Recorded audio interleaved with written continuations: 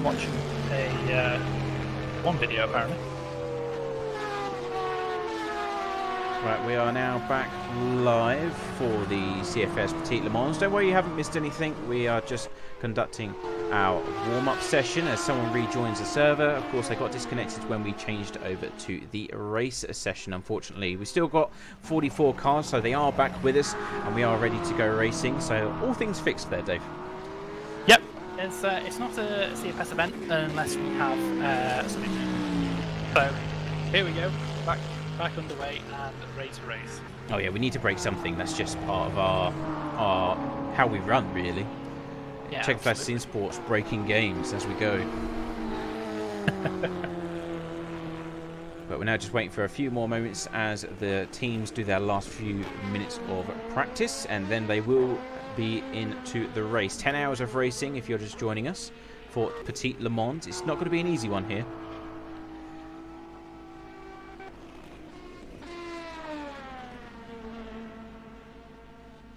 So, do you have any bets or any teams in particular? Looking at the spotter guys, let us know in the chat if you're supporting a particular team, if you want anyone in particular to win, or any of the paints that you see on the spotter guide that tickle your fancy or you like the look of.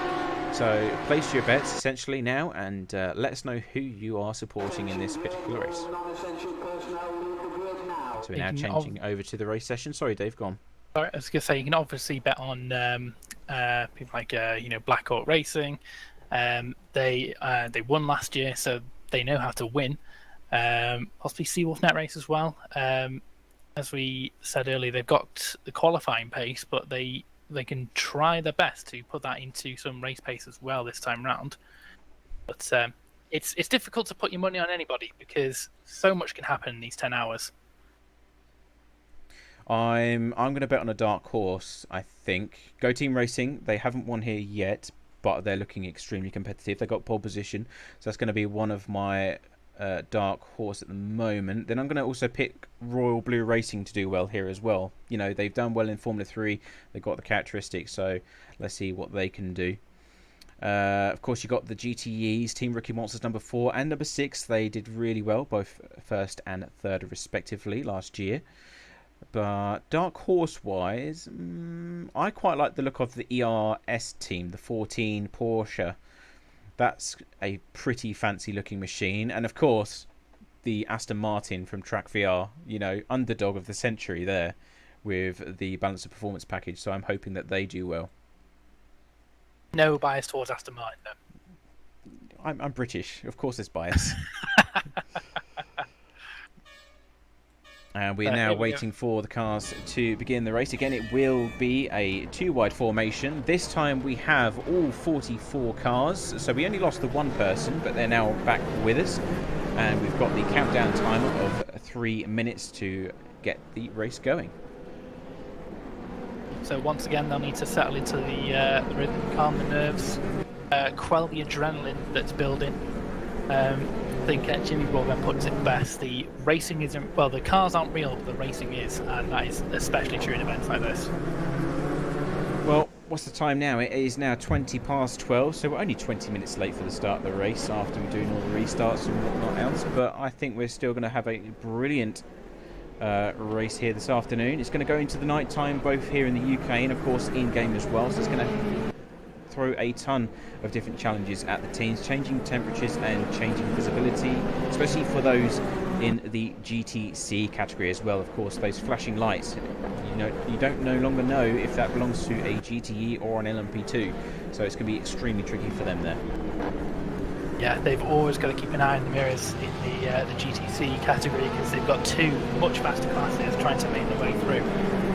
So it's going to be a tough race to just at least keep it on the track. But they'll definitely have fun while they're doing it.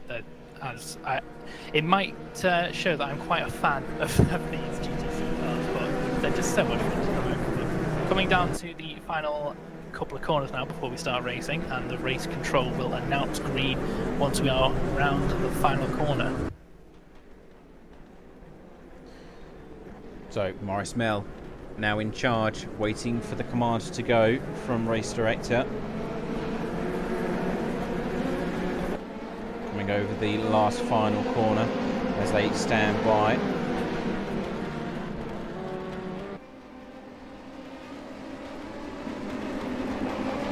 It doesn't seem like there's a command coming from... Is he whispering correctly, or is his TeamSpeak gone? But there's no start.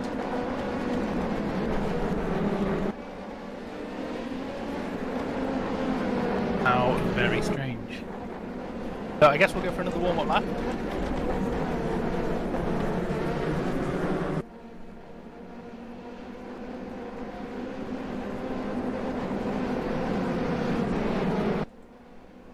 We're having all sorts of issues today, aren't we? It's going great. This is... I mean, why don't we just do the race like this? This is fun, right? Yeah, absolutely.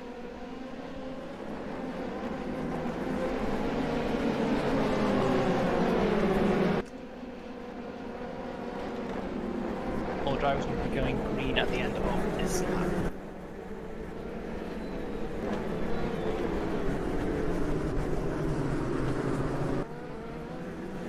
Down the start from the straight now. Eating a little bit into the time, but it's only a lap. What can that do? Race director just wanted to make them shiver a bit, didn't he? Just trying to get the nerves to set in. We're telling them all to calm down. He's like, nah, that's not good. Anyway, let's get this show finally on the road, shall we? As they come down into Sector 3 for hopefully the final warm-up lap. We finally get to go racing after all this time. Fingers crossed. So LMP2 is just coming through the chicane of turns 10 over the crest of the hill.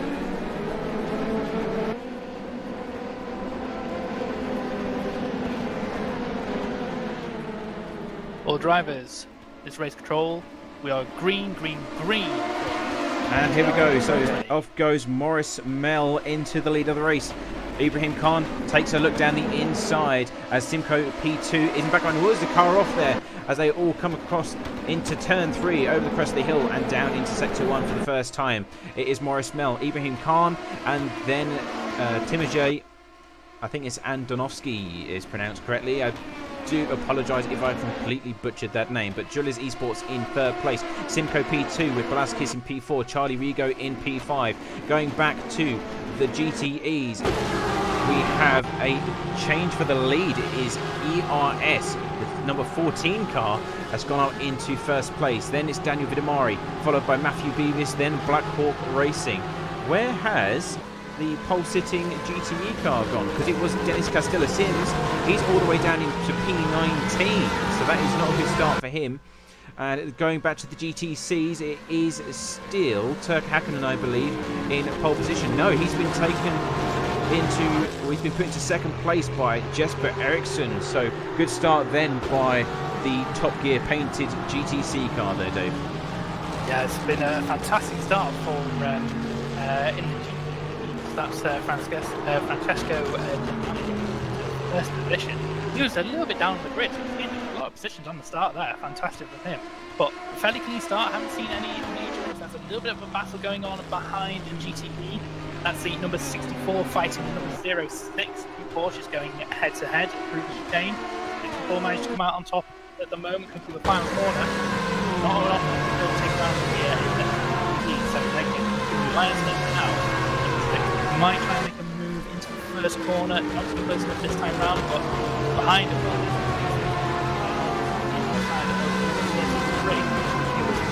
That of course he played start, but yep, fairly clean start. Without any issues here.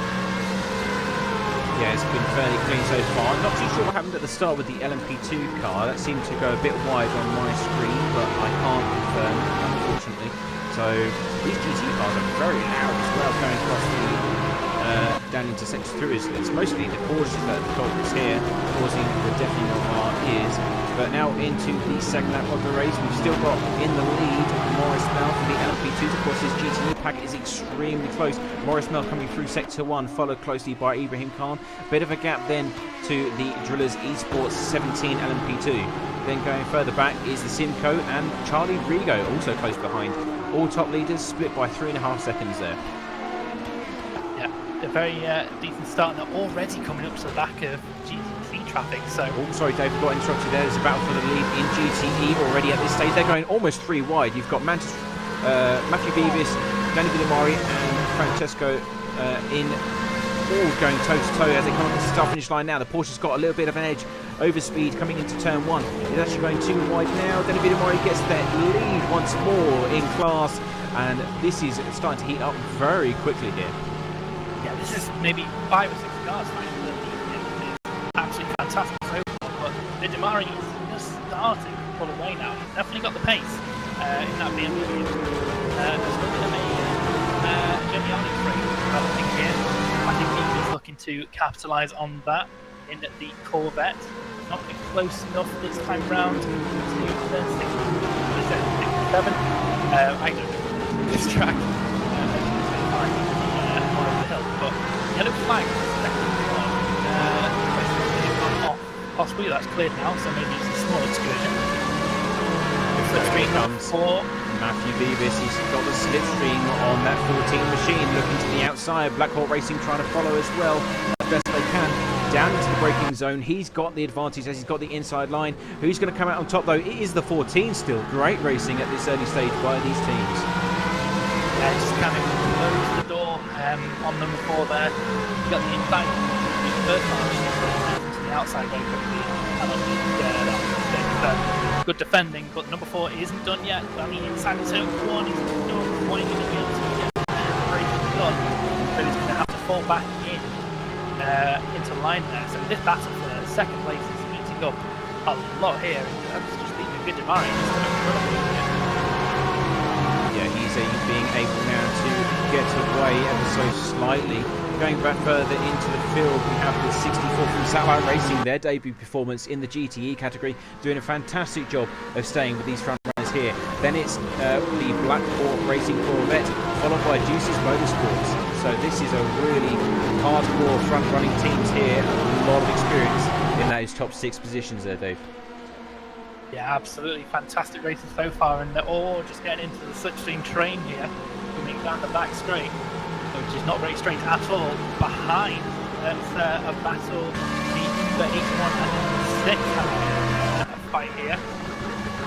Going down the inside now into the 6 car, going across the curve, I think that's the back up, on the back foot. Right hand, Rose Racing, BMW. Not quite how screwed the hill can be over that hill. It's fantastic to see. Bit of a moment there for the number 14 car as it goes onto the grass on the exit of the final corner. Was able to hold it together quite nicely though as they all come through turn 1 now. All eyes. Oh, and there's an off. There's an off on one of the cars. I think that might have been the rookie monster car. It was. Just trying to bounce me back onto the circuit without collecting anything else. But that's now well done to save that. But the big winner there is number 64. They managed to get into second place, but not for long because they got bad exit off the hill. I'll tell you what, if they keep the heat up this high for much longer, something's going to go wrong very quickly for them. We're only a few minutes into this long endurance race. Going too wide now between RS and Rose. That's back inside just by a slither. I don't think you could fit a pin through those 2 cars, how close they are. Here comes the slipstream, all 3 of them going too wide on the run down towards the chicane of turn 10. It looks like Matthew Beavis has nowhere to go. Oh, he's going to go 3 wide. He's going to push the situation on the run down towards the braking zone. He's got the 2 positions in one move. What a manoeuvre that was. Fantastic move. And that's really put the on the back foot back Corvette. Quickly closing in now. And number 6 as well. This is brilliant stuff. Oh, there's an LMP2 off in the background. Who was that? It's like the Seawall net rate wasn't even hard. He's off. So disaster from him there. He's going to have to wait for the traffic to just about ahead of the wheel. Yeah, so I'm not sure what happened, but it looks like there's damage on the front of that LMP2. Yeah, Ebin Khan now limping. He seems to be getting back up to speed now, but that seems like maybe the first issue or the first casualty of this race, unfortunately. He's now gone down into P9 in position. Let's go back to the action in the GTEs, because that is where the action seems to be at the moment. So on board with the 14, because he's lost a small bit of ground towards Matthew Beaver. Says the LMP2 has now become an issue for them. Here comes Black Hawk Racing. He's being overtaken there by Alex as he gets a bad exit out of turns 9. Yeah, number 64 there got a little bit held up by the lead right now. Got pushed a little bit wide on the exit, and that's put him but he's got a little bit of a gap there now, and then challenge the 81 next lap. We've got battles taking place up and down the field, but we're having to focus on at least one of them. This seems to be where the most condensed action is. We've got our leader, Maurice Mel, still in charge by at least 1.2 seconds, and of course this traffic is causing absolute havoc for the prototype cars. They all try to slice their way through as quickly as they can the first time by. In the GTCs, if we go down to them just quickly, while keeping an eye on this battle, it is still Jesper Eriksson in charge for that team, followed by Turk Happen, and that's still a gap of around half a second. So still a lot to look out for, still a lot of action going on in all three classes at this early stage here, Dave. Yeah, absolutely. So going back to the sort of everything's so quiet. We haven't got the GT screaming down here. A little bit more relaxed. Yeah, I think the GTEs definitely have a microphone attached to the exhausts of their cars, because they are really deafening in comparison to everything else. On board with Jesper Eriksson, though, he has got the slight advantage over Hydra Racing at the moment. So the rookie team, according to that bumper sticker, is actually winning in class here. Jack Brown comes out in third place for the Seawolf Netrace Motorsport team. They actually took that car last year as well. Did an amazing job there last time they went by. So they are looking to improve from last year's result. Now Maurice Mel coming up against on some of the GTCs as well for the second time. So some of the traffic really is coming thick and fast. We said this in the qualifying at the start of the stream. This track just promotes close racing. You have no choice but to simply adapt or suffer position loss. And all that traffic has put the number 17 right on the back of the 77 here, making a move around the outside at turn 6, not quite able to make that stick. He's still there though, and he's going to try and get the switch back, coming out of the exit, onto the back straight. He's going to be well with the slipstream lane, so we could possibly see him move into the chicane here, but you can see the 77 already defending to the inside. He does not want to give that position up. Yeah, he's going to look down to the outside line. Here comes Drillers Esports though, because they're going to have the optimal racing line. He gets ahead before the braking zone. Is it going to be enough to take the lead of the race? Yes, it is. Position's done, but here comes the switchback potentially from Go Team Racing over the crest of the hill, but it's not enough. We have a new leader, ladies and gents, in the prototype class, and that is in the hands of the 17 Drillers Esports. Good move from Timotei there. He was able just to squeeze the 77 on towards the apex and settle the car, so he couldn't get a run out of the second part of the chicane, but he's probably going to end up seeing that kind of move pulled on him, and the next lap he's going to be susceptible to the slipstream now down the back straight as he navigates his way through some GTC traffic going off. Cutting the course there to get round that GTC. That's very dangerous. He can definitely give himself some floor damage if he carries on doing that. Yes, one thing when you mentioned that about the flaws of these cars, they can be damaged if you decide to go curving too aggressively. So something they've got to contend with. I'm not too sure if they can be repaired in our Factor 2 or not. I know that in our racing, obviously it can't be, because it's pretty much the underbody. You know, you can't lift the car up to take the whole thing off. So they've got to be very careful about how aggressive they are off the circuit. Oh, a lot of traffic here coming in. We've got GTCs and the Black Hawk Racing car. Actually, is that Black Hawk Racing car having problems? There has been a big issue because the 14 from Team ERS is in pit lane, as is the 64 from Satellite Racing. So there's been something's happened that we've missed, and that Black Hawk Racing car is not where it should be, that's for sure. Yeah, not entirely sure what's happened there. Yeah, 14 in the pits as well, so maybe some damage. So that's an unfortunate start. 64, yeah, they're in the pits as well, so they were racing quite closely, so they must have had some form of issue. Now, sorry, go on. I was going to say, going back to the front of GTE, Daniel Vidimari got a 4.3 second lead over Matthew Beavis now, so Yeah, Vinamari is running away with this one at the moment. The fighting from the other cars has really helped solidify his position. And Matthew Reed is in 4 as well. He's got a good gap in 2nd place as well. Most Sebastian Albert he is for 3rd position between number 81 and number 6. Yeah, this is the open air that they both really wanted to achieve. It looks like they've got it early on, only 15 minutes into this race. So, of course, they just want that open bit of track space where they can focus on the next corner, the next lap, not have to worry about what's in your mirrors. And as soon as they, funny enough, got away from the rest of the pack, they're in a league of their own, it seems. Like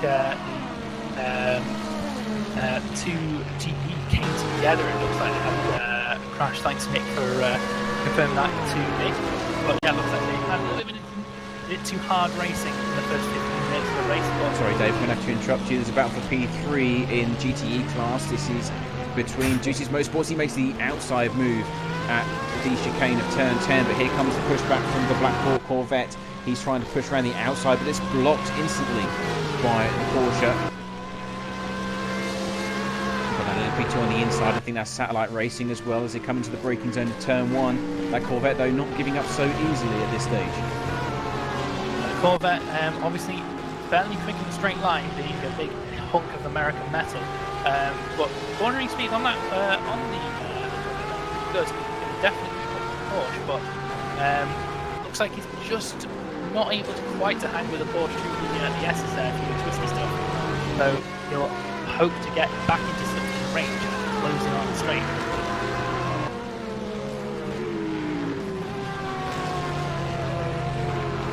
Yeah, it's going to be really difficult for him to stay attached, especially to the back of the number 7 machine. So, of course, they won, well, they came 3rd place last year. So they too have actually broken away from the rest of the field and now making good headway from the pack. So behind you've got the 87 from Gross Racing, so they're doing well, but that's your top 5, all covered around 14 seconds. So it's starting to widen already there.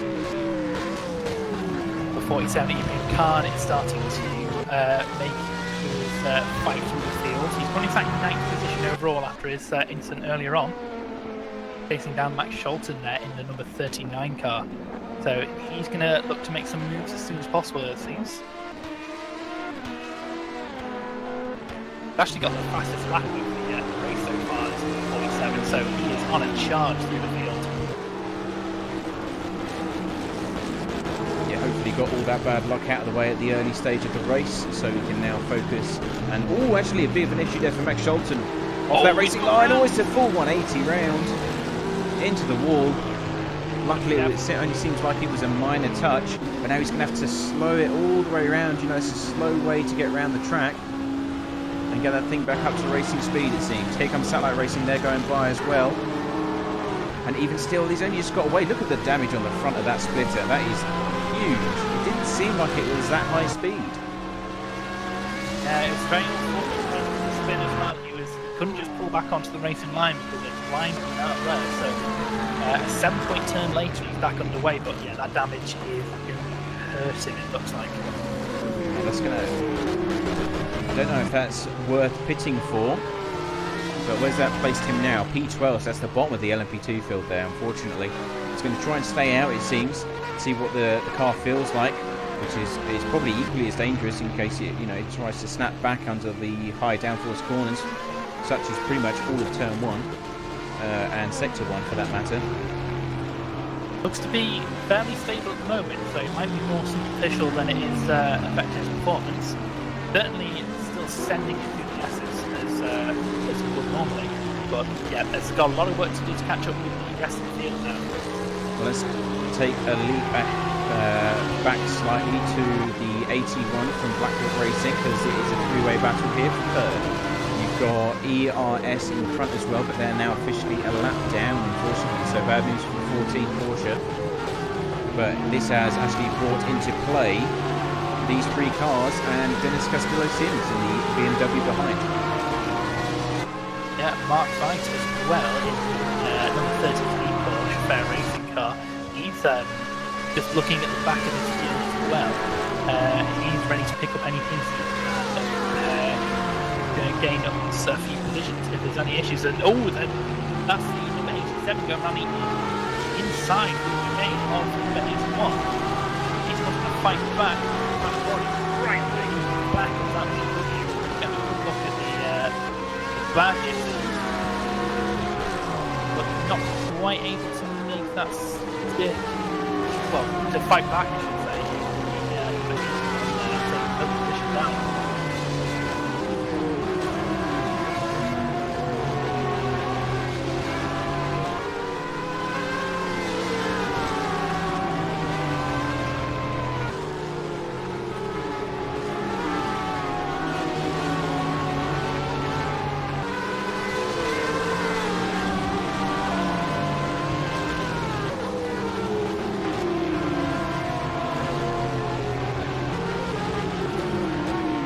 What can he do to come back at the rest of the field then?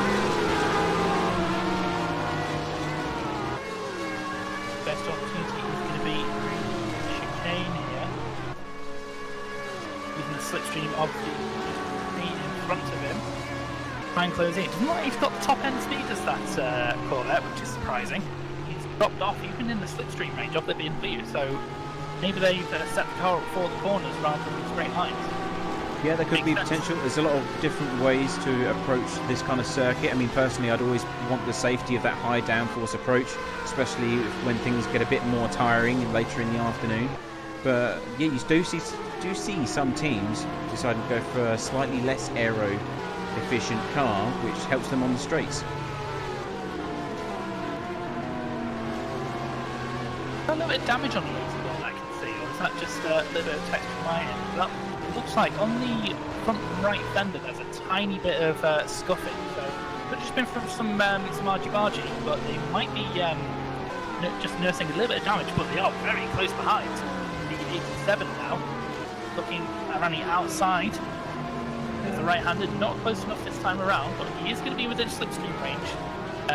Well, down the back straight, so he could make a move into the chicane again with the BMW. Yeah, that in regards to your comments about the scuffing, it was very close early on in this race, so I wouldn't be surprised if there was a bit of exchange of paintwork at some point. We saw them all kind of bunched together going through Sector 1. Already alongside, got the overspeed using the slipstream down the outside of the first car. He's not able to make out a big stick. Goes to the switchback though.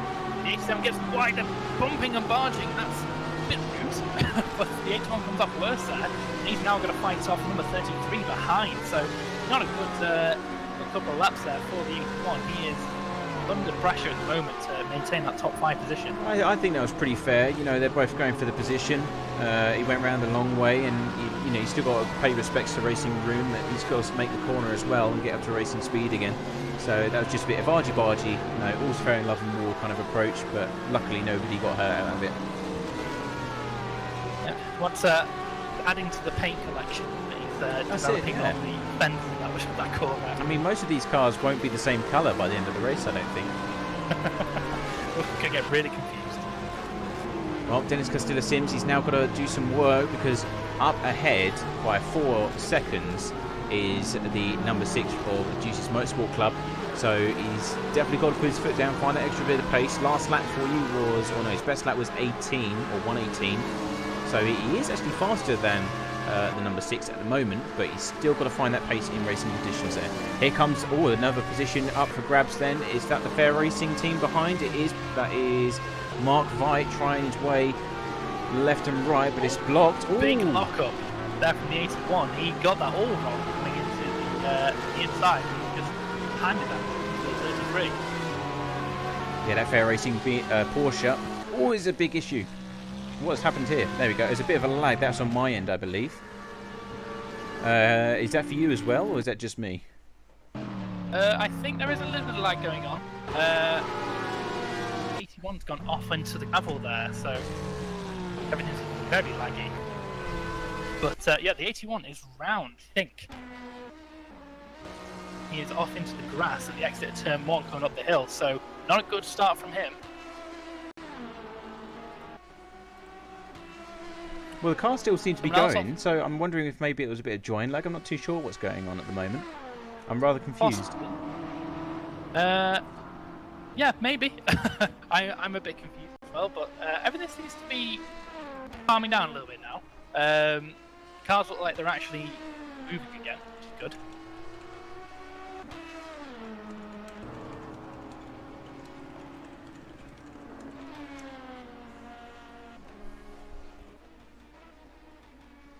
Back at the field, Charlie Rigo is fighting for third position with the number 59 car. They come around the final corner. Only about 7/10 of a second back. He's got some time to make up. He does have some traffic ahead to help him negotiate and close that gap, as he really has. He's right on the back of the 59 now as they come through the S's, getting around the GTCs and GTE cars. Before Rookie Monster getting well out of the way of Blaz Kish there, but not out of the way of the 79.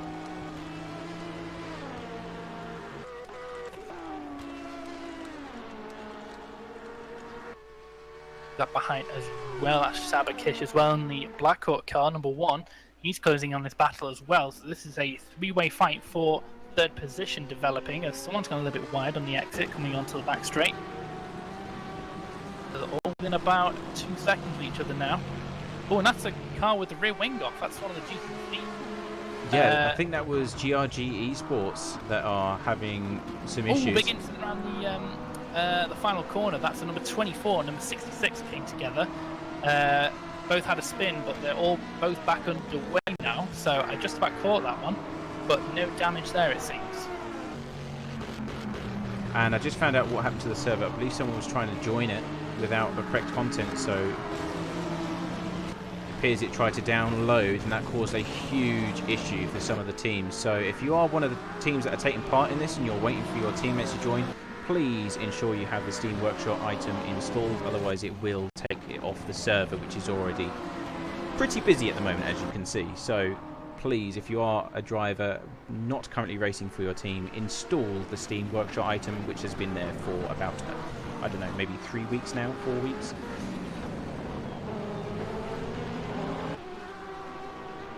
That's some fights on track, see if we can find anything here. The close part, Charlie Rigo getting close to number 59 within slipstream coming towards the chicane. Not close up this time. Sorry, who are you following? I'm following Charlie Rigo in the 79 car. Currently, this is the battle for third position in LMP2.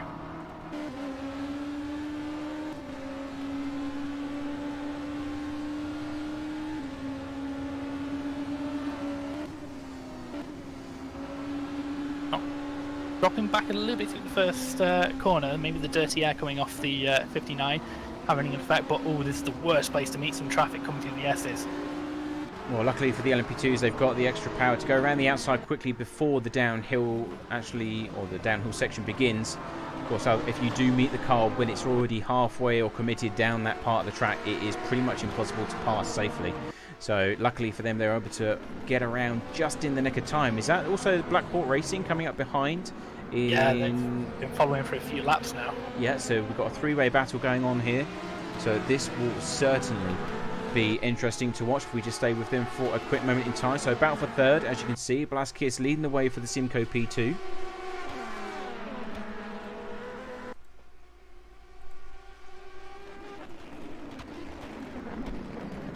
At the same time, dropping back a little bit in defence of the number 1. Fabrikish here is really starting to close in. We know that the Blackhawk cars do have race pace, so they are recovering from their not as good qualifying session and start to move forward in the race now. If they can just get past these two cars, that is a podium position for them at least. Yep, so of course they know from last year that the key to winning this kind of event is to be calm and consistent. So be patient with the traffic, make sure you keep that nose clean, and the results will follow. Of course, you do need to have a bit of pace to go along with it. However, the main thing is to keep that nose clean and stay out of pit lane.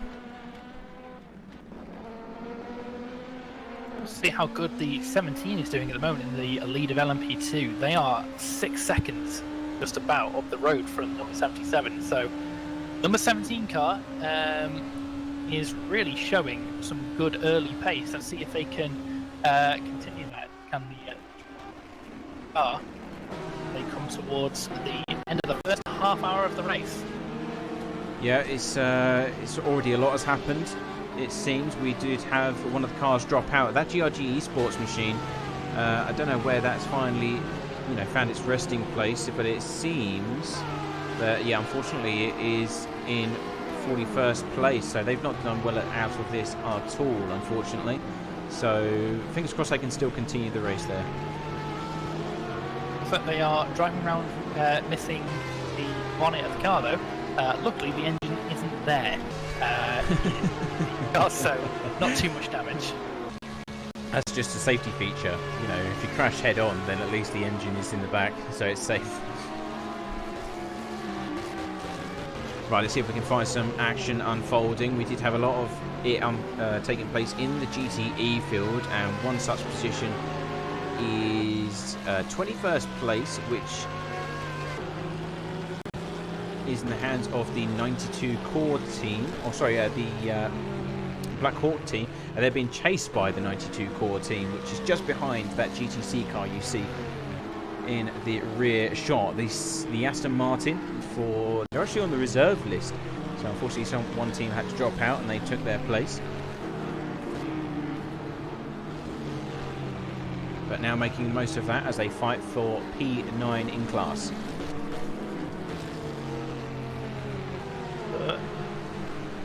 Everyone's starting to spread out a little bit. There's a battle developing between the 33 and the 57. Porsches going head to head, fighting for 5th position in class. Right behind now is number 57, Pim Van Aert. We know he's quick. He normally drives an LMP2, so it's nice to see him in the GTEs. But side by side, these two cars now, and the 33 just diving straight out of the way, letting him through. Yeah, they're both teammates, so I don't expect too much battling going on between those two. Of course, different coloured Porsches, both got that strange purpley orange, mix of colours going on there. And also a registration plate, so technically these Porsches are road legal.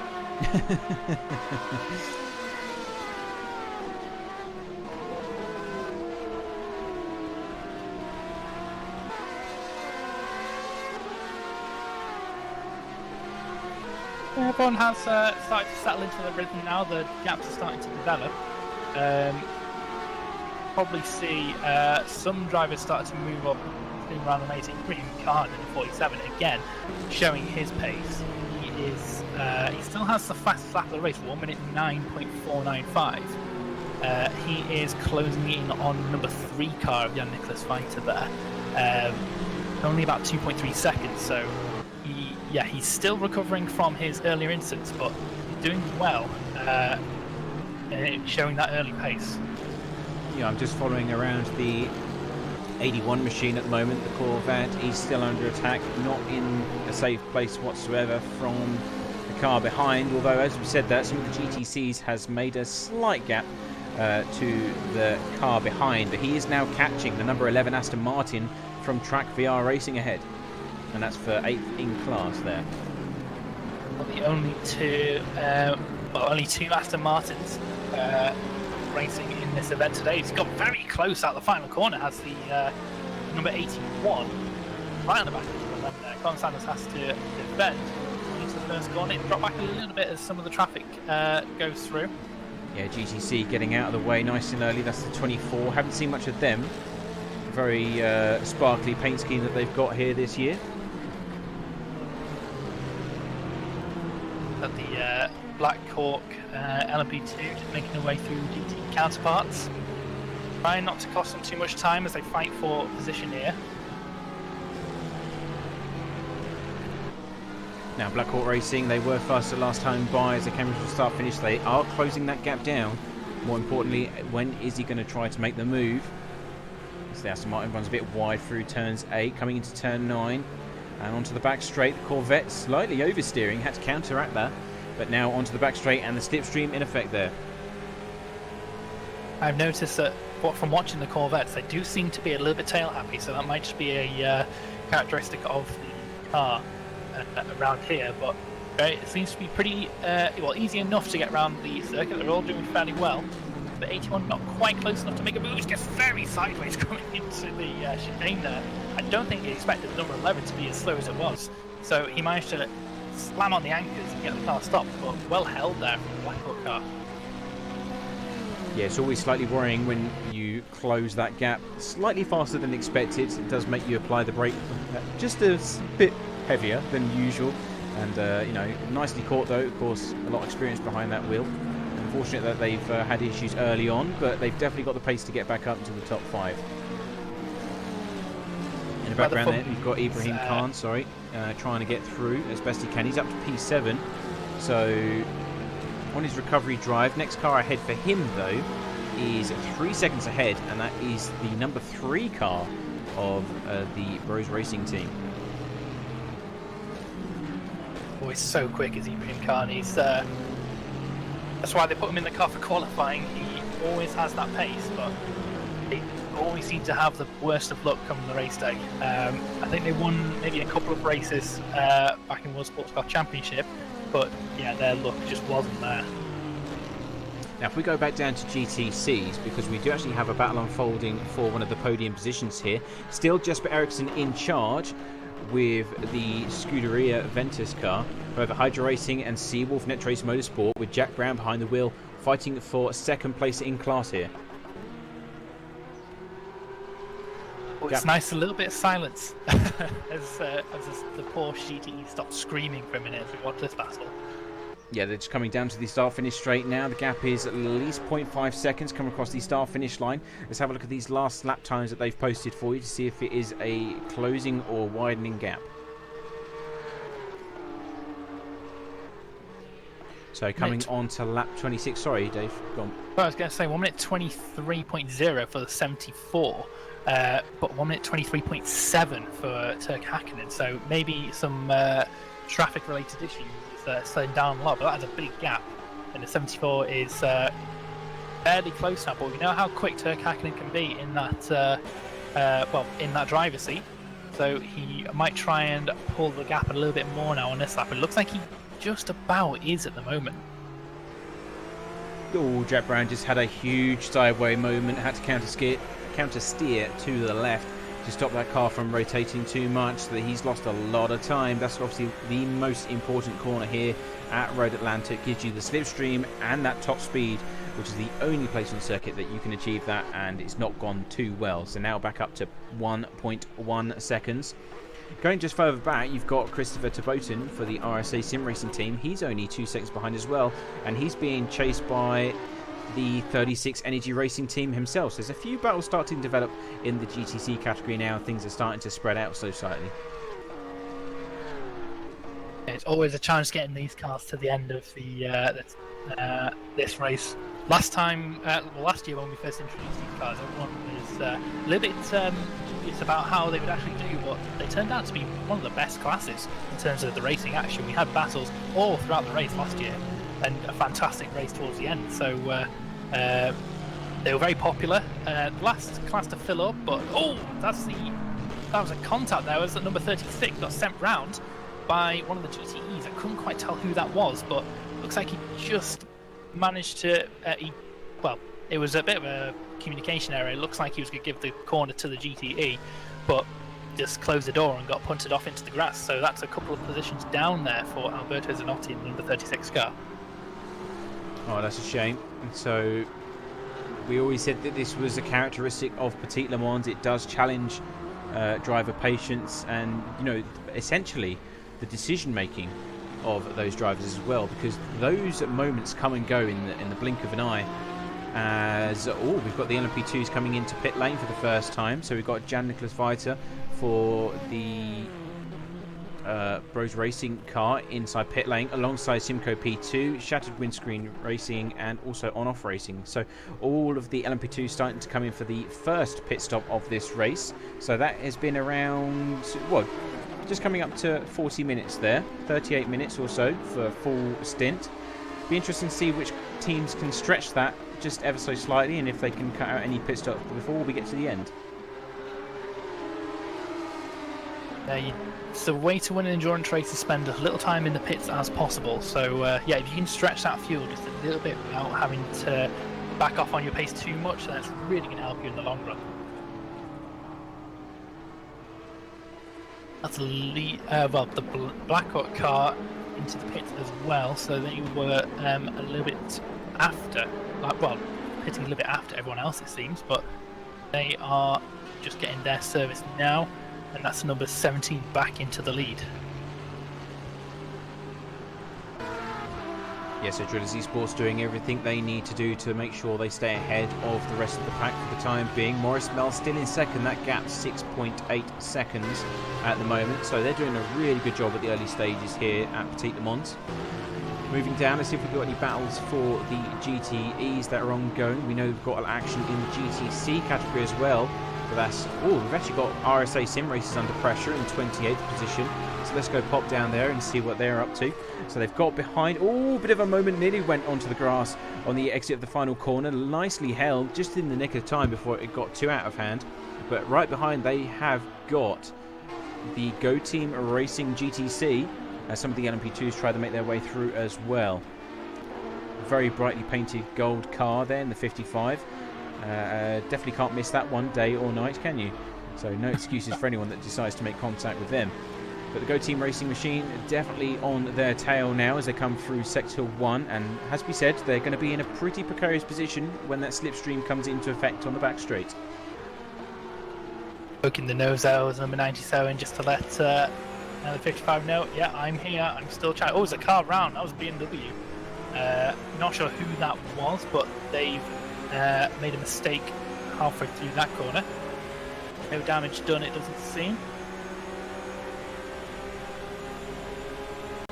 Now winding a little bit there on the back straight as the 97 starts to close under slipstream. What can he do coming into the chicane? He goes out early, he's big braking manoeuvre, he's actually alongside. Not quite up to me at that stick, but he does send the 55 wide, and that does leave the room open there nearly for the 97 to make the switchback. So that was a really bold move there by Go Team Racing, way too far back to make that stick. Luckily the 55 responded in kind, but it has to be said, he's got to watch the gearing on those cars because mechanical damage is on, and if he's not too careful, that engine will sooner or later give up.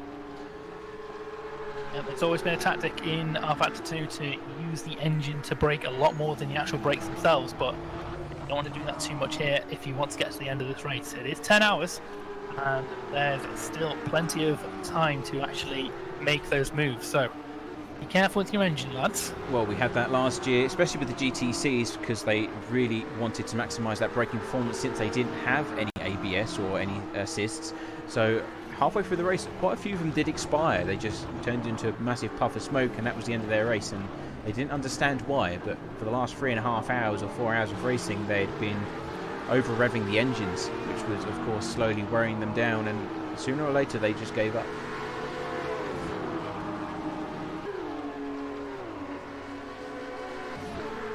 And 7 using the slipstream of the BMW in ahead, try and get that little bit more speed.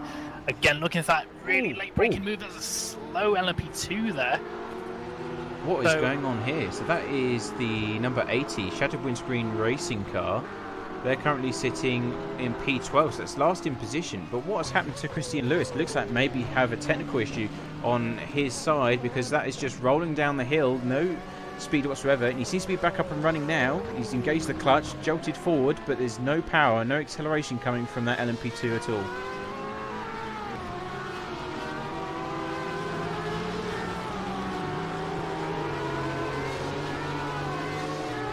Oh, this is a bad place to be as well. Luckily he's on the outside line of the chicane. He's now rolling backwards, thinking I need to get off the racing line.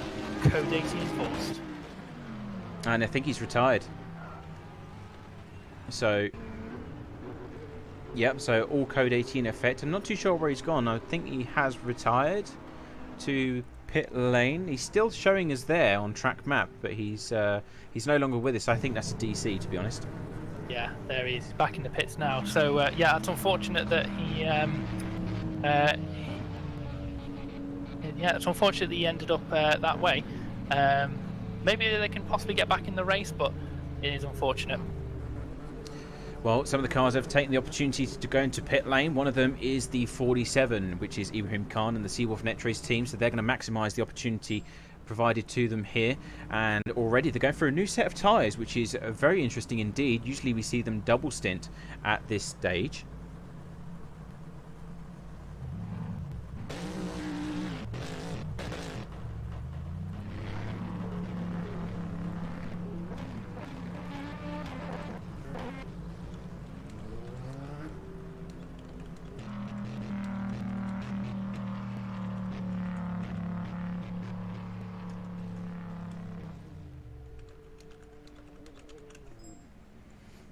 Right, he's back out on track now, so we're just waiting for race control to return to racing conditions. I don't know where the number 12 is now. Looks like he's going down the order as we speak. So Christian Lewis was the person that had the issue. Yeah, he's back inside pit lane, so unfortunately he's going to start losing positions already to Daniel Vidamari and the rest of the GTE field as he comes in now for the first pit stop for the GTE category. Usually they can go for about an hour's worth of racing, but they've decided to save a bit of time here and get those essential repairs done. There's actually a bit of damage to Daniel Vidamari's car, which is rather interesting.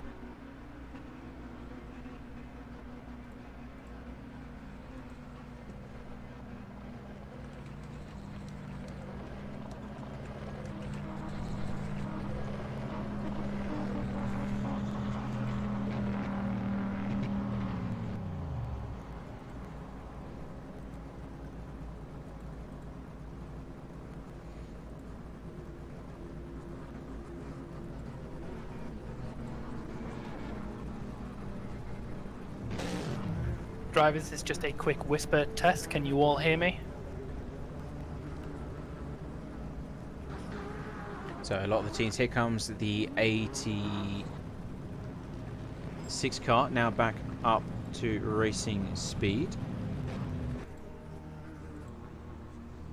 Well, drivers, is race control, code 80 in, green flag in 10 seconds.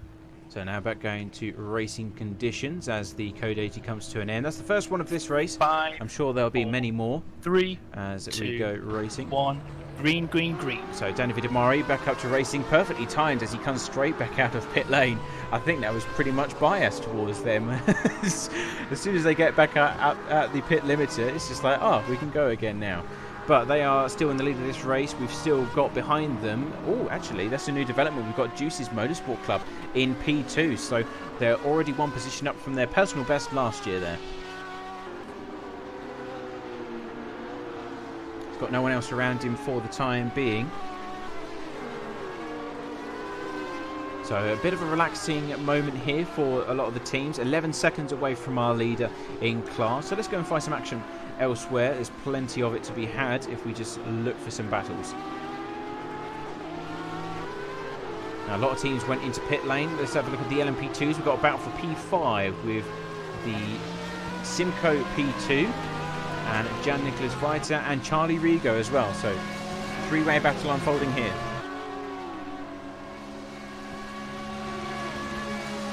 Got F9 can do against the number 3 side by side into the chicane. The 3's going to squeeze towards the apex, gives him enough room though, and they're still side by side. Oh, go wide. Number 59 is pushed off onto the grass, not given that the room, and has lost out on 2 positions there. That has promoted Charlie Rigo actually into in the 79 into 4th position, so he's the big winner there.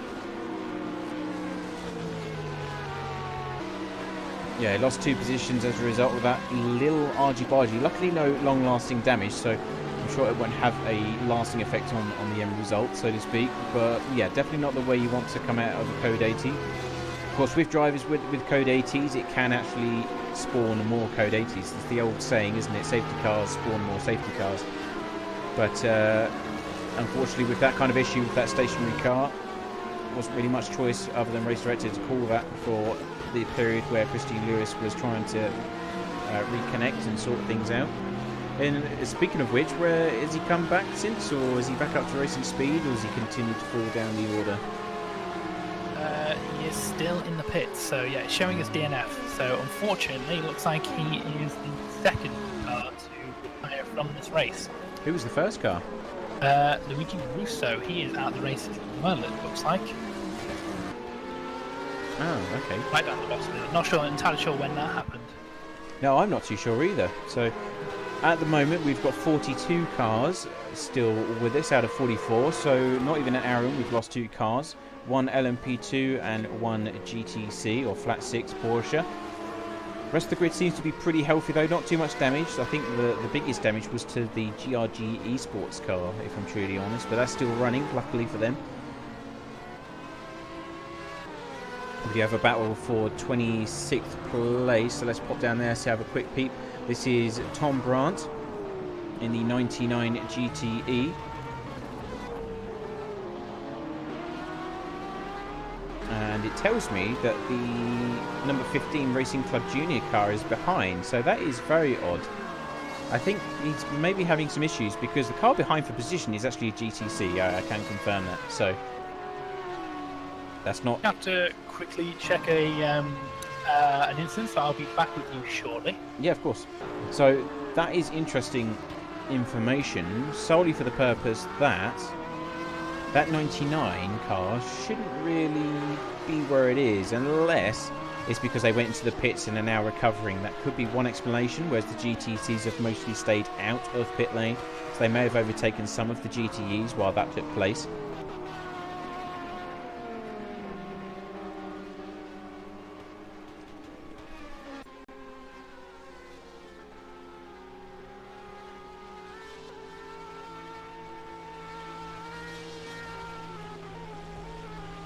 So let's see if we can find some more battles unfolding. Let's go back to P5 in the LMP2 because Jan-Nicolas Viter still under attack from the Simco P2 machine, driven by Velasquez as he comes through some of the GTE traffic now. So this is all up for grabs.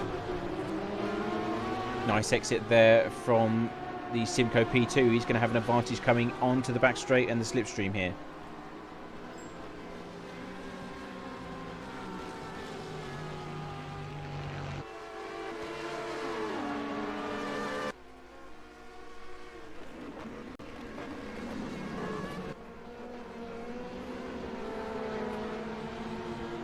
Oh, we've got an issue for Daniel Vidamari. So this is our leading GTE. That's back in pit lane.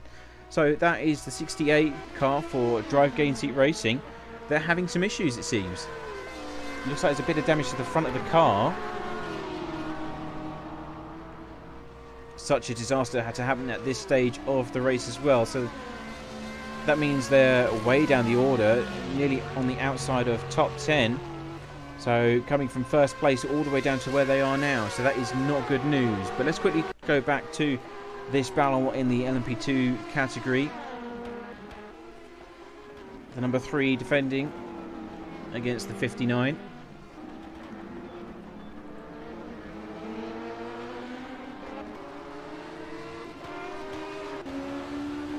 Okay, so slipstream now in effect. Can he maximise on anything here? Will it be enough? He's closing the gap already. Before we even get to the downhill section, he's got the overspeed and he's going to use it into the braking zone, looking for the markers on the right-hand side. And is it going to be enough to take that position? Yes, it is. Seems to be one of the favourite approaches to that corner is to go on the attack on the outside line, because that means that you have the inside for the second chicane of 10B, which has done wonders for Velasquez. He's been able to take that position and has already gained at least 0.3 seconds advantage over Jan and Nicolas Viter there.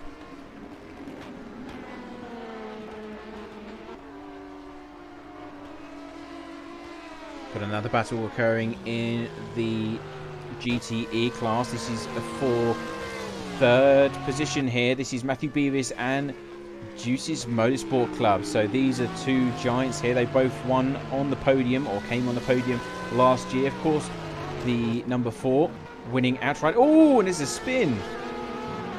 Matthew Beavis locking up. Doesn't seem like there was any contact there, but he does a half spin, rejoins safely, just about.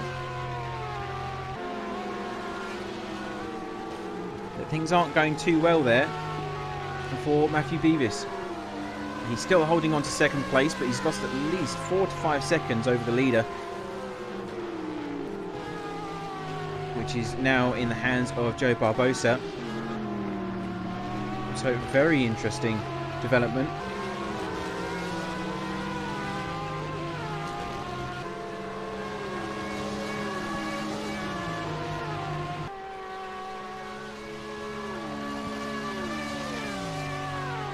Going back to Jack Brown, he's once again under attack, this time by Go Team Racing. So this is another development for the GTCs. This is for 6th place in class as he comes down the inside. Here comes the 97, making a wonderful move into the braking zone. But here comes the switchback from Jack Brown. He's going to try to undercut as they go over the brow of the hill. It's not going to be enough this time by as he sneaks in behind and comes across the start finish line. That is a good position switch there for Go Team Racing. They are now in 7th place, it seems. So Jack Brown now in P6. That's the next car that's ahead. And Parkinson is the next car for Track VR Racing.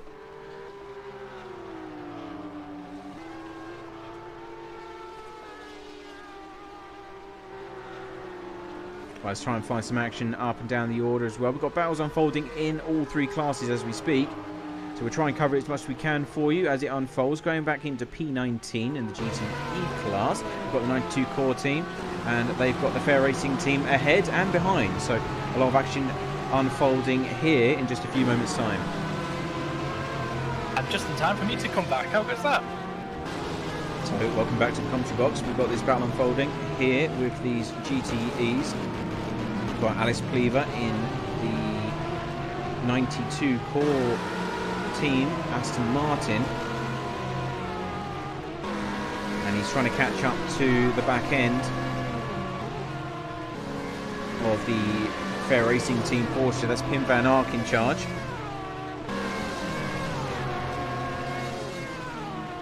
There was some LMP2 traffic though. That seems to have widened the gap ever so slightly, but look at all the traffic that's coming here now. This is definitely going to change the game. He's currently sitting in 7th place at the moment, and you've got the Fair Racing 33 car behind as well. So it's a 3-way battle. He's in pretty much a Porsche sandwich at the moment.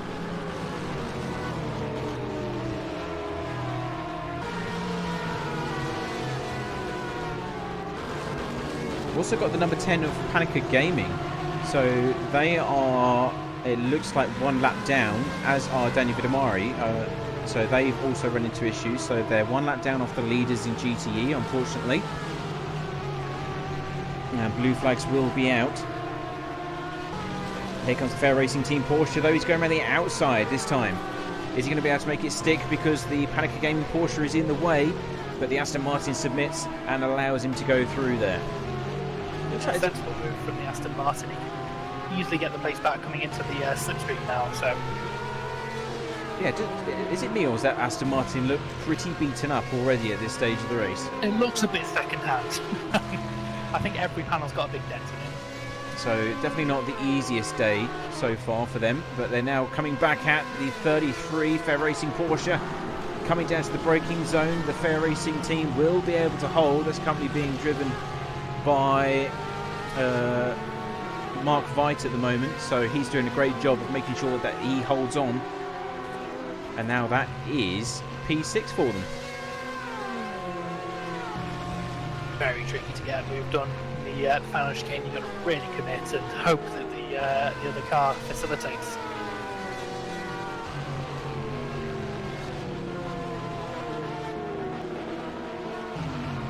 Now if we go back to the LMP2s, we've got another battle unfolding for P5. Ibrahim Khan is doing an amazing job at getting this recovery drive done and dusted. He's back up and ready to do battle. He's just overtaken the Simco P2 of Balaskis, so I think that he's going to be losing some ground as we speak. But yeah, Ibrahim Khan really on a strong set of laps here last few time by. Let's have a look at what his stint sheet is saying. So it was a 112 or 112. That was in heavy traffic though, mind you. And then he's Simco P2, 114 and 113 the last 2 laps that they've gone by. So they are at least a second or over a second off the pace at the moment and losing ground to that Seawolf Netrace LMP2. The Wolf car still holds the fastest lap as well, so at the moment that car is the fastest one on circuit. So they're doing a fantastic recovery drive still. Now another team that's doing really well is Track VR Racing, although I'm not too sure if they've come into the pits under that code 80 as of yet, because they have catapulted all the way up into P5. Dennis Castillo Sims is behind in P6, but only by at least maybe 0.8 seconds or so.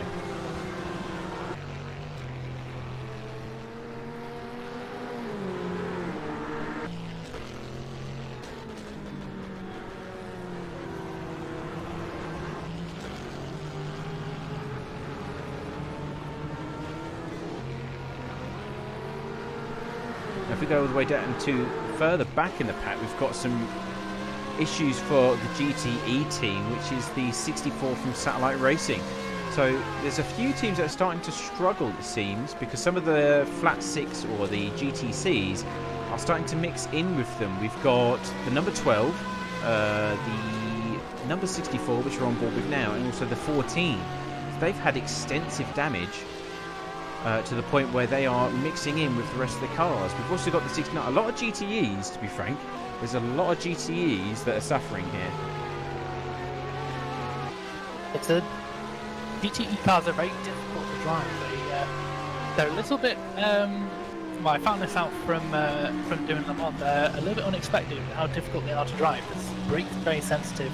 They don't have ABS, as I said earlier, and come from maybe driving teams 3, where they're very forgiving to drive. It's watching number 14 go 3 wide in the back straight, just having traffic issues. But yeah, you come from a GT3, you think, oh, the GT3 is pretty easy to drive, just mash the brakes and it stops on its own. You come into a GT3, you can't do that anymore, and you can't put the throttle down because the traction control isn't quite as effective as in the GT3 car. So it's a completely different animal. And a lot of these teams, obviously, if they competed in the WSC3, they wouldn't have driven these cars, so they're not used to it. It was a GT3 machinery we used there, so it's a completely different challenge, especially on a track like this. It's not an easy track. It's so much fun, but it's definitely not an easy circuit to get around. No, definitely not. It is one of those tracks that really does test your concentration. There's no rest or respite for that matter. And we're just going to follow Andrew Parkinson as he tries to make ground up against Robert Strachan, who are fighting at present over P7 in class. So the gap is up to, although it's actually just extended. So why is live timing so slow at the moment? It was showing us 0.8 seconds, but it seems maybe that has changed since then. And there's also a GTC car behind as well. That might be the number 12. Although I can't confirm.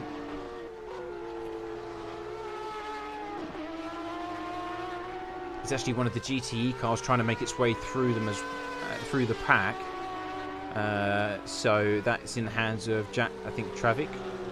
He's trying to get back up to speed. That is the number 12. So that's Track VR Racing as well. So that is not good news for them. Is that the Aston Martin or is that the other car for That's Track VR Racing? The Aston Martin is actually doing pretty well for itself. That's currently sat in 4th in class. It's fighting here with Des Castillo Sims coming into the braking zone of the final chicane, and that is Castillo Sims around the outside and into 4th position. But Colin Sanders isn't done yet. He's going to have slipstream, and he might try and move possibly to the first corner. He's not quite going to be close enough.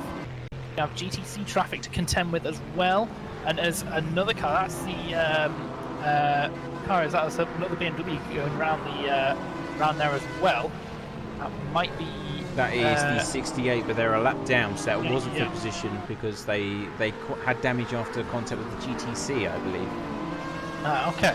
So yeah, that's not helped 11 there. He's lost position, and he's now got a little bit of time there to pimp an arc. Not a lot though. He's got a second. So he's going to be closing in quickly on that Aston Martin. So we'll see if the Aston Martin can hold its own here. That's some recent BOP updates for the virtual Le Mans, but still, I would say one of the weak cars in this field. Well, he's lost some ground now to the rest of the guys, and coming up behind is, that looks like one of the Fair Racing Team cars, Pim van Ark on a charge of his own with the Porsche.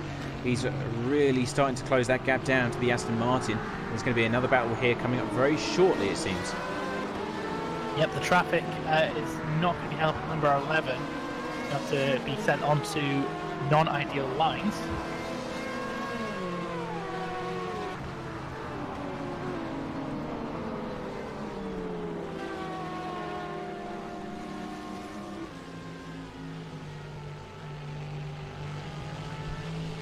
So Colin Sanders now 1 second behind Dennis Castillo-Sims, but Pim van Ark is right behind now. He's not going to have much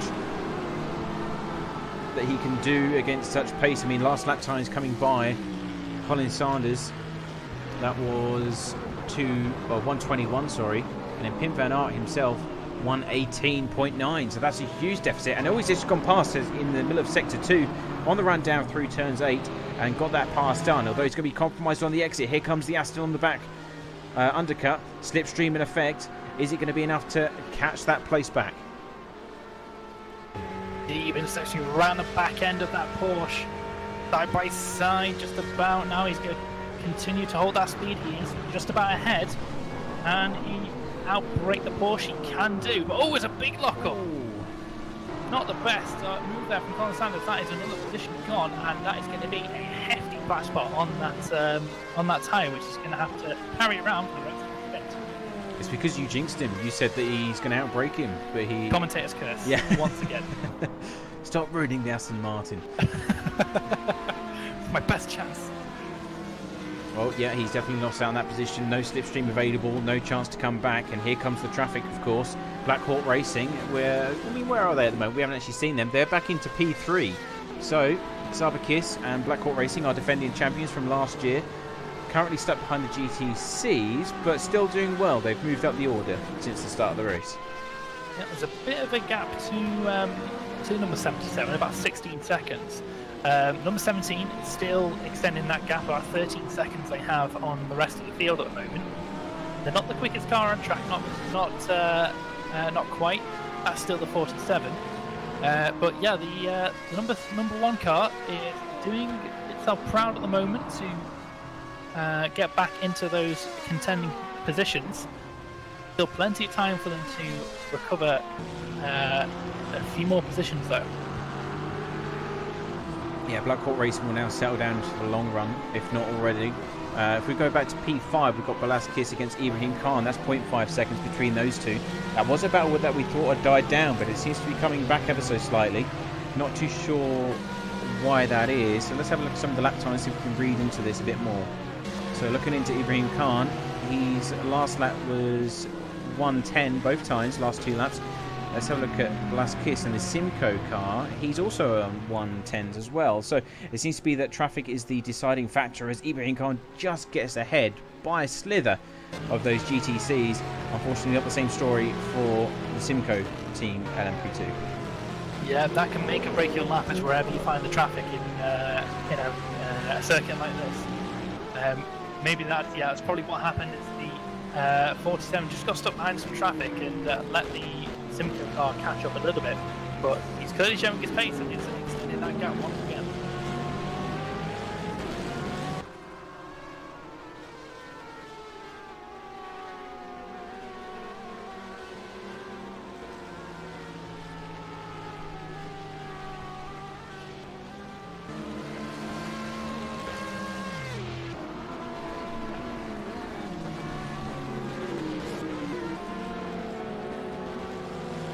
Battle for the lead in GTE is developing here. Matty Beavis is right on the back of the number 6 car of the GTC Motorsport.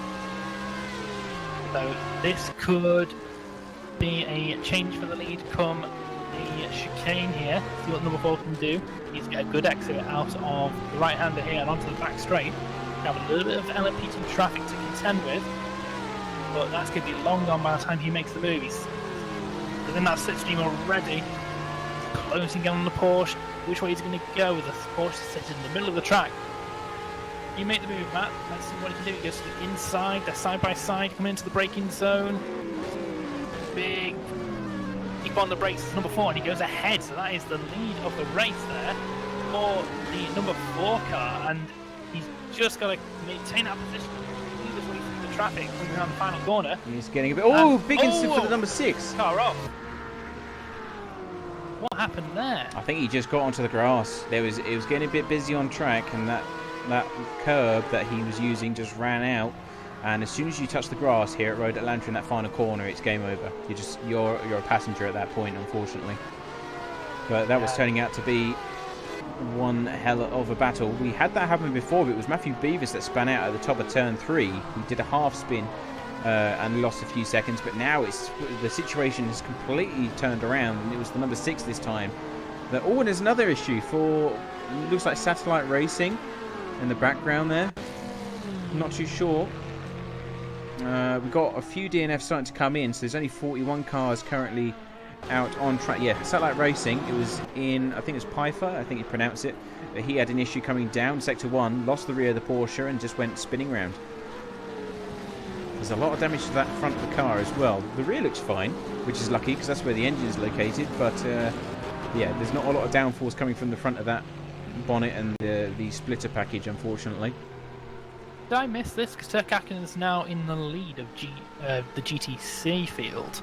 Yes. About 2.5 seconds. Yes, that is a development. We haven't actually reported on that, so unfortunately we've missed it. There's only so much that we can see. But yeah, Jesper Eriksson still in charge of the 78, but yeah, now in P2 by 2.5 seconds, as you say. They've got a huge commanding lead over the rest of the field, though, because next car down is Emilio Castro, and that's another 49 seconds off the next car. So that is a major pace that they're both setting over the rest of their field. Yeah, they got a commanding lead, and hopefully they can continue that throughout the entirety of the race. There's a yellow flag corp in Sector 1. Not sure what's going on there. But oh, that's a 78 going very squirrely through the S's. Just cuts out a corner completely, and that's probably going to end up being a cut track, so he needs to be careful. He's only got 11 of those before he gets a drive-through. On board with Mark Veit in the 33 at the moment. He's trying to catch up to the 81 from Black Hawk Racing. So a lot of work to do here. The Corvette leading the way just by a slither, 0.2 seconds as it comes through the midway point of the circuit. We've also got the Fair Racing LMP2 behind as well. They've not had the best experience this afternoon, but they are currently sitting in P7, so that's modest from what they've experienced. And here comes the slipstream.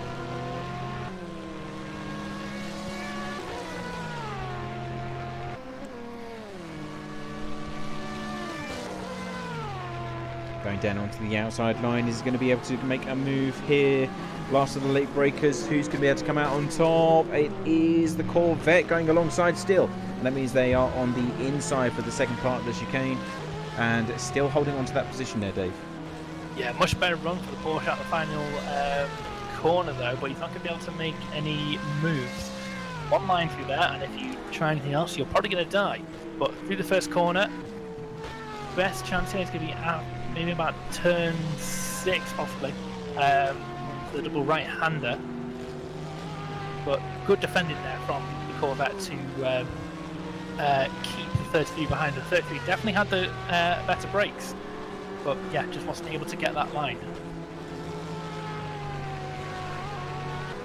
Run back a little bit was the number 33, maybe right alongside, coming towards the final chicane again. Judging by the gaps at the moment, about half a second between these two cars at the moment.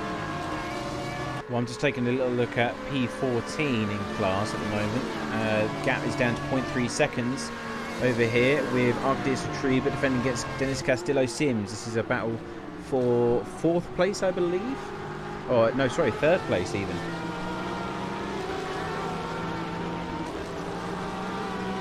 You also had the second place, Jesper Eriksson, off track in that GTC. He actually went deep into the chicane, the braking zone, so he's lost out on further time towards Turk Hakkinen and Hydra Racing there. We're getting very busy around the first corner. Everyone following the number 75 through. This here is a three-way battle for the final podium position here as Tim Van Ark is closing in on these two cars. Got a little bit sidetracked there, stuck behind the C there. So he's lost a little bit of time there as Tim Van Ark, so he's going to have to put his foot down to close back in. Now officially 1 hour into this race, so things are, I mean, a lot of stuff has already happened here, Dave. We've had offs, we've had contact, we've had some amazing racing, especially in the GTE category at the start. It was mega tight through Sector 1, but they all seem to make it through without incident, other than for the Black Hawk team, it seems. Oh, here comes Dennis Castillo-Sims, having a peek down the outside. He's trying to navigate around the leading GTC. Thinks better of it, but here comes Pim Van Ark. He's definitely taken advantage of that traffic situation, and he's now within that 1 second. He's got to get around that Hydra car as quickly as possible as Castillo Sims, unless he wants some trouble from the Porsche behind. Got a bit of clear air now to chase down the Corvette again. Looks like they definitely do have the pace over the Corvette. Look how much he's closing through the first sector here. He's definitely going to try and make something of it coming through. Maybe on the back straight once again. That's probably your best opportunity, taking opportunity on the circuit. Coming into the chicane. The lock up there, I think, from Corvette maybe, or the car ahead, but there was a puff of smoke. How busy it's all getting as one of the LMP2s dives in and out of the traffic. Alongside with the number 75 car, that's putting the 75 at a disadvantage, goes wide on the apex. That's going to leave him without the negative speed that he needs and susceptible to the slipstream of the 87 behind. Back straight now, it's so busy here, lots of traffic to have to worry about. Some cars.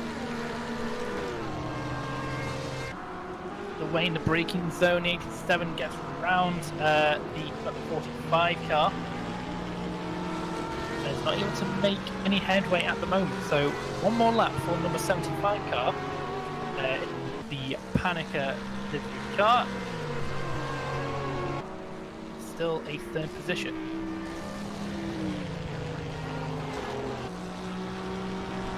He's definitely maintaining that gap at the moment. It's down to less than 1/10 of a second as they come through Sector 1 as we just creep into the second hour of this race.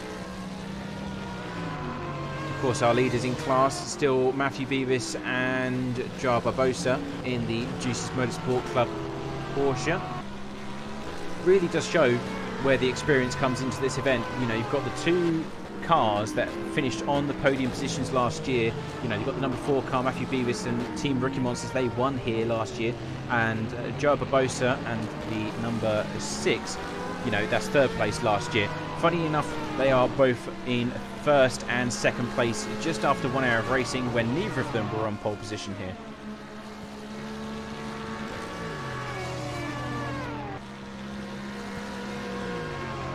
Panica car has managed to gain a little bit of time on the W's. Ooh, that's an LMP2 coming storming in. That's a Black Hawk car. Is that the Black Hawk car? No, it's not. That's well, I don't know. It's one of them. It's a car. It is a car. You are correct. Yeah, just about able to get through there without causing any incidents. But this is the time now. Everyone's going to have to start settling in for the long haul. There's still 8 hours and 40 minutes of the race remaining, and you only really want to be challenging pole position, maybe within the last half an hour or so. Really, if you really want to be fighting. So they've got to be careful. If they want to make a move, they've got to do it quickly and cleanly, or just hang back and save some fuel to the slipstream. Yeah, well, while they are doing that, we're just going to quickly make our first shout out to our charity. It's the first charity we've been able to have to give us their support or allow us to raise funds for them this year. All the entry fees that have been that we've made from teams registering for this event, they've all contributed £6 each. Will all be put forward to the Trussell Trust Fund. The Trussell Trust Fund is a food bank company here, or business here in the UK, and what they do is they essentially help end the need for food banks here in this country. Unfortunately, it's a thing that's becoming more common. It's a 20% increase as of 2017. So of course we've had the pandemic, that's hit us as of recent, and it's put everyone indoors, but that unfortunately has put a lot of people out of work. You know, a lot of people are starting to struggle here across the world and in here in the UK. Unfortunately, we can't support the rest of the world. So we're doing our little bit by raising awareness. We've just posted a link in our channels, our chat channels. So if you wouldn't mind donating just a few coins that you have spare. If you don't, then obviously that is entirely fine. If you've got troubles of your own, then by all means do not donate anything. But if you are in a situation where you have a few to spare, then please donate to our Trust Just Giving page, and we can raise some funds to help those more in need than ourselves while we enjoy this racing. Now, as I've just been blurting all that out, there has been a pass for position in the 87 machine, and he's been able to overtake that position and go past Pim van Aert. So good racing there from the team, and that is a third place for them. Oh, sorry, is it a fourth place for them, I believe? 87 third position, Pim van Aert fourth. So it's actually the Panica car that's lost out there. They've gone from third to fifth in time it took us to talk about Trust. So not a good lap for the 75 car there.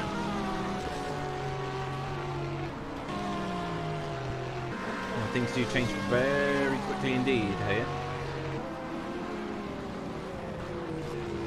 I mean, I was only talking for about a minute. So he's gone from third to fifth in a minute. That's crazy. As is the way of Road Atlanta, unfortunately, and PTLM for that matter.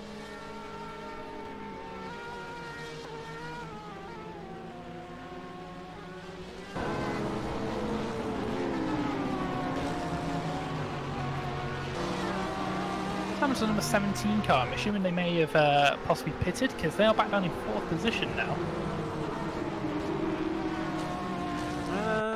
Let's have a quick look. So this is Drillers Esports.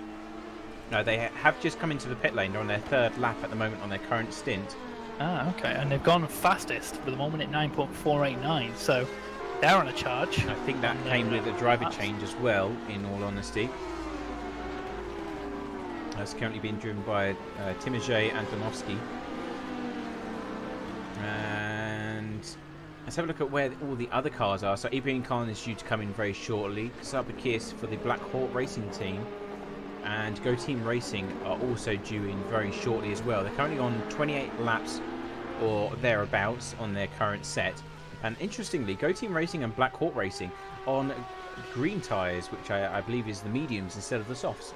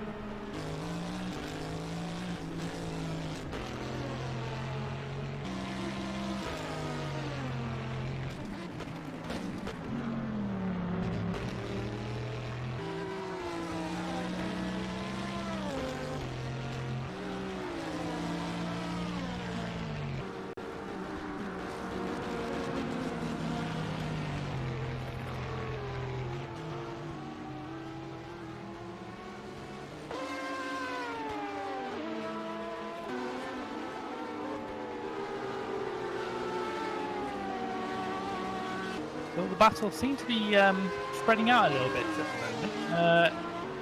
Not really a huge amount of close racing going on. Number 33 is closing in on Colin Sanders, and number 11 Aston Martin. About 1.8 seconds between those two cars. Well, I think we've seen this before. I thought the Aston Martin had already lost out one position to both the Fire Racing teams, but it seems maybe that has almost reset itself. Yeah, because both Fire Racing cars are now behind, unless they pitted. Well, we didn't see that. But yeah, 1 minute 33.266, the last lap from Pim van Aert in 57. So I'm assuming that they have pitted. No, they haven't. Unless they are on their outlap as we speak. But I swear I saw the car coming through turn 1 without.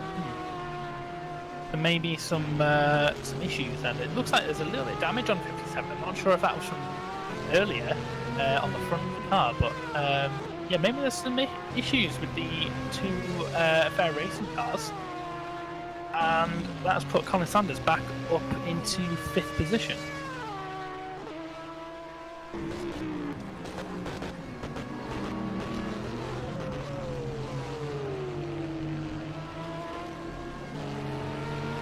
Let's hunt down some battles. I'm sure there's some taking place somewhere. LMP2 field, our leader, is ahead by a good margin as Black Hawk Racing have come into pit lane now, so they're back out again after conducting their second pit stop of the race.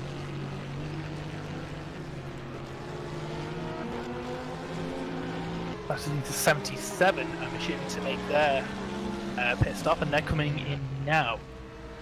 So we'll see how they feed back into the order.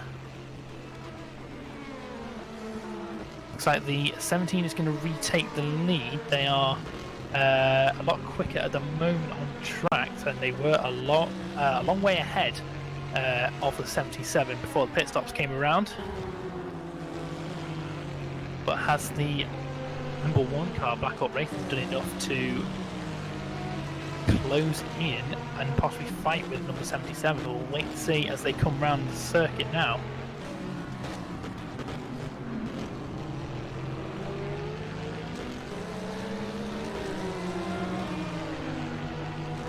You're going into the number 77 now.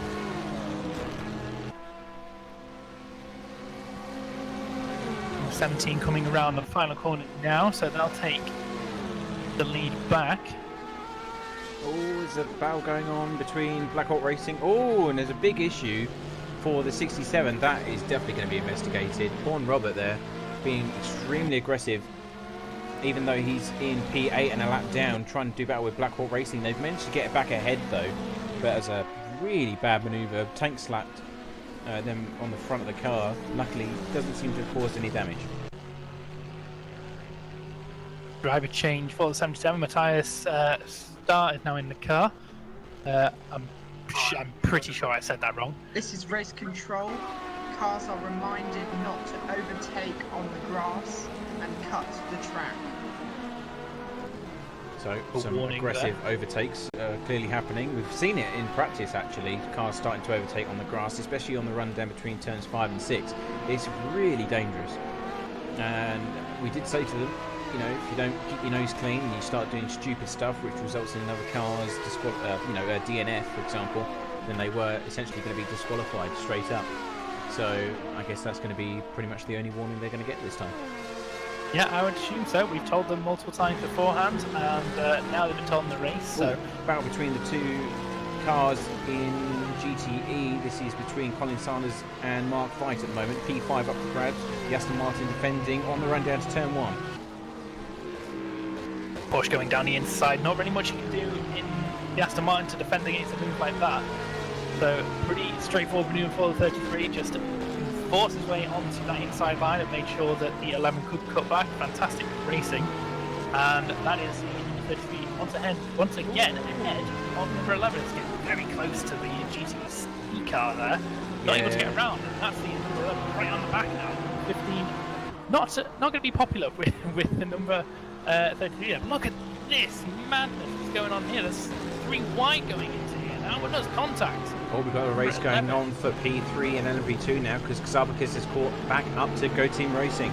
So this is going to be for 3rd placing class. This is definitely going to be one to watch. 2 very experienced teams going neck and neck here. Panic Gaming, Corvette getting out of the way of this battle. 67 is still right on the back of the Black Hawk car. He's using that slipstream to save some fuel possibly. He's definitely got a lot more pace.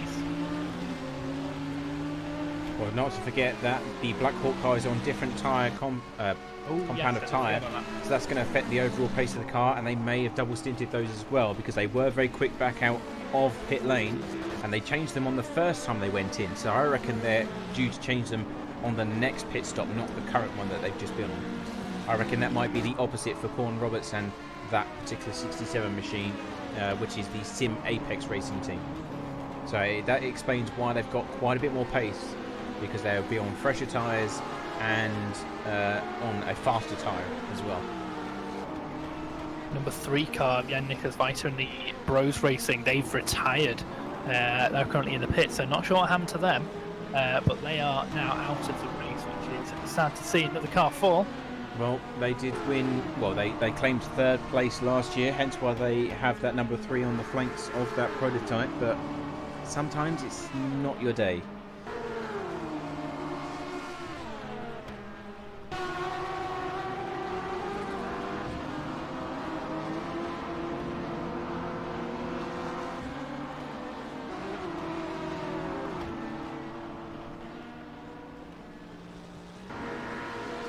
Sanders and Mark Viter is still fighting away. The number 11 is back ahead of the Porsche. Going through the final corner now. Mark Viter's going to try and do the same move as he did last time. Down the inside of turn 1. Can he pull this off a second time? He's not quite close enough this time around.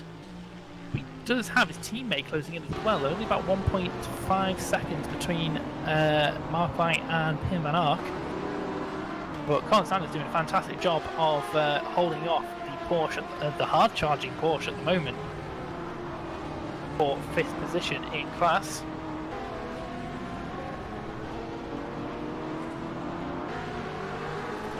The more GTC traffic going down the middle of 2 cars there as number 11 gets through, and the 33 car. Fantastic traffic management there from the number 11, just diving in, saying thank you very much, that's my corner. Yeah, we're going to see a lot of this, I think, between these 3 cars. You've got Pim Van Ark close up behind as well, so he's been able to reduce that gap once more. So another 3-way battle here for position. Sanders looks like he's just about managed to break slipstream there, and is ahead of 33 now. So will we see some team orders between the fair racing cars now? Maybe Pim Van Ark's thinking, I'm a bit quicker, let me through so I can have a go at him. But wait and see as Mark Viter is closing back up again. Oh, that's the car off in the background. That's the Go Team Racing GTC, I believe. Yeah, that's some heavy damage they would have had there. Oh, that's number 45 off as well. They always come thick and fast. It's like buses in the UK, isn't it? It just all happens at once. That's probably... Looks like he's back underway. Some more damage on that 45. They're missing the bumper now, so they'll definitely need to pit. Looks like they're underway in a pace that's not going to be causing a code 80, but yeah, they do look like they are limping back to the pits now. Back to the battle with number 11 now, and number 33. That's a 24 GTC car holding up the number 11. That's going to put Mark White right up on the back of that Aston Martin coming into the chicane. LMP2 is streaming along the inside there. Once again, not close enough is Mark White to make a move. But 11 of Colin Sanders does survive for one more corner. But look how close he can get. He's almost scooping the massive diffuser up off that Aston Martin. Into the first corner. Does make a little bit of a look to 33, but not quite close enough this time around. Yeah, he's starting to close down that gap just ever so slightly. Pim Van Ark is nowhere to be seen. It is Marvite always gone wide in the entry to turn 3. Allows the Porsche to go down the outside. He's going to have the preferred entry point. A little tiny love tap on the front bumper there from the Aston Martin, but he makes the position work. It takes us one tiny mistake like that, and that is the position gone. So Constan's got it all to do now, getting past the GTC traffic. That was a late move by the Aston Martin, trying to go down the inside of that GTC, and that's going to put him off now because here comes Pim Van Ark on the attack. Poor GTC is getting caught up in all sorts going on. He's just minding his own business going down the second sector, and suddenly some crazy GPUs come around out of nowhere. But yeah, Constantin is going to be very susceptible from the 57 in a few minutes' time, it looks like.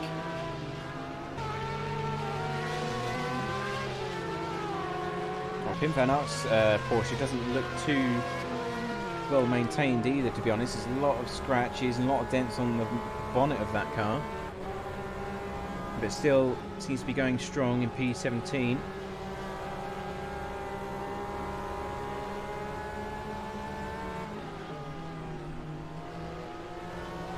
Just to clarify, I meant overall, P17 overall. Of course, he is P7 in the GTE class, just in case people are panicking and starting to type on the chat.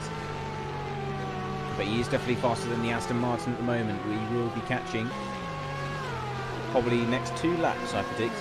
We will be in a position to maybe take the position away from Colin Sanders there.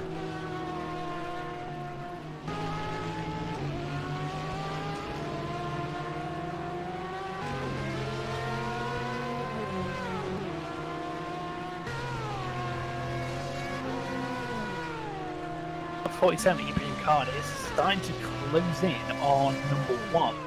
About 4 seconds back at the moment, and that gap is closing. So we'll see a battle for 3rd position, I think, developing in the next few minutes. Sorry, which one was that? That was the number 47 car, fuel net race Nice. car. Gone back up to about 4.5 seconds now, so maybe dodging some traffic, but he's definitely closing in. His last lap time was 2 seconds quicker than the Blackhawk car. Well, what's the gap now? 3.5 seconds. Yep, so let's have a look at the last lap times as they come in. He's on lap 9 of his current stint. That was a 1:11. And if we go over to the Black Hawk racing machine, oh, it's 1:13s, and that's consistent 1:13s as well. So either he's come across a car every single lap that has slowed him down by 2 seconds, or those tyres are really starting to struggle, and that's now his fastest pace.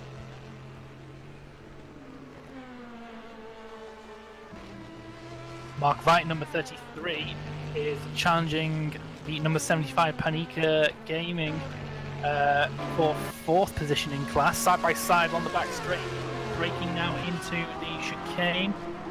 75 is going to hold on for now and is going to defend that apex and hold off that hard charging Porsche just for another lap. But see how much quicker that Porsche is. Right on the back of the Corvette. He's touched him. He sent him round.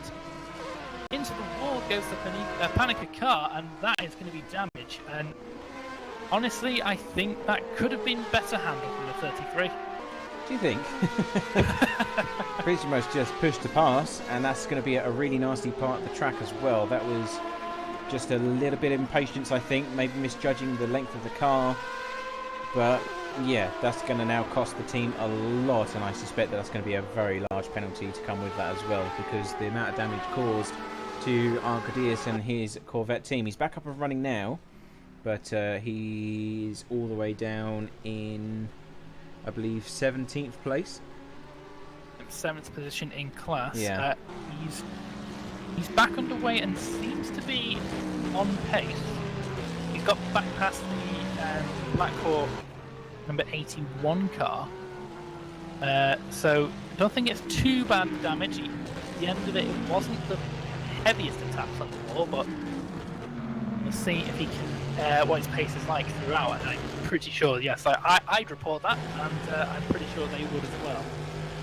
Well, now he's under attack by the 81 Black Hawk Racing Corvette, so he's definitely smelt blood in the water and he's trying to maximise from this situation. And it's now a battle for P7 in class.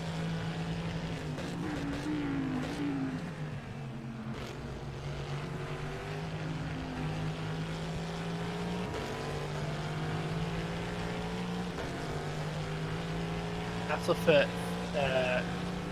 second position is developing in GTE. Dennis Castillo Sims is closing in on Joe Barbosa. About 6 tenths of a second between these two cars coming down the back straight. This certainly will be interesting. I'm not too sure if the car behind is in position. No, it's not. So that's the lap down car. That's the 99 Porsche. That is unfortunately having some troubles this afternoon. So they're all the way down in P12 in class, and certainly laps down off our leaders here. But definitely Dennis Castillo Sims closing that gap to the white Porsche of Juices Motorsport. gap that Matthew Beavis now has, it's about 25 seconds nearly to everybody else. So last year's winner, proving they still got the pace and continuing on. Was it the Corvette they drove here last year? No, it was exactly the same Porsche once again, so a car they're very familiar with. They can do very strong laps, and they're proving that to be the case this time by. But that BMW looked very strong in the second hour here. Now an hour and a half into this 10-hour race here. A long way still to go.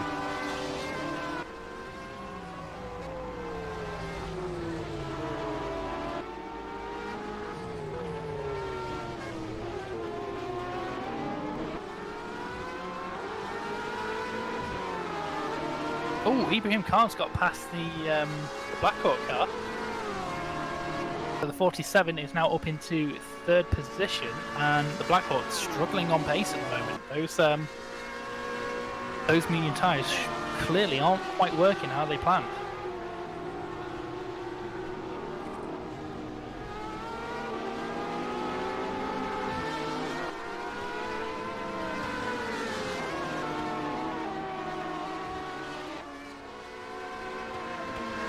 Gap's closing at the top of the field as well in LMP2. Number 77 is starting to reel in ever so slightly. The number 17.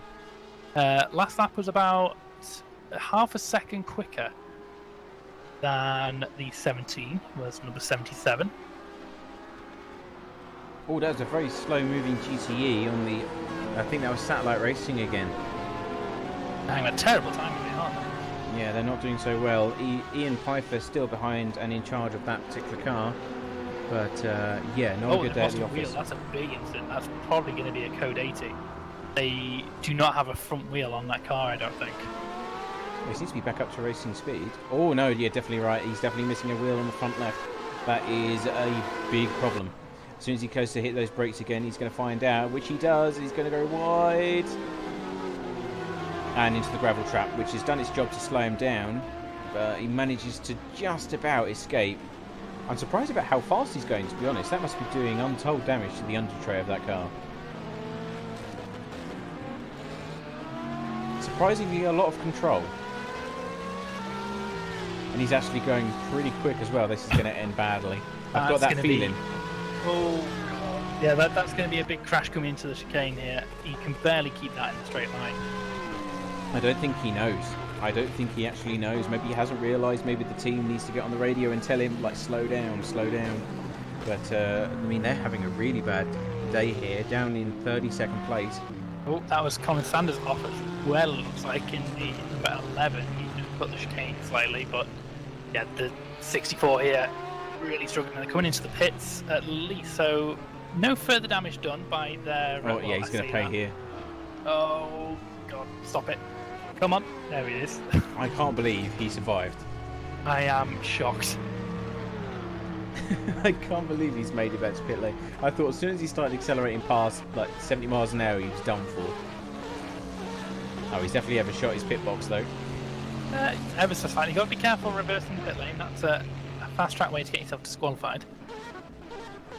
Right, we've had enough of that now, so let's go back to our leader, Driller Esports. Still being driven by Timothy at the moment, so he's doing a really good job. 14 seconds over Go Team Racing at the moment, which is quite a large lead considering you consider what's happened so far in this race. They've done really well to slice through the traffic and get up to the front of the field, and so far nobody really seems to have an answer for them. No, not at the moment. Yeah, even the number 47, the SC Wolf Net Race car, is now slower, only just. But number 17 does hold the fastest lap of the race so far, 1 minute 9.489, less than a tenth off, well, quicker than everybody else. But yeah, they're doing very well to maintain that. The gap is still increasing, so number 77, he's starting to fall back again. They did close that gap a little bit, but yeah, it's going straight back up now.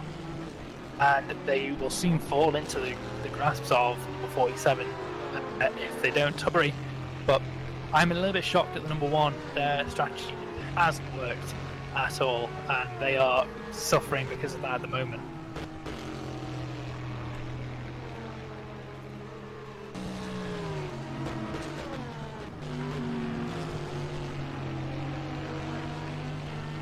number 92 that's the core team car that has retired. That's the Aston Martin. So that's another DNF. Yeah, it seems to be quite a few cars retiring in the last few moments of this race. So I think we're now down to 39 running cars, maybe. Yep. So that's quite a high casualty rate already. So that is slightly worrying, if I'm truly honest, because of course we're not even halfway through this race. Still basically 8.5 or just shy of 8.5 hours to go. And of course you still got the transition to night to go, so you still got sunset, all of that.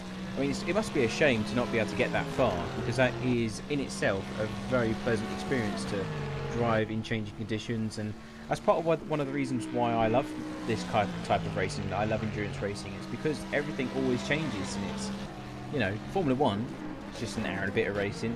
You know, it's just who's the fastest every lap, you know.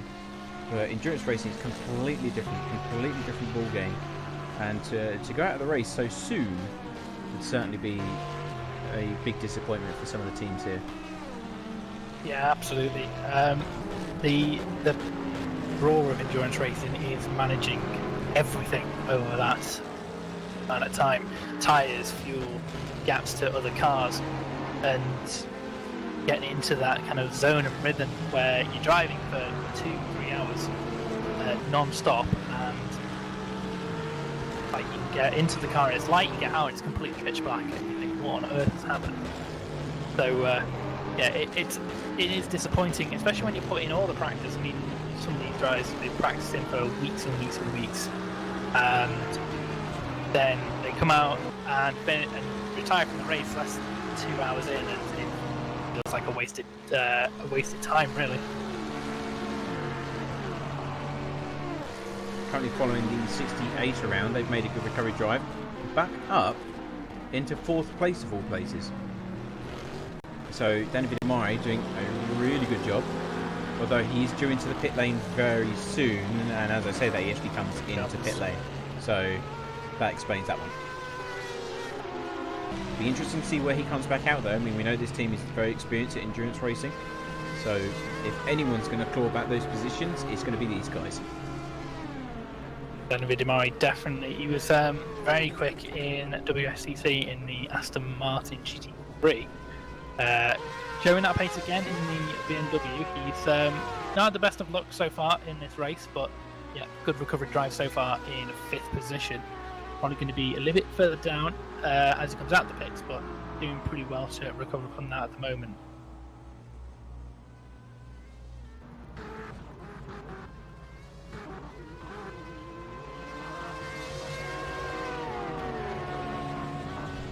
I do love how these photographers have got the cars right next to them in pit lane, and they're just staring at nothing.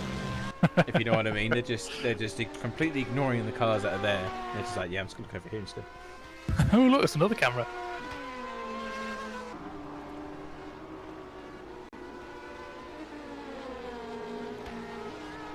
Field has started to spread out quite nicely now that we've started to go into the second out of this race. We do have a battle for 3rd place, I believe. Well, no, that was a pass in pit lane, so that's not relevant.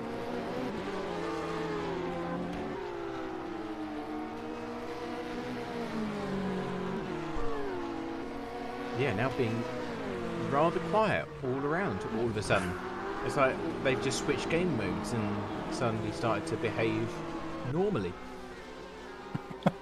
It is starting to get to that stage of the race where you don't want to be fighting anymore, and you just want to settle into the rhythm. You might have some of the drivers getting in that aren't the fastest drivers in the team, so they'll be extending the gaps and just putting in the laps and bringing it home, so the fastest drivers can get in their stints and start making those positions. But yeah, it's all rather peaceful as a racetrack can be.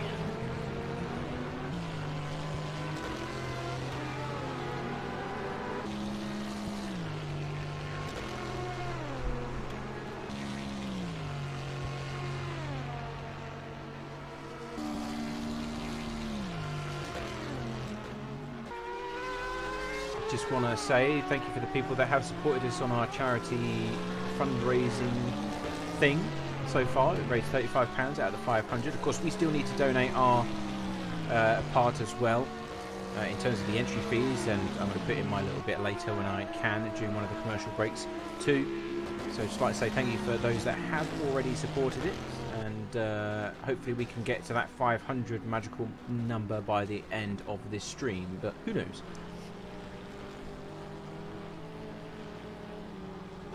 Now we are a few cars down, unfortunately. In fact, 1, 2, 3, 4, 5, 6 cars have already DNF'd. So Road Atlanta's starting to show its nasty side before we've even reached halfway. 1 flat 6, 2 LMP2s. In fact, it's actually evenly spread out. It's 2 GTEs, 2 flat 6s, and 2 LMP2s. So the losses are equal across the board, it seems. Yeah, and we'll start seeing, hopefully we'll start seeing less incidents developing as the race goes on, as everyone, as the field starts to thin out. The more capable teams will continue to put in the clean laps and get the decent positions, and I would say maybe the faster teams, but the less consistent teams will be fighting to keep the car on the track. Well, unfortunately, you know, there's a lot of experienced teams here. You know, experience is beginning to show. We've got Blackhawk Racing up at front. We've got Go Team Racing up at front. Drillers Esports, we haven't seen. I don't believe we've seen them before. I don't recall, anyway. But they seem to be showing a strong roster of drivers and, you know, experience among them as well. They've been able to slice through the traffic like it was butter. And, you know, if you look in GT3, it's Mantis Rikus, Nicholas Hertz from the Bros Racing team, and then you've got Juice Motorsport as well, with Nick Newcomb now behind the wheel. So that's a driver change for Nick Newcomb. It was Joao Barbosa behind the wheel, but that's now changed. And, you know, look at the GTCs. We've got, again, Go Team Racing.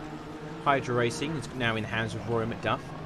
And new team, of course, is Jack Brown in the Seaworth Netros Motorsport team. We know that they're quick guys. So it speaks volumes, really, that all the front-running teams we've seen before, we know they're fast, and we know they're consistent. That tells you all you need to know about this race. It tells you all you need to know about Petit Le Mans.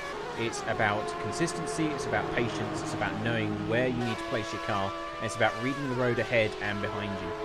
Those are the key factors. It's not about speed, it's not about, oh, how fast can I go? It's not qualifying, you know? It's about how can I get to the other side of this circuit or the other side of this lap as quickly as possible with the least amount of interruptions. And that's endurance racing in a nutshell, isn't it? Absolutely. It's all about the experience. I mean, you can do as many races as you want. It takes a while to actually get into a position where you can finish these longer races. I mean, the goal when you're first starting out is just to get to the end. It might be quick over a single lap. You might have good kind of one-stint pace, but especially if someone's not done a race this long before, it's unprecedented kind of driving times and stints, and yeah, you just need to get to the end, and you don't know how you're going to feel at the end of that. Oh, there's a car, and I just interrupted myself. There is a GTC car that is slow, has lost a bumper. I think the Trax VR GTC. Can't quite tell which number that is, but they are missing a bit of bodywork and going a bit slowly. Well, that's not good. It's not good at all.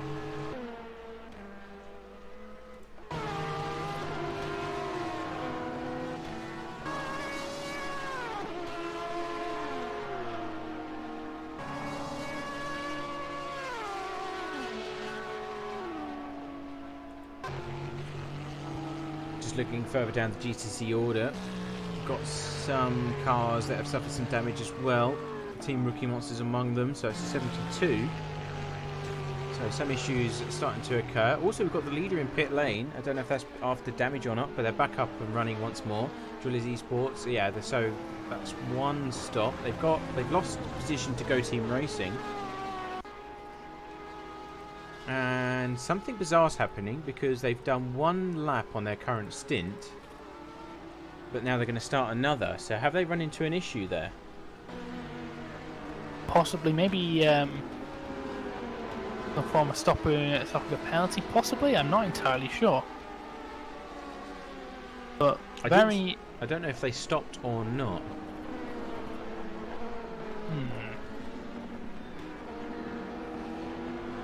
Looking back, I can't really see anything here. I did see as an incident between the 17 and the car 59, and there was a collision. So damage to the number 17 car from collision with 59 car, I think, and the 59 did get a penalty for that.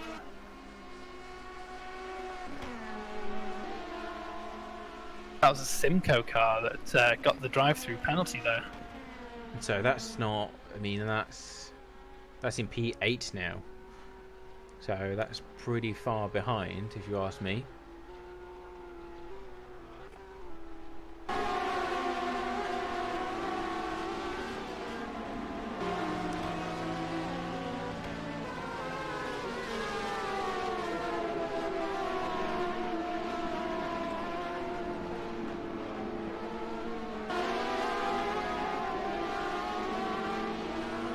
Few issues with the overlay. It seems to be a bit behind. I've noticed it myself, hoping it would slowly catch up, but actual time remaining is 8 hours 5 minutes, not 8 hours like 15 to 20 minutes.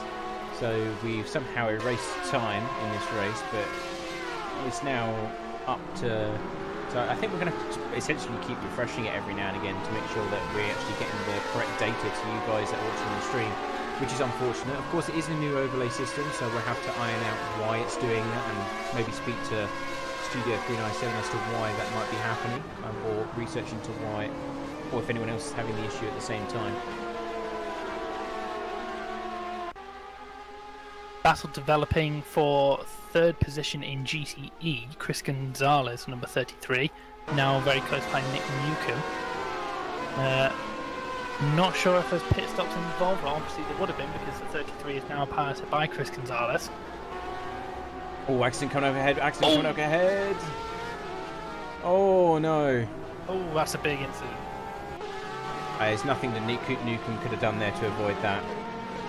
I mean, I think that's going to be another investigation here. And you see this silly moves like that because there was cars essentially going too wide through turn 5. That's a big no-no, you know. If anyone has ever raced here before, they know exactly that turn 5 is a one-car corner. It is basically impossible to go too wide there.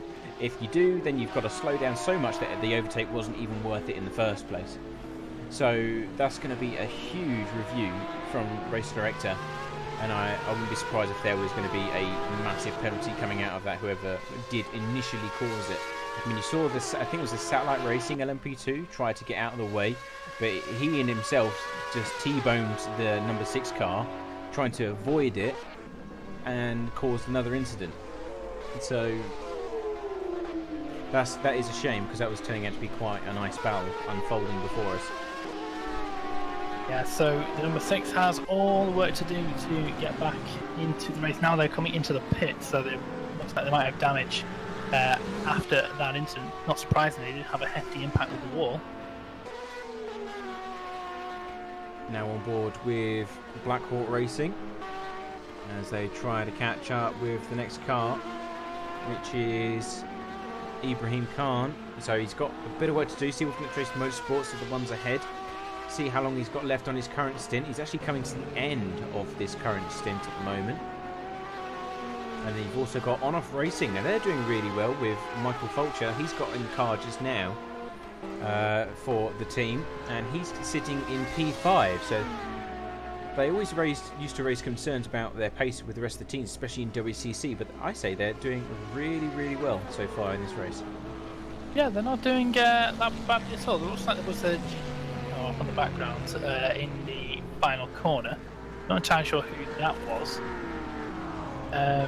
So the the length of the race starting to get to some of the drivers here as they get towards the end of their stints. They're starting to get a bit tired, maybe a bit hot if it's it is summer in like European countries, so it will probably be very warm, and that will start to affect their judgment. They'll be looking just to get out of the car as soon as possible now. Yeah, of course, that's worth mentioning that it is extremely hot here in the UK at the moment, although we've been pretty much having intermittent thunderstorms and a lot of rain at the moment, so it's still very humid, it's very hot, so I'd hate to think what the temperature is in places like Italy and Spain and the rest of Europe. But it does get slightly unpleasant when you do a 2-3 hour stint or whatever they've got set up for their drivers here today, and especially since you don't really, when you get out of the car, you don't really tend to relax. Is another thing. You don't tend to, you know, sit back and go do something else. Your eyes are fixated on how the team's doing, because you want them to do well. And as we're saying that, you've got the 14. He's finally made it past. Second place, Roy McDuff for the Hydro Racing GTC. So they are slowly but surely starting to regain their competitiveness and start to reattach themselves to the back end of the GTE field. And that's the spirit of endurance racing, is not giving up, just keep on going. No matter what happens, no matter how many the repairs, of course there is a line you have to draw if you've got so much damage that it is no longer safe. But, you know, if you can still keep going, you just keep on pounding those laps and try to get as best result you can.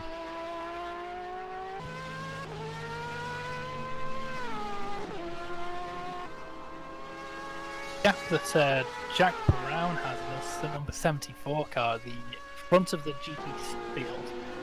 They've got quite the lead now. It looks like it's over a lap to Rory McDuff. So they're doing a fantastic job at the moment, just staying out of trouble and keeping going.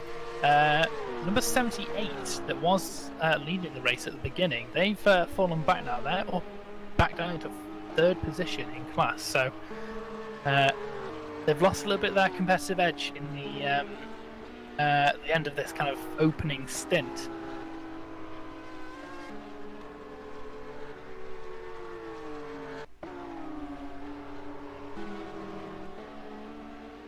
Also a battle developing for 5th position LMP2. Michael Fulcher is catching Tony Janssen for 5th position. Coming through the first corner now. Tony just gets on the inside of that BMW just about. It just cut through in the nick of time, it seems, as On-Off Racing trying to go through, as he does as well, on the inside of the corner. That was the Rose Racing GTE, it seems, so was able to slip through just in the nick of time, didn't lose any gap at all. A few of the LMP2s coming into the pits now as they complete their next stint, it looks like. That's the 17 back into the lead of the race.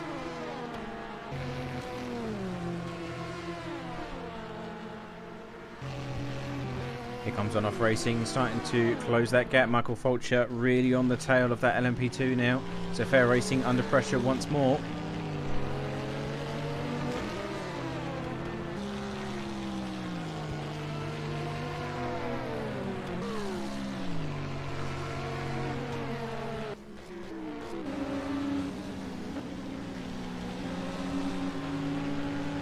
A lot of traffic ahead here. That's going to really hold up Tony Janssen. You see that all the GTE right in the racing line, which they absolutely can be, but that's not helping his cause. Oh, big that's issue. panic off. What happened there? I don't think that was contact. I think it might have just been a small counter steer, if you know what I mean, but very odd situation or set of circumstances there. I'm going to go back in the replay and see if we can see something from my side.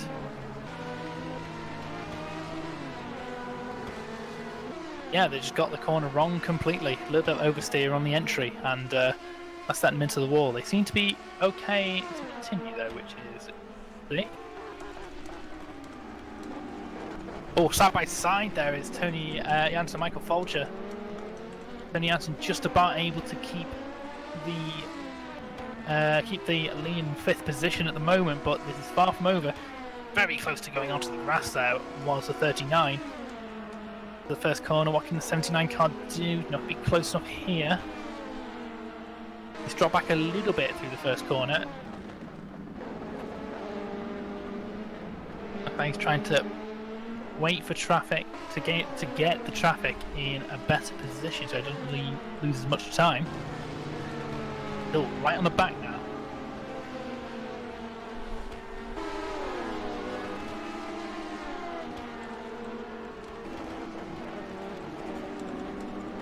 The right-hander.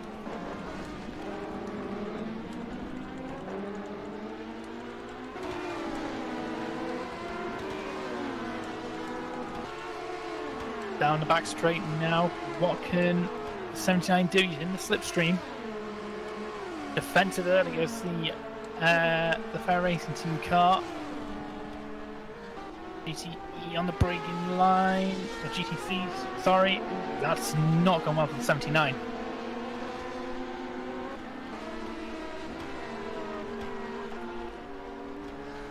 Well, we're now coming to the end of the second hour, so what we're going to do is go for our first commercial break of this event.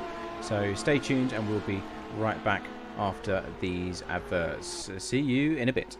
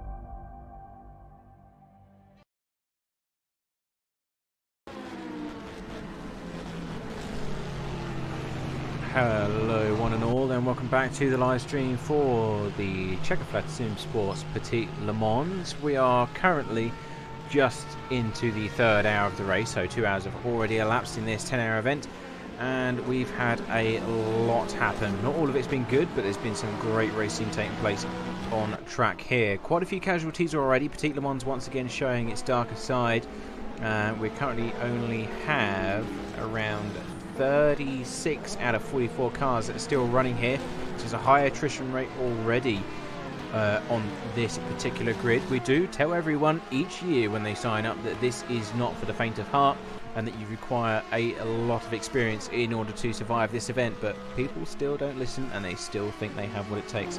So back to the racing action then, and we are on board with Nicholas Hertz for the F1 Bros BMW team, and he's currently trying to give chase on Chris Gonzalez of the Fair Racing team.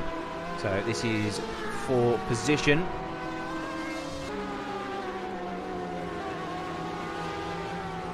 And it's actually going to be for second place as well. So the Fair Racing team doing very well in the middle of this race, or shall we say the second quarter of this race.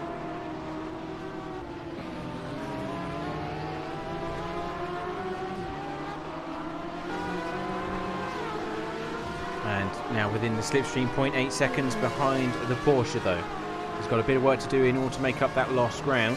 Let's see what he can do over the next few laps in order to make that work. Another battle unfolding is for 5th place in the LMP2 field. Michael Fulcher trying to catch up to another Fair Racing car with Tony Jansen behind the wheel this time. We saw them doing battle before we went for our quick commercial break just then. And then we've also got the Drive Game Seat Racing BMW, Alessandro Apollo behind the wheel, and he's being chased by Kevin Yeager from the Black Hawk Racing Corvette. So a lot of battles underway at the moment. We'll keep our eye on this one as best we can, as it is for those all-important podium positions. But we will switch over in case the other ones do all of a sudden become much closer.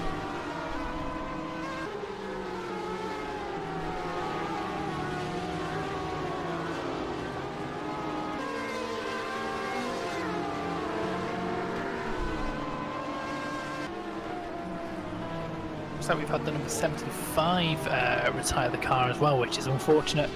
Not sure when that happened, but they are another casualty and out of the race. Yeah, so that's 36. Did I say 36 or 37? But yeah, they've just recently dropped off of our board.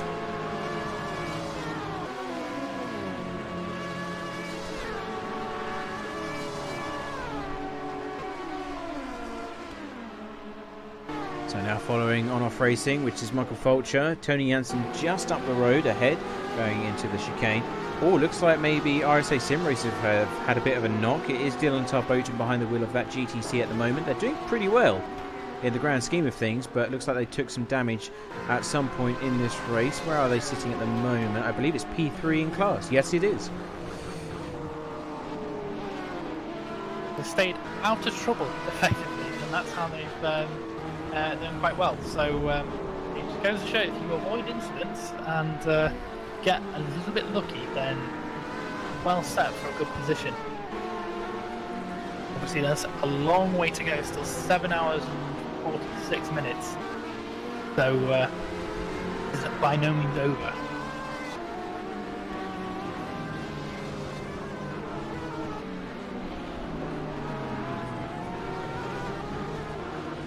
If you are enjoying the stream, or if we just joined us, don't forget to give us a like and subscribe to the channel. Of course, we are live on Facebook, so if you're watching there as well, then please give us a follow so you can keep up with all the recent events that we've got going on here. Still a long way to go in this race though, still 7 hours and essentially 40 minutes. So still a lot of action to take place and unfold, and who knows, anything can really happen. 79 really on the back of the Fair Racing team LMP2 now. Got back a little bit as they have to deal with the Porsche coming through the first corner, but this battle is getting spicy once again.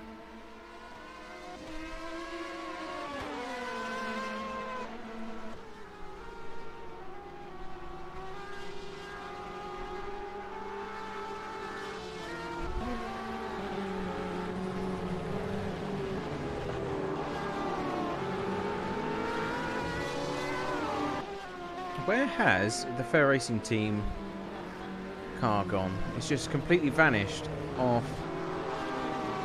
of the screens. Which one? The one that was just fighting for second place. Oh, they're in pit lane. That's with Chris Gonzalez, I think. Yes. Yeah, so that was the battle for second place that's just died away as a result of that. So that's unfortunate, but I understand Michael why. Fulcher's just gone around Tony Jansen there in the final court. Well, the chicane. Well, the moment I switch over, isn't it? The moment that I switch. So 79 now into 5th position in LMP2.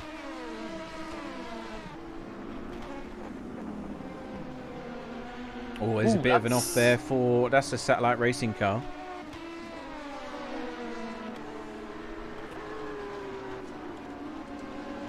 Oh, the 67's had a big issue. Paul Robert there, he's got no rear wing and he has just made it back to the pit lane. So he has had a big crash somewhere.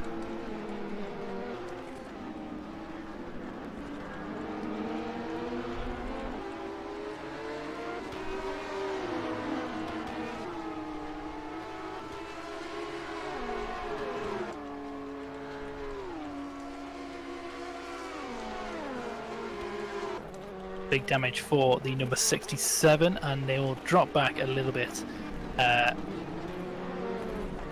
due to that damage. Probably lose a couple more positions, back down to 9th after the pit stop is over.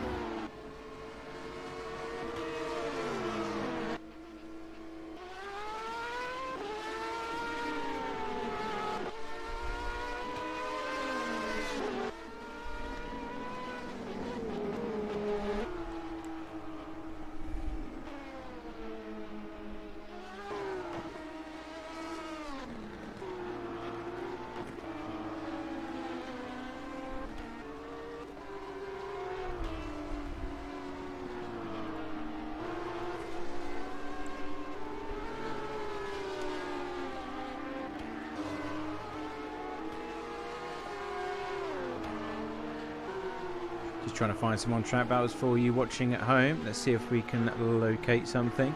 So the 14th place car, that is Drive Game Seat Racing.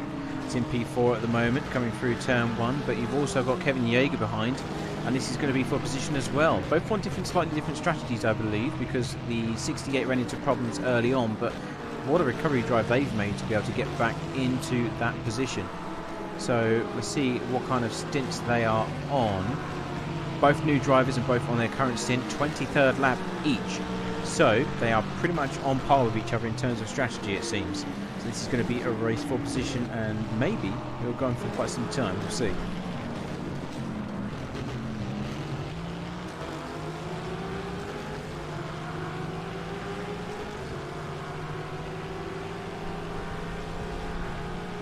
Now on board with Kevin Yeager as he tries to get the slipstream. He's a bit too far away at the moment, but that may change in a few laps. We've got some GTC traffic coming up as well.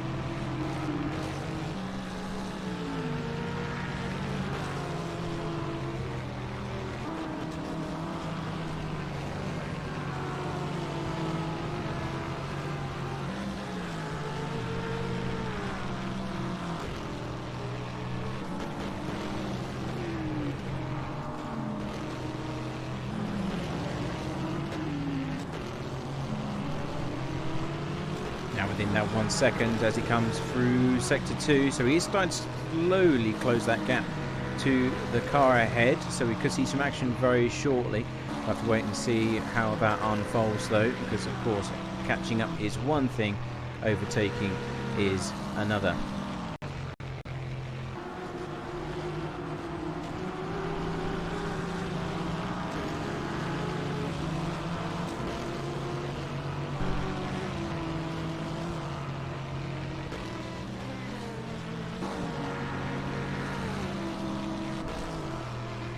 So now down to 36 running cars. All the others are now at the bottom of our running list.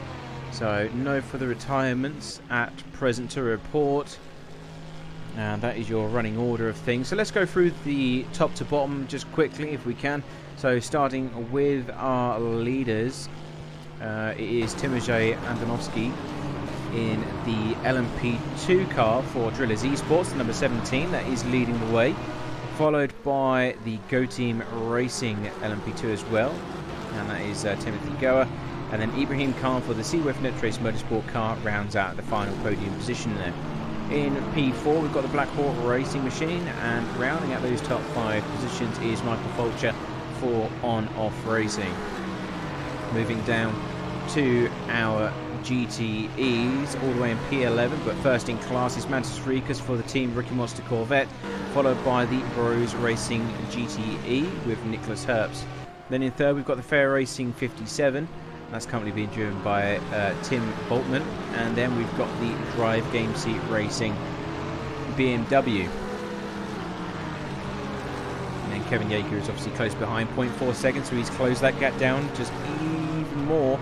So he definitely has the pace at this stage. We'll run through the GTCs though quickly before we get to that stage. So Rory McDuff and Hydra Racing lead the way for the time being, followed by the number 14 car, which is Valerio Ferraris, and they are currently driving for the ERS team. So that's actually a GTE. My apologies.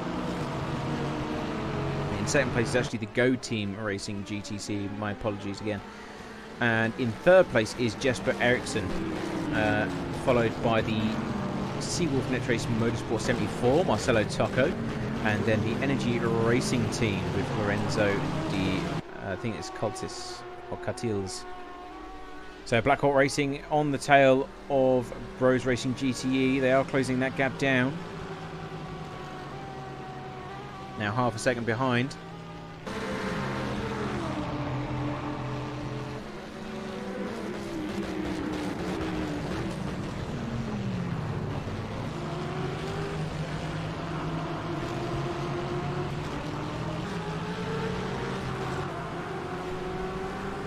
Oh, he's touched the grass. Big incident for the 81, goes straight into the barrier.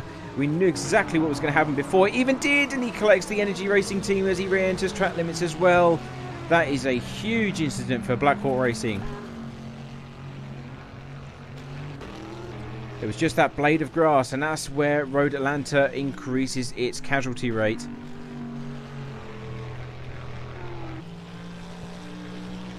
So that is a huge incident. That's what we were saying earlier. We've seen that before already in this race. Just one touch of grass. As soon as you start to go off that grey stuff on the final corner, you are dragged into the left-hand side. And of course, that's where the track is going in the opposite direction. Nothing that he could do there. And he has had a huge incident. Now locking up all 4 corners as their car is rotating unpredictably. And he now has to be extremely careful about how he gets back up to racing speed. You've got Hydra Racing coming through, our leading GTCs, and he's going onto the grass just to get out of the way of all of this traffic which has suddenly appeared.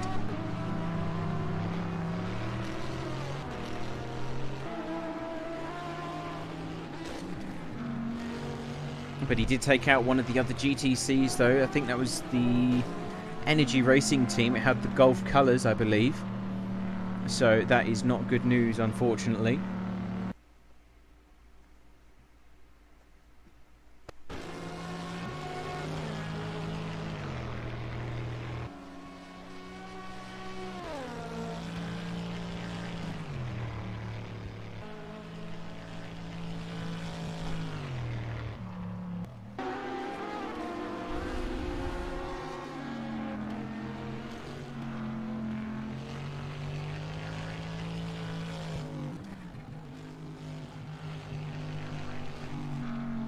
So now going back into pit lane as expected.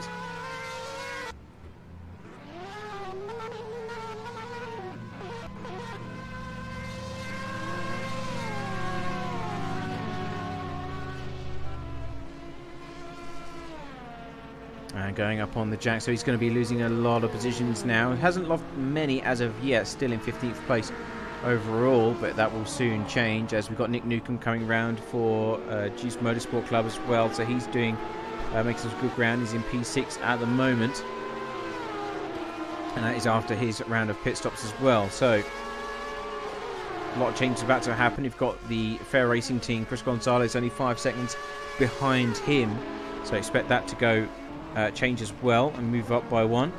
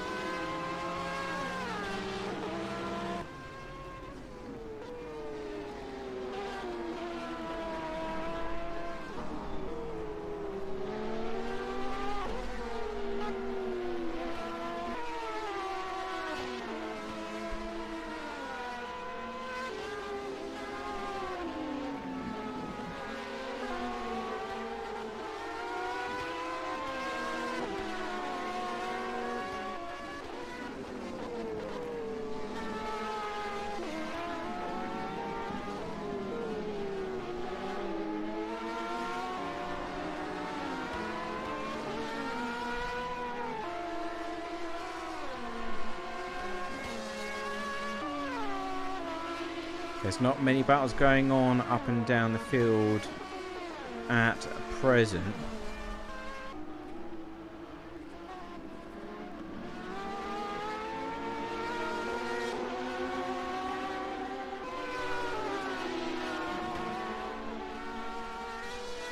So what we're going to do, ladies and gents, is go on board with one of the teams. Let's go with our leading flat 6 car, Roy McDuff, and just enjoy what it's like to be in his situation right now by staying on board and enjoying the sounds of Road Atlanta and the flat 6 Porsche. So we'll be right back in a few moments and you can enjoy this wonderful onboard footage.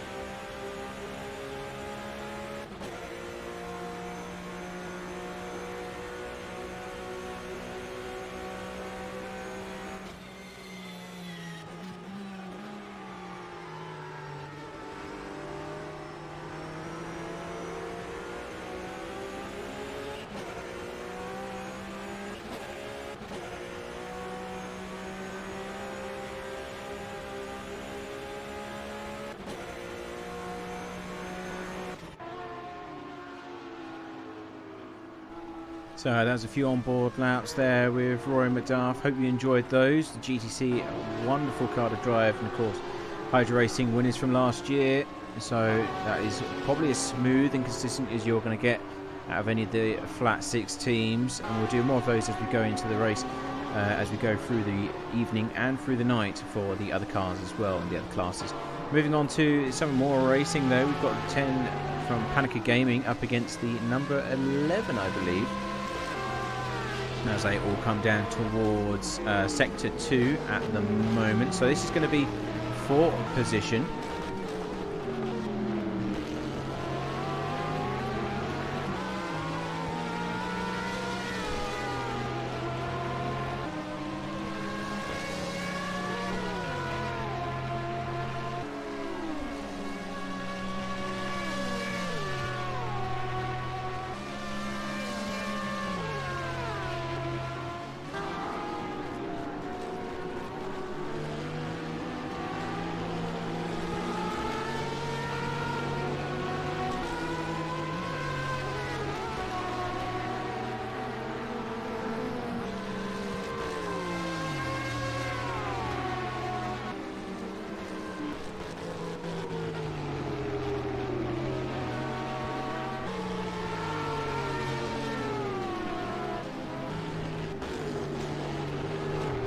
Closing out as he goes into sector 1 again, so this is getting very feisty indeed.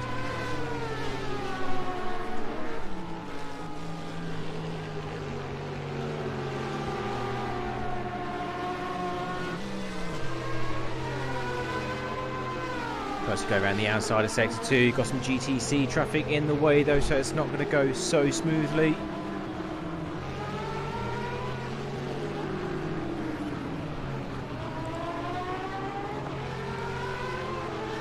Right on the tail of Panica Gaming though as they come into the longest part of the track. Slipstream will be in effect. He can surely get the job done here. Closing. It's not going to be close enough, although he's having a look down the inside.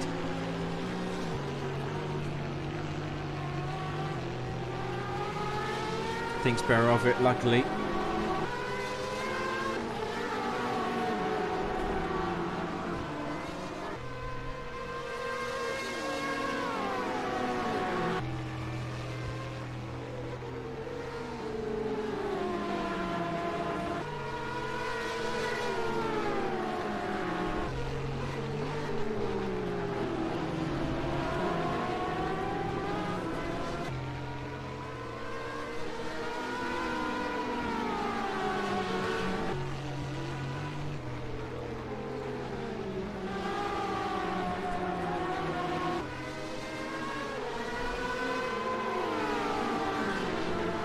Still waiting for that opportune window to present itself. Maybe this time on the run down towards sector 3. This is going to be his best place to do it. There's no GTC traffic ahead of them, and you've only got the LMP2 behind.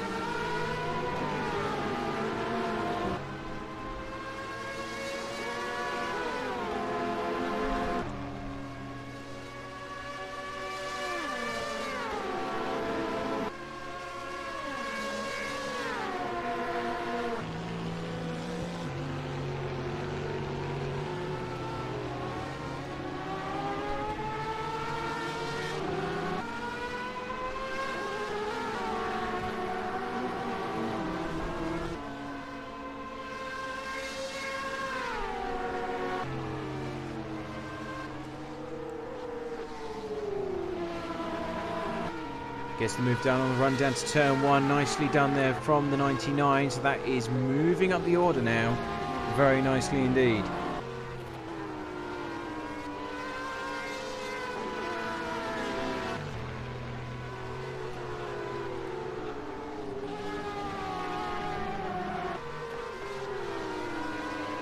So a nice recovery drive there from the 99. Also now into P7. Next car ahead is actually number 6 and being driven by Nick Newcomb at the moment. So very nicely done. They had a bad start to this race this afternoon, but recovering very nicely indeed. So let's see what else they can do and maybe push forwards going further into this race. Now if we try and look for some battles elsewhere on the grid for you, at home, see if you can get your eyes to sink into some of this good stuff. But unfortunately, looks like most of the grid is fairly spread out. We do have one battle unfolding in the GTC class. That is Dylan Tarboten and Lorenzo I think it's Cultis. I'm not too sure how you pronounce that name. I do apologise for butchering that completely. But that is the 36 Energy Racing team close behind by 0.5 seconds.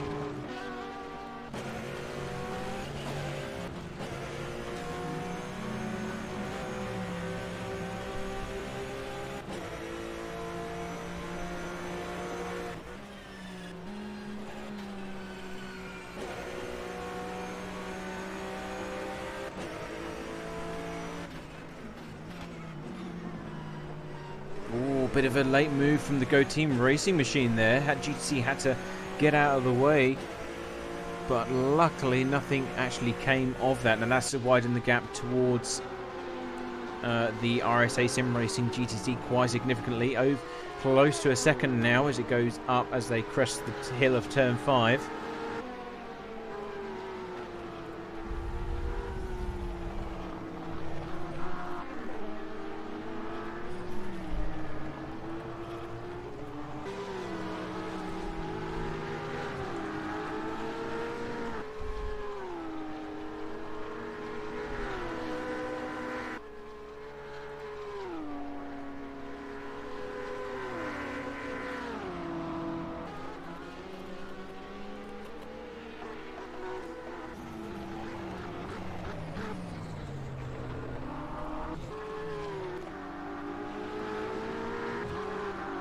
That gap continues to expand now, so this battle is starting to fade away. It looks like he may have caught the bad end of some traffic, which has then resulted in him losing some pace overall, but that's unfortunate.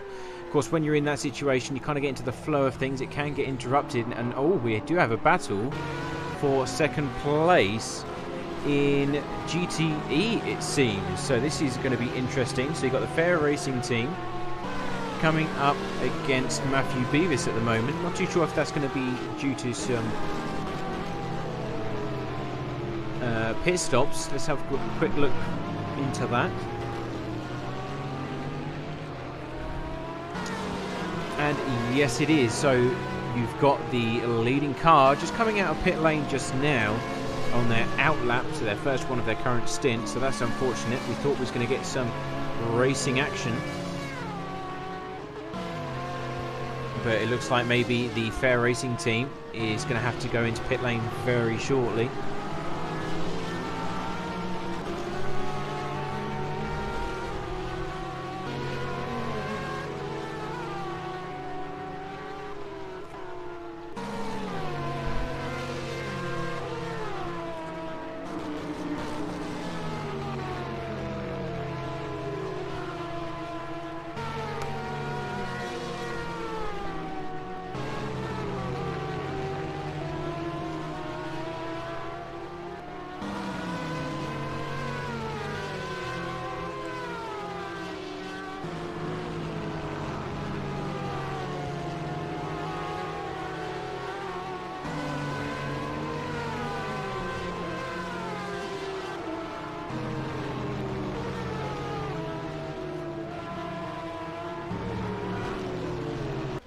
Our leader in class is still in the shape of the 17 from Drillers Esports here.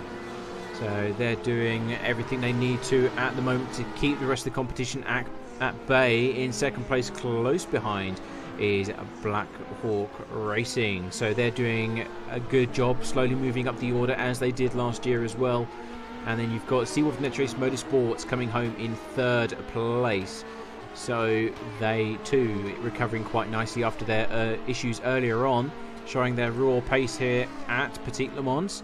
And just outside those podium positions, you've got the Go Team Racing car as well.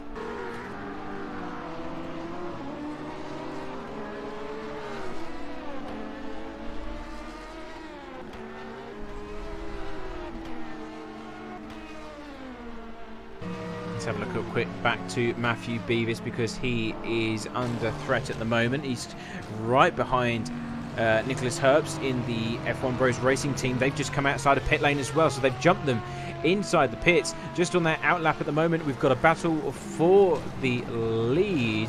As far as pit lane strategy is concerned, you've got the 39 from Fair Racing Team, which is ahead, and also the 65. Those are both LMP2s, so this is for the lead of the race, ladies and gents. Slipstream in effect, using everything he can. Those Corvette ponies coming into effect. That BMW seems to be holding its ground quite nicely, though, on the second thought.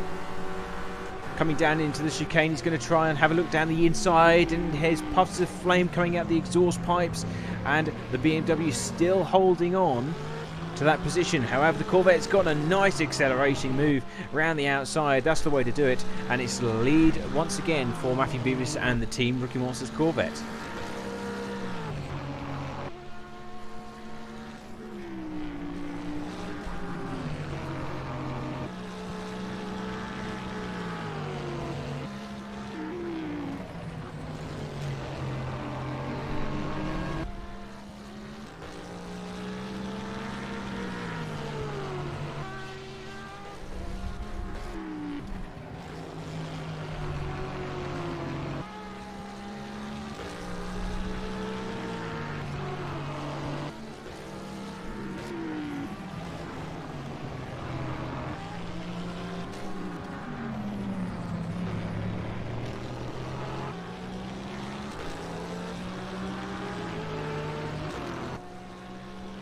So now he's extending that lead. That BMW starting to lag behind just ever so slightly.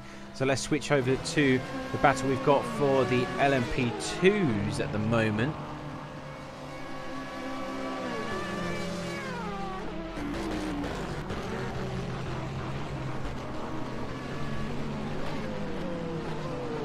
Now this is between the 13, which is Royal Blue Racing. We said about this team earlier on, it could be a dark horse. It's currently sitting in P6 at the moment.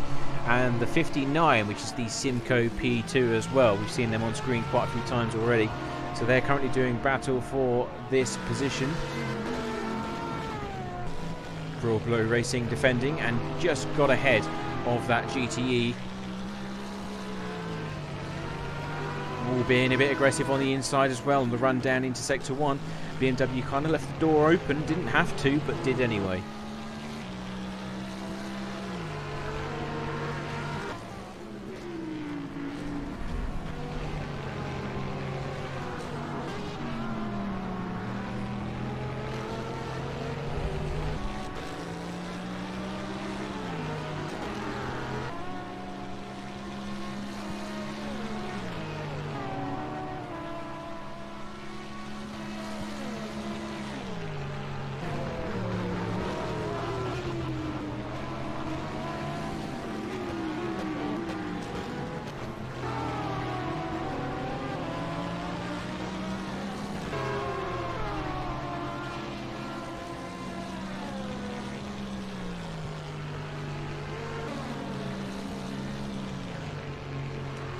And here comes Royal Blue Racing into pit lane now, so that has allowed the Simco P2 to go ahead once more. So that battle is now fizzled out for the time being. Let's have a look at when they actually came into the pit lane, because Royal Blue Racing have been out for some time, so already 1:17. It looks like they've already come into pit lane according to what live timing is telling me, or race view is telling me.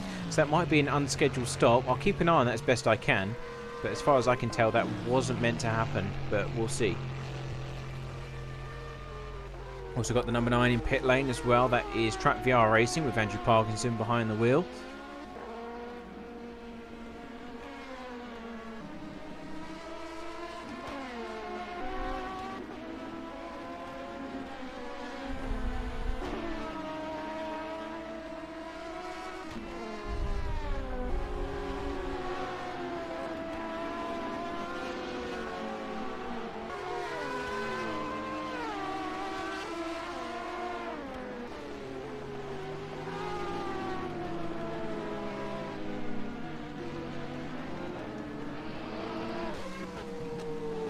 Now our leaders seem to have some damage to the front end of that splitter.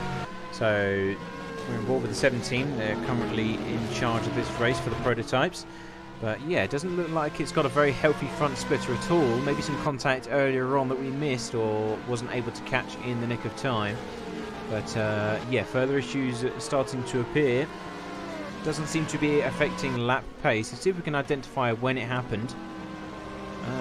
Currently on lap 12 of their current stint.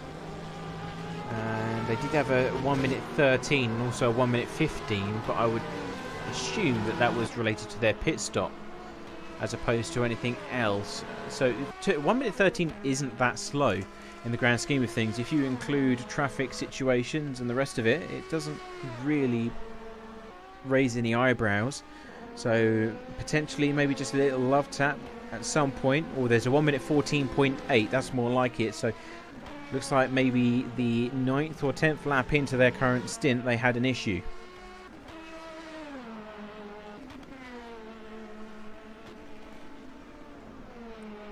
Now coming across the start finish line, hasn't affected their pace, 112.6. And the next car behind, which is Ibrahim Khan, is doing 114s. So not an issue for them at this moment in time, I don't think. In the meantime, Go Team Racing, which is the LMP2 variant, which is the 77, moved back up into 3rd place after Black Hawk Racing have re-entered pit lane for their next stint.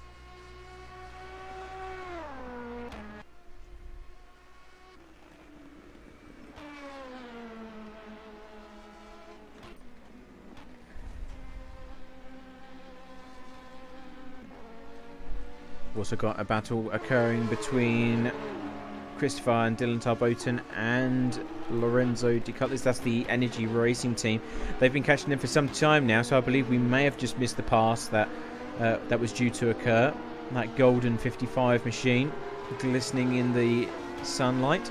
So as you can see now, it is starting to get you can see we're going into the late afternoon phase of this race. There's a slight orange tinge to that sun at the moment, so we're slowly but surely going into the nighttime phase of this race. We've still got quite a while to go, but we won't see sunset for quite some time, should I say.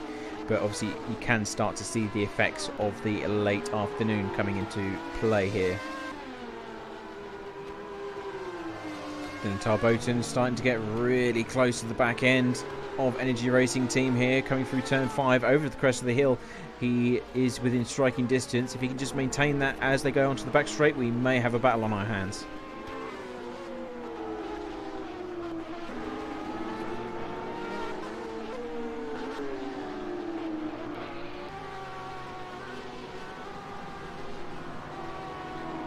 Going on board then with Dylan Tarboton. He's trying to catch up as best he can.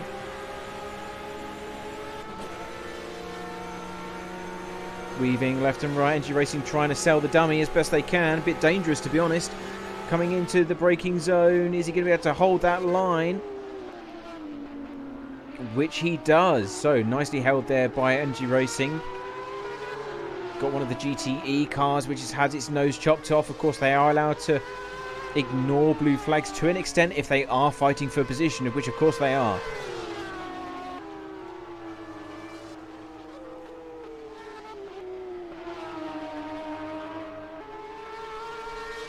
GTE goes through, they're side by side coming up to the top of the hill at sector 1. He's going to try the inside east the curb as much as he can without losing control, and they're still side by side even now going down the hill, and he's got to get the move. Bit of a squeeze there for the 55. They're still side by side. Amazing respect between both drivers. That is how you go racing, ladies and gents. Take a bow, because if that, I've seen that happen through the last 2 to 3 years, and every time a car goes side by side there, they always crash and burn. But that is how you give respect and racing room to one another. That's what we like to see. Great stuff by both teams, and Energy Racing tucked themselves nice and neat behind, ready to return the favour on the run down towards turns 10.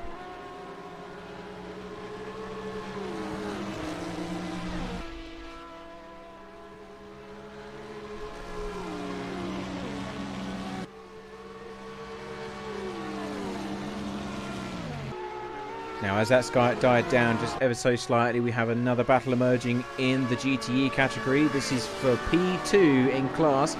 between Fair Racing Team and the Bros Racing GTE. So this is going to be an interesting one as well. Who's behind the car in this case? Let's have a quick peek. So P12 Fair Racing Team is by Tim Boltman, and Dennis Castillo Sims currently inside the 87 BMW.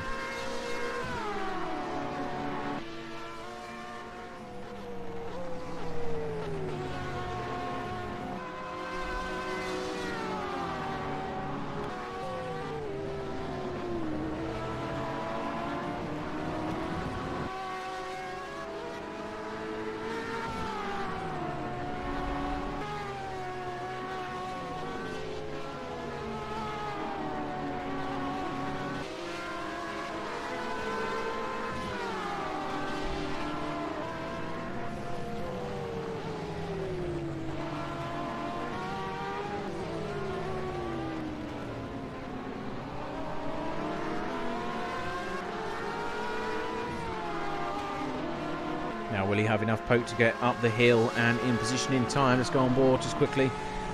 There's an LMP2 car trying to get by. That's Satellite Racing. He's got the overspeed. He's got the LMP2 offering him that extra bit of slipstream, and he's cleared him before we even get to the braking zone. So that is a nice clean change. Nothing that really Tim could do to defend that position, but he's now back down into P3.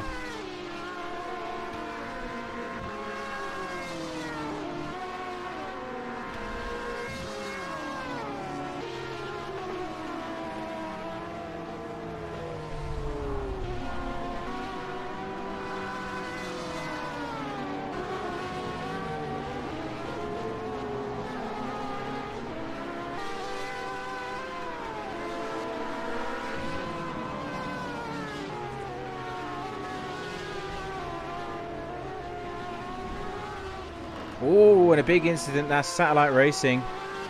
And looks like the 36 was collected as a result.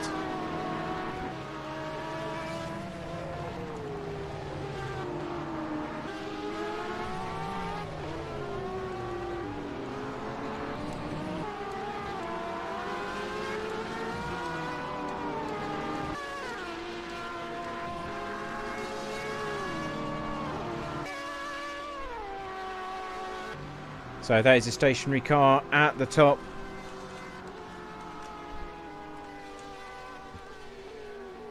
And it's got no rear wheel on the back right, so that is a huge problem. Code 80 in 10 seconds.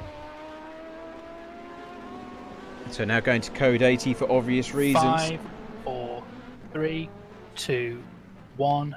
Code 80 enforced. That is a huge impact there. So that 65 really has not had a good day, has it? It's caused quite a few issues, but that is pretty much going to be the end of the race for them. I think they cannot move that car, and it is a confirmed DNF. So they are now out of the race. And it looks like they might have taken out one of the flat 6 cars as well, unfortunately. So yeah, those DNFs really are starting to become a bit of an issue.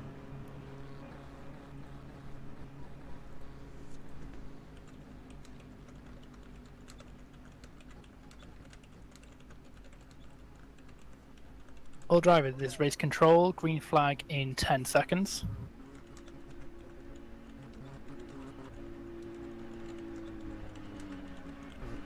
Five, 4, 3, 2, 1. Green, green, green.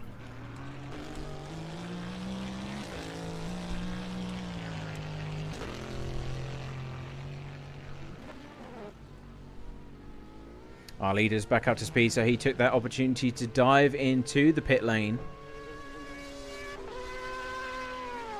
and save some time.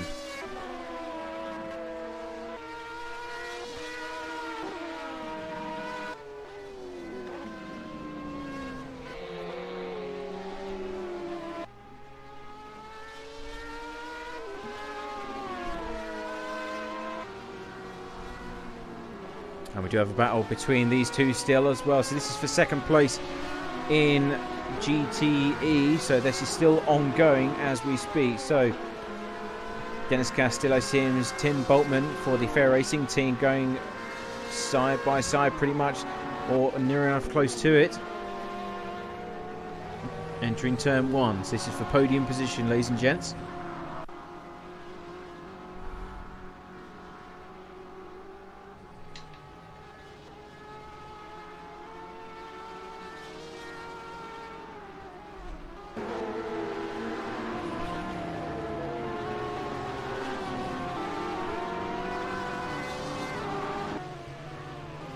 Now the BMW is slowly starting to edge away.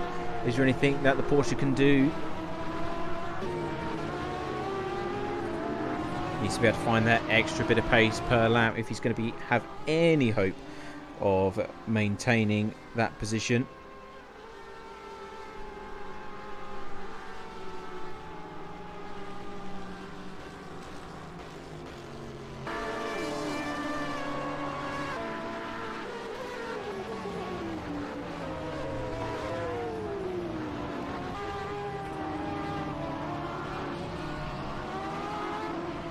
He's going around the outside, so Dennis Castillo seems able to get away. Looks like an issue there for Fair Racing Team as they get overtaken even by Drive Game Seat Racing, so they're continuing to recover outstandingly. So they obviously had that issue early on in the race, went pretty much down to the bottom of the GTE field, now fighting for podium positions once again. That is what you call a strong comeback, ladies and gents. This team knows how to go endurance racing and they know when it is time to push. They've done everything in their power to regain that ground and they deserve to be there.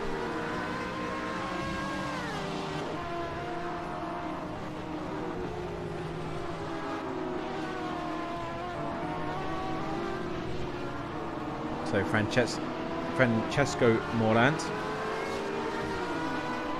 going 3 wide on the back straight. It's the only place you can really do it here at Road Atlanta. It's a very narrow circuit, as we've already been saying so far in this live stream. And we're just coming up to the end of the 3rd hour, so 7 hours still remaining. It's going to be a pretty long day here. Don't forget, if you are enjoying the action, to like and subscribe to the channel. Show us your support by letting us know. If you didn't like the stream, you can dislike it, you know, if you're not having a good time by watching some of the action here. But of course we do prefer that thumbs up if you are.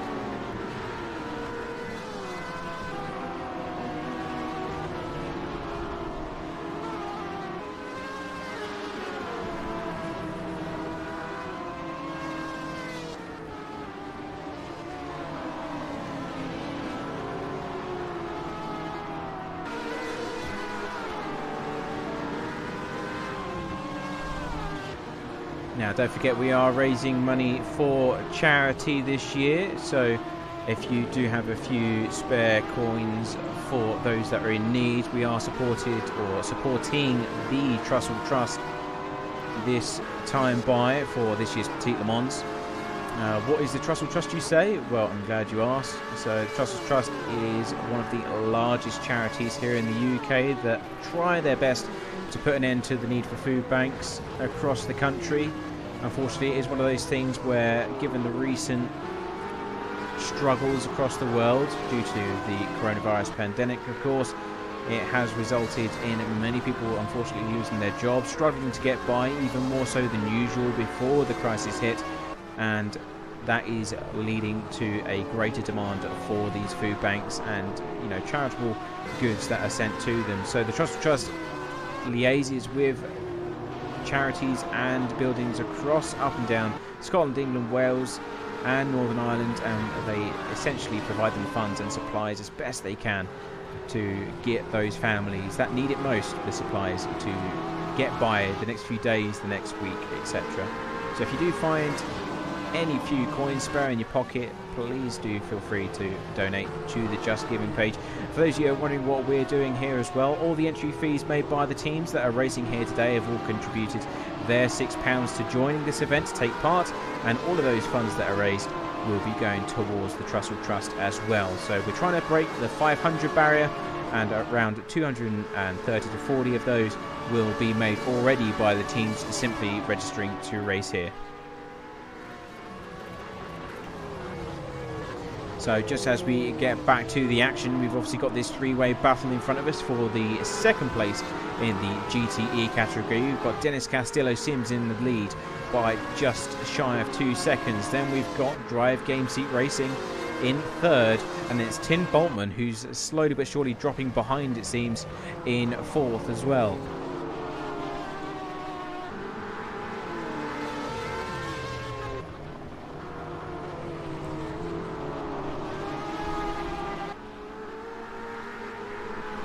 If we go to the lead of the LMP2 class, we've also got a battle occurring here as well for the lead of the race. How did we miss this? Was too busy talking about our charity, unfortunately. But let's quickly go over to this part of the race. 6 hours and 57 minutes still remaining, and we've got a battle between Drillers Esports and also the Seawolf Netrace and Motorsport team. Coming onto the back straight as we speak. They will have the slipstream just ever so slightly, 0.56 seconds, and there's a lot of traffic here as well. That's going to be causing some problems.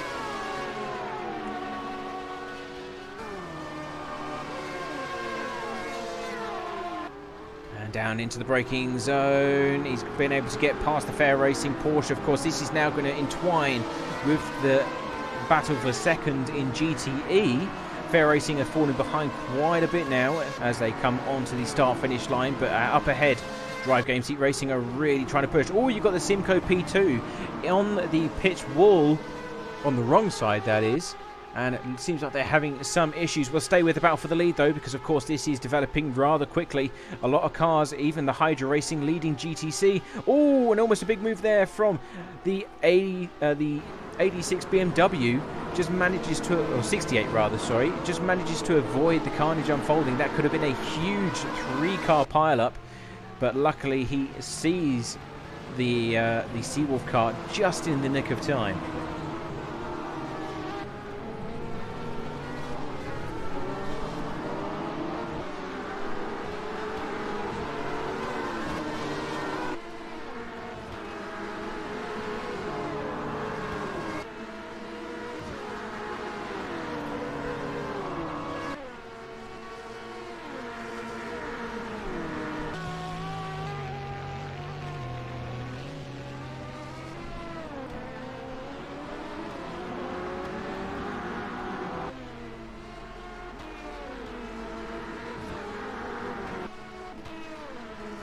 Now gone up to around a second now, so let's quickly take a peek at what the GTEs are doing. They're about 1.2 seconds apart themselves, but that's definitely one to keep an eye on too.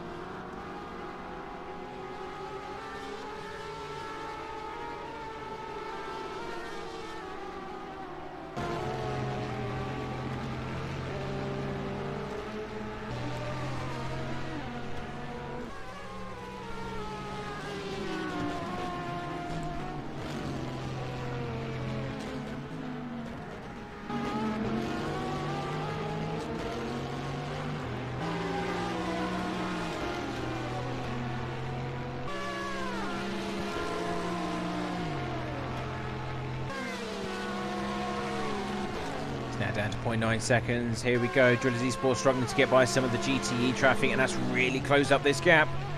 Down to... All drivers, this is brake control, code 80 in 10 seconds. And there was a huge crash back there. I don't know if that was the cause of the code 80 or if that was just a benefit. 5, here comes Seawolf Netrace Motorsport 3, into pit lane. 2, 1, code 80 enforced. So that was really good timing there from Seawolf Netrace. They predicted that dive straight into pit lane. They're going to save a lot of time here. Let's have a look and see how far they were into that stint. It was 20 laps, so right on schedule, give or take a few, and that has saved them a ton of time. So let's see if we can find what caused the code 80 itself. I know that we saw in the background there as we were switching over, it looked like maybe the number 9 was going into pit lane. That was Vaughan Freeman having some issues, but he seemed to outbrake himself and go into the wall. Not too sure. We didn't get a nice clear camera shot on it, but I don't think that was the reason for the code 80, if I'm truly honest with you. I think it was something else.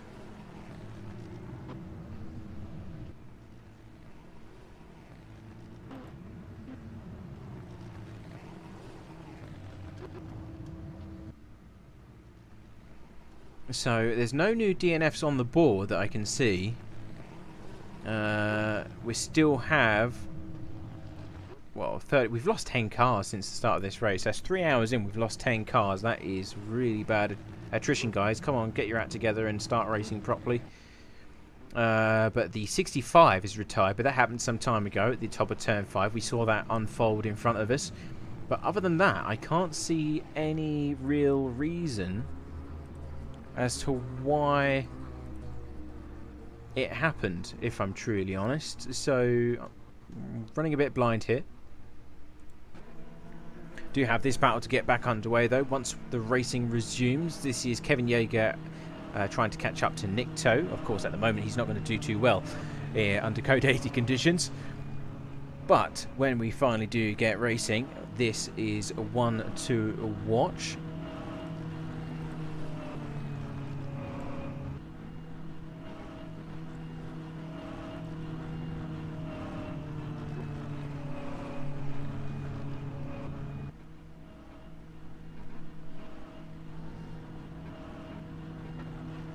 So hopefully the incident will sort itself out soon. I'm still trying to locate it, if I'm truly honest with you guys. Obviously with everything moving very slowly, it's quite hard to identify who the culprit was, so to speak.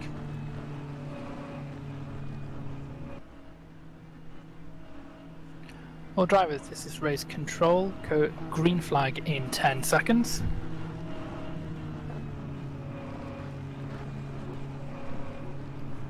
5, 4, 3, 2, 1. Green, green, green. And back up to racing speed here for the rest of the grid. Number 11 getting a nice early acceleration. Both cars track VR racing machines, actually, that are fighting for this position. So good consistency across both chassis. The Aston Martin in front for the time being. P10 position up for grabs.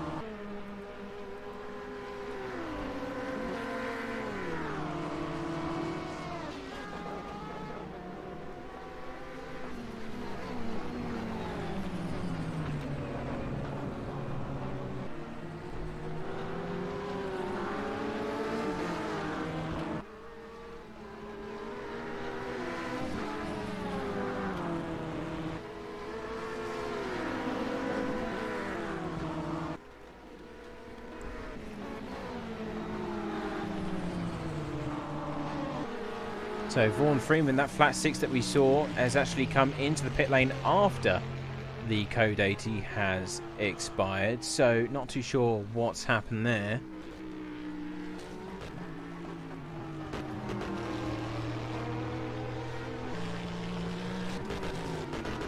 Now we know that the battle for the lead has died down ever so slightly. Where is the number 17? They've decided to stay out.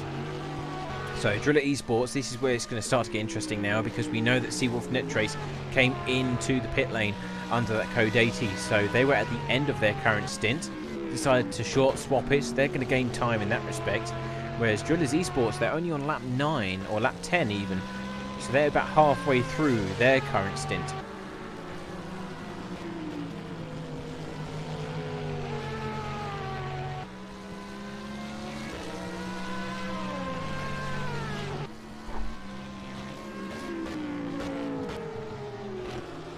This is yellow in sector 2, which is where we are now, but doesn't seem to be any issues so far as we now enter hour 4 of this race. 6 hours and 49 minutes remaining.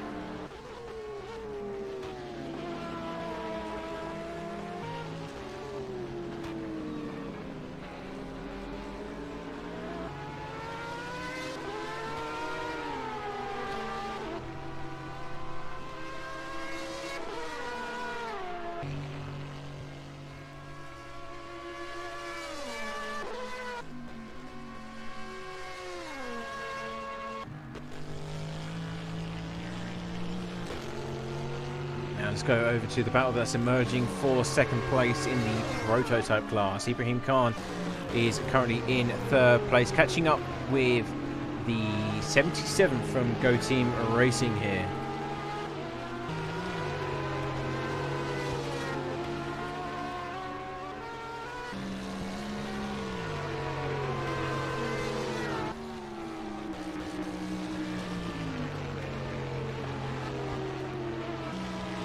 So he's got some GTE traffic to navigate. He's going down the inside of the Track VR Racing GTC. Nicely done.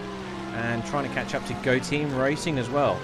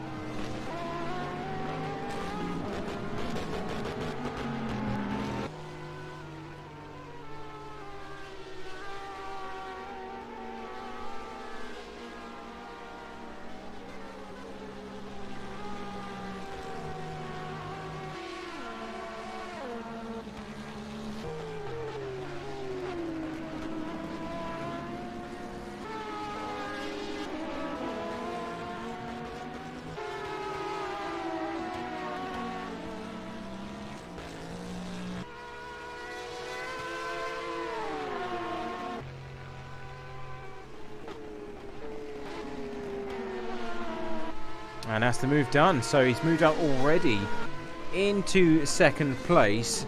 And it's all thanks to the GTE traffic that was causing a problem. So that is a really bold move there from Seawolf Netrace Motorsports. Really taking advantage of the situation. Now, how can Timothy Goa respond in any way, shape or form? We've actually got a closer battle occurring here with Nick Toe and Kevin Yeager for 10th place in GTE. So he's got the slipstream, he's trying to move left and right, he's thinking better of it, going for the outside line, or inside line rather, sorry.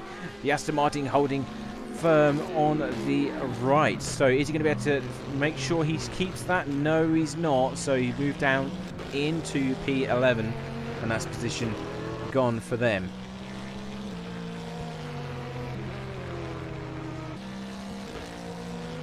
Now, Aston Martin hasn't got the best run out of the final corner, so already Kevin Yeager really making a decent getaway. And back towards the LMP2s now.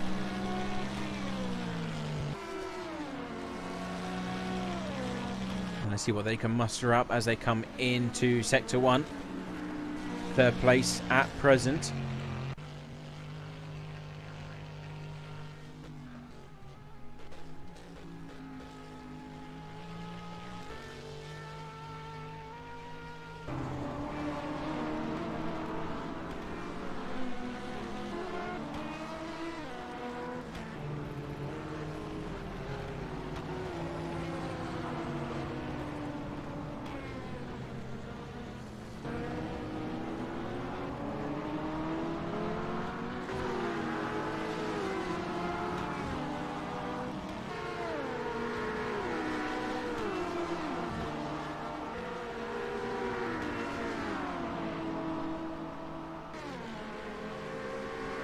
So that gap has widened quite significantly, already up to 3 seconds between the two cars. So Ibrahim Khan really setting a strong pace. It is worth mentioning though that they will be on new tyres. We saw them come into the pit lane under the code 80. Timothy Goa is on mediums as well, as opposed to slicks or the full soft compound. So he will be suffering in terms of overall pace for that reason as well. So far, although all the other cars are on slicks other than the 77. So pretty much the same tactic across the board for all the cars.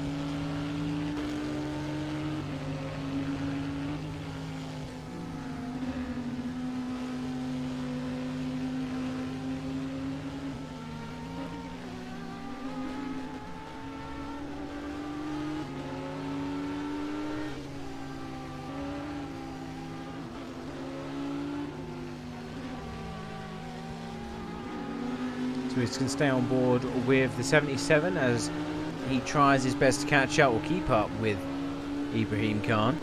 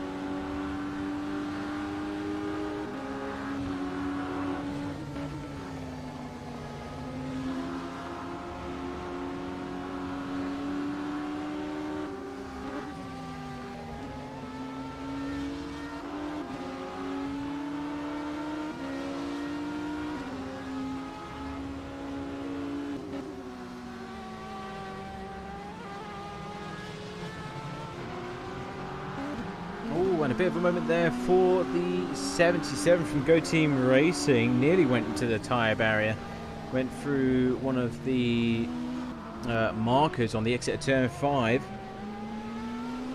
So maybe causing some issues there, not too sure. That might have done some damage, but I don't believe so. I don't think they're that solid, luckily for the team.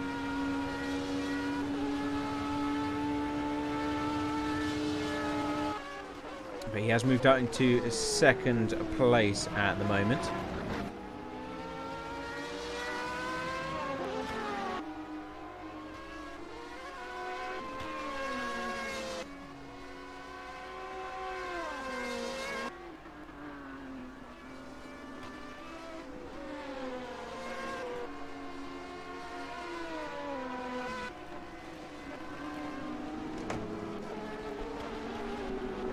See if we can find any further battles going on up and down the order. Let's see if we can.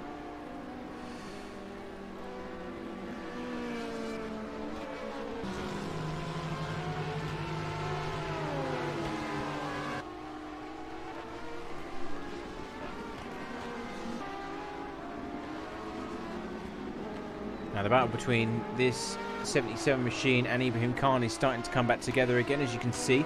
So let's have a peek to see what is the strategy here. So Ibrahim Khan's been in the car since the start, I believe. I've not seen any other name other than Ibrahim Khan on this particular LMP2 prototype. He's just started his,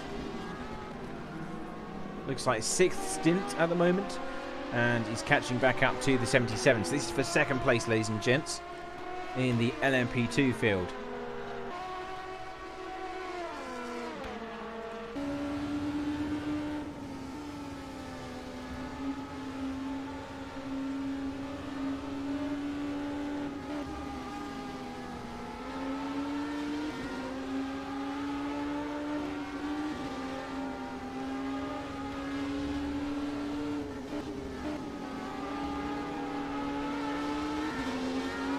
So Slipstream now in affair. You've got some GTE traffic in the way. He's going to make it beforehand. Yes, he does. Just in the nick of time. You've got the Juice Motorsport Club Porsche in the way as well, trying to make it through the corner all at once. And he's going to make it 3 wide as he tries to get the undercut beneath the 77 from Go Team Racing. Looks like Timothy Go is in a bit of trouble here. The Slipstream is in effect trying to maximise that potential from the BMW. Make sure that Ibrahim Khan doesn't get an opening here. Here comes the Hydro Racing GTC, our current leaders in class. Last time that we checked, no, they're actually in 2nd now. So something else has happened to Turka Hakkinen and that Hydro Racing GTC, because it is actually the 97 from Go Team Racing that leads the class. So both Go Team cars having a really good, strong performance here in this year's PTLM.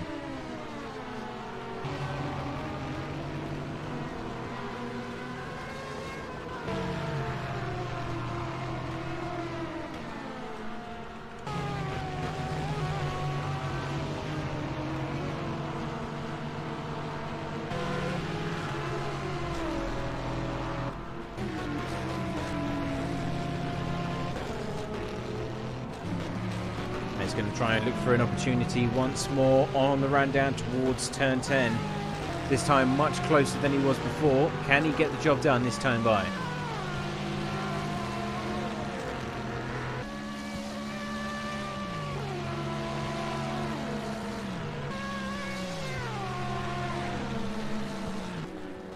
Always going for a late dive onto the inside, makes it work. Nearly runs onto the grass, but nicely done there by Ibrahim Khan. Thought he was going to stay behind and just open that door and went for the inside at this last possible moment. Now both cars are on the run down to turn 1. A lot of traffic in the way. Timothy Goer has a bit of a seizure and nearly loses the rear end of the car. Car's coming out of pit lane. I believe that's the 65. Oh, and the leading GTE spins.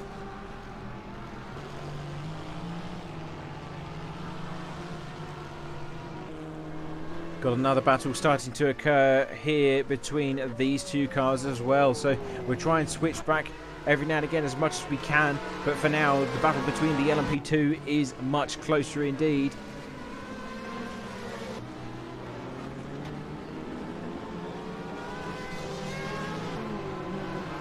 entering that back straight. Timothy Goa doesn't get as good as a run. He will still get the slipstream.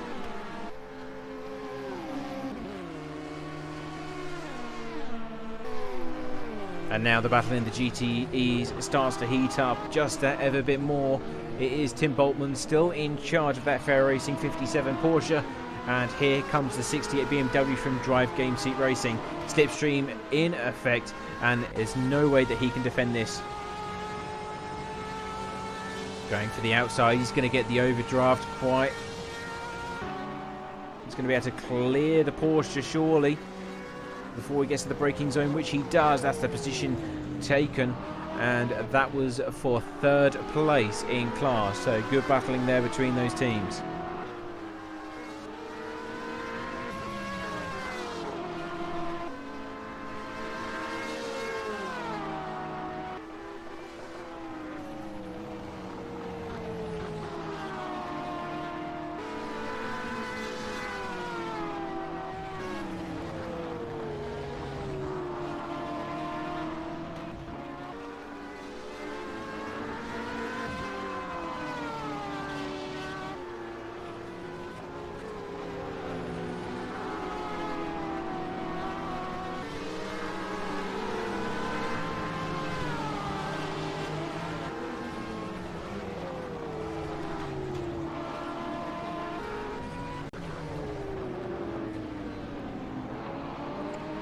Okay, now approaching the halfway mark of the 4th hour here.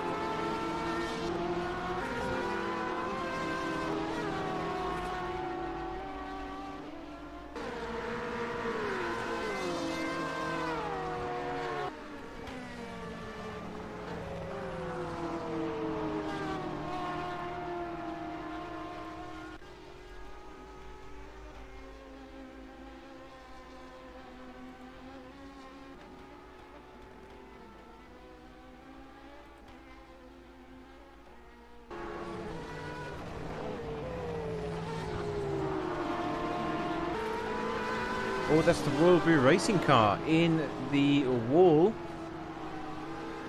That is a pretty large development there, so that is not good news. If we could just switch over to them.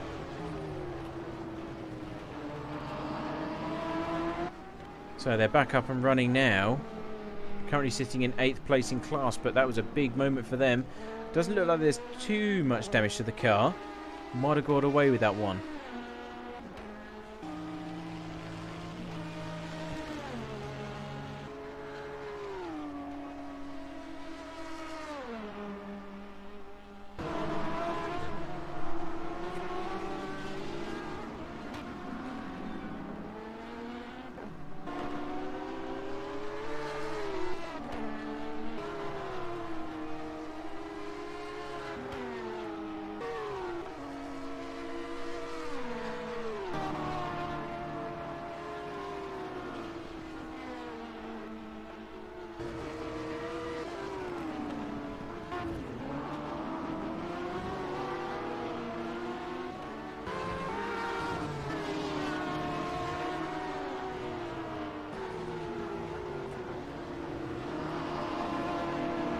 Now we do have the battle starting to emerge once more for the battle for third between these two teams. We've seen this site before. Last time it was the BMW that had the advantage, and this time there's a huge sideswipe from the Fair Racing team. Tim Boltman just coming in from far too weak a position, just completely sideswiped both the Track VR racing car and the Royal Blue Racing LMP2 as well. So that's going to become under review, I'm sure.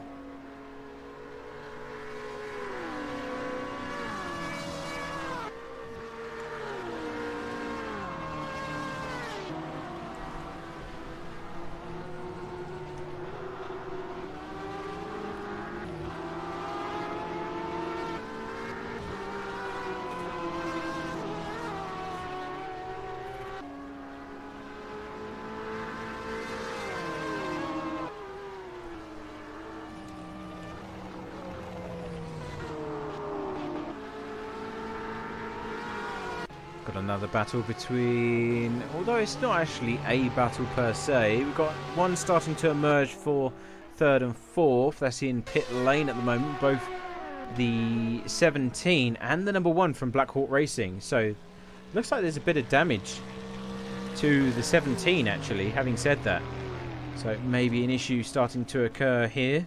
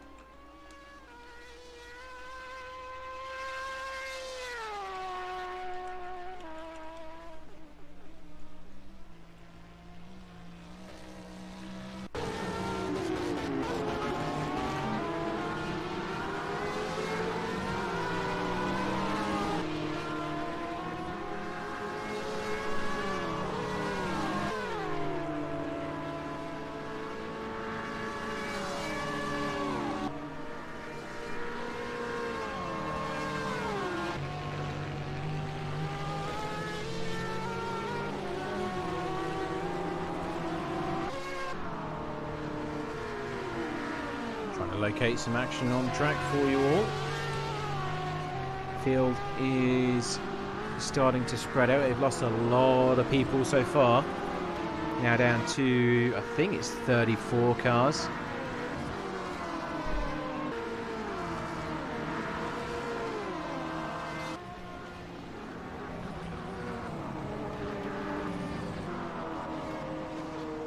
So those that have survived it thus far will certainly see an increase in track space. This is where the real pace starts to come in. People can really put their foot down, start committing.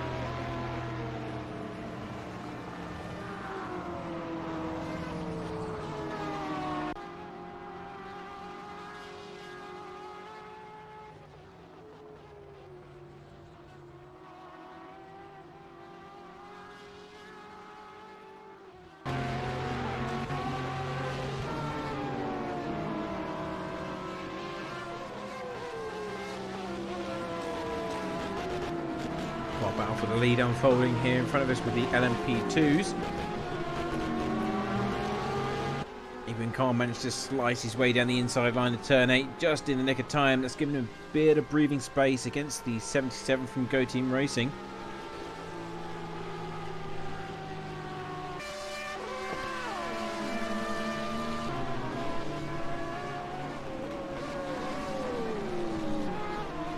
Oh, 77 trying his luck with the GTE traffic as well. That was Juice Motorsport Club just getting out of the way, allowing it to happen, because to be honest, there was nothing else that he could do, otherwise it was going to cause a collision.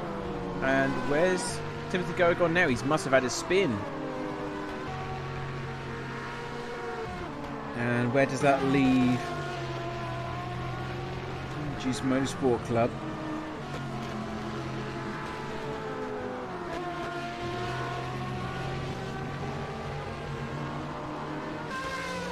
Not having the best of days, unfortunately. There in the number 6 garage. Joe Barbosa back in the car, and it looks like, yeah, there's some damage to that car. Not too sure if that was as a result of the contact with that LMP2 just then. Of course, it went out of camera shot, unfortunately.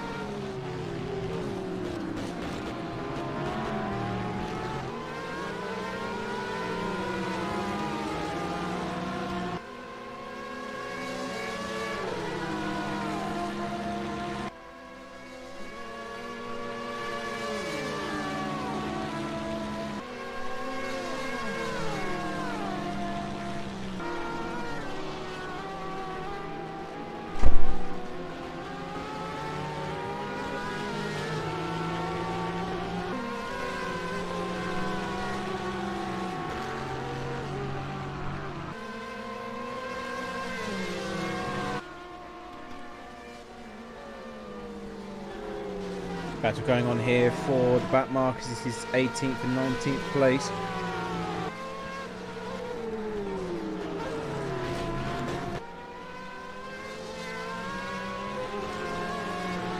And the pass has already been made, it seems, with the 14 going up now into P10. And that demotes the Aston Martin outside into 11th place. So it's pretty much stayed there throughout this event. So pretty consistent performance from the Aston Martin, but not able to progress up the order at all, it seems.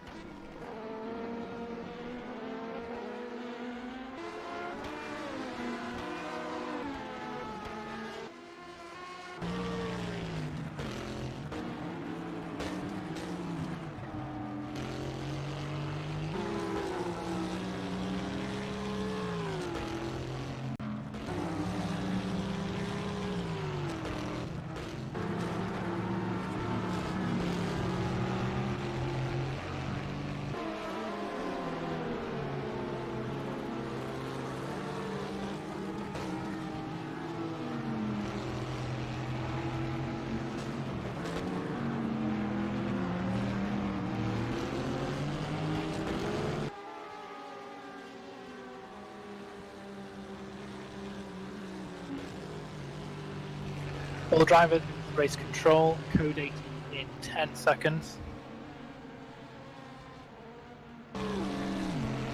5, 4, 3, 2, 1, code 80.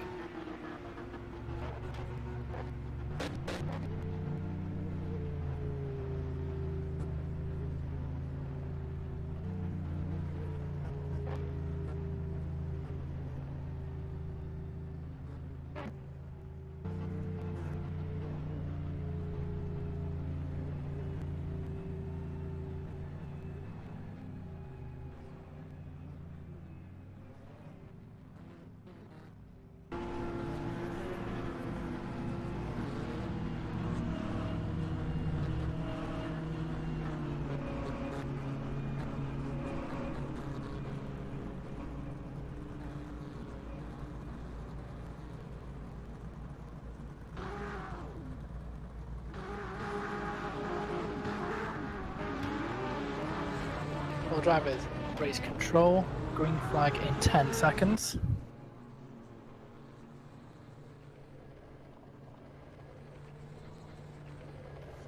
5, 4, 3, 2, 1, green, green, green.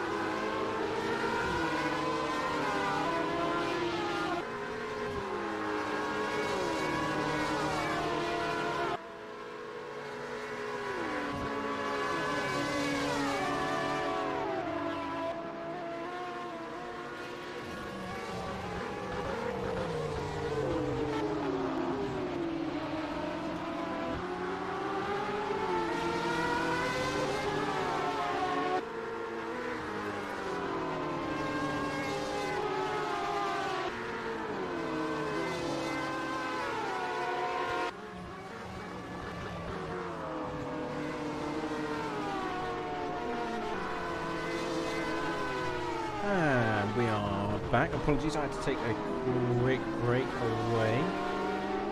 So I do apologise for that, but we are now back with the action. So something happened inside the household and I had to just quickly dive away from the screen for a second, but I tried my best to click and try and keep you guys posted with the action as best I could. But we are finally back with commentary. So we've just got into the 5th hour of this race at the moment, so we're just coming up to the halfway point. We've lost quite a few cars. Another retiree in the form of the number 10 GTE car, which was Panic Gaming. I believe we saw that go straight on at the barrier and unfortunately lose a wheel, so that is unfortunate for them. I didn't see the exact I was kind of looking away from the screen, but let's see if we can find some action out on track for you guys. So our leader is still Ibrahim Khan, Supernatural Motorsports for you. He's got a 1-lap lead over the 77 of Go Team Racing. And in third we have the Black Hawk Racing Team, but they are quite far behind by around 50 or so seconds. Now if we move down to the GTEs, we have Dennis Castillo Sims, or sorry, the number 4 rather, can't forget about Matthew Beavis. We've got the number 4 in charge with their Corvette at the moment. And they have been leading the way for quite some time now. So behind is the 87 from Bros Racing GTE. And then we have Drive Game Seat Racing as well. So that's your top 3 positions. Then moving into the GTEs, we have Go Team Racing, the 97 machine. They're still in charge for the time being, and behind is Hydra Racing with Turk Hakkinen currently behind the wheel, followed by the 55 by RSA Sim Racers. So they're doing very well as well, running out those last remaining podium positions.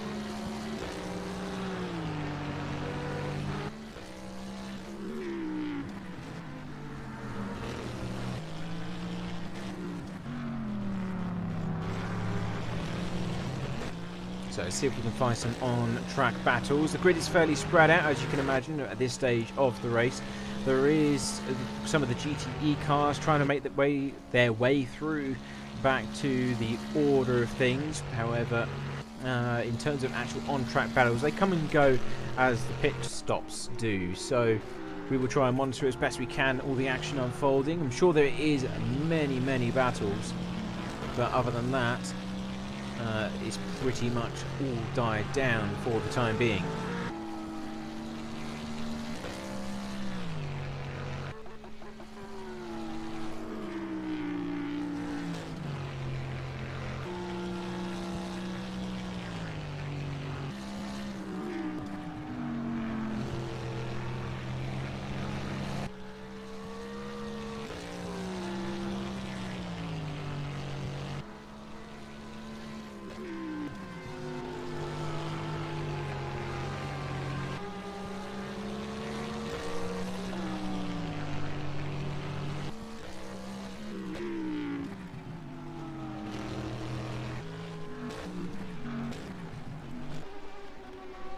So it did say that there was a battle between this particular machine, which is the GT, the 69. However, that's the Black Duck Racing car. It's actually Black Hawk Racing, but they've just named it for, I don't know, for giggles or something else as Black Duck Racing. But they seem to be having some problems. They've just actually regained or got onto the back end of the GTE traffic once more.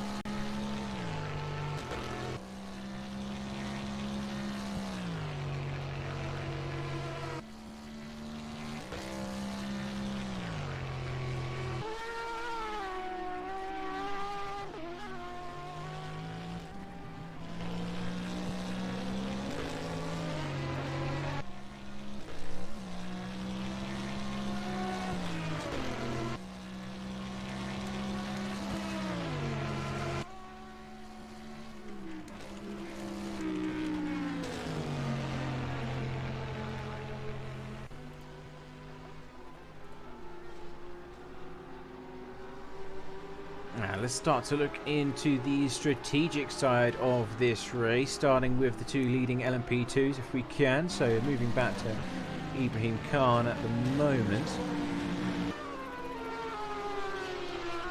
And he's got a lead of just over 1 lap at present.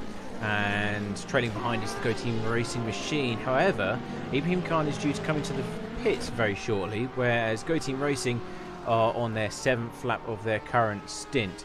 So this could spice things up fairly nicely if they time it right. They'll definitely go onto the same lap as the leaders after that round of pit stop occurs. But whether or not they can actually gain some ground, I do not know. We'll have to wait and see how that unfolds. Meantime, further back with the Black Hawk Racing team, they're also about mid-stint on their current set, which is softs. In the meantime, Go Team Racing are on mediums, or when I say mediums, they're on the medium compound. They're still all slick tyres, but they're just a harder compound. So Black Hawk Racing about 40 or 45 seconds behind the second place prototype there. So that's your top 3 in the LMP2 strategic-wise.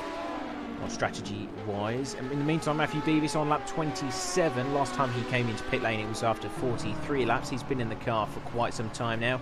Dennis Castillo Sims, he's on lap 8, although he did 7 laps before coming in last time by, so maybe some issues starting to occur there, but still going strong.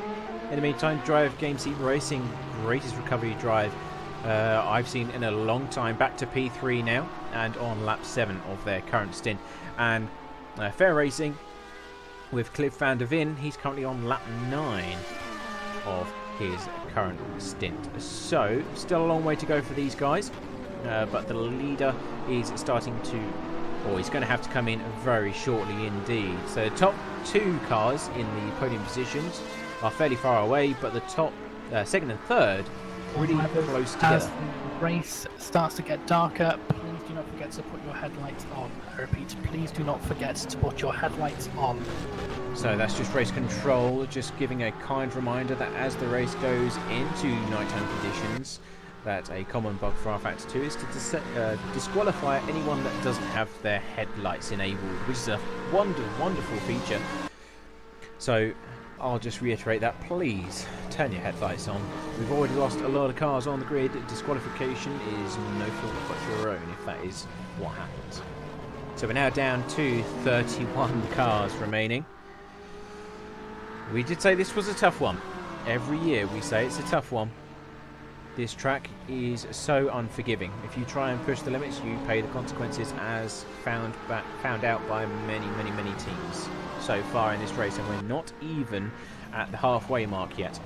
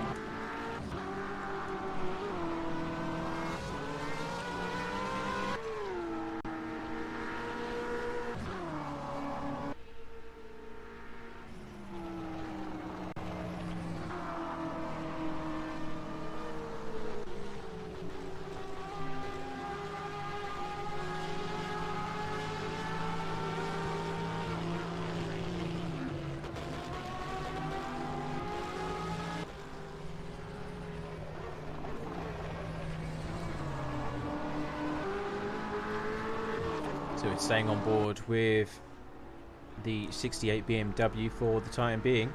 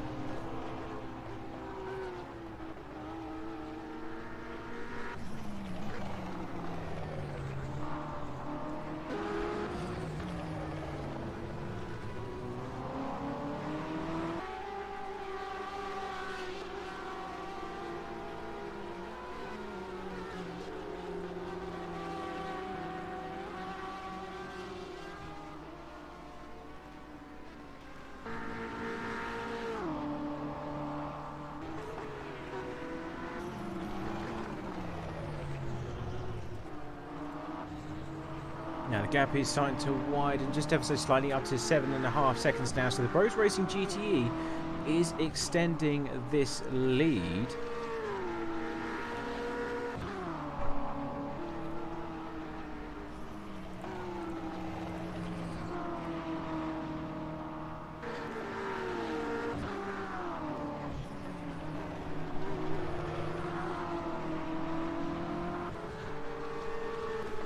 And 5 hours and 40 minutes still remaining before we get to the checkered flag. Of course, it is starting to go into the evening part of the race now. As you can see, all headlights are on, and we will get a good portion of this race in the nighttime conditions. I predict maybe before we even get to the halfway point of this race, we will be in darkness, ladies and gents.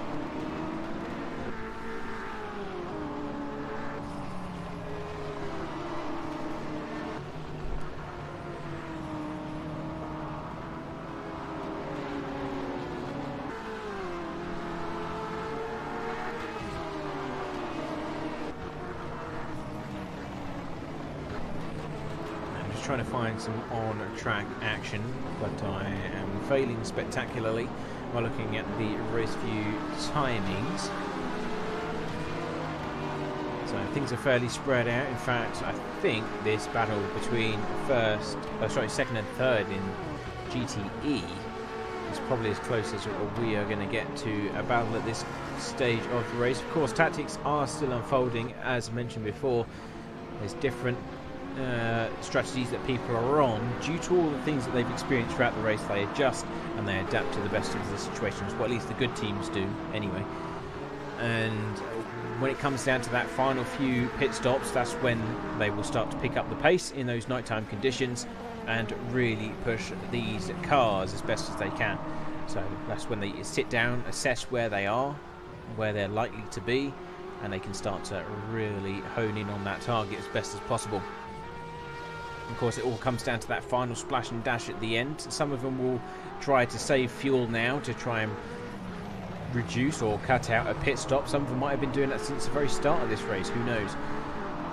But on the other side, they might want to go deep into the stint and then do a quick splash and dash to get to the end. Obviously, we will never know what that's going to be until we get to those final few pit stops ourselves. But that's the joy of endurance racing. You never know who you're really up against. You could be in first place the whole time, exchanging positions in pit lane with second and third place, and then at the end of the race they could really throw in a last minute twist to the game.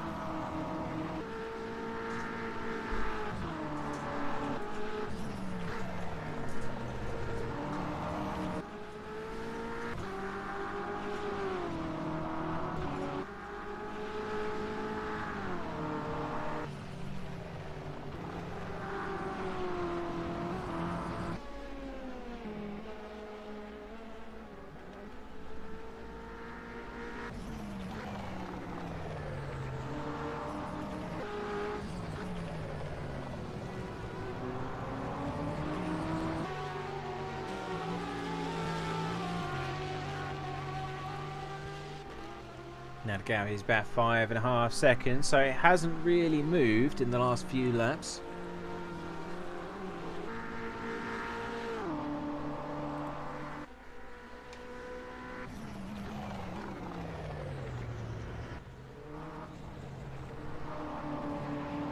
So Dennis Castillo Sims currently in front of our screens, 1 lap behind our leader. Or I'll tell you again, he's actually on the same lap as the leader.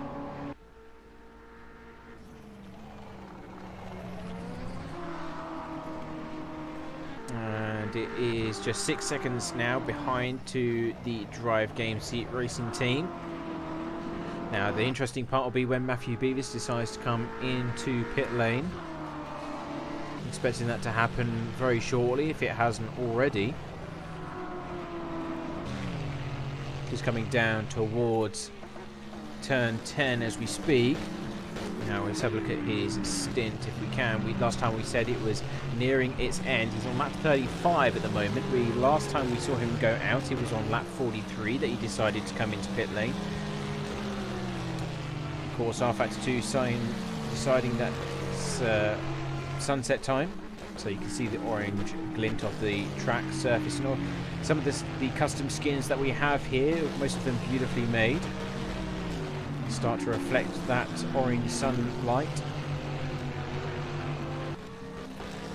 It does make some great screenshots if any of you are into that kind of thing, especially down through sector 1. That's always one of my favourite places to promote this kind of event down there.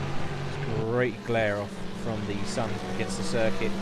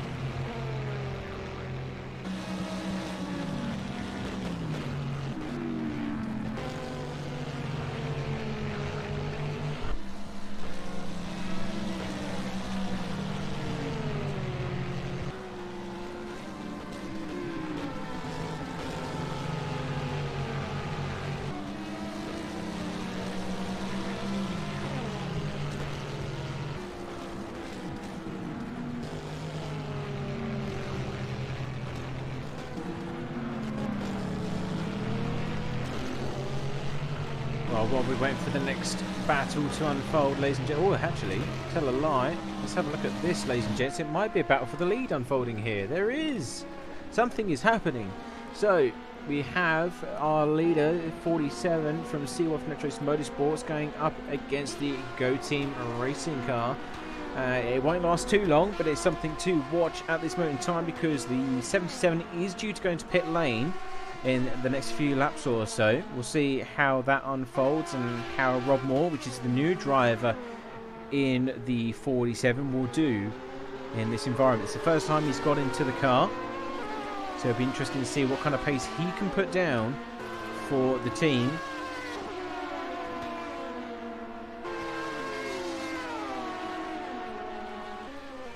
I mean, Ibrahim Khan's only just got out of the car, so that's 4.5 hours worth of driving. That is very impressive stint work from that driver for Seaworth Netros Motorsport. And now you can see the headlights coming into play here as they go down the hill. Oh, the 77 unable to get by. And it's in fact their sister car that was the obstacle. Luckily able to get through halfway down the hill.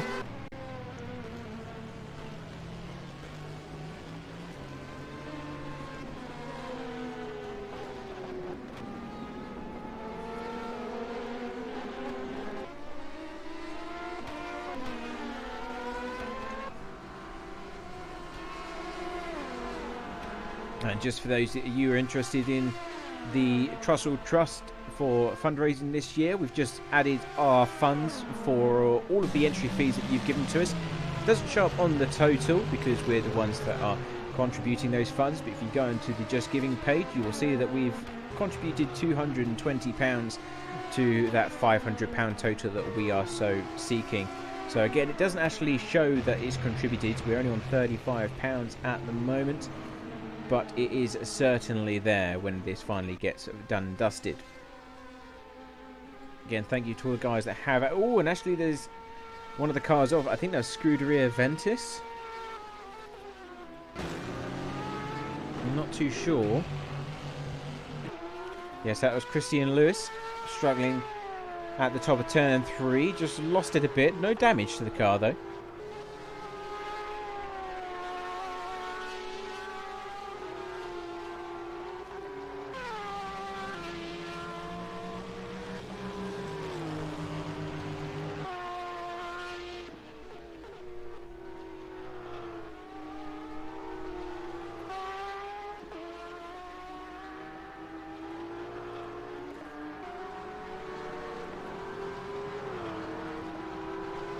Anyway, let's go back to the battle for first place because that is most pressing indeed.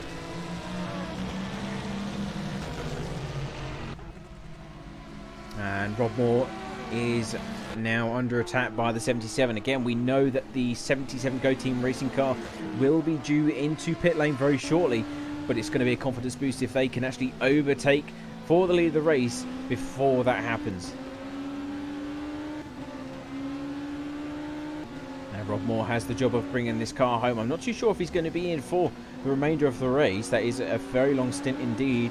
Ibrahim Khan, you kind of expect that from him, but not too sure if that was the same thing for Rob Moore as well. But nearly a move done there for the lead of the race. Seawolf Net Trace Motorsport really trying to hang on for dear life here.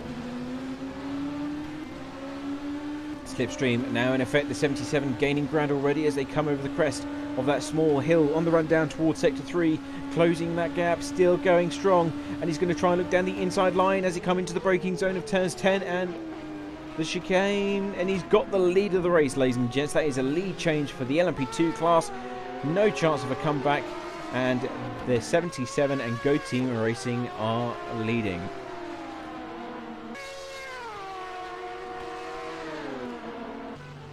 Can Rob Moore come back with a vengeance? We'll have to wait and see. Of course, it's worth remembering that the 77 is going to be on lighter fuel load, hence why that slipstream was so effective at that distance.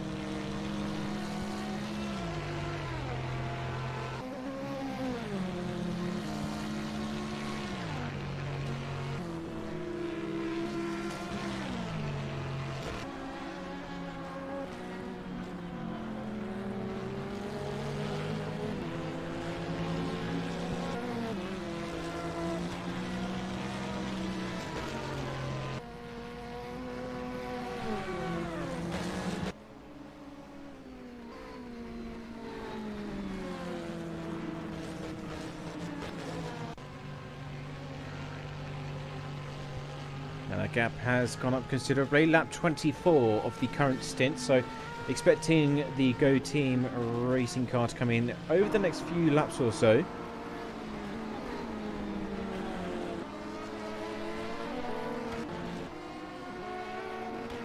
Rob Moore is struggling to keep pace. He's trying to get by the Track VR Racing.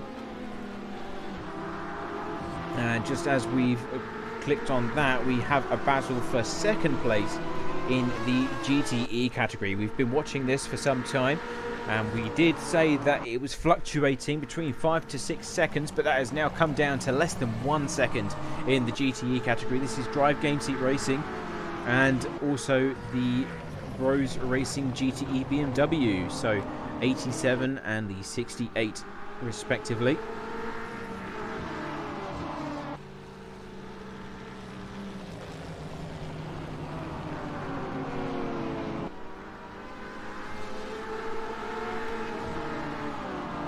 .8 seconds then as they come into sector 2 now. Lovely line throughs turn 7 and 8, and on the run down now towards the chicane.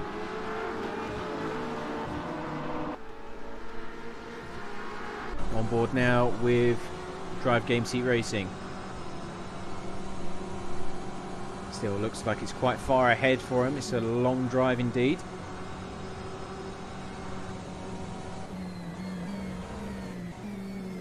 Oh, and he's overcooked it slightly going into the chicane. Runs across the grass. That's going to come up as a cut track. He's got to be very careful about how he handles those. That can lead to a drive-through being issued by the game.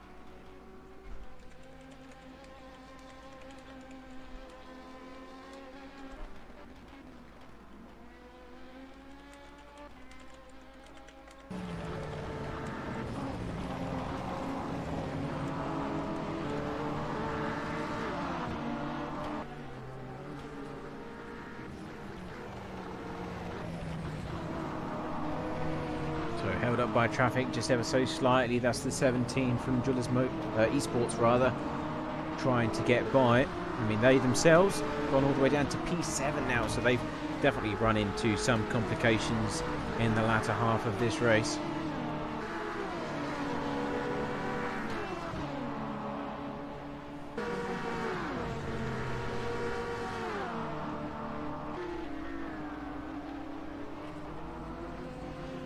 Oh, another incident there. So there's Royal Blue Racing spinning out. Maybe they decided to go deep into the corner to avoid any incident. I think that's what it was, because I didn't actually see any contact made between the two cars, unless I'm going completely blind, which is entirely possible.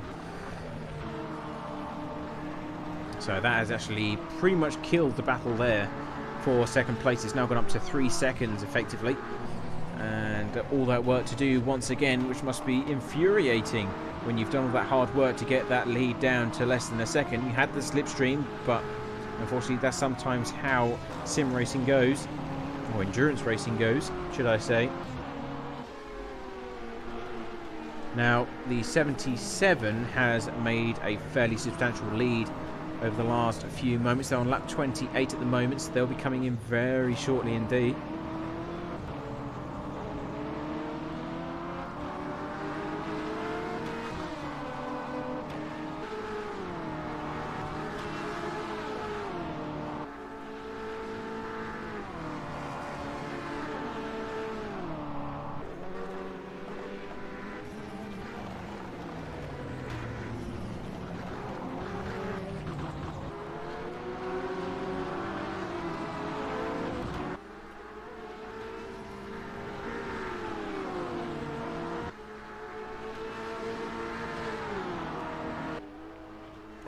very decisive movements there coming from the 77. Wanted that optimal racing line, knew exactly how long that vehicle was, and just sliced his way in front before the braking zone, just in the nick of time. That only comes with experience there, knowing exactly when the right time to turn in.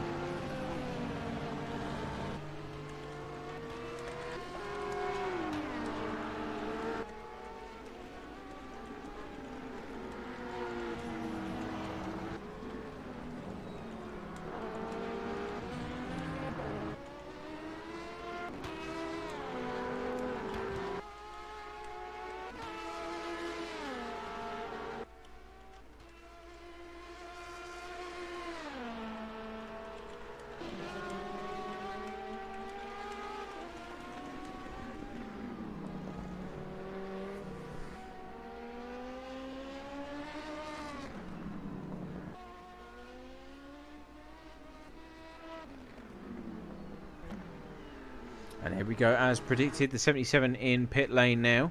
So we knew that this was due. And goes straight into the pit box. Jacks aren't up, so that means that fuel is probably going into the car right now. And that means Rob Moore retakes the lead. Another battle going on further down the order, it seems.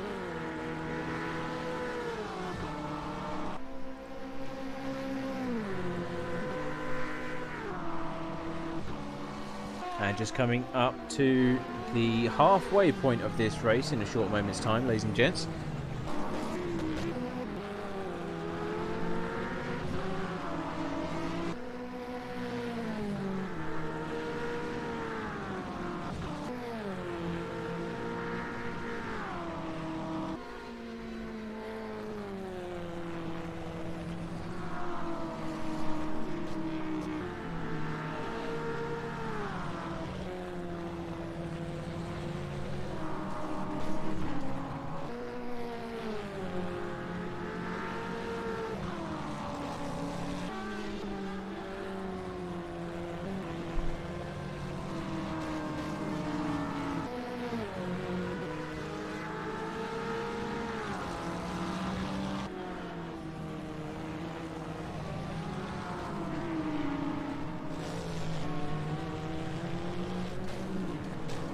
Now, where has 77 re-entered the track limit? So, coming down into the last sector now, but where is Rob Moore is the important question. He's just coming through sector 1, the end of sector 1 just now, so that gap is around, I would say, half a lap, so about 30 or so seconds at the moment.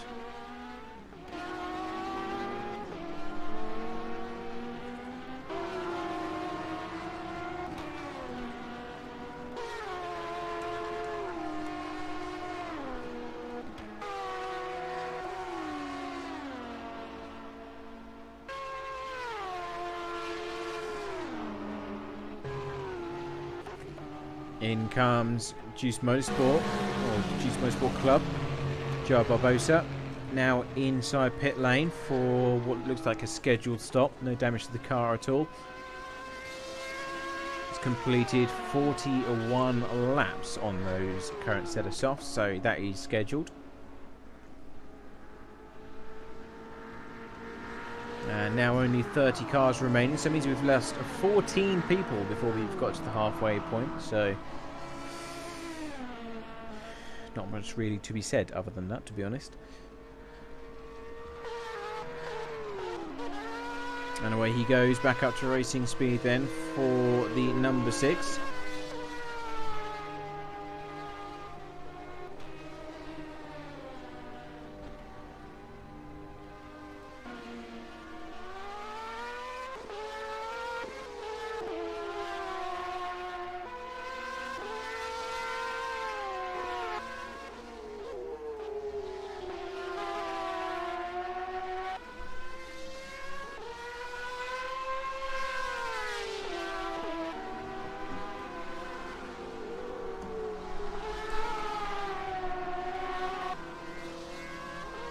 Now, ladies and gents,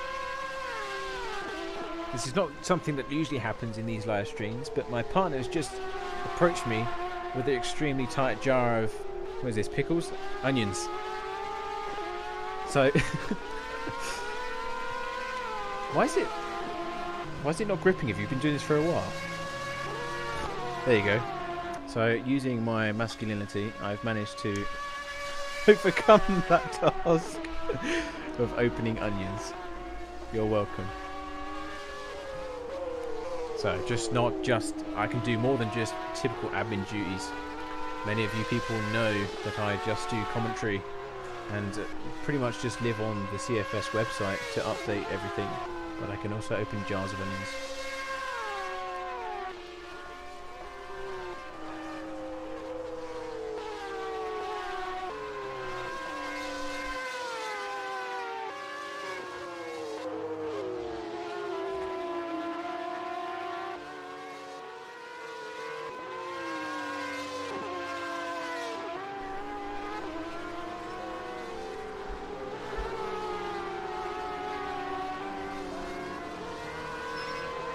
Right, let's get back to the action, shall we?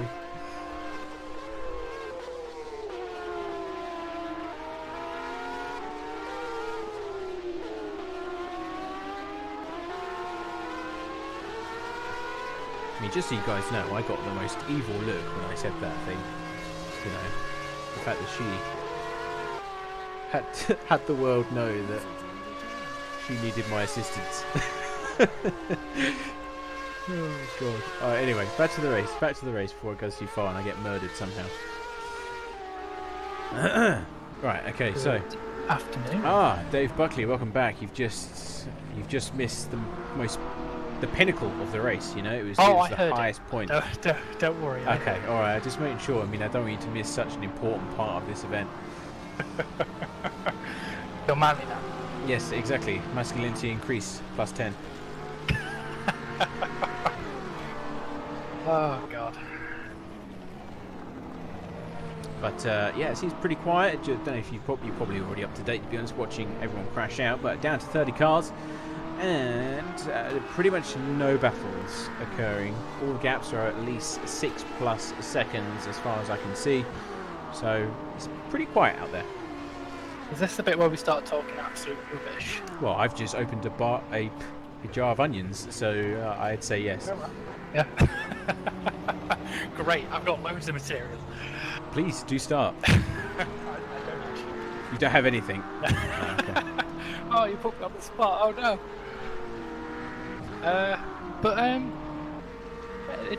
It looks good at night. And, doesn't it? Yes, Rf2 looks very dark when it's meant to be dark. Yes. Yes. At least everyone's got their headlights on. That's So true. Yes. that is at least the bare minimum. I've noticed a lot of the GTC cars have now decided they don't want to have bonnets. That adds at least 500 horsepower. Oh yeah. Being battles with GTC and LMP2, I'm assuming now. Oh yeah. Weight reduction, forced induction. Yeah, what they've done is they've put the air intake inside the front of the car. So if they remove the bonnet, you get more airflow. That means the turbo's better, more efficient. You know, it's just a lot better. Absolutely. Yeah. Works like that. Yes. So the first thing you do when you drive in flat 6 is crash. Yes. Yep. Perfect. That's the best way. I think the only car in GTC that have their bonnets still are the leaders. Let me just check this. I have a strong feeling it is the case. The Hydra car still has one.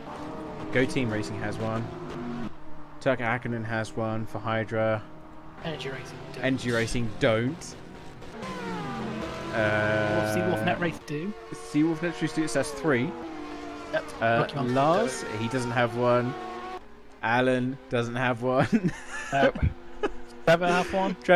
Does Trevor have one? Yes! Oh my god, so that's 4. Well, that's an extra point. That's at least 50-50. Yeah, by the way, if you have a bonnet still attached to your GTC car by the end of the race, then you automatically win. And also the 73. Yeah. Not doing too badly. That's not too bad. I mean, the rest are dead, but they're not doing too bad. Oh dear me. It's been quite the race. Oh, yes.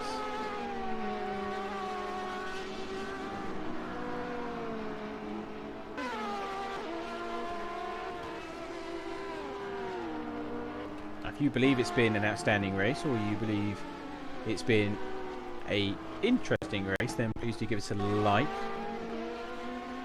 Even if you think it was rubbish as well. Like anyway. I The mean, more likes we have, the more we know it's been rubbish. if you hate us, press like. Let me just like the... I don't know, it's a start a competition. If you hate Dave, like it. If you hate me, dislike. See who gets the most That could votes. backfire. The most. Hang on, I've already got wait a minute. 37. It'll be the that's most unfair. disliked video on our entire roster of YouTube.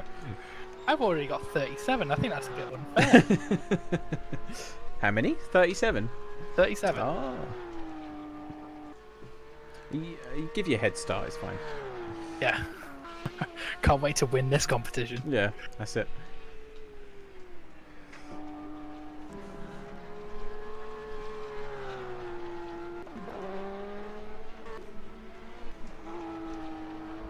Have we mentioned the Trussell Trust recently?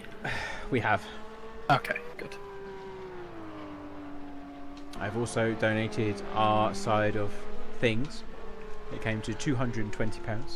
Yes, I saw. Fantastic. We were. I'm slightly annoyed that it there. didn't show up on the actual counter, but I guess that's Yeah. because it's from us. Yeah. Oh, we're halfway there, and there's half the race to go. So. Oh, big instant. Oh, that's the 17. That is in the wall in a big way. At the back underway, and not too much damage. Weaving slightly left and right, testing if there's any significant damage. Their races really had a U-turn. They went It really from has. first place, now they're running in 7th. And that just goes to show it's all about staying alive. And I am tempted to sing when I said that, just so you all know. If you want to get the dislikes. Yeah.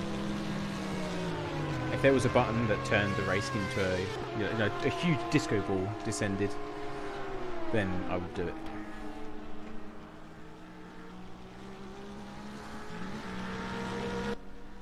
And it's this part of the stream where I can officially say that I've gone mad.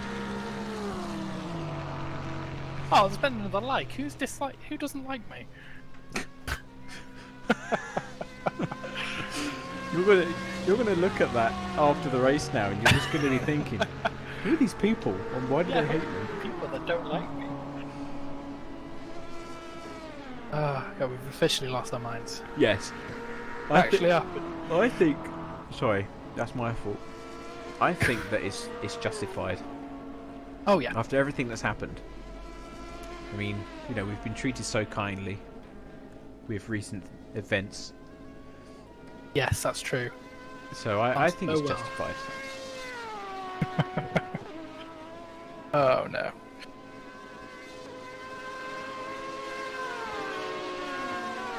And 17 back in pit lane now, so fixing that damage that was caused. So clearly significant enough that they warrant a further unscheduled stop. Let's have a look at when they came into the pits last.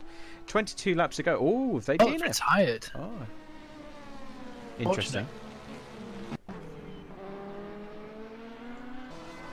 No, so that is a shame. That brings us into what, 29 cars now, I believe. Yes, 29 cars. So we've lost 15 in total, and we are just about to approach the halfway point. Yellow in sector 1. It says, anyway. I can't see any problems myself. Must have been maybe going off track. Oh, the number 4's just gone off. The leader. Yeah, he went off in the back on track. It was all fine, but he went off versus the right. I think that was someone trying to join the server, to be honest. The car looks absolutely fine. Did he actually go off, or was it just like a... Yeah. He teleport? I think he must have locked brake or something, because he just kind of went straight on over the grass. but everything fine. I think it was just a small mistake, which is understandable after 5 hours of racing. Yeah, he's done a mega job so far. I wonder how long he's going to stay in the car for. Probably another 9 minutes, I'd suspect. Having a look at his stint, he's still got quite a while to go in the current stint as well. He's on his second stint at the moment. It was Matthew Beavis that started. Mantis Freakers has been in for his second stint, so I apologise.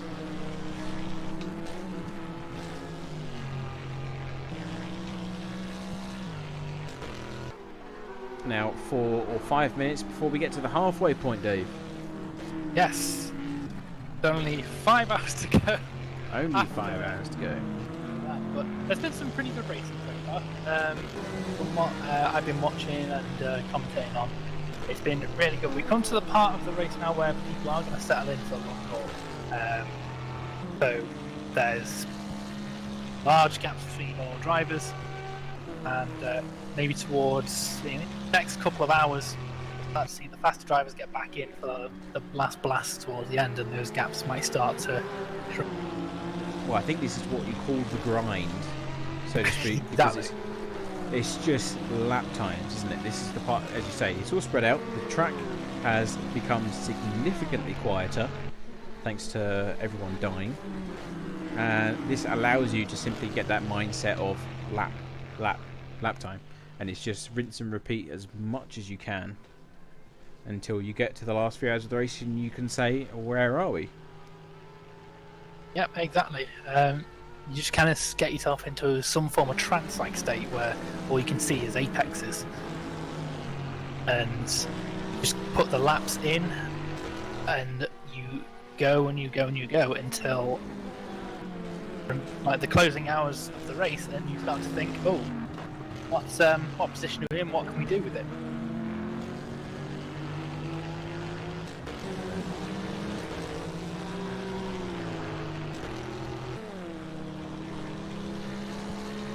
Oh, someone with big damage. Where's that? That is the number 78. They have no rear wing on the car.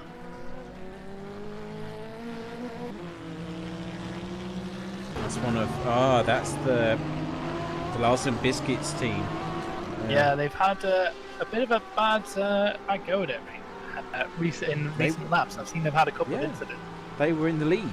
They were in the lead of GTC at the start. So a very strong performance at the start, but it looks like maybe that roster doesn't really go through to the other side, unfortunately. But that's where you need to find a consistent team, which isn't as easy as it sounds, unfortunately.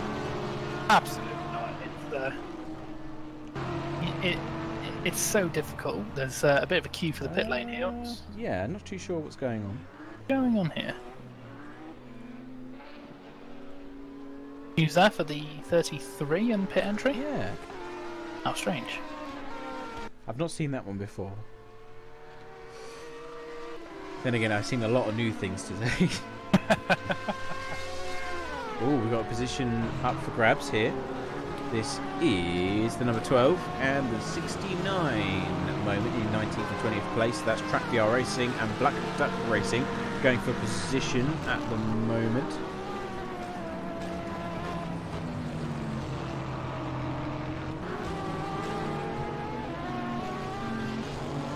Not fighting for top 10 positions, unfortunately for them, but still one worth fighting for, shall we say. Bit of flash of headlights there as they get overtaken once more by the 68 from Drive Game Seat Racing. He's flashing his headlights, telling him to concede the position, I think. So like, hey, blue flags, bud. You know, I don't want to have to lift. You should be the one doing it, which he does. Who's currently behind the wheel of that one? We've also got a battle further up the road as well. This one's a bit... Oh, it's in pit lane, so never mind. I saw that pop up and I thought, oh my god. Yeah. But, yeah, disappointing. Oh, slow GTC car on the exit of turn 1. It's going rather slow. Not too sure who that is. thought might be Track VR Racing, but it's not. They're still going strong at the moment. Anyway, we'll go back to that particular camera angle because, of course, they are still doing battle. Here comes the Corvette. It's got a good run out of turn 5. Got the Energy Racing GTC with the Golf colours in the way. And he's backing out early, trying to get a nice clear run as they go towards the back straight. Now this is going to be where the Corvette is going to pounce. Look, he's getting early on the power. Nicely set up. That is how you read the road ahead. And he's now approaching the back end of that Track VR Racing BMW. Slipstream coming into play as they come on to the back straight on the run down towards turn 10. He's going for the outside line. Is he going to be far up alongside as of yet? And he does. He makes the move stick as well. No response there from the BMW. Just left the door open. Nice, easy move there for the Corvette, Dave. Yeah, it's a little bit different with the track limits on the Apex, but I'm pretty sure that was all within limits. But yeah, I don't think the BMW can really do anything to defend from that. The Corvette was just much better on the brakes. But the battle's not over yet. The BMW of Track VR is closing again. The LMP2 traffic coming through, holding up the Corvette somewhat.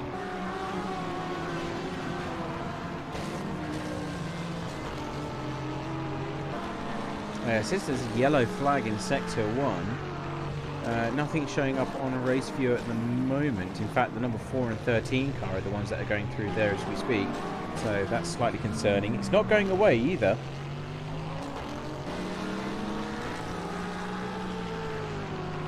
Up we go.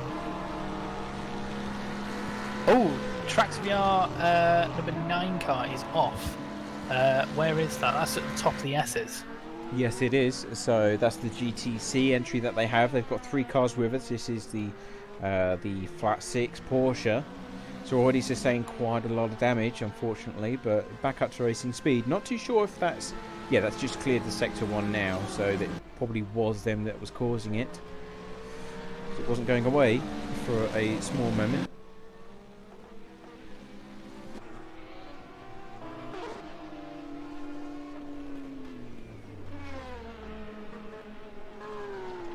Oh, car stopped. It's number 33. They've retired. Yep. They stopped at the exit of pit lane, and that's them out of the race. No idea what's happened there. No idea myself either. I was just watching it because I saw it on the live timing going slow. Just pulled to one side and then just simply escaped pit box. So no clue whatsoever what's caused that. Possibly some maybe hardware malfunction or something like that on Mark's end, but yeah, that was strange to see. I'm just going to pop away for one quick second while I have an incident, so I'll be back momentarily.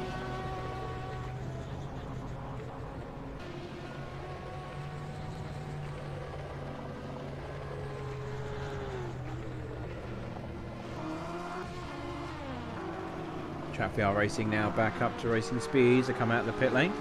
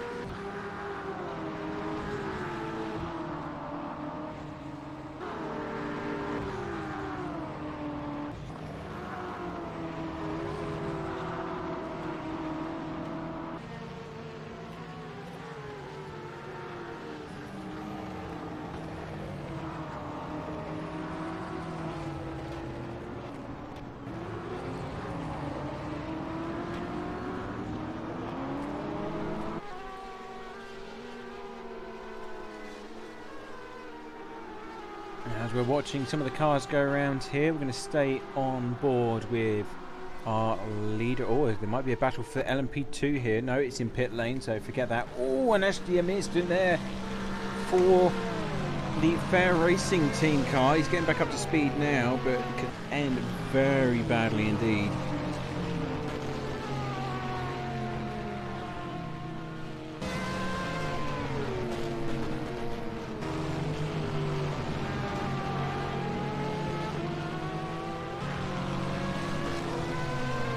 Now, as they get back up to racing speed,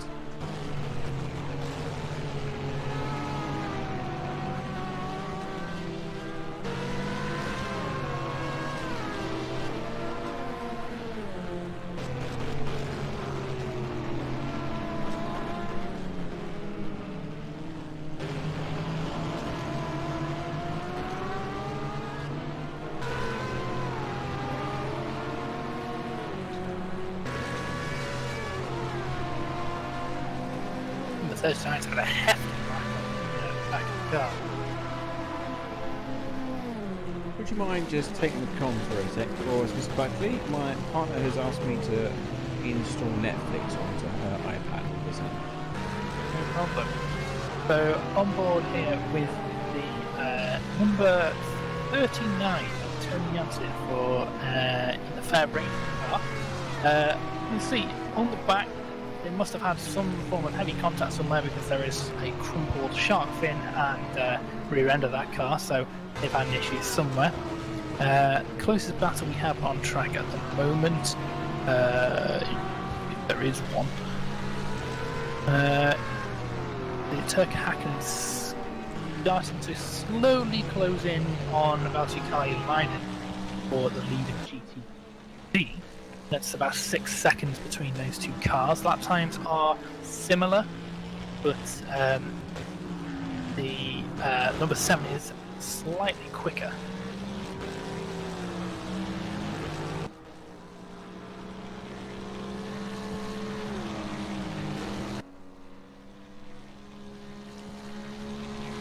Gap to the leaders currently in LMP2 is currently sat at 19 seconds.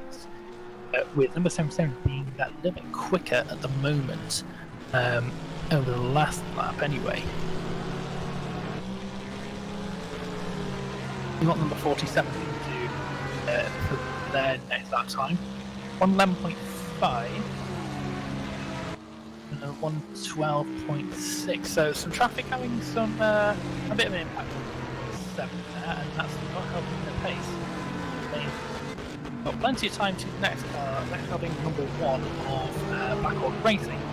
A lap down on the 47.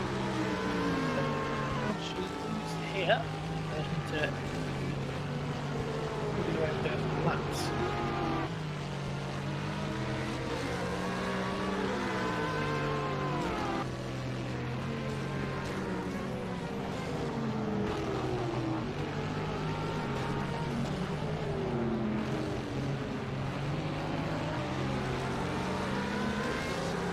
So continuing further downfield between number 12 and the 6. That's around 9 seconds, so there's a little bit of a gap developing between the cars. But number 69 is quicker at the moment.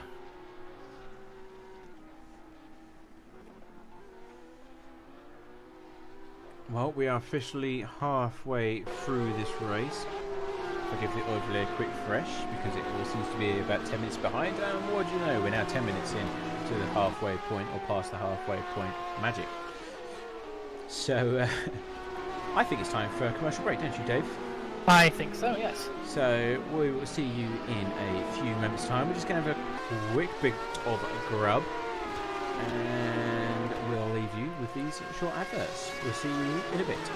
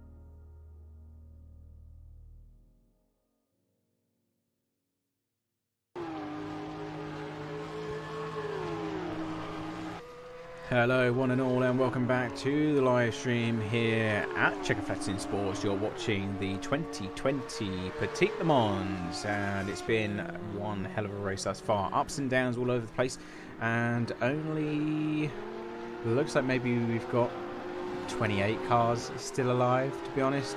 Some of them have been taken out of the race through no fault of their own. Some of them have died through nobody's fault but their own. So it's been ups and downs throughout the race, but that is where we stand at the moment. If you're just joining us, then here is the layout of things. The 47 with Rob Moore leads the way in the prototype class for Seawolf Netrace Motorsports. Go Team Racing are in a close second place, so the only two cars on the lead lap at the moment. And then in third is the Black Hawk Racing Team, our defending champions from last year. Going down to GTEs, we have Mantis Ricus. They are the defending champions from last year, and they are doing a damn good job of it, if I may say so myself. And in second and third place, we have the Drive Game Seat Racing BMW and Daniel Ersling for the Rose Racing Team. So battle might be about to commence between those two, according to live timing. In fact, they are extremely close together, within 1 second actually. So we'll keep an eye on that as we go through the top three in GTC. Has returned to Hydra Racing, so Turk Hakkinen in the lead in the number 7 car. They won last year as well. Just speaks volumes when two of the classes are being controlled by winners from the previous year. And also you've got Go Team Racing in P2. They ran into a problem while we was on our commercial break. Not too sure what that was, but they moved very slowly back into the pit lane. They lost the lead of the race due to that problem. And then we've got Christos Sakunas, which is one of the Team Rookie Monster cars, I believe, in third. So that is your top 3 per class. Oh, sorry, it's the Energy Racing Team in third. My apologies. Then it's the Team Rookie Monster car in fourth. My apologies. So that is how things stand at the moment. 1.1 seconds between the two cars in second and third here, Dave. Yeah, it's getting all very close once again, which is nice. We want to see some battles developing. So very, very good that we've actually got something developing. Yeah, of course, it's the part of the race where things are starting to die down, as we said many times. Of course, the grid has dropped significantly in number, should I say. But that doesn't mean that there's nothing going on in the background. Of course, there's battles going on up and down the order, in the pit lane, everywhere. So it will all come to a head when we get to the final few moments of this race. Of course, it is now pitch black and darkness, so those headlights are pretty much the only thing illuminating the way ahead. There are a few track lights at the side of the circuit though, which may offer some assistance, along with obviously the rest of the competitors as well. But now closing up within that 1 second is Daniel Ersling within that slipstream now, and on board on the camera view. Oh, sorry, that's the wrong. I've buggered everything up. Right, there we go, that's better. On board with Daniel Ersling and the 87 there.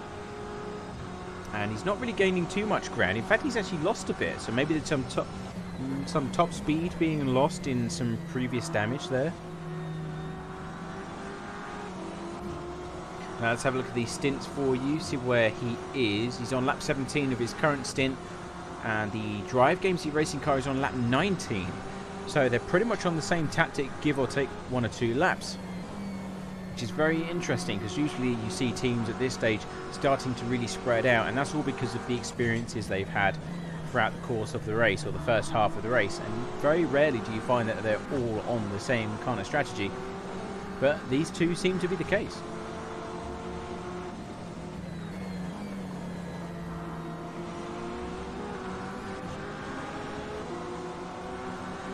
That's the Royal Blue Racing car. Matthew Clip inside that machine. They've pretty much stayed in P7. They've been going up and down the order in the prototype category, but 7th place seems to be where they like to sit for most of this race.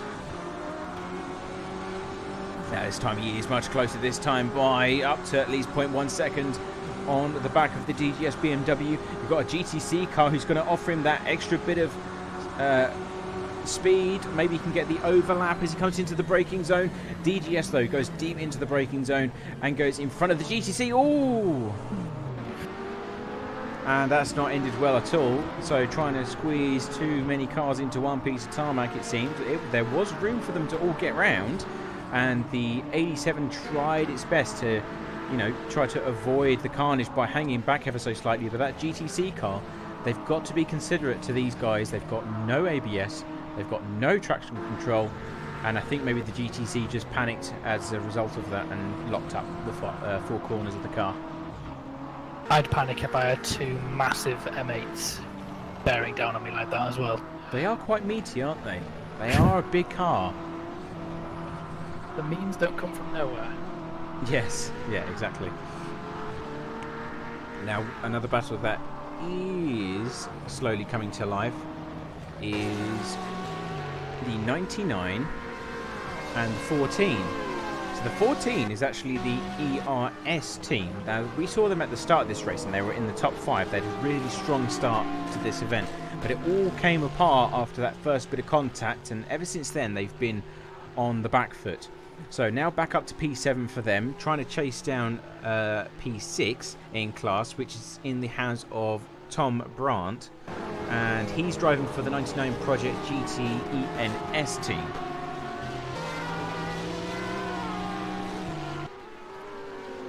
So he's got a bit of work to do, at least a second behind as things stand, but certainly within his grasp.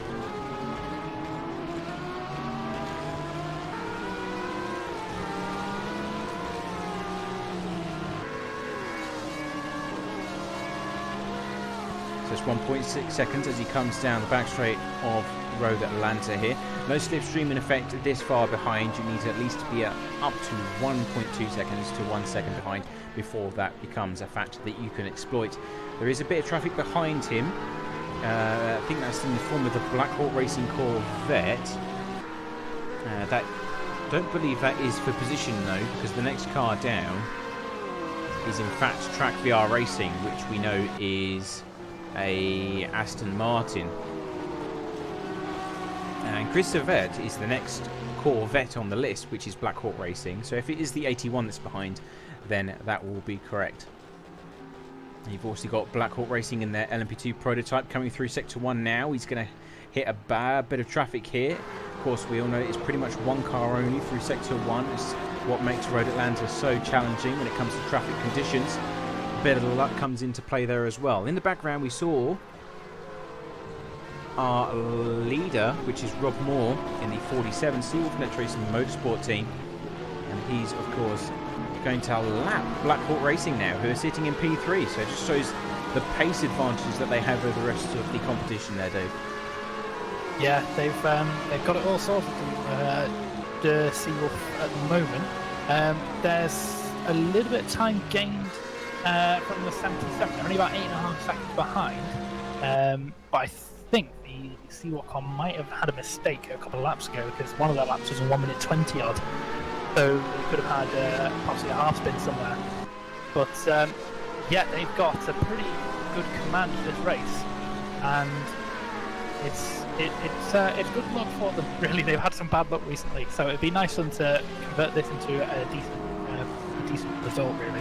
Oh yeah, I mean, coming from what was a very difficult position, they really didn't have a good start to this race, but they fought back with everything they have to get to where they are now. You know, halfway, and to do it so quickly. I mean, we've just gone past the halfway point. We're 4 hours 28 minutes out of 10 hours in total, and already they're up to that point where they've got such a commanding presence on the grid. So really hats off to them, but equally so, you know, Go Team Racing bringing the fight to them. That gap now down to 5 seconds. So that is really impressive over that last few moments or so. So is Rob Moore actually suffering from those lap times? Last lap was 1:16.7. Timothy Goer for the 77, last lap was 1:11. So really excelling in these dark, colder conditions at the moment. and that 77 machine. Could we see a change for the lead here coming up soon? It is possible. Not sure what's wrong with the 47 at the moment. Maybe they're just struggling with tyres or something along those lines, but they're really not on the paces they have been throughout the race. Well, let's see what these lap times are as they come on through. 1:13 that last time by for the 77, but we know that was traffic induced, and 1:13.7 for the leading car. So didn't come down that time by, but that gap still maintained at 5 seconds there. And when we look at the stint times that are so important to us, see with Netrace Motorsport on lap 25 of their current stint, and Go Team Racing lap 14 of their current stint, so they may have a slight advantage in the latter stage of this race, Dave. Oh, and as I say that, he does a half spin, gets onto the grass. Commentator's curse. There was no defending that, was there? As soon as I say that he's doing well, they spin. So we that should was just stop talking. Yeah, that's it. As soon as they entered turn, I think that was 8. I think he just ran a bit too much speed onto the exit curb, and of course that grass is very treacherous for these prototypes, especially when going on the edge. And yeah, those tyres just gave up. As soon as they touched the grass, those tyres just gave up, and it was a half spin. Luckily, it wasn't a full 180, so it saved him a bit of time there, but that has now gone back up to 9 seconds.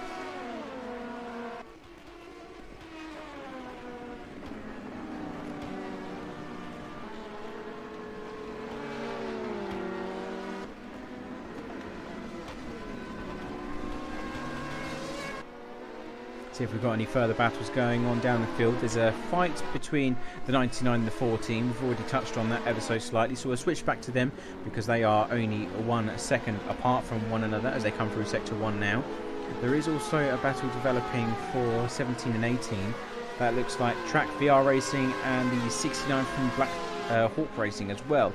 So keep an eye on that. We'll stick with these guys though because of course they are higher up the order. This is going to be for P6 in class, and less than a second now.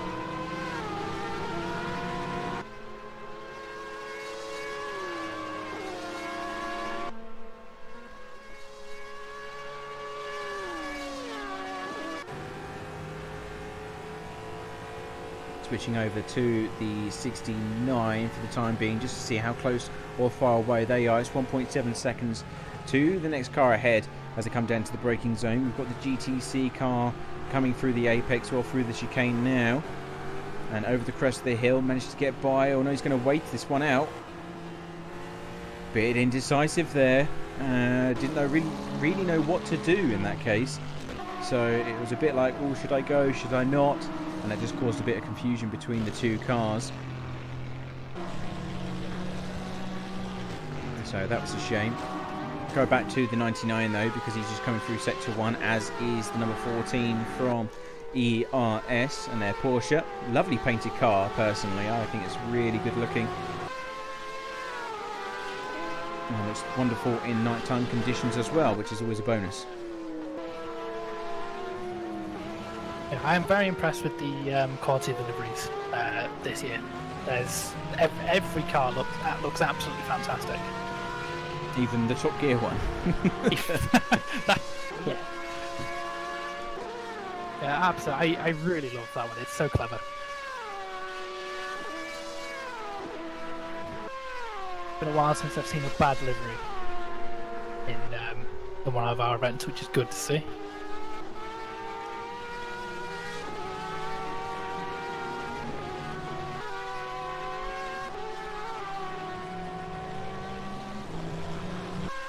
Battle for leads coming down again. It's down to 3.8 seconds, so 77 is really putting the hammer down now. Oh, it just, well, okay, that was just race live timing doing a massive dump. It went down to 0.1 for a split second there, and I almost panicked. I was like, quick, switch over. But it's just restabilized and it's back to 2.5 seconds now. So yeah, you are right, that time is coming down. So we should see a battle for the lead once again shortly, which will be very interesting to see. Keep an eye on those two battles in the GTE category as well. Unfortunately, there's not much going on for the GTCs at this moment in time. Your leader is still Hydra Racing, as far as I'm aware. Yes, that is the case. Roy McDuff still behind the wheel. They still have a fight on their hands, though, with the Go Team Racing car, because they've obviously got 2 entries here in this particular event. So always something to keep an eye on is that battle is going to go down to the wire. So let's bring up the LMP2 leaderboard just for a split second, as this gap is coming down ever so slightly. Unfortunately, we've lost quite a few of them. There's only actually 7 still running out of 12. So we're nearly at half strength at Petit Le Mans. Very difficult to get around this circuit in one piece in the fastest class. That's why we usually invite them. Oh, move for the lead. That's the number 77. Yes, it is. Inside. Fantastic move there.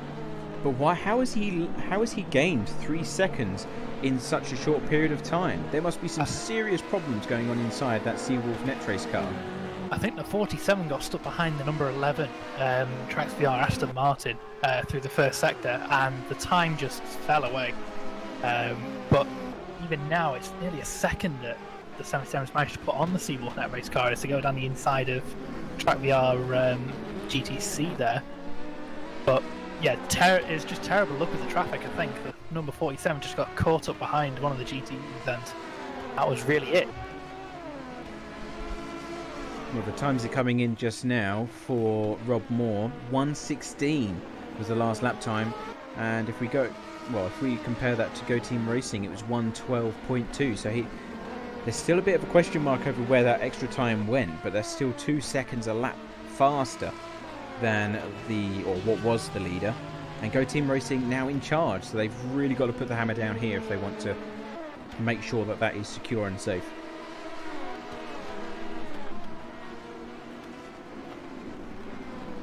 That battle in GTE is still present as well, so we'll keep an eye on that as best we can for you. Doesn't look like the 77 is going to fall back towards this car driven by Rob Moore, so we'll switch over to them for the time being, see if this action is going to develop in any way. So here we are, the 14 ERS Porsche closing in on the 99, driven by Tom Brandt at the moment.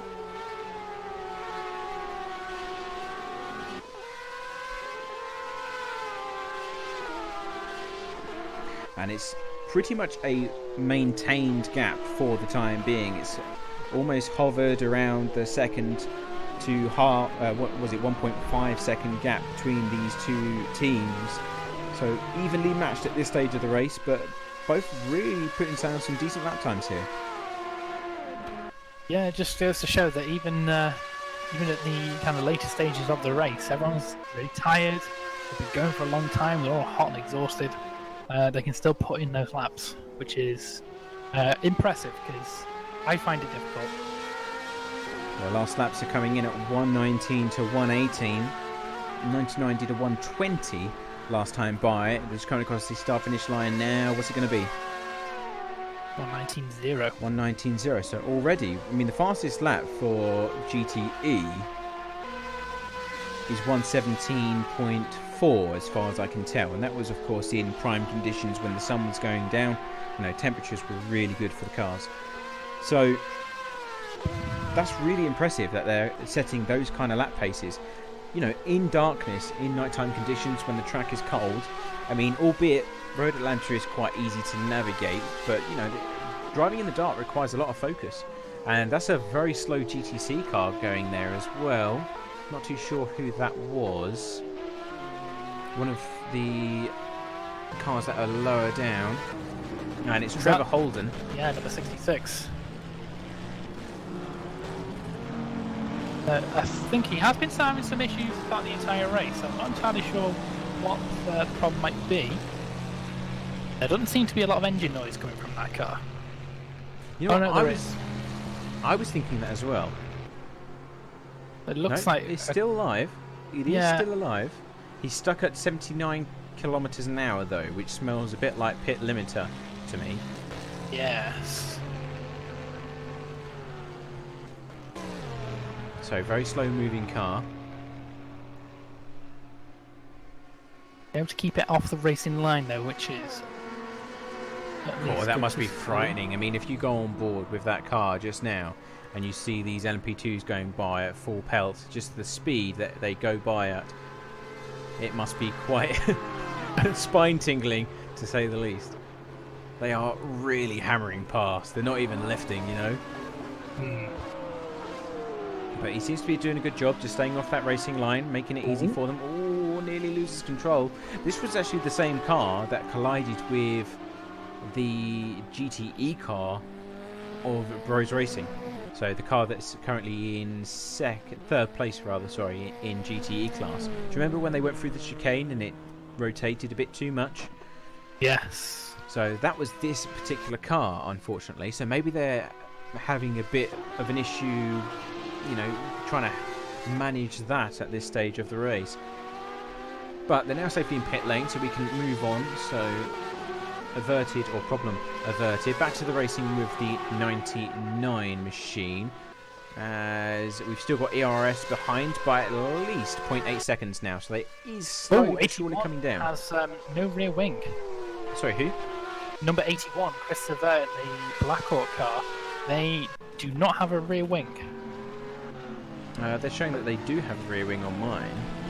You sure it's not the other Blackhawk racing car? No, it's definitely number 81.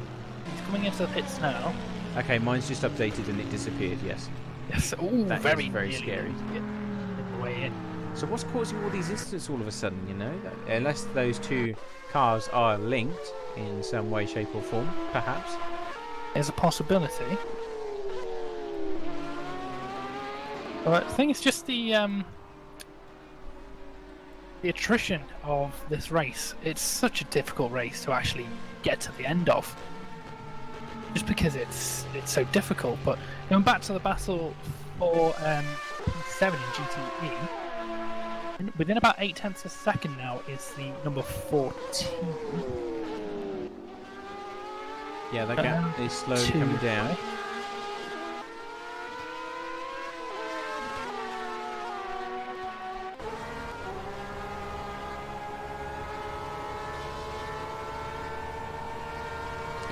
Pretty much, if he's left alone to his own devices with no LMP2s, etc., he seems to be gaining by at least a 10th per lap. Oh, nice entry through turn 3, coming down the hill into sector 1 now. Oh, had to lift though through sector 1 on the downhill part, which doesn't help that lap time at all. But 99 doing a good job at keeping that pace, not being intimidated by the car behind. It's a really tough job to do. If you're in a good position and you've got a car pretty much right up your trumpet within that slipstream, I can tell you, after driving so many races, that it does play on your mind. You know that they're there. And in order to be able to turn that switch off and just look ahead instead of behind, it takes an endurance racer's mindset. Let's just put it that way. Yeah, absolutely. So I've got a couple of incidents to look at, so I'll join you back in a moment. Sure thing. We'll see you in a moment. So Dave's just leaving the commentary box to do some admin-y stuff or live marshalling duties, and we'll be joining us back very shortly.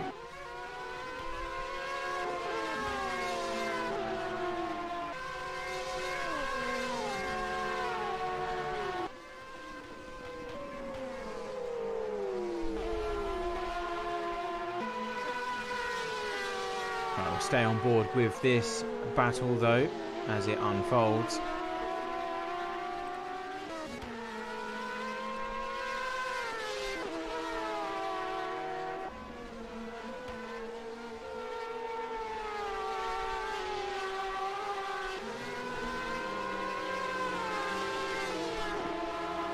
If you're just joining us, whether it be on YouTube, Facebook, please do give us a like if you're enjoying the action unfold here this afternoon. Of course, we are already halfway through the race, but we appreciate your support in any way, shape or form.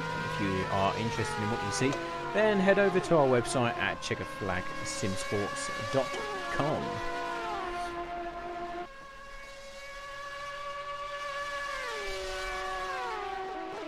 Now that gap's gone back up to 1.2, so that last lap done by the 14 Porsche, not so good unfortunately.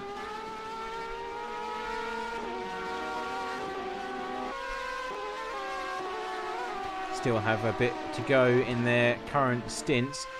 The 14 unfortunately has to come in within the next 3 to 4 laps it seems, whereas the 99, the car ahead, not such a big issue. They're on lap 17 of their current stint, so they're going to be able to relax and pretty much drive away from the 14, although this is a battle that's unfolding, although it's not going to last much longer, unfortunately.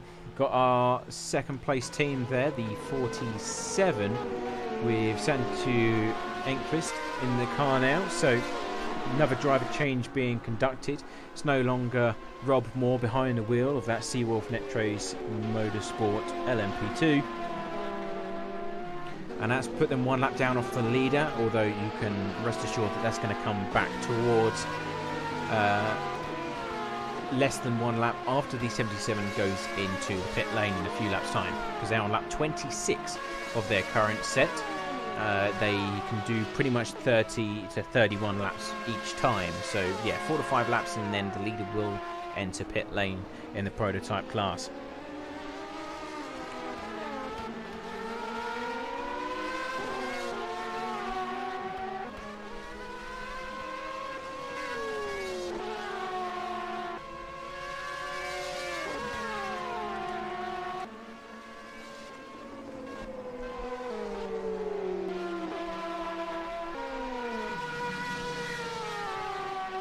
Now 99 has really had some bad traffic in the last few moments or so, so this gap has really closed up now.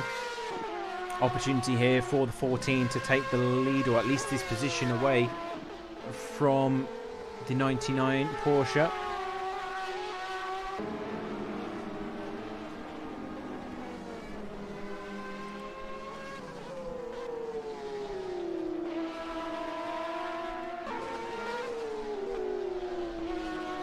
Oh, he's run a bit wide on the exit of turn 9.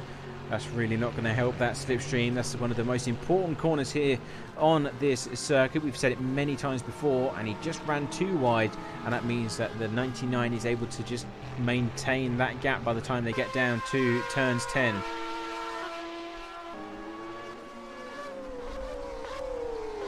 Now we're now approaching the end of the 6th hour now, so 4 hours remaining here and 9 minutes, ladies and gents. So it is really starting to get late on in this race now. Started off with 44 cars on the grid. It was very busy indeed. Now down, it seems, to 27, so that is a high casualty rate. We say to people each and every year that this is one of the most challenging motorsport events on the racing calendar, both virtual and in the real, but some people want to take the risk when they're not ready, unfortunately, and each time it seems to be the same story. A lot high casualty rate, and what is left, or with the ones that remain, are the ones that have proven their experience in other events as well. Hello again. Welcome back, Dave Butley. You're just in time to watch this race unfold between the 99 and the 14. So this is between Valerio Ferraris and Tom Brandt.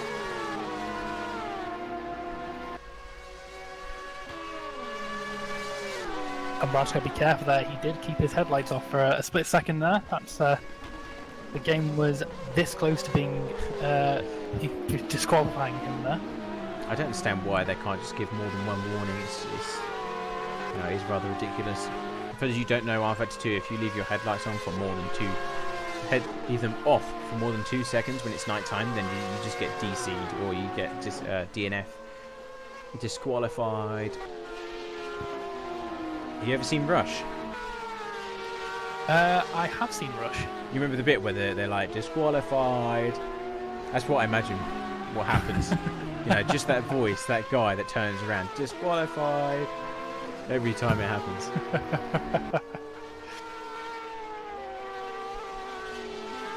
So yeah, I would, if I was coming up against any traffic, I'd only ever press it maybe once or twice, just on off, or off on, and that's it. Just leave it, because otherwise you're going to do it so many times you're going to forget.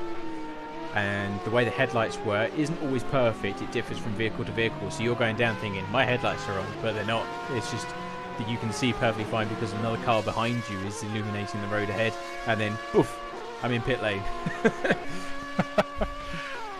The 36 looks like they've retired as well. They've had a big crash somewhere. There's a rear missing off that car. Well, it looks like also the 72 from Team Rookie Monsters is having a bit of an issue. They're in pit lane. There's no bonnet on the car either. There's so many cars in pit lane. It's ridiculous. Really is.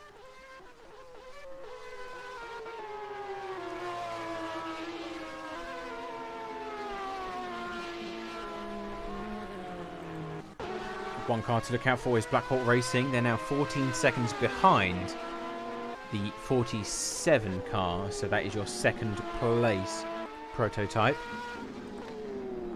So it's definitely something that's going to develop over the course of the event as well. Both on lap 8, it seems, or close to it. So they're pretty much going to be on the same strategy as one another, which is quite interesting. So it's all going to be about race pace here. So let's have a look at those lap times, because those are important. Last lap from the 47 then, 1 minute 11. And if we go over to the Black Hawk car, also 1 minute 11.1. So pretty much on par with one another, and it's going to be maintaining that gap of 13 to 14 seconds there. Yeah, the Black Hawk has not shown quite as much pace as they have done in the past. Maybe they've just not been able to hook it up this time round, but they're still in a pretty decent position in third. Still very good if they end up finishing in that position, but there is still a long way to go. The gap to first place, I'm not sure if anyone has pitted, but the gap's now 50 seconds. They're due in very shortly. So Timothy and Goa for the 77 due in this time by, in fact, I would imagine. So that's going to bring that gap really close down. So depending if they take full service with tyres or not, because they are done separately here. Those of you that have spent some time with us know that already. So it will either be just a fuel service. They have been on mediums. So last pit stop was 1 minute 52. Then it was 2:15. And then it was 2:57. So I believe that it may be full service this time by, because two pit stops ago, that was a very long time in pit lane. So I reckon those tyres are on their second stint. Yeah, that looks about right.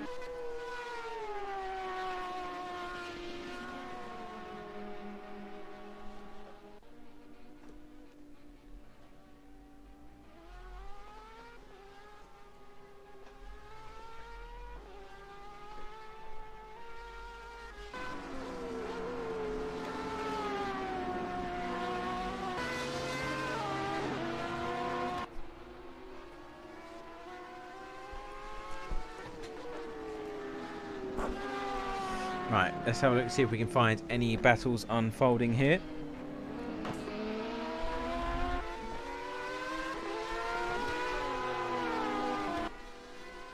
Be interesting to see where the 77 comes back out, though, in the grand scheme of things. Again, it's down to 50 seconds a lap. Last lap they went by. Oh, that was their out lap, so we've just missed it. So when you said that, they'd already just pitted. So that is how things stand as of now. Good lord, they've really put Timothy Goya's really put the hammer down here to get 50-second gap. Yeah, unless I reckon they're triple stinting. Yeah, unless the 47 has some form of issue. He is falling into the grass of the number one ever so slightly. They're about a second a lap slower than a Black Hawk car at the moment. I reckon they're triple stinting those tyres, because if you look 2 stints ago, pit stop was 2:57. That's got to be full service tyres and fuel. Next time it goes by, it's 2 minutes 16. That's a fairly large jump in time.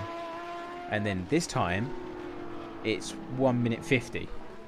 You know?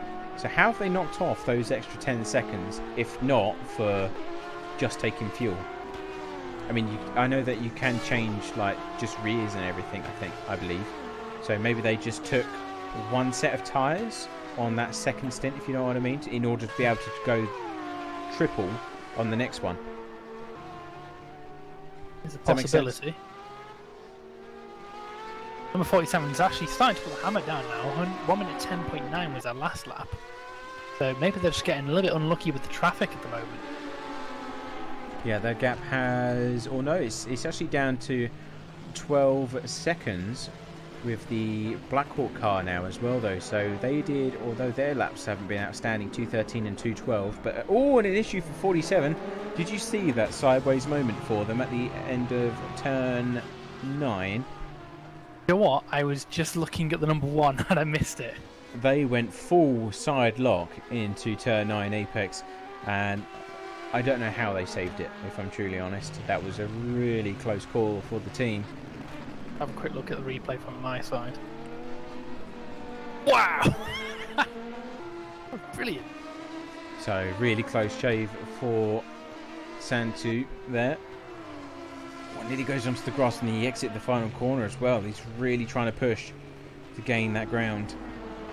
Of course, this is the best time to push. You know, the grid is quite low in number at the moment compared to what we had at the beginning.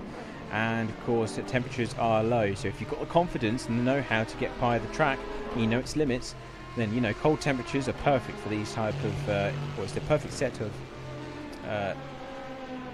perfect situation to be able to push that car. Yeah, as long as you can hit your points and get those qualifying laps in, then yeah, you can really put some blistering times in.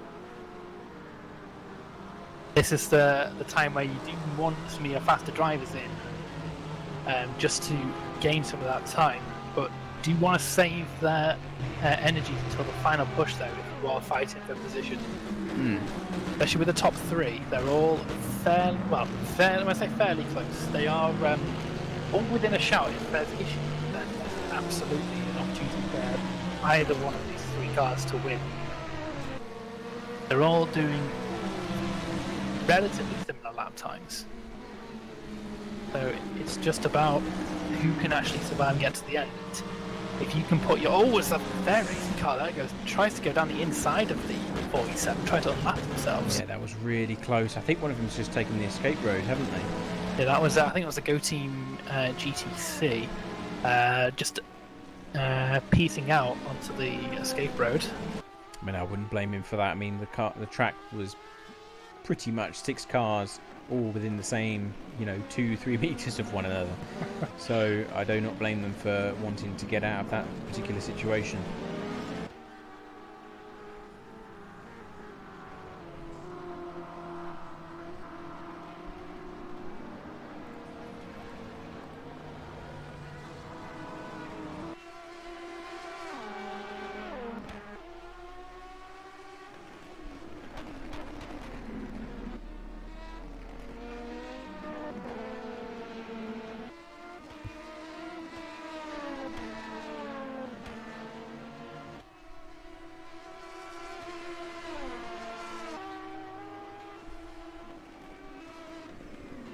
Everyone really is spread out at the moment. There's a lot of cars that are laps to the next car, which is going to show the consistency side. If you're consistent, then you can end up doing pretty well.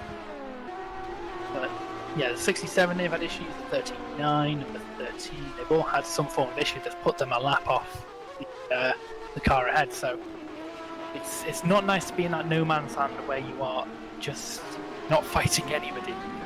Well, it's just become, this track has just become time attack mode, hasn't it? Because it is just about your lap by lap pace now, trying to gain as much ground against the others in these dark hours of the race. And of course, in order to win any form of extra positions before we get to the checkered flag here, they're going to have to really focus on what's important. Of course, just navigating the traffic as quickly but as safely as they can as well. That's going to be a really important feature. Yeah, absolutely. It's time attack with obstacles. Yes. For the higher classes, anyway. You can see it's time attack with murderers on the loose. Well, I'm sure the circuit will gladly murder anyone that tries to abuse track limits. That's for sure. Oh, the 47 had a bit of a moment going to turn 3. Just looked a bit unsettled ever so slightly. Nicely held though, made sure it didn't get too out of hand. Just about.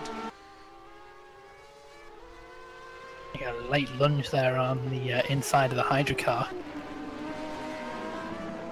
I mean, we might have a battle starting to develop here for one of the podium positions in GTE. And that was a change for position in pit lane. So that is the Drive Game Seat BMW overtaking the Bros Racing GTE. So that is a podium position change as well, mind you. So that is for second place in class. And interestingly, is a good fact for you. The top 4 teams, last time I looked, in GTE were all on the lead lap. Because it's being led at the moment by the number 4 of Mantis Rikus and the Team Rookie Monster car. They're coming to pretty much what is the end of their current stint. All the other cars are on, or just starting their new stints now. So yeah, that's 4 cars on the lead lap, give or take maybe 10 laps between the leader and themselves. Yeah, it's all still rather close after 6 hours of racing. Yeah, they're doing really well to be within the same lap at least. And even having said that, you've got the LMP2 cars. That's 3 cars pretty much on the lead lap. Black Hawk Racing are borderline a lap down because they're 74 seconds off the leader. So they are just about a lap down. But they could easily come back over the course of the next few stops if they can put their foot down and get some good lap times in. And GTC-wise, you've only got those 2 teams on the lead laps. You've got Hydra leading the way and then Go Team Racing in second place. All the rest of the field is pretty much off the list, unfortunately. It wasn't like that last year. Like last year, No. It was really close in GTC. You had loads of cars that are on the lead lap, or at least battles for the podium positions. Yeah, it was really tight between a lot of the cars. I was racing pretty much throughout the entire race. You can see it's a shame that it's not been reflected this time around.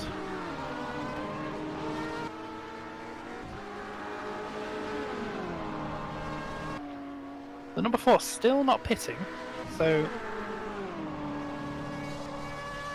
No, they will have a few more laps. Let's have a quick look so I can get the exact details. So last time they went by, they did 43 laps. They're currently on lap 27 at the moment, so they've still got a tiny bit to go before they come in. So they'll probably be out on track for maybe another 20 to 30 minutes before they come in. And that will take them to probably midway in this hour. So what's interesting about that is that if the teams behind, they're all pretty much on the same strategy. Drive Game Seat Racing are on lap 6 of their current stint. Bros Racing are on lap 2. And Fair Racing Team 57 are on lap 7. So if we put that into stint times and how long's left in the race, it means that Fair Racing might have to do a splash and dash at the end, like the smallest of splash and dashes. Bros Racing, they might be able to get to the end if they save enough fuel, because it's pretty much an hour on the dot each time before they have to go in or close to it. So if they save some fuel, they might be able to get to the end after a few more stops, but they won't need a splash and dash. Drive Game Seat Racing, lap 6, borderline, but I'd lean a bit towards more of a splash and dash. Again, very small. But Mantis Rikus and Team Rookie Monsters, they're doing it by half an hour. Is pretty much they're going to come in on half an hour, I predict anyway. And that's going to be quite a large splash and dash at the end. So, you know, that final pit stop, you know, worst place to be is stationary in pit lane, and it's all about how long you stay stationary on that final stop. yeah, absolutely. So strategy starting to play out here. We'll have to keep an eye on how that develops. Not really anything else going on in the circuit there. So that's the point we're at in the race now, where we have to kind of theorize all the strategies and how it's going to develop later on. Because if we just focus on what's going on track, then we can't have anything to talk about. But if we think about how things are going to, and that's what they'll be thinking about as well, the drivers in the cars. The long run, basically, the end game is, you know, where they want to be at the end of the race and what they've got to do to get there. So they're thinking, oh, if we pit now, then we'll actually this and this. this. If we fuel save for this amount of time, then we could maybe get 1 or 2 more laps out of the car, which means we could don't have to do that extra stop. So it's all going to be playing out in teams Discord on the team's TeamSpeak channels right now. Yeah, I'm sure there's all of the drivers in the background, all of his teammates are doing some numbers games in the background, war games, should we say. Just trying to figure out what's the quickest way to the checkered flag with the least amount of disruption. I mean, pit lane is free time. Everyone knows that. If you're fast in pit lane, it's free time. So if you're going to save anywhere, it's going to be there. And so if they can save some fuel, maybe turn an engine mode down 1 or 2 notches in order to make that stint stretch, so they don't have to go through pit lane that one more time for that splash and dash, then they will do it.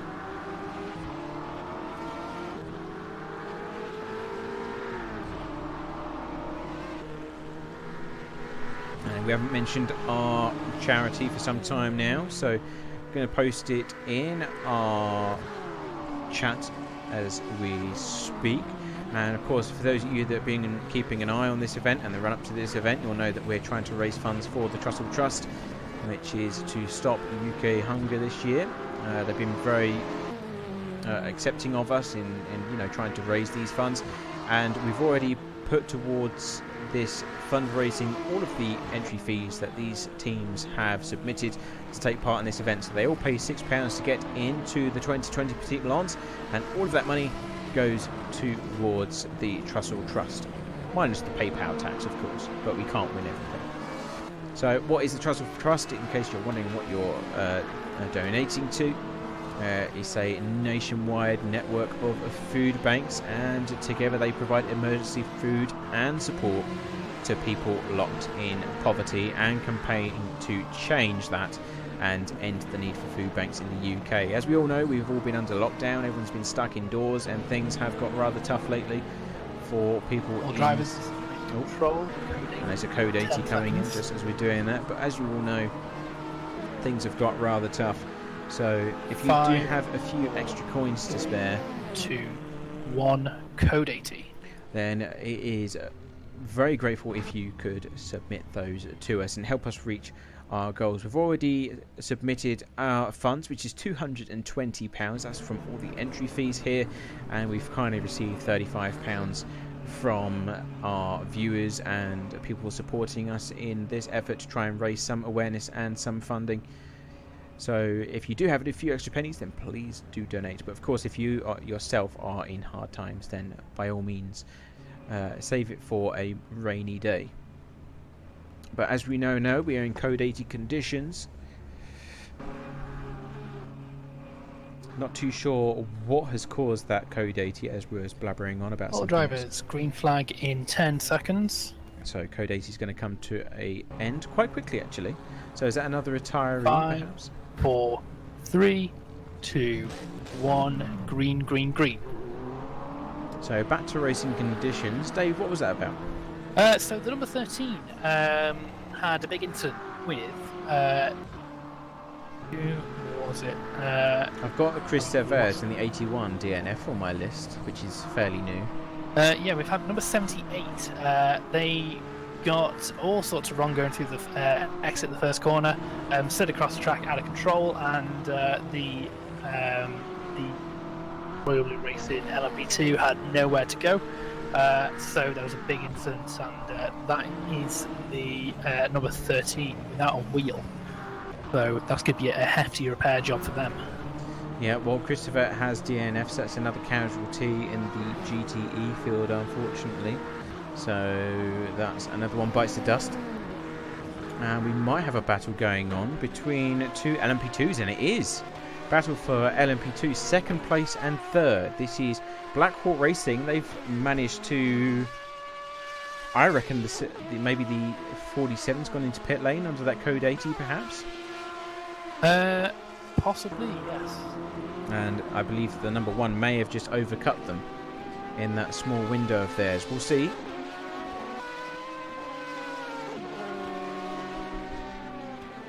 Come across the start finish line now. Let's see what the timing board says. Yeah, okay, so the 47 has gone into pit lane under that code 80. And that's going to save them quite a bit of time. Whereas Black Hawk Racing have decided to stay out, which is rather interesting. Probably just were in the wrong place at the wrong time, it seems. Yeah, possibly. It's a shame when you have the short code 80s like that one. The 13 was able to quickly get back to pit lane after their incident. But you hear the code 80 call just as you pass pit entry, and then you say, okay, we'll pit next time round, and then you green flag by the time you actually go to pit. So can't wait sometimes when it comes to full course compliance. Yeah, well, luckily for them, Road Atlanta is quite a short circuit. So when it becomes a long code 80, we've had a few of them. You know, the time lost is minimal because by the time they get round again, it's maybe 2 minutes, and then they can dive in and rectify the issue and take part in the quick pit stops. But if you can imagine a place like Le Mans where there's so long to get round under code 80 conditions, and you're pretty much stuffed unless you're going through the Porsche curves at the time that is called, unfortunately. But that's the way that safety works sometimes. Anyway, where is the 47 now? Because they've actually dropped off of my screen. Coming through turn 3 now. Trying to make it through. It's a bit of a tight squeeze there as one of the GTEs is there. That is Daniel Ersling in the Bros Racing BMW there. He's still sitting in P3, the final podium position, and still on the lead lap, with Mantas Rikas leading the way still. Now, where is Mantas Rikas? I hear you ask. Let's see where he is in terms of his stint times. He's actually come into the pits now. So, that is the top 3 on the lead lap. Looks like maybe the 57 has dropped behind just ever so slightly. They're 92 seconds off the leader at present.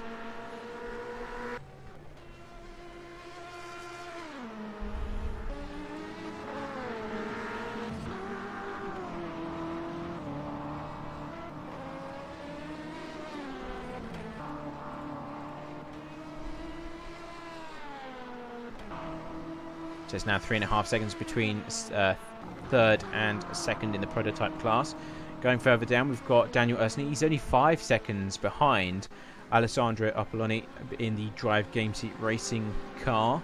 So that's the second place fight beginning to emerge there. We do have this battle starting to get a bit feisty as well. This is the 73 and the number 9, Alan Haggerty, in the Track VR racing machine, and you've got Robert Strachan in the team Rookie Monster GTC as well. This is going to be for P4 in class.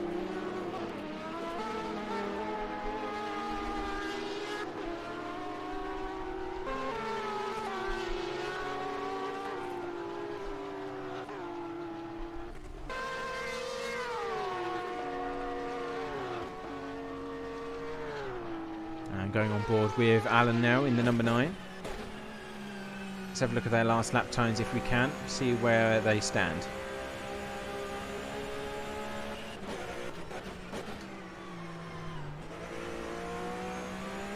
So Alan, last lap times, he's just started lap 5 of the current stint. 1:25 is his fastest lap there. And then the 73's on lap 17 is a 1:24. So at the moment he's losing time just ever so slightly, but again we don't know if traffic was involved in that last lap that Alan posted.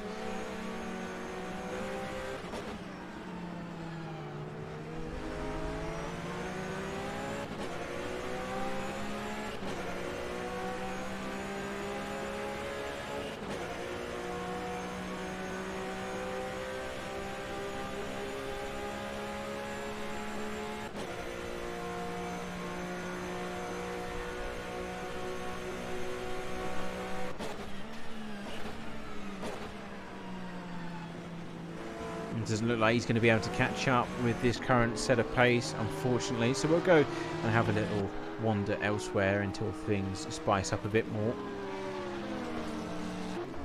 Charlie Rigo is getting a bit closer to the number 1 and number 47. He's 2 seconds back from the number 47. But I'm not sure if did he make any pit stops under code 80? Let me just have a quick look. No, he didn't. So he's on lap 29 at the moment. So he's going to come in within the next 2 laps, according to live timing. I timed that a bit wrong, unfortunately. He wasn't able to capitalise on the code 80, but he is only within a second now of number 47. What's happened to the 47? They've lost a couple of seconds in a few corners. Yeah, Blackwall Racing really able to extend that lead. That's up to 7-8 seconds, as you say now. But Charlie Rigo really starting to capitalise as well. He's right on the tail and side by side on the run down on the back straight here at PTLM. Or Road Atlanta, should I say. No response there, the number 47. Maybe he's in a lower fuel mode? Because he seems to have absolutely no top end speed there. Well, there's not really much that he can do, unfortunately. Maybe they are saving fuel, that is a good point. Maybe they're thinking about the long game and they don't want to do one more splash and dash to get to the finish, not too sure. But yeah, Charlie Rigo now into 3rd place, although it's going to be short-lived, unfortunately, because he's going to have to go into pit lane to refill that fuel tank.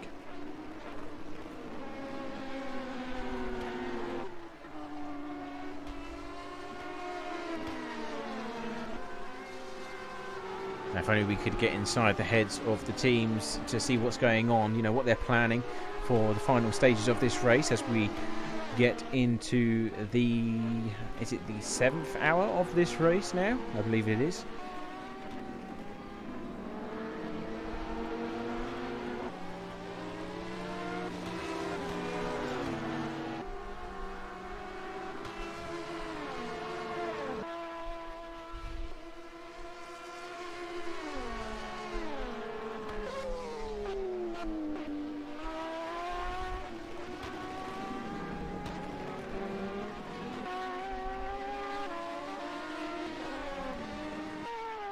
And here comes Charlie Rigo as predicted, coming down to pit lane, and into 3rd place goes 47 once more.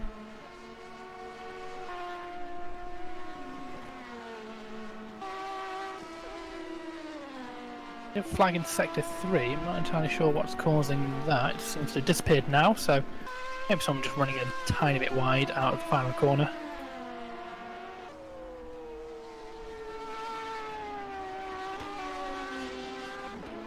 Yeah, I'm not too sure what's caused that one.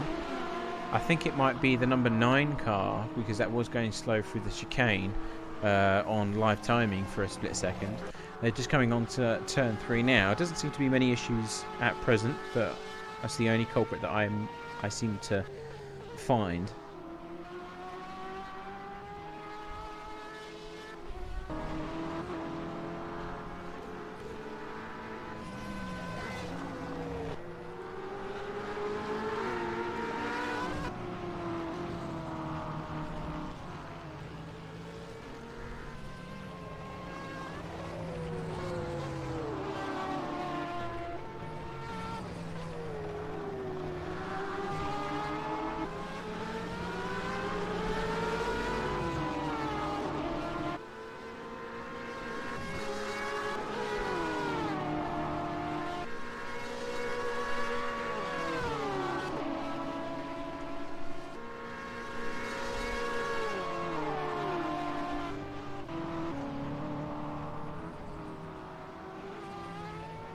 Out of the 44 cars we have started, we only have 26 still running.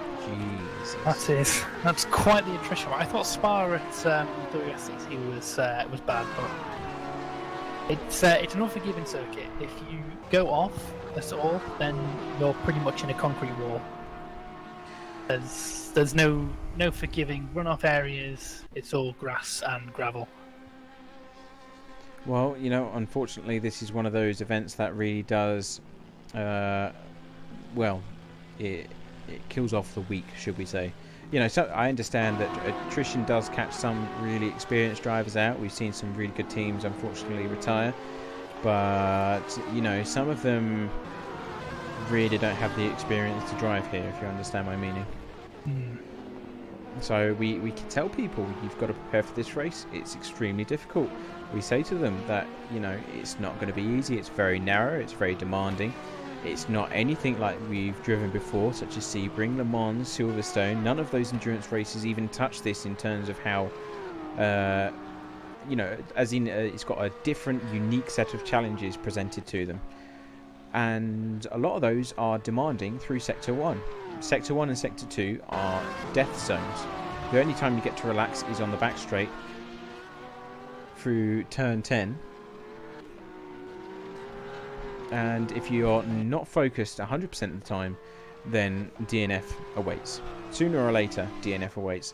So, you know, lack of experience or lack of practice may result in a lot of these teams retiring, unfortunately. Some of them, again, I say, some of the more experienced teams, just a bit of bad luck, wrong place, wrong time. But you can definitely tell where the experience has been and where the lack of experience and practice has been. Yeah, it doesn't take much to keep the car on the track if you do enough practice. Get into that rhythm. I mean, you can sit there all day and do 1, 2 lap, 3 lap stints. Think, yeah, I can do that. But if you can't do, you know, 2 or 3 stints in a row without having any form of incident, then you're not prepared. No, that's exactly right. Everyone just does. Oh yeah, the tyres are fine on lap 5 at the stint at half fuel. No, that's not how it works. This is endurance racing. You need to do full stints. You need to test the car if you want to double stint the tyres. Preparation for endurance racing is long, and it takes a lot of effort in order to prepare correctly, and you know, to the extent where you'd be comfortable in all different conditions. But absolutely. Yeah, it's even a case if you need to test in all different kind of weather conditions as well, because you could not know until race day that it's going to rain, and it could absolutely pour down. You've had no practice whatsoever in the wet. You do not know how the car handles in the change of conditions, so you need to be prepared for that. It's something you can't really prepare for in real life, but it's something you can absolutely do in sim racing, and you just need to put the time in to prepare for that. And it shows the drivers who actually do prepare, they do well. Teams that do well are always putting in the most practice on the servers, and it shows because they have the least issues. How many times have we seen number 77 off the road, or the 47 having a big accident? It's not been a lot. They've had a couple of moments, but nothing serious. yeah. I mean, the experience, as we're saying, the experience shows. The fact that was it 2 of the teams from last year are leading in their class. That just speaks of volumes. Don't even need to say anything else. What people should be doing is looking at their lap times, looking at their onboards, and just saying, what are they doing that I'm not? You know, where's the magic, you know, to surviving this kind of event? And you know, some people will just call it consistency, other people call it patience, but I call it just, it's something that only experience or practice can bring. So if the teams haven't been practicing in high dense traffic conditions, I mean, there's been tons of people on the server pretty much all times in the last week. But if you go before, 1 week before this event, the server was up, but it was pretty much empty. You know, there was no one practicing, other than those teams you see at the top now. Absolutely. I mean, I understand not a lot of teams have the time to prepare as much as some other people, but at least make as much effort as possible. It is impossible sometimes to get a lot of practice time in, and real life is it's not easy. More important than sim racing, God forbid. What? Wait, sorry, did you say there's a real world outside of his? I've heard there might be. Not sure how true it is.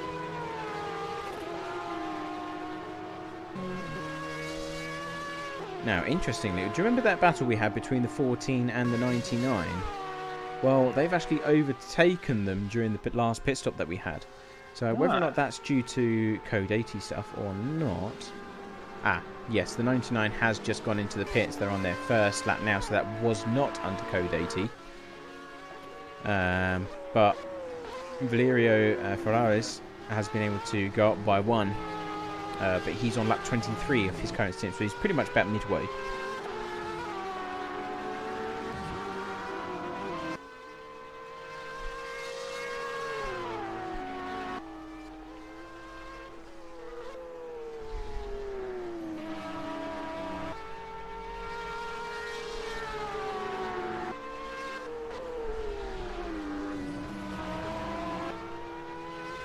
So 3.5 hours still remaining here at 2020 Petit Le Mans.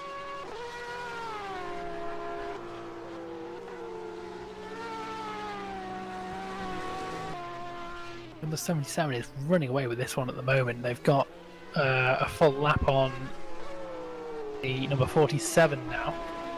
But it may change once it gets to pit stops, but they are absolutely flying at the moment. Yeah, they're really setting down the bar at the moment, and they're on medium tyres as well. Coming up to the end of their current stint on lap 26 out of 30 to 31. But they are slowly increasing that gap. In fact, it's now... they're actually a lead ahead of the 47. Lap ahead, sorry. Of the 47. Blackhawk Racing have just gone on to new tyres. They've gone over to soft compounds in these colder conditions. That means they're going to be able to push that extra bit harder now. So they were on mediums last time, or should I say the harder compound.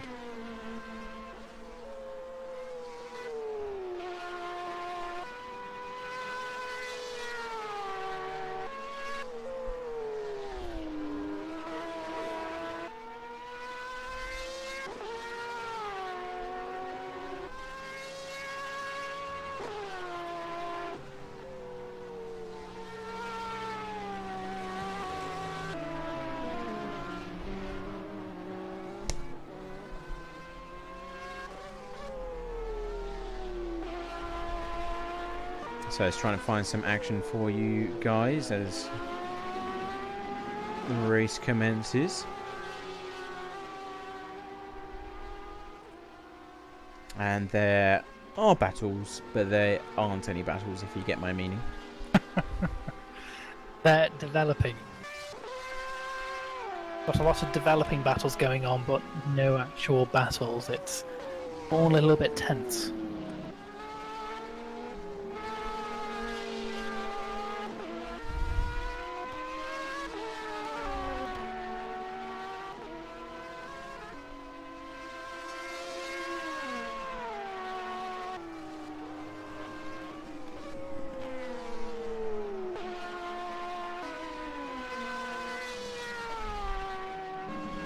The yellow flag in sector 3 seems to have now cleared as well.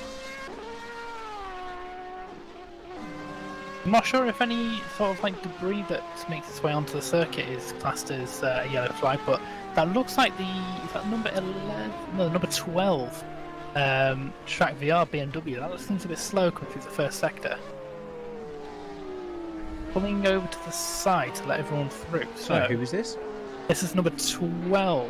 Tracks VR. Oh, they were a little bit slow coming through the first sector.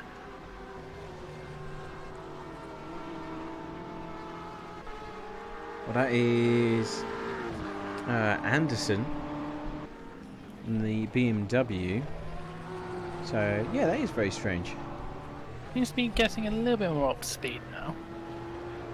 Maybe just had a bit of a moment and just trying to recompose himself. I guess so.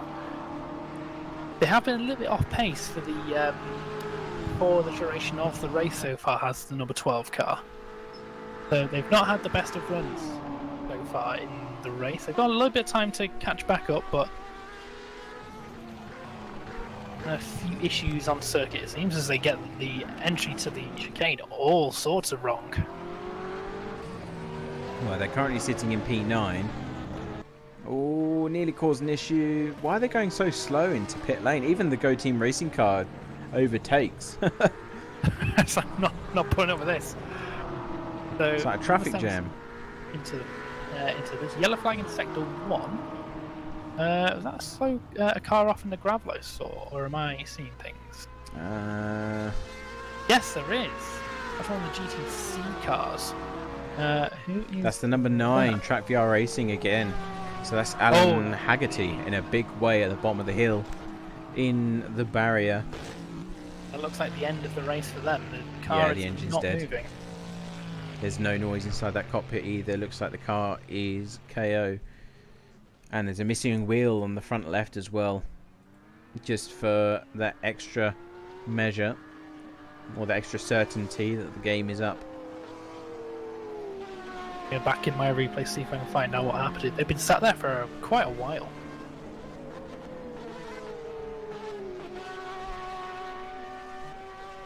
Oh, it looks like they were helped along there a little bit. Oh no, they weren't. My mistake. Yeah, they just got it all wrong into the first corner, and that's big oversteer moment, overcorrected, and in headfirst into the barrier. They're still sat there though. It's just going to be another retirement. I think both front wheels are missing, if I'm truly honest. It's going to be no steering input whatsoever. And he's in the gravel trap anyway, so he's not going to be able to escape from that, unfortunately. So it's just a matter of time before he retires. Oh my god, he's actually moving. He's actually got it going. Again, it's very helpful that the engine is in the back, but I still don't understand how he's going to be able to turn that car to the right. How is this happening?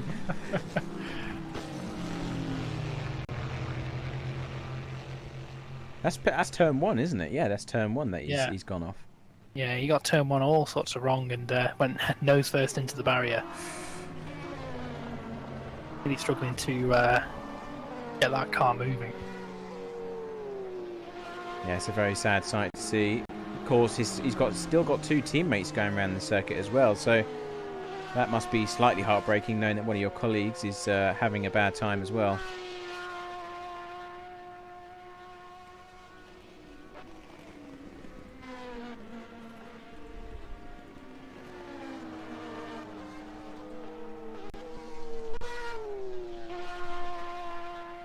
Now if we go to the lead of the race, things are developing ever so slightly as the 47 is only a few seconds back from the leader, 5 seconds in fact.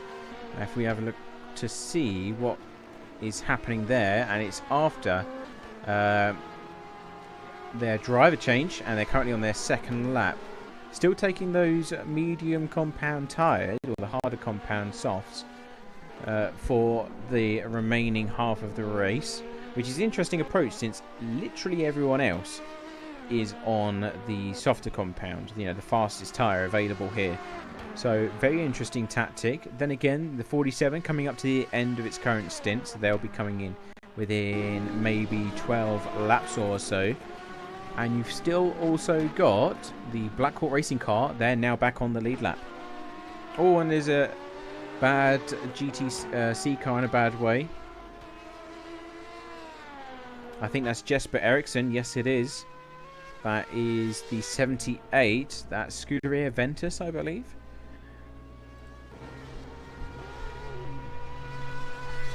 So everything seems to be failing. Why is it always all at once? I don't understand. It's like chaos descends on the surface, like a wave of bad luck each time.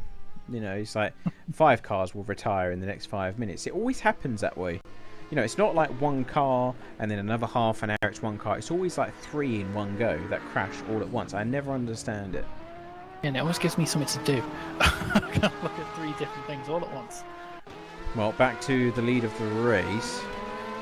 That gap is coming down just ever so slightly.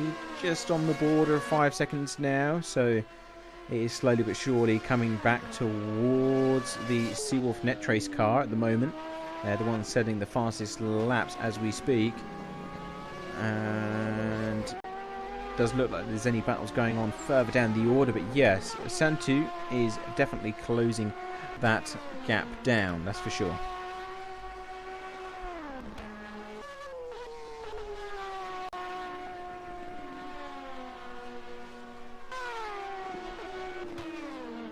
Let's have a look at the last lap times as they come in for you, ladies and gents. So, the 47 in second place. Last lap time was 1:12.6. And the leading Go Team Racing car, the last lap that went by was 1:12.1.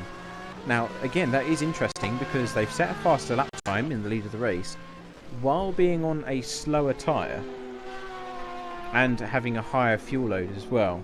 So, Go Team Racing really on a strong stretch in the latter stage of this race here.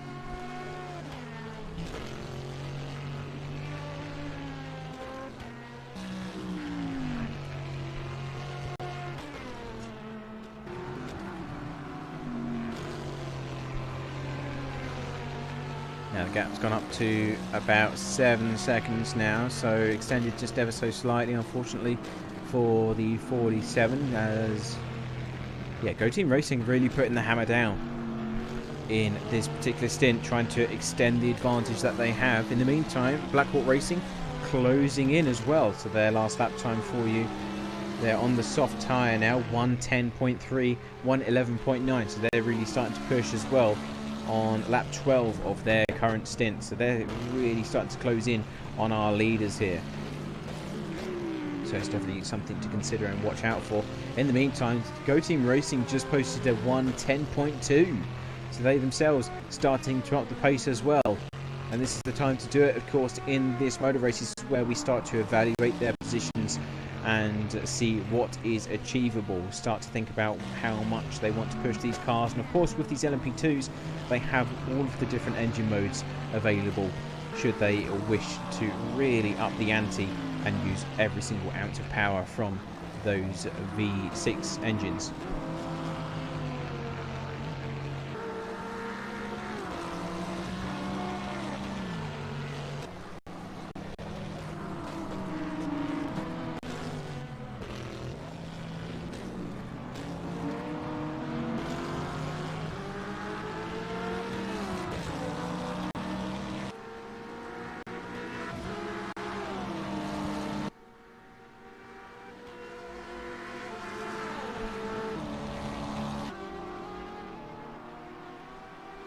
That gap down now to just, well, according to live time, because is now 36 seconds behind. So he's knocked off 4 seconds in the last lap.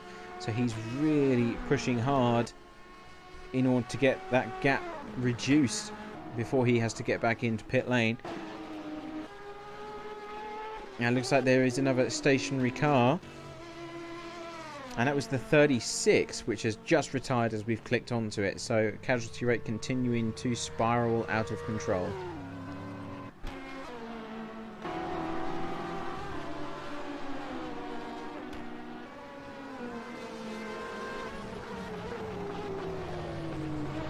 That's how many cars have retired now? A lot. It's more than half the grid now. If not equal to half the grid. Because there is now officially remaining 23 cars. Yeah. So we've lost 20 cars. There's 44 that started. That is ridiculous. Been hard work around Road Atlanta this time round. I think it's an even higher casualty rate than last year. I genuinely think it is.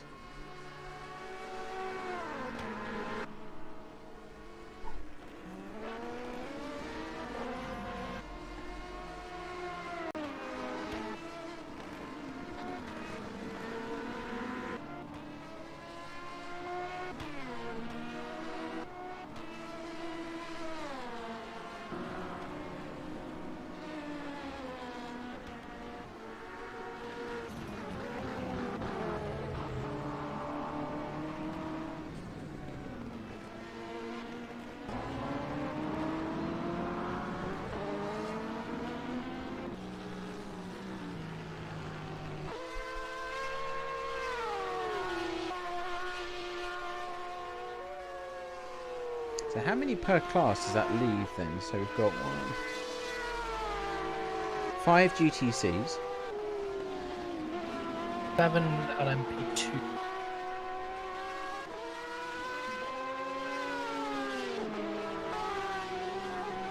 Right, it's 11 GTEs. So GTEs are the majority here on track at the moment.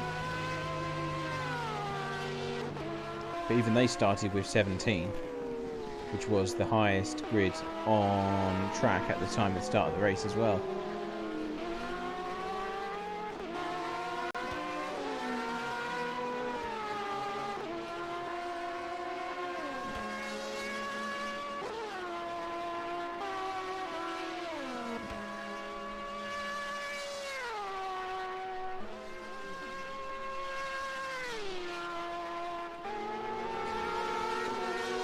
Now, Blackhawk Racing are slowly but surely bringing down that lead that the 47 has in second place.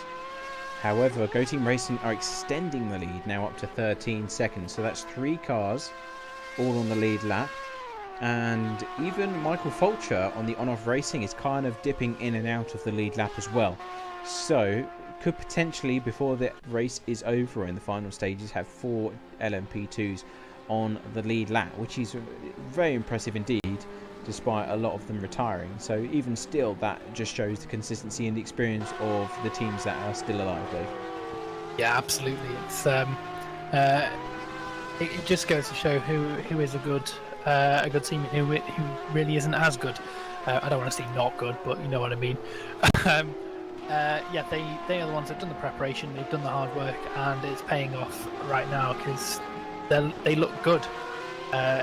4 cars being on pretty much the same lap after nearly 7 hours of racing. Absolutely, they look really good.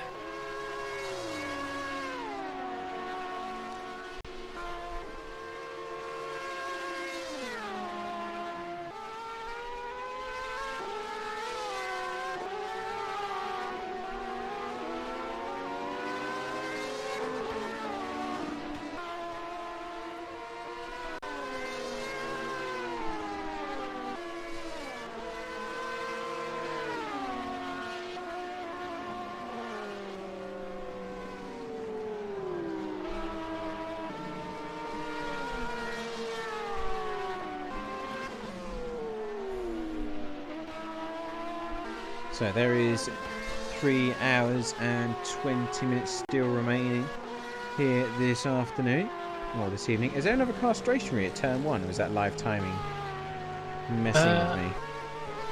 Yeah, I think it's Ericsson.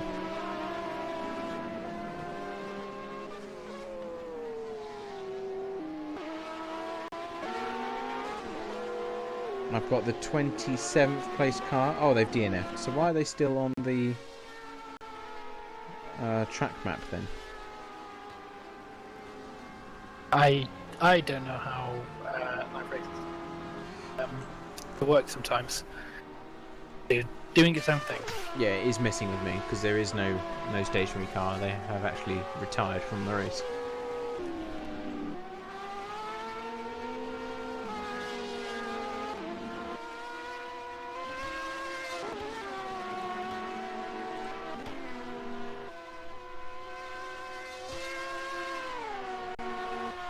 That gap now into the 20s for Black Hawk Racing, so they're doing a really strong job here, closing that gap down fairly consistently. If we look at their stints, they're about midway, so lap 18, so they've still got another 12 or so laps to go before they come into pit lane. 47 on the other hand on lap 28, so he's going to come in within the next 4 laps or so. That'll be advantage Black Hawk Racing. And Go Team Racing, they're on lap 12 of their current stint as well. So, was it Seawolf Naturist Motorsport? They're about to lose second place, I believe. Really not on pace at the moment is the 47. They're nearly 3 seconds off the pace from 2 cars around them, which is quite the margin. They're either being extremely unlucky with the traffic, or they just haven't got the pace that the other cars do.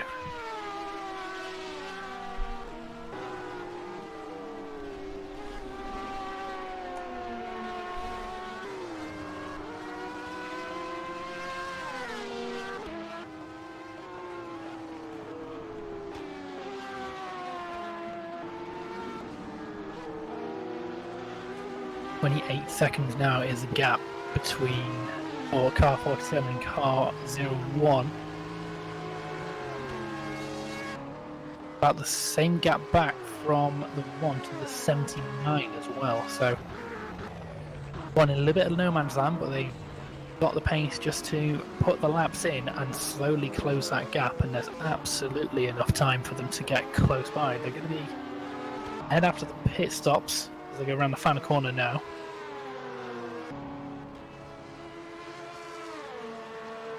Minute 11.3 that time round. Number 47, 1 minute 12.0.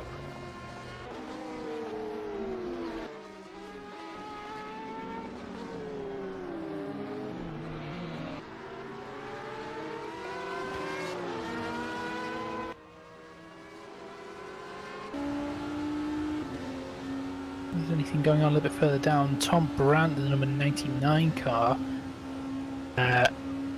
project car, he is about 7 seconds or so off the number 14. So this battle still could develop from somewhere.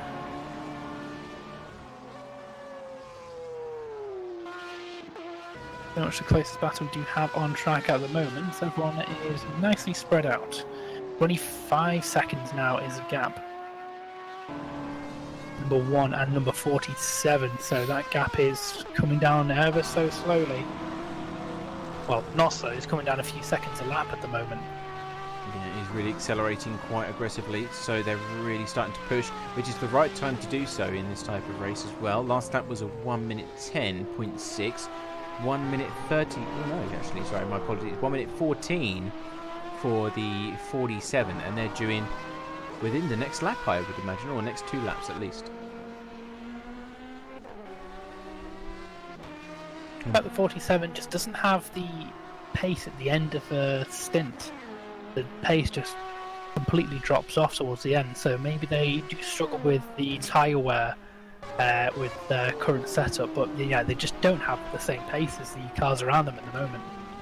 Yeah, and that's the importance of setting the car up properly for an endurance race. Of course, it needs to be good at heavy fuel loads and light fuel loads as well, and only then can you really start to look at, you know, the rate of tyre wear as a result of how much camber you've put on, the toe you've put on, etc. Really is not an easy task, because he nearly loses it going through turn 1. Better touch on the grass, nearly loses the rear end, but nicely caught there by Santu in charge of that vehicle. I think that was definitely going to be a code brown if it escalated any further, to be honest. But I don't really want to make that announcement.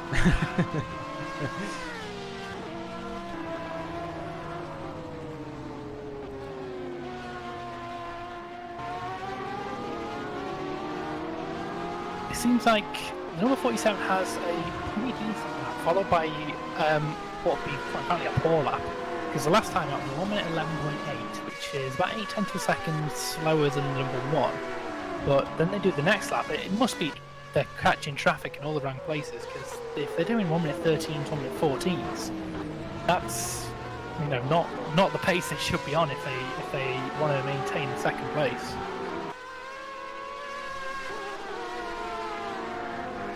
But I don't know whether Santu is struggling to just put the laps in, because yeah, that last lap then 1 minute 13.0. So, but then again, at the same time, having said all this, they could just be saving fuel. Oh, there's a big off for Fair Racing Team by the looks of it. I think that was Fair Racing Team. Yeah, it was the 57. Tin Boltman behind the wheel of that car went off in a big way. I just caught the back end. Race control, code 80 in 10 seconds. So he's trying to make it back to pit lane as we speak. No rear wing on that Porsche. So that is going to be a huge danger, especially going down through sector 1 as well. 2, 1, code 80 enforced. So this could be an opportunity for some of the teams here, especially the 47 of all cars, because now they're actually due their pit stop. So this is going to really hurt the number 1, the defending champs here, because they were counting on that pit stop so that they could catapult back into second place. But now with the code 80 in place, that all that time is now lost. You know, it's frozen in place, which is really bad timing for them.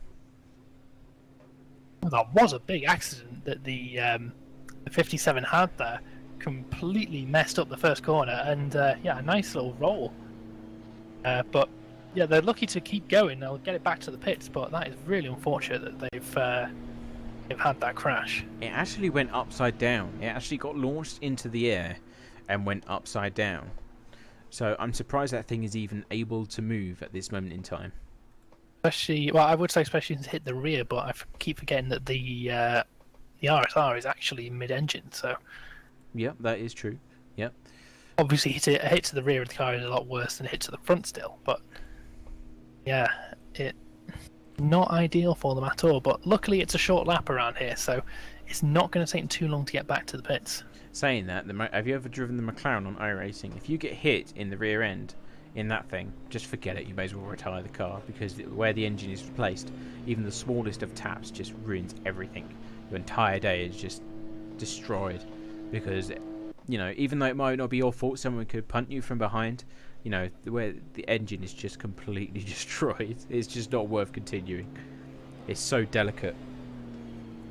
But luckily, not many cars have that issue on iRacing, other than the Flat 6, of course. Just coming up to the pit lane now, so we'll be happily going to green shortly. All drivers, this is race control. Green flag in 10 seconds.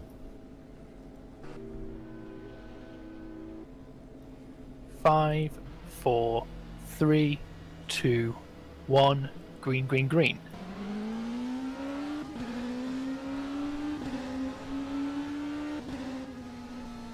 Just coming up to the end of the 7th hour now, so 3 hours and 4 minutes remaining, and the Black Hawk racing car has taken second place still. That green flag came at the worst possible time for the 47 as they were still in the pits as it went to green. So they've not had as much of an advantage as they would have liked through that, but they have made their pit stop, and they can at least press on now to close up to the number 1. They would have lost so much more time if it wasn't for that code 80. I think they might even be just over a lap down compared to the Black Hawk car if that didn't come into effect when it did. So very good timing for them. Just unfortunate that the 57 was the catalyst for that to happen, to be honest.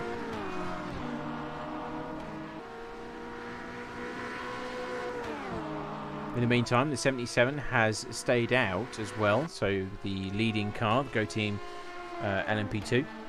So they've got a huge lead over the rest of the field now, up to about 30 seconds or so. So it's not a massive advantage, but it's enough to feel pretty comfortable. Yeah, they've got the pace where they can just sit back and relax, and they're still like quicker than everybody else. They've got a fantastic machine and driver lineup in that car. Yeah, doing really strong performance. In the meantime, Michael Fulcher in the Rf racing car, they're about 88 seconds off the lead, so just over a lap down off our leader here. But if they could find that extra bit of pace in these closing stages, they could really become a contender for those podium positions this year. Yeah, absolutely. They're only 36 seconds off the 47. So yeah, they've definitely got the pace. Well, they've got the time anyway to gain at least another position. So they've just got to settle in and set those laps, really.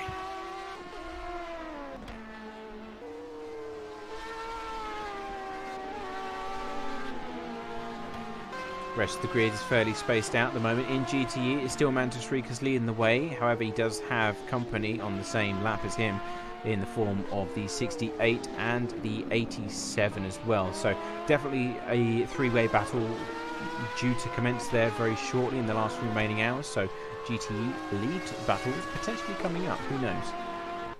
It's going to be pretty hard to beat Mantis Rikas and Matthew Beavis, though. They've really got a strong car. That Corvette won last year, and they know what to do. Absolutely, and they're setting the time to prove it. 1 minute 17.650, their fastest lap of the race so far in the number 4 car last time round. In comparison, the 68 did a 1 minute 18.672. So yeah, the number 4 car, they know exactly what they're doing. They are always competitive when they enter into a competition here, and it's showing that just what they can do today. Well, we're just coming up to the end of the 7th hour now. Before we go over to the final stage of the race, we're going to go for a quick commercial break once more. It'll be the final one of this race, or maybe have a little one later on, who knows. We'll see how we go. It's a tricky job up here in the commentary box, covering it from start to finish. So we'll go for a quick commercial break for a few minutes. Don't go anywhere, and we'll be right back with the 2020 Petit Le Mans.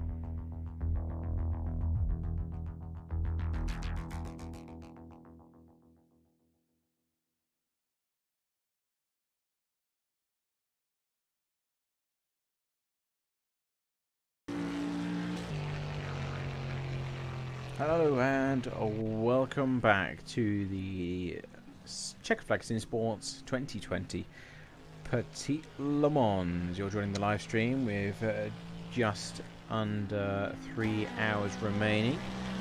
And we're currently following around our GTE leader at the moment, which is Mantis Ricus. So he's done a great job so far of holding back the rest of the teams. However, there is still 2 cars on the lead lap at the moment, so it's not over just yet, Dave.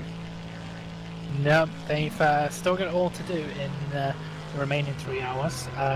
Doesn't seem like a lot in the grand scheme of things, but 3 hours is still a long time for things to go wrong. But yeah, they're doing a fantastic job to keep the car on the track at the moment. Interesting hand development. Not entirely sure how true this is, but the number 79 is now within 3 seconds of the number 1. So not sure if the number 1 maybe has pitted and the 79 hasn't, but they're getting very close. This is possibly a battle for the podium position. And I'm having some troubles with servers. I believe someone is joining as it's just frozen for a split second, so give it some time to catch up as always. And no, we've crashed, so we're gonna have to go to an advert.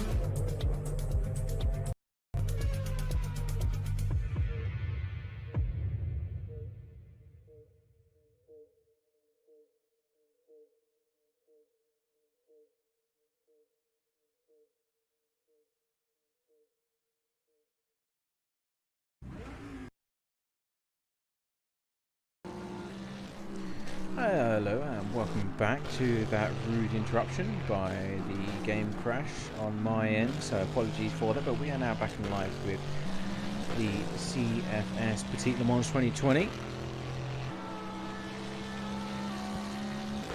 This is a battle now for third position, LMP2. Michael Vulture is right on the back of the Black Hawk car now, coming into the back straight. Yeah, he's definitely closed down that gap quite significantly now, so about to do battle with Black Hawk Racing here for third place in the class, it seems. In slipstream range, not going to be close enough this time around, so maybe next lap he's going to try and make the moves. But he's really, Michael Vulture has really got the hammer down at the moment. He is so quick, and he's just eating away all the time that the number one car had over them. So this is a fantastic battle we have developing here. Yeah, got a bit of GTE traffic coming into play now as he comes into that sector. And Black Hawk Racing car in the way, which is in the GTE, I think it's the 81 if I'm not mistaken, or the 69. One of them. Because I think Chris Yvette was in the 81, I think that retired. So I believe it's the 69. Yes, it is. It is. They lost a little bit of time there. The 79 car's got it all to do again. He might just get a little bit of slipstream from the Black Hawk car ahead, but the Black Hawk car is going to have the slipstream from the two GTE cars ahead as well. One. Yeah.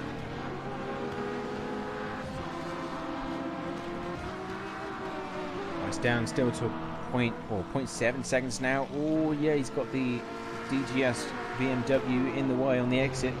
Nicely navigating his way through, able to read ahead. So nicely done there. Now let's have a look at the stints. And pretty much, well, Michael Vulture is further into his current stint, 19 laps to be exact. Black Hawk Racing on lap 10 of theirs. On similar strategies then. So this is pretty much full position. Yeah, so it's about, I'd say, what, 10 and a half minutes in between their pit stop times at the moment. Yep, so that's what, code 80. But lost a little bit of time through the traffic there as Vulture. Got a little bit unlucky with the placement and where he caught the lower classes. So he's dropped back a couple of seconds now from Sabakish. But that, I thought the black car might have got caught behind on the slow traffic ahead, but he's got through. So the 79 getting really lucky with the traffic at the moment.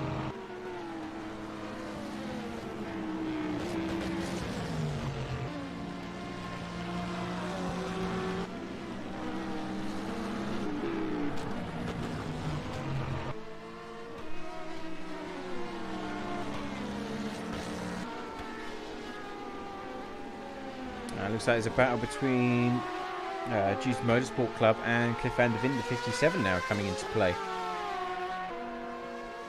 Oh yeah, that's come out of nowhere.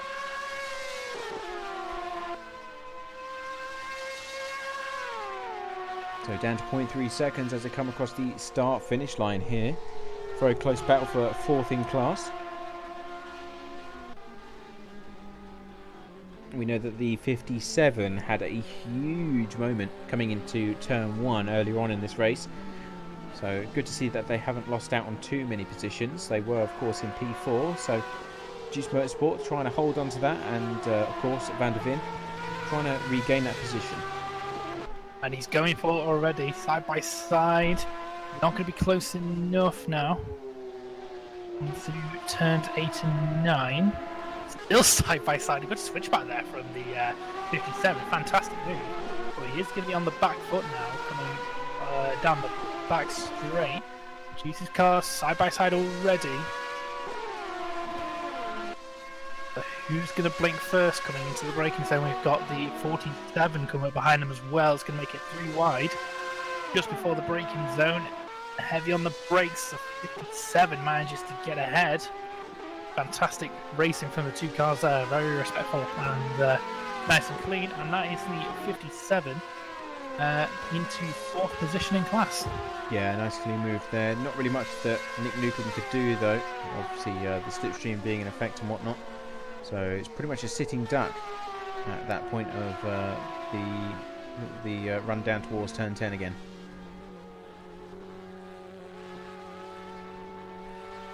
Michael Fulcher's not been able to close the gap any to the Blackhawk car. A little bit slower on the last lap, but he was about half a second quicker on this lap, so gap staying around stable around 1.7 seconds or so at the moment. And we've also got the battle unfolding as well for the LMP2s, Michael Fulcher and Saba Kiss. So not to make sure we don't miss that, that's down to 1.5 seconds at the moment.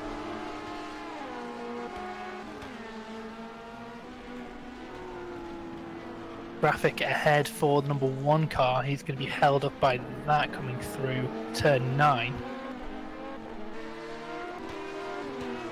And it's only going to help the 79 as he goes down the back straight using the slipstream of that Hydra car.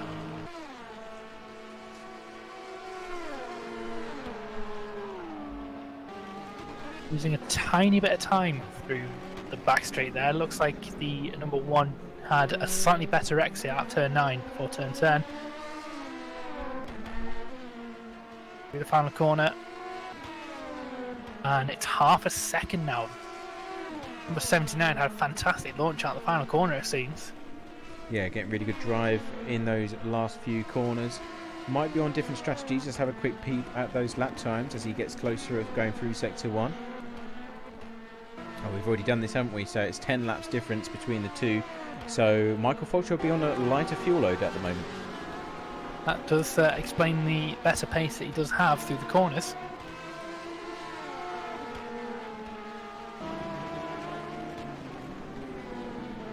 Looks like he's not quite able to capitalise through the first half of the circuit.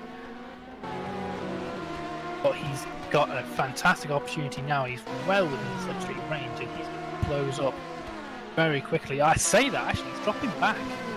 Dropped her back about 2/10 on the straight, so Blackhawk car is extremely quick in a straight line it seems, and the 79 makes it up right here. Maybe trying to preserve fuel, maybe? I'm not too sure, but it's a very odd set of circumstances, losing time in the slipstream. They may have turned the engine mode down to preserve that extra bit and utilise that free time.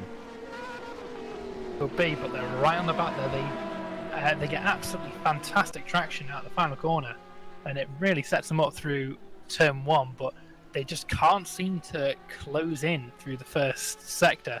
Maybe the dirty air through the fast sweeping corners is having a bit of an effect on the front end grip.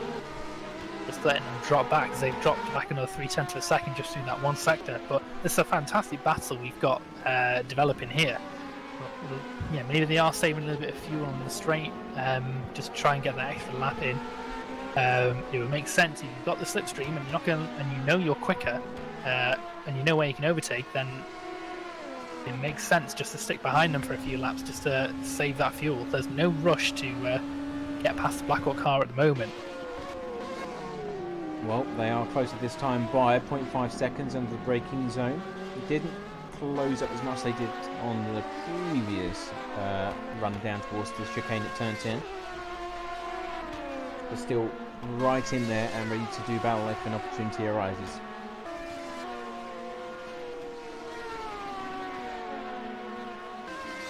Racing GTE ahead there. It's going to slow both of them up coming through the first sector.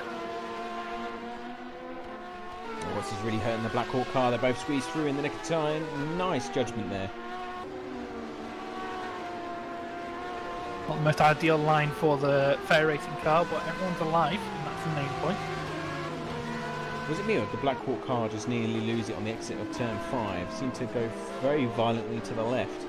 Yeah, maybe. They might have taken just a little bit too much of the outside curb. It's so easy to unsettle the car through that corner.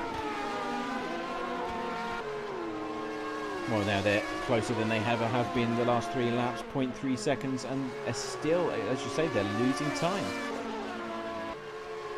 And it's not just a little bit of time, it's a lot of time that they're losing. It was about 0.1 seconds. Look how much they close on the brakes. Seems to be a lot stronger through the corners and the twisty stuff, but slower on the straights. Yeah, they've got something right in the corners in that 79 car, but yeah, no idea what's happening in the straight. Maybe they are saving fuel because they don't lose as much time through the comparatively through the start-finish straight. I know it's only a short straight, but it's this sector and the back straight that they really struggle on.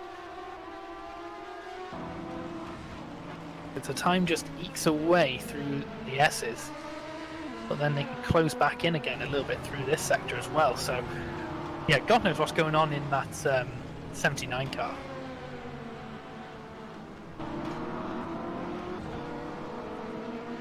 Well, they've only got another potentially 4 laps left before they have to come back into pit lane.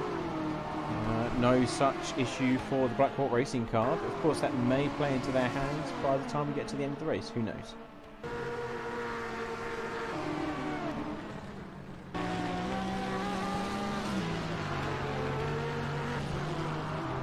Traffic coming out the final corner is going to hurt both cars here.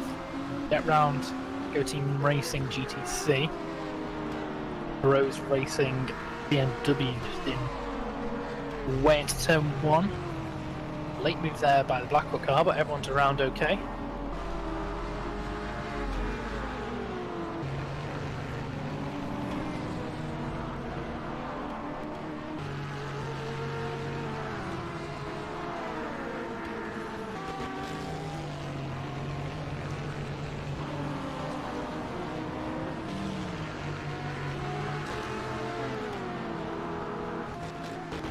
Down the inside there, just peeking the nose out as the 79, just to remind the Blackhawk car. Oh, very nearly losing the back end was the number 1 car.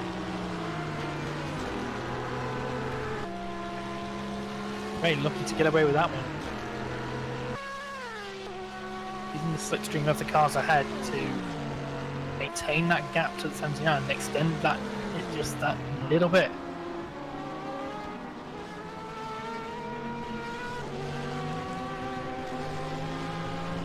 Still at 0.3 seconds, so he's not letting me go. You know, when it comes to the twisty stuff, he's able to maintain that distance, but it's only on the straights that Blackhawk is keeping them at bay. Even then, we don't even know if that's because they're turning down their engine mode to save fuel or not. I'd just be trying to pressure the Blackhawk car into making a mistake. Sitting behind them, saving the fuel on the straight, and just hoping that they make some form of error that works in the 79's favour, but no such luck. The Blackhawk car has been pretty bulletproof for the entire race so far. Oh no, now you've said it. Oh yeah, I have said another DNF incoming, lads.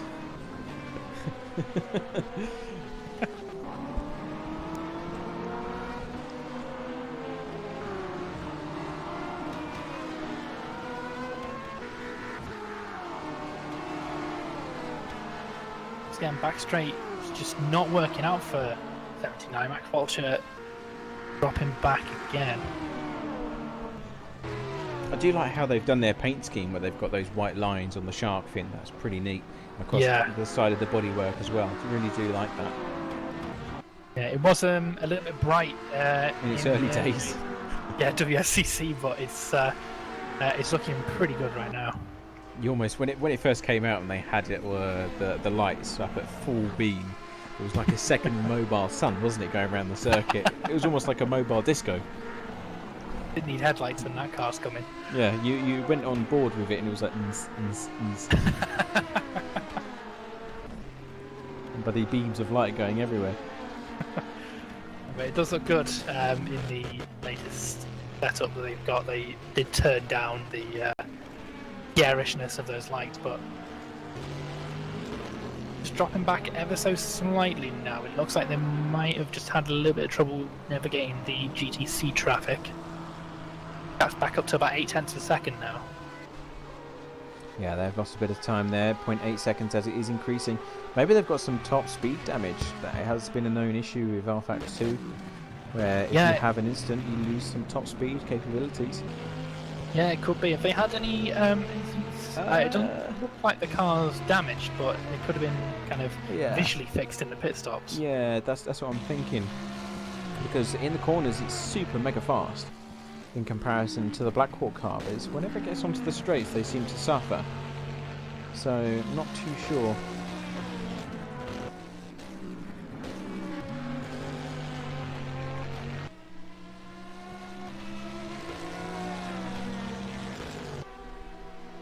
With all this fighting that these two are doing as well, they are closing in slowly on the number 47 as well. They're going about half a second quicker than the number 47, so this could very quickly become a three-way fight for second place. Well, you say that, but the 47 has actually gained some ground since the last time they were out on track. So that Code 80 has actually done them wonders, because last time before the Code 80, the gap to third was about 26-25 seconds. It's now up to 32, however. So they've actually gained a few seconds. So maybe, yeah, they can surely claw that back, but it's made their life slightly harder due to the recent events that we've had here. And in comes On-Off Racing then. So Michael Fulcher coming into the pit lane just with 2 hours and 28 minutes to go. Not too sure if that's actually the correct time. It is. That's the one I've got. Well, the overlay's been lagging behind for some reason. I don't know why. It just has. But it seems to actually be counting down at the correct pace now. So that is very odd. I will never understand. I will never understand, will I? I could research for years and years and years, but I will never get an answer as to why this game does what it does. Well, you could figure out the answer and then something completely different could happen. Yes, that's exactly years correct. and years of work ruined. I finally spent my entire life, you know, all my pension fund and everything, discovering the cause of this bug, and then as soon as you fix it, oh, here's another one. It's different, but it does the same thing. Yes, that's it, yeah. So back underway then for Michael Fulcher, and we may have a battle unfolding in the GTE class. Not too sure why the overlay told me that there was a battle, because there isn't. But it was saying that there was a battle between P9 and 10. So that's not accurate at all. But since we're here, we'll check to see where they are in their stints. So Nicholas Herbst got back in the car for the Gross Racing GTE. He's on lap 29 of his stint. David Amari is lap 18. They are fairly close together as well, though, having said that. 19 seconds apart. And then it's a 1 lap deficit to Mantis Rikas, who is still leading with that Team Ricky Mott's Corvette. Doing a fantastic job of maintaining that lead is Mantis Rikas. All they've got to do is get that car to the end now, and they are set for a double win. Yeah, it'll be 2 years in a row if they can bring this home. 2 hours and 25 minutes still left. A lot can still happen within that time, of course. It's still a large chunk of time when it comes to racing, especially at a place like Road Atlanta. Lucky for them, though, there's not many cars still alive. In fact, there's only 23 left, so it's pretty much like a track day out there at the moment.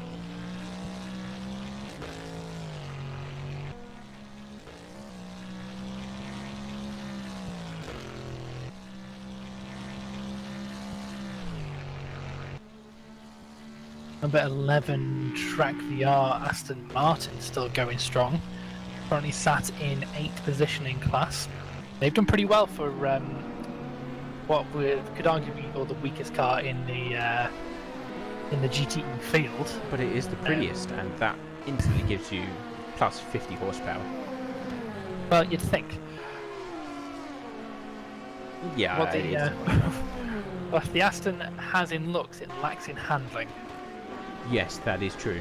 it is pretty horrendous drive. I remember when we was practicing for the Le Mans race with it, and the rear of that car is completely broken. There's something terribly wrong with it. I don't know what, but it's definitely not pleasant to drive, that's for sure. But, Track VR managed to tame it at least for 7.5 hours, so they're doing pretty well, and it just goes to show that you can get a good position, because a top 10 finish in a race like this is a fantastic result, I'd say. Oh, yeah. Especially if you can get to the end. So they're doing brilliantly to keep that absolute death trap on the road. Great description of Aston Martin's latest product. Thing is though, I don't understand that, because in the real world it does really well. It performs really well. I mean, they got pole position at Le Mans, for crying out loud, and the only thing that let them down was that BOP that came immediately afterwards. Because they went, oh, they've won. They've got pole position by 0.1 seconds. I know, let's reduce their intake power, but I can't remember how much percentage it was, but it was something ridiculous. And then they went to the back of the grid once the race started. So they were on pole position, and then after that one, it was like, game over. So, FIA, nice.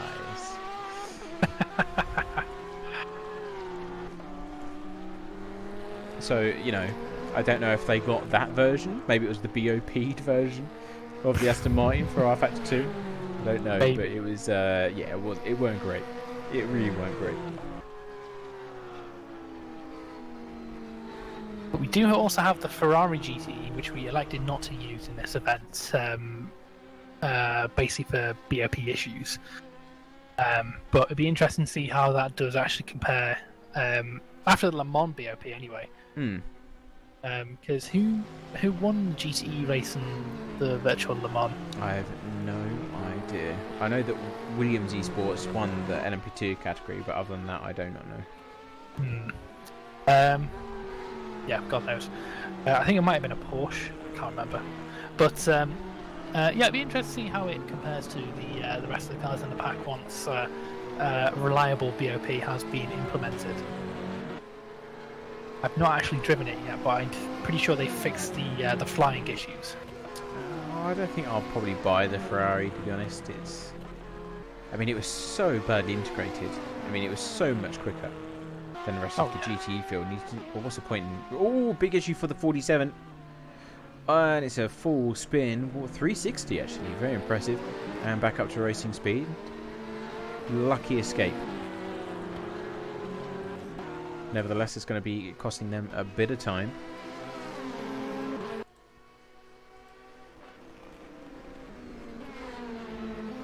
Not quite lucky to avoid contact with anybody else there.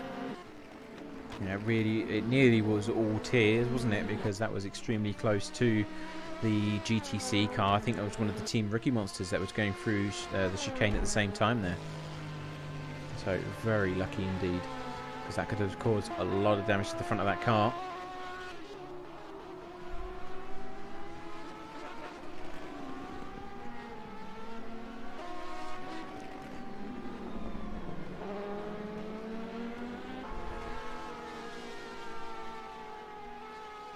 Three cars still running in this race, which is still an alright amount for a track like Road Atlanta.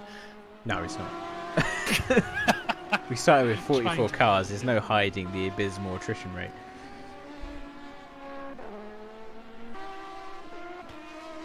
It's not been great. No, it's not.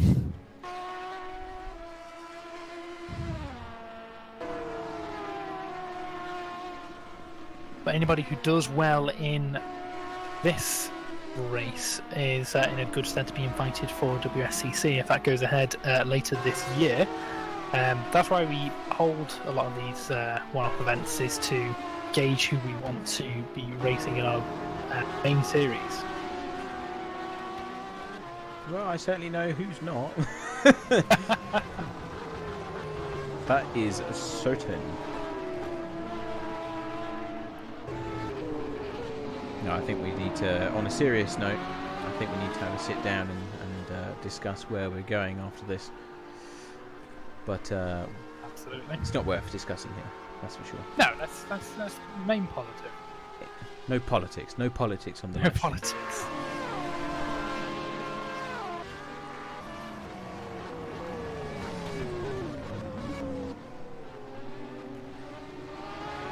Now, the Black Hawk Racing team has gone up into second place. Yeah, the 47 has pitted, I believe.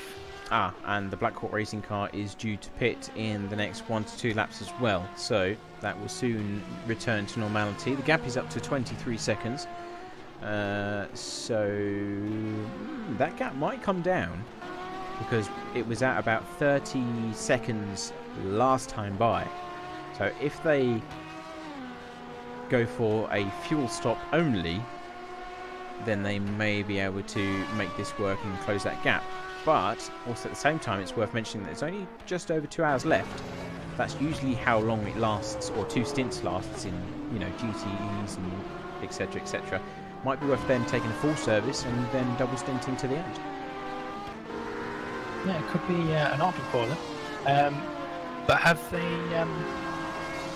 they just well, did the last stop? Did they put tyres on, or?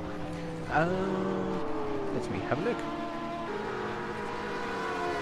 I think Kazabakis got back into the car, so I don't think this is going to be accurate because it gives you the stints of the driver and not the car. So that they could do the first 2 hours and the last 10 hours, but it would only show me 4 stints consecutively, if that makes sense. So I've got him down for doing 2 stints at the moment. And there was a 2:32, a 2:15 in there. And then it was a 1:50, so I reckon this is their second stint on the current set. So unless they find a way to triple stint those tyres, I think they're going to have to change them. Yes. I would be very surprised if they did decide to triple these, because what would be the point? You've got 2 hours left in the race, there's only 15 minutes on the other side of the hour. You know, fresh set of on all 4 corners would do the job very nicely in these conditions. And here they come now. Let's see if those jacks go up and those tyres get changed. It's all going to be about the time, of course.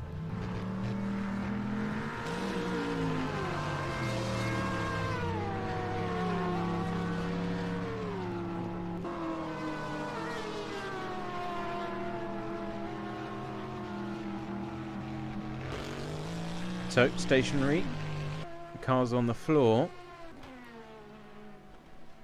No sign of the jacks going up yet as the 47 goes back through now, so they've regained that second place as expected. And that Black Hawk Racing car not moving just as of yet.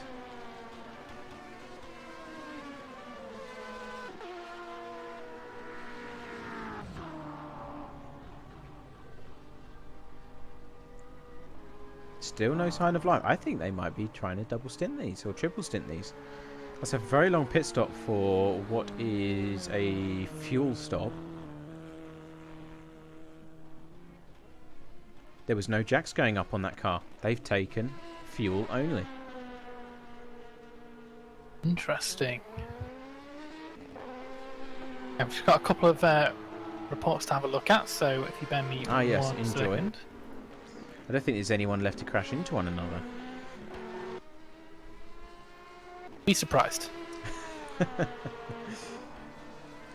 Well, let's have a look, see what action we've got. So we all know about this battle unfolding for second place in the LMP2 field. Go Team Racing still in a commanding position, almost coming up to a half a lap lead or a full lap lead over the 47 at the moment. Let's have a quick look at their current stint, lap 9 of their current stint. So they've got a long way to go before they come back into pit lane. About another 20 minutes, in fact, if not a bit more.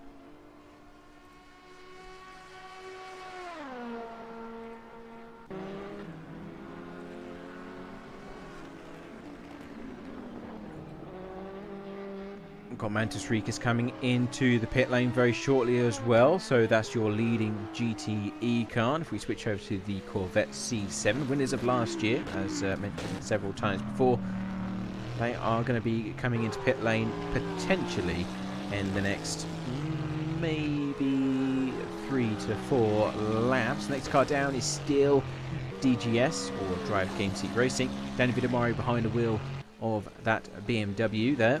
And then we've got the Bros Racing GTE in the form of the 87, Nicholas Herbst. And he's about 30 seconds down from that second place position. So, still all to play for here in these podium positions in the GTE category. A lot can still change.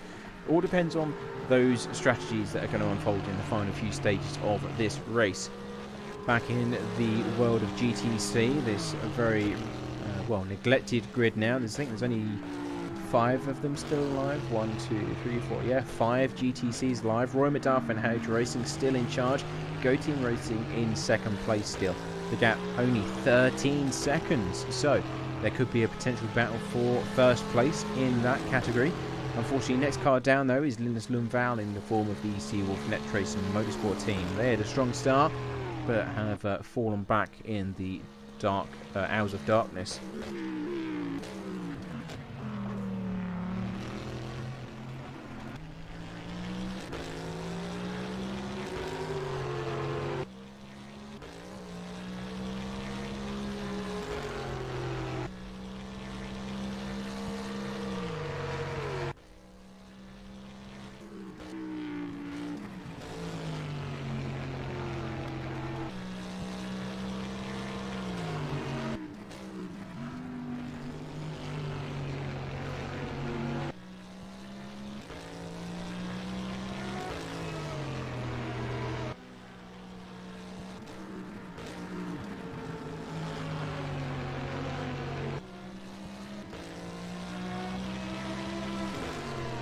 Now, if you haven't already, then please do give the stream a thumbs up.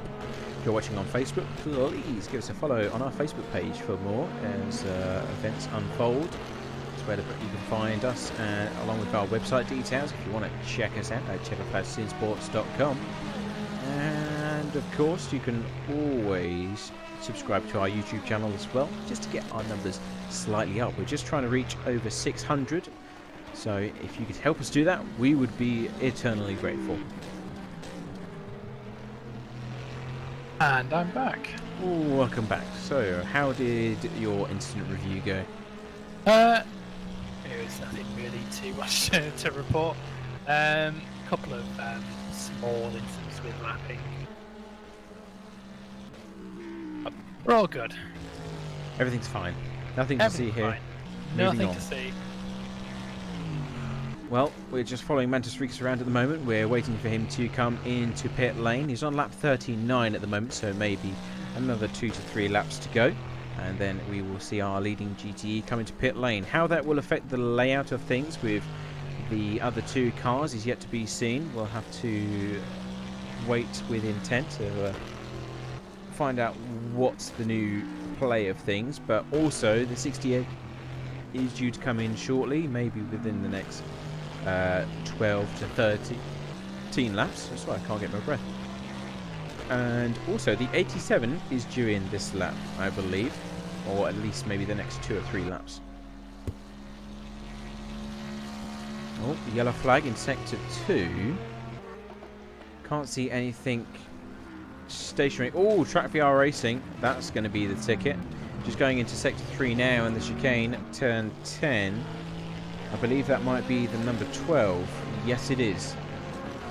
Oh, that is. That's a big one.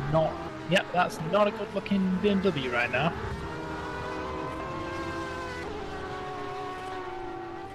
Well, he's managed to get back into pit lane. Luckily, it happened at the end of the circuit, so not too much time lost. But it's going to be a big repair job there at this stage of the race.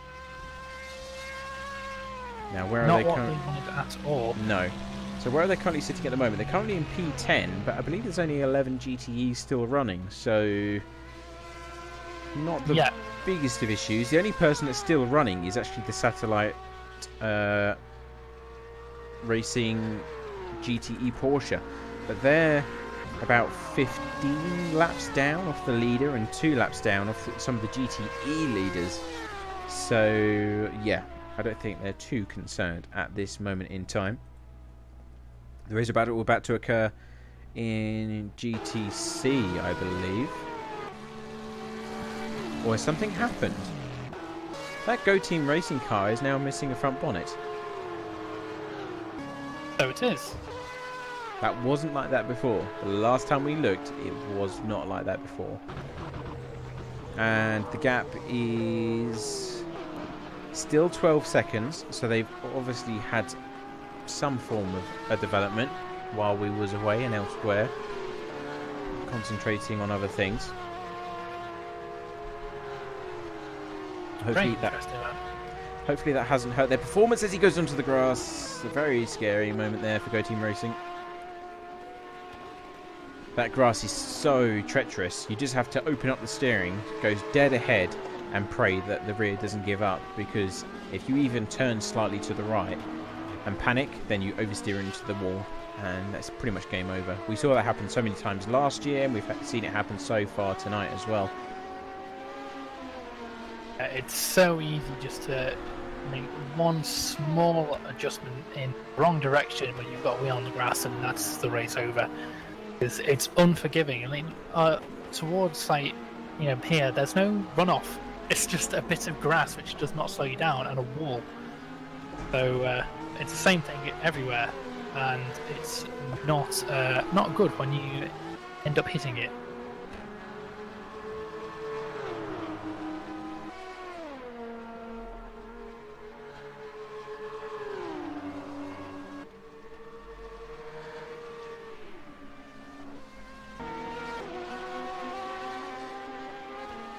So he's actually losing ground to the 72 now. So that is Kostas Takunas. That's the Team Rookie Monster GTC car. They're actually quite far down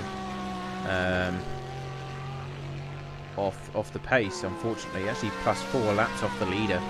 So they've got a lot of work to do.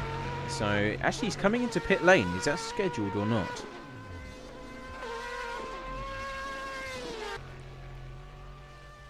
I believe it might be 55 laps completed. He's on lap 1 at the moment, but I don't know if that is him doing one out lap and then coming back in again. I have to wait for him to go back a second time to see if that is the case, and then we'll know if it is unscheduled or not. So developments here occurring in the second half of the race.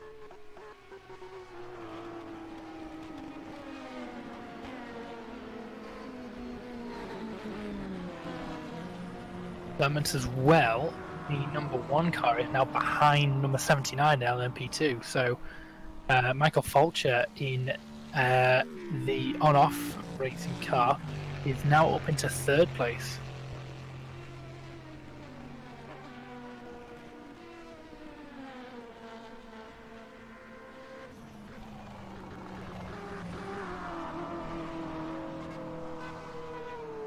Yeah, he's doing really well for on-off racing there. So that means that, well, they've actually conducted a driver change down at Blackwell Racing. Balatsfaro now back in charge, and that is some really strong pace that's going to be coming in for the last half of this race. Oh yes, we all know how quick Balatsfaro is.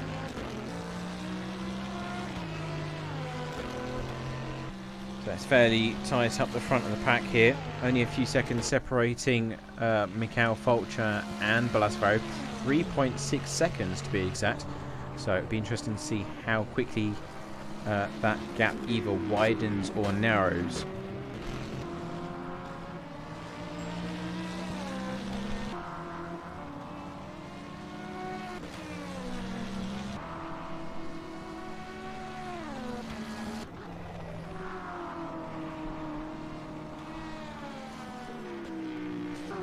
Number 47 in the pits. I believe, is that a scheduled stop? I think it is. Let me just double check for you. No, it's not. Oh. He's done 15 laps and now he's in the pits. Usually they do at least 32 to 33.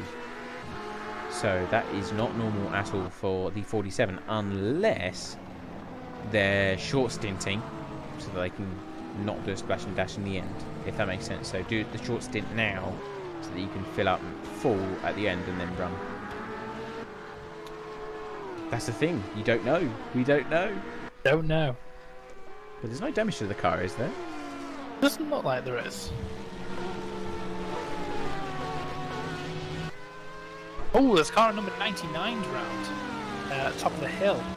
Oh, that's the Porsche, isn't it? They were doing really well, as having said that. So that's a shame to see. Back underway. Doesn't look like there's any damage. Looks like they just had a minor spin. But yeah, no threat from behind the number 14. He's actually behind them on track. He is on lap down on them. So a low risk spin that they've had there. Yeah, lucky escape from the 99. Luckily they've got that bit of that comfort zone. They themselves are about 2 laps down off the next car ahead, which is the number 6, which is Juice Motorsport Club. So not really much manoeuvrability in terms of how much positions they can gain at this stage, unfortunately. And in fact the 14 coming into pit lane, so that puts that one to bed as well.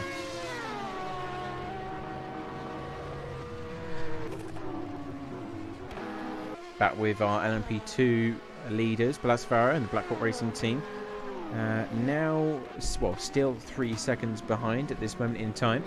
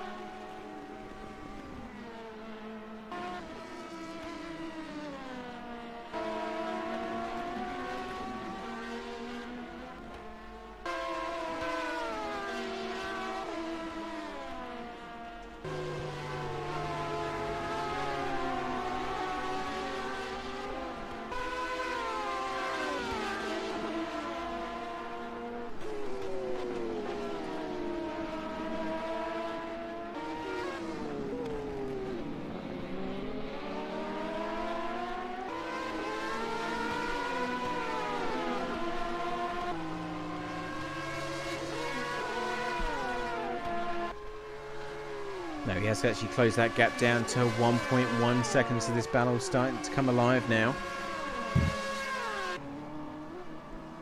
Happened to the 79, you maybe have some issues with traffic. Definitely having issues with traffic out of 10B. On the final corner, the Go Team car just about holding that on the road there as they avoid the Blackhawk car just bearing down on them.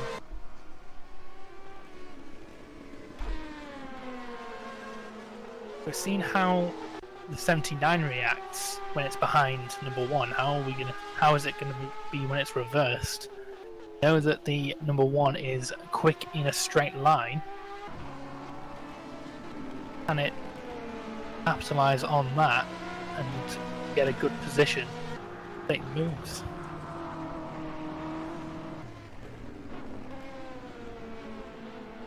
Yeah, now within that 1 second.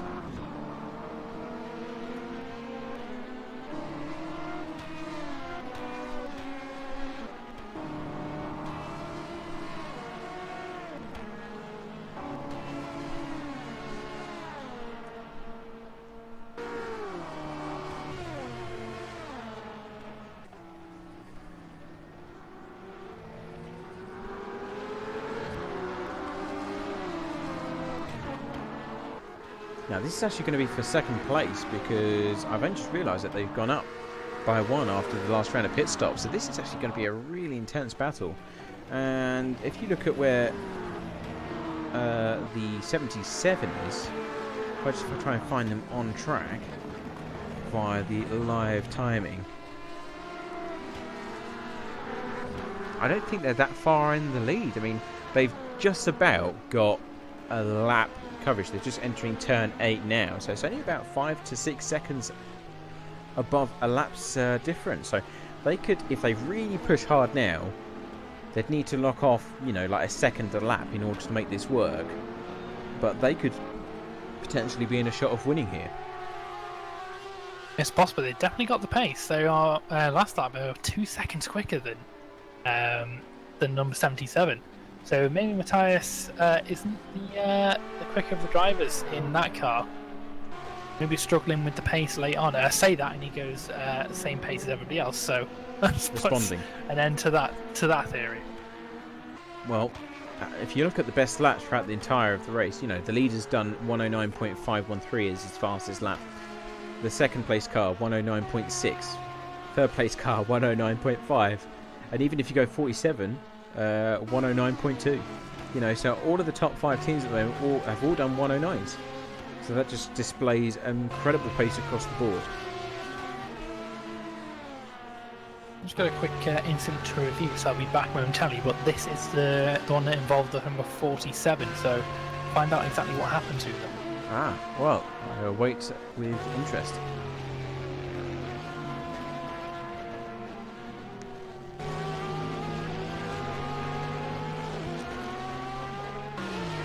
Staying on board with Blackhawk Racing though, as they try to gain some extra ground. They lose a bit of time there, back to 1.9 seconds. So that GTE traffic just coming in at the wrong time for them.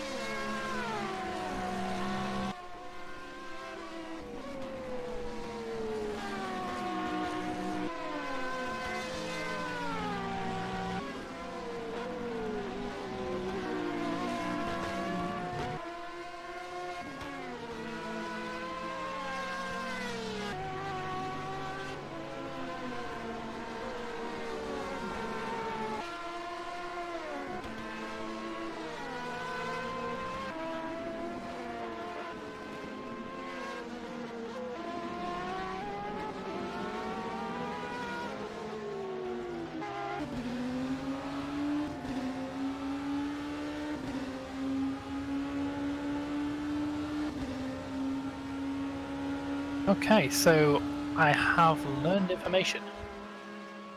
Please do divulge.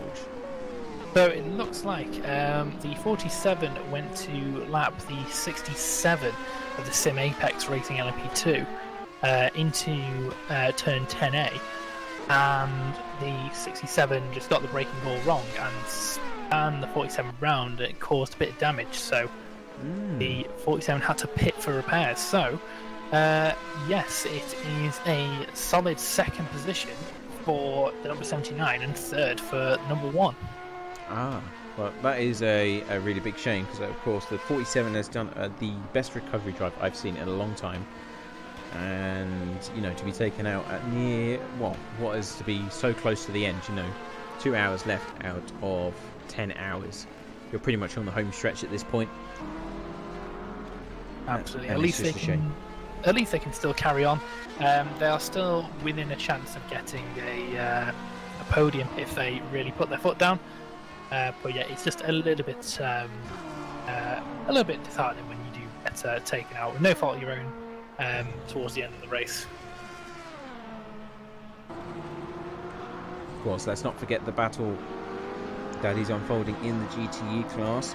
Now, the gap between our two leaders is down to 17 seconds, would you believe it or not, after I believe, the Rookie Monster car has changed drivers. Yeah, Matthew Beavis in for his 10th lap at present.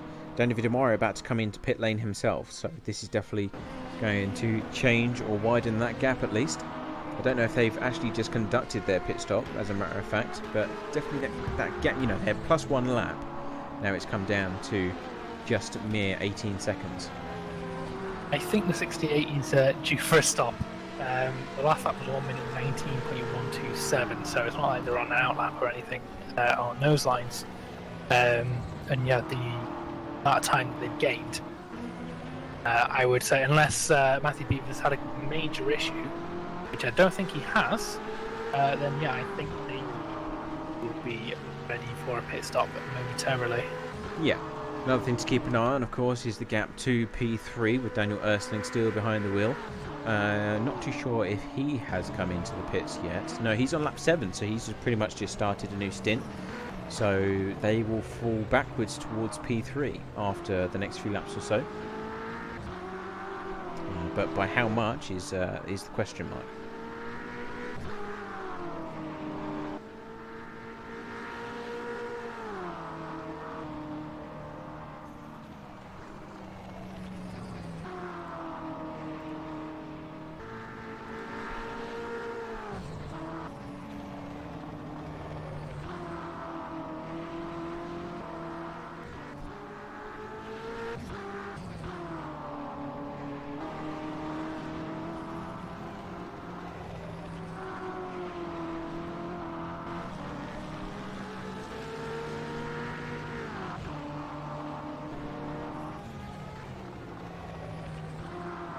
Yellow flag in sector 1 I just saw there, not sure what that was caused by.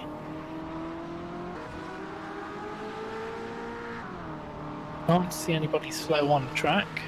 I'm assuming it's just a quick off into grass.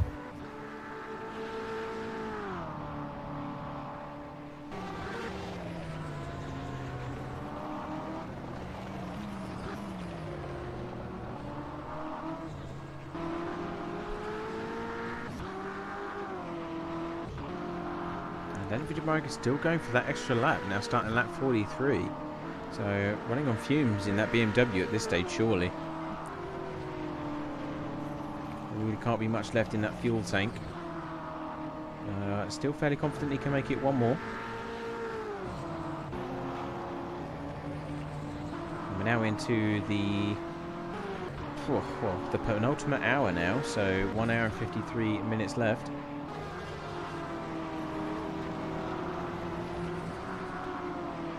Feels like a long time since we started this event here, but we're slowly but surely clawing our way to the finish.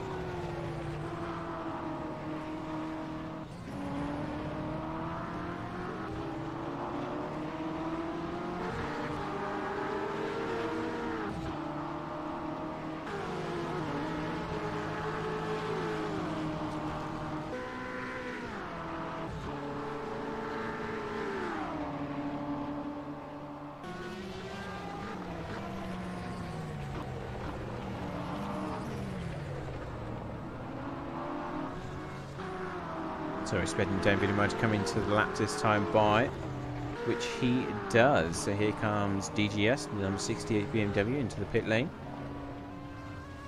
And let's see where Daniel Ersling is in the grand scheme of things. So 1 lap down, just coming through the back, or down the back straight as we speak, towards turn 10. So how far into the next lap will they get is where the question lies at the moment.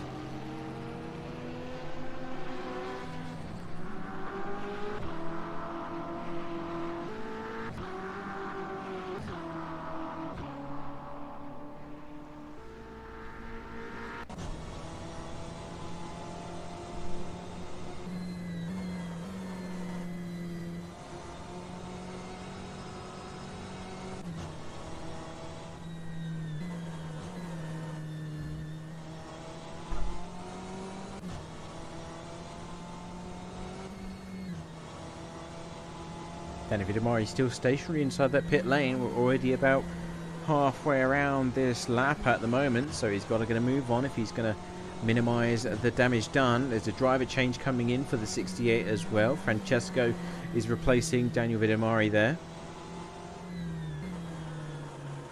And does that mean that they're finally back underway again? Yes, they are. So they're just coming out of pit lane now.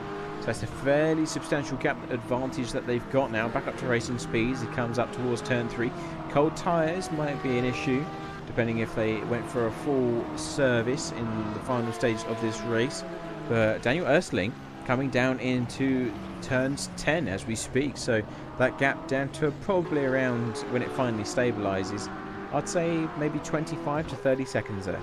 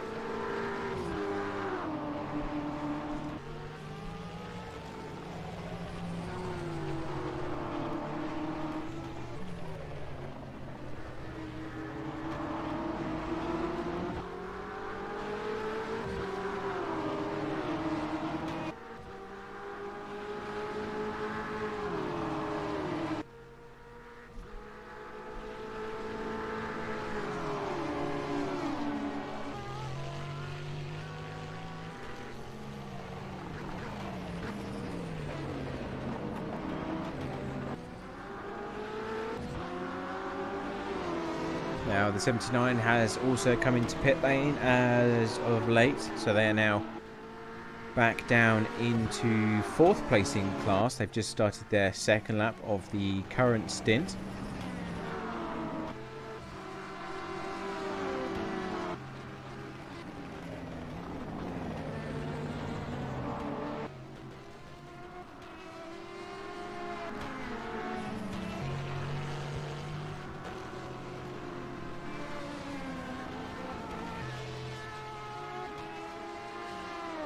Gap between car 57 and car number 6 is slowly coming down. Tim Bernard chasing down Adam Baldwin.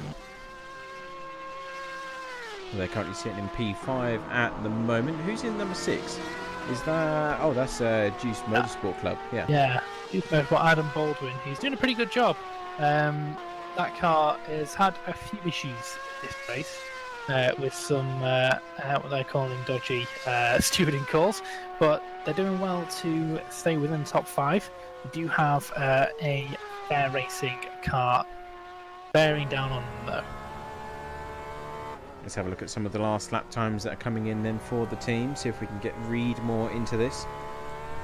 So Pim van Aert currently in charge. We know that he's very talented behind the wheel. Last lap was 1:18.5. They were setting those kind of lap times in the day, which is much easier with visibility concerns.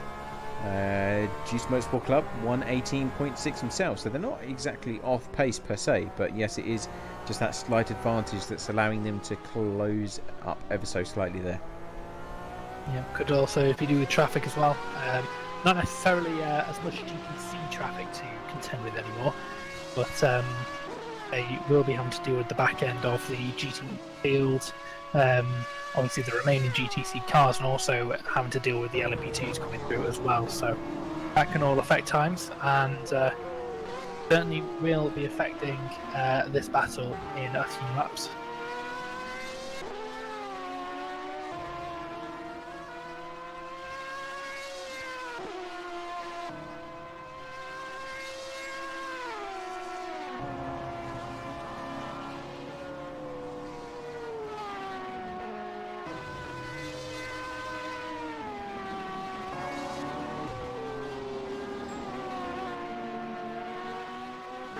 Just seen that the Hydra Racing GTC, I've seen this in the YouTube chat, they were doing 62 to 67 lap stints on a set of tyres. That is absolutely insane. Who's that, sorry? That was like the Hydra car, number 7. They've been doing 62 to 67 lap stints on a set of tyres. Bloody hell, that is impressive. I mean, those tyres do start screaming, especially later on in the stint. With those flat sixes, because of course no traction control really does start to scrub the tyres quite quickly in comparison to some of the more advanced classes, should we say. Yeah, now down to 4.5 seconds here for this gap. What was it? The number 6 is due in for a pit stop soon though, because they've done 37 laps at the moment, so don't expect them to go much further than 40 to 42 laps maximum. So that will give the advantage to the Fair Racing team, because they're only on lap 15 of their current stint.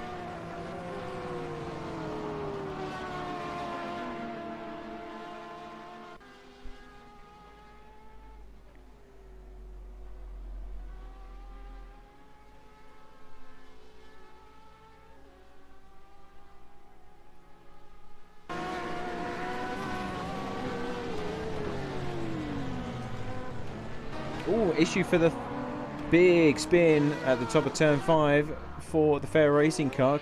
Pim van Aert has done a full 360. Kept it out of the barriers though, which is the most important thing obviously, but that's not going to help their hopes in trying to take that position away from the number 6 machine.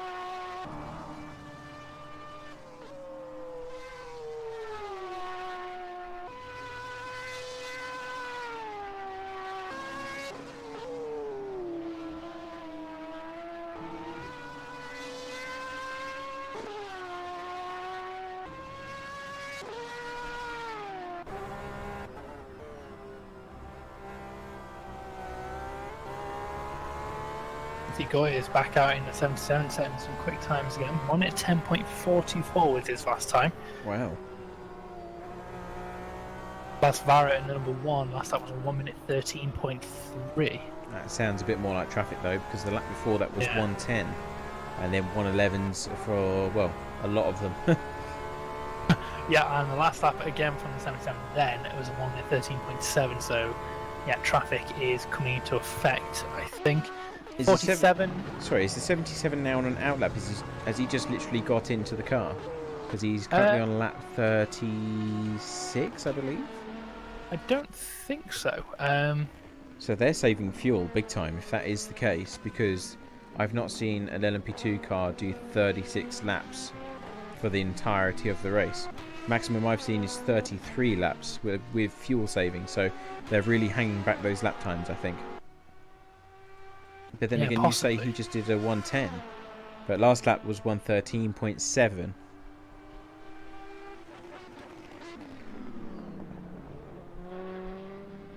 I reckon they're fuel saving. Yeah, see what it's the next lap time's going to be. They're coming across the line now. Unless this is his outlap, that's my only explanation. 1 minute 11.1. So how is he doing that? He's done 37 laps. So they're getting 37 laps. That's the first anyone's gone so far in this race in the prototype class. And he's still setting lap times that are on par with Black Hawk Racing. I mean, unless there's been an issue with the lifetime of pit stops, but yeah, they are flying and they're doing it for a long time, which is interesting to see. What is this magic? It's voodoo magic. They've hacked the game. So people will actually start taking this seriously.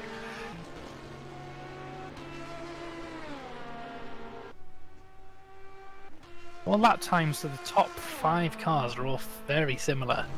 Top 6 cars, 111s and 110s across the entire board. Yeah. It's a competitive field in the LMP2s. It's just a shame that there's been some issues that have spread them out. It's endurance racing that happens to everyone, doesn't it? It's just, that's why minimising impacts to your own races is so important, because that's the only way you really get to the front, is just avoid trouble, minimise the time, overtaking other classes, and that's the only way you can get to the front. Just imagine how many spins that they've had, or how many instances where they've had so many GTC cars up ahead of them that they've had to take avoiding action for.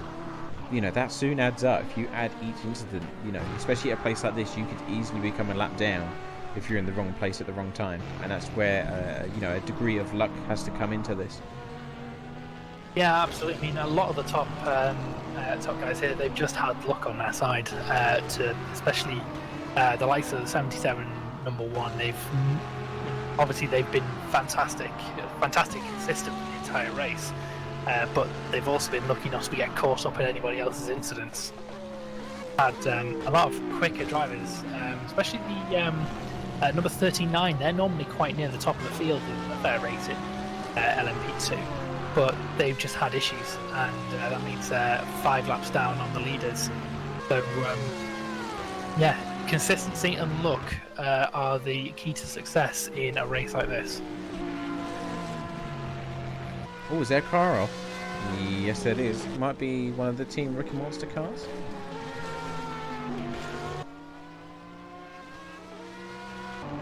I think it was the 72. They're just coming down the hill now. Everything seems in one place. I just love how none of the GTCs have bonnets anymore. Yeah. None of them do. Other than Hydra Racing. Hydra Racing are the only ones left, aren't they? Yeah. Oh, and Seawolf. Seawolf have still got theirs. But that's it.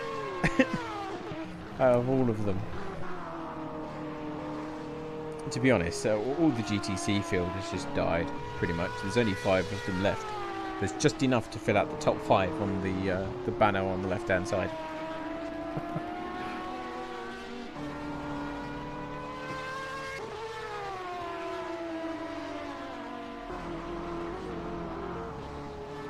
Now number 6 has gone into pit lane.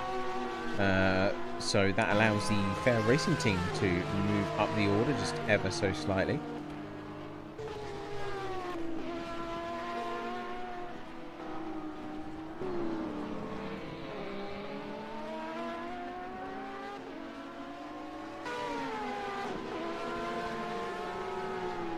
And is it me, or has the 47 somehow got back into second place? Oh, they have. Last lap time 1 minute 48.8. So maybe a pit stop? Yeah, that is a pit stop. He's just come in, yeah. I know the 47 is now on a different strategy. It's coming to the end of its current stint. They're on lap 22, so probably another 8 to 10 minutes and they'll be coming into pit lane, that's for sure.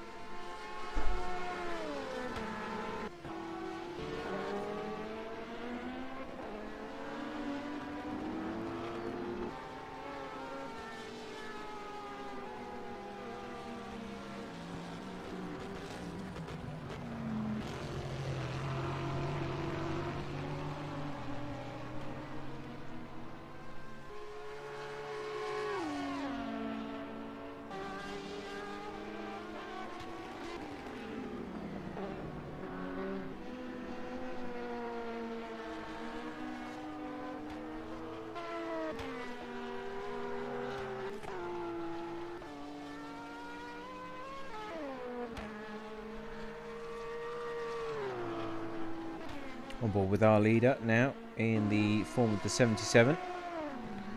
Still controlling the lead quite comfortably from the front for Go Team Racing there.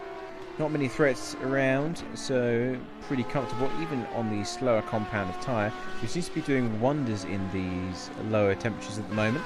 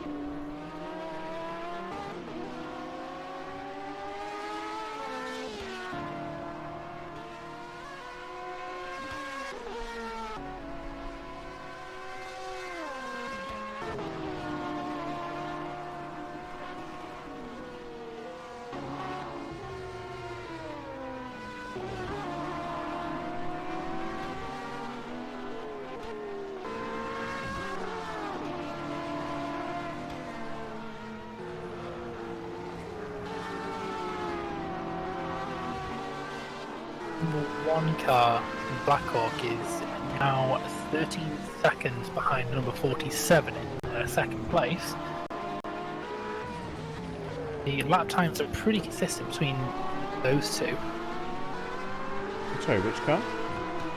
Number 1, Blackhawk car. That's the lap time's pretty consistent between them and number 47. So the 47's found some pace that they might not have had before. Maybe the incident they had earlier has just changed up their strategy, so they can go all out maybe. But they definitely didn't have this pace earlier on in the race. No, they seem to drop off ever so slightly. Not too sure why. Oh, number 1 car off in the first corner. Yep, seeing that. Yeah. Kept it out of the barrier just about. Must have been a bit of a Code Brown there for a short moment in time, but back up to racing speed now. Even retakes the position away from the GTE. That's a bit of a clench. a small clench going through there. I think he might ask for some new underpants on the next pit stop.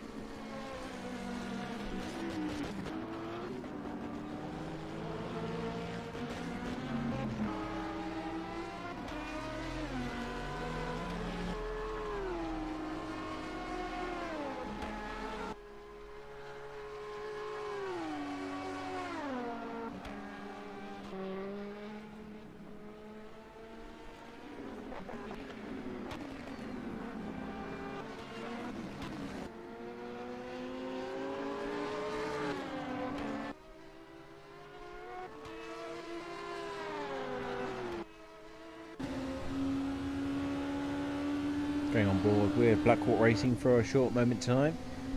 See how they're doing in these nighttime conditions here.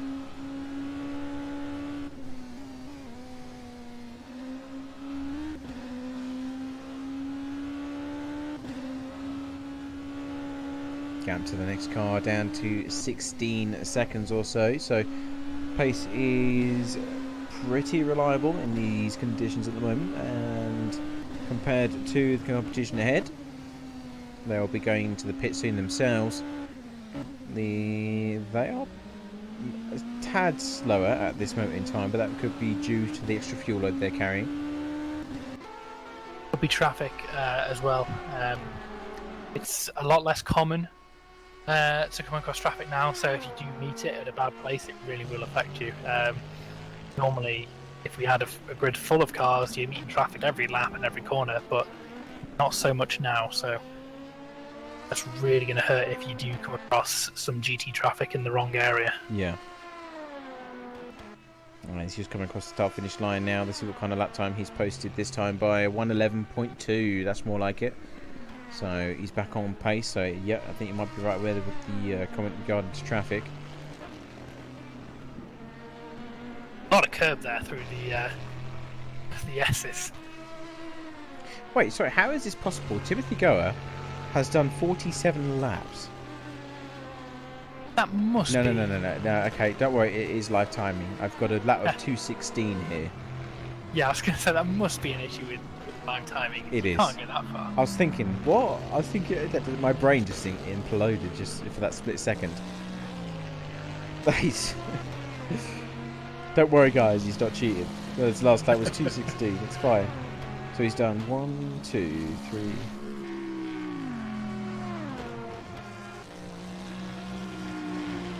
He's done 16 laps on his current stint, so that would actually bring it down to 30 laps, which is what you'd expect. So it's perfect. 31 laps, perfect. Panic over. An hour and a half left of the race. This is where hammer time begins. I think it's already begun a long time ago. I mean, they've definitely got the track space. A lot of cars going through Sector 1 at the moment, but other than that, it's pretty open and, freedom to really focus on those lap times. Where every lap counts now towards the final result. 15.5 seconds is the number 1 to Santu Engqvist. The 47, he's Met some GT traffic though, so that's going to cost him a little bit.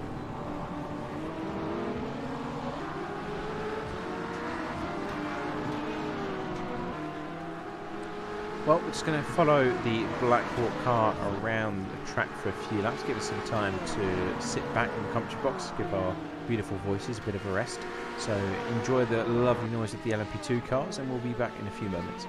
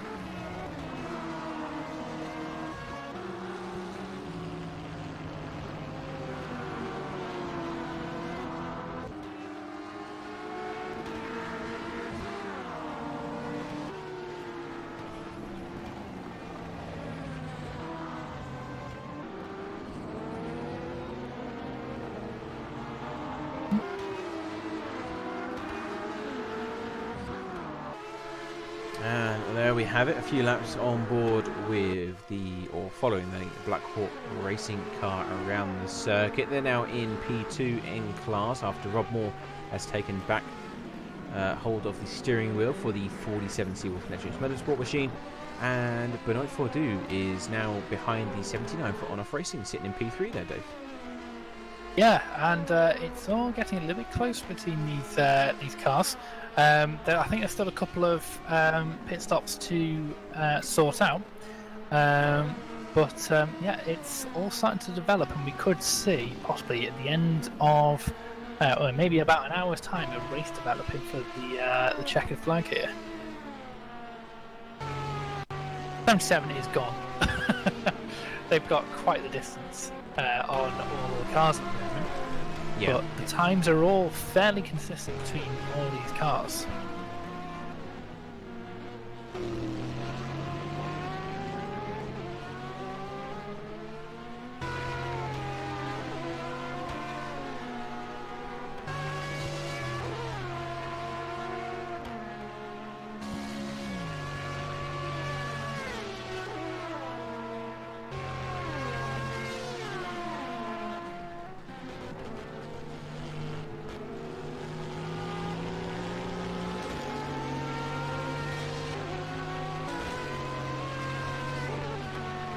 Now let's have a quick look, see what the GTE field is doing at the moment. Still got Matthew Beavis, he's got a commanding lead. And yeah, unfortunately the battle between those two podium positions has died off ever so slightly. It's now up to 40 seconds between those top two teams, which is a bit of a shame.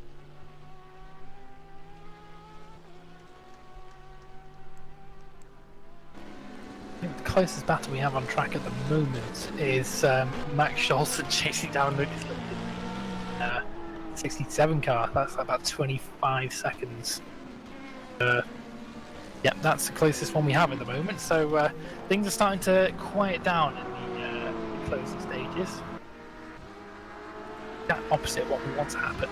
Yes. Let's call a code 80 just for the hell of it. No, don't. No bias, no bias.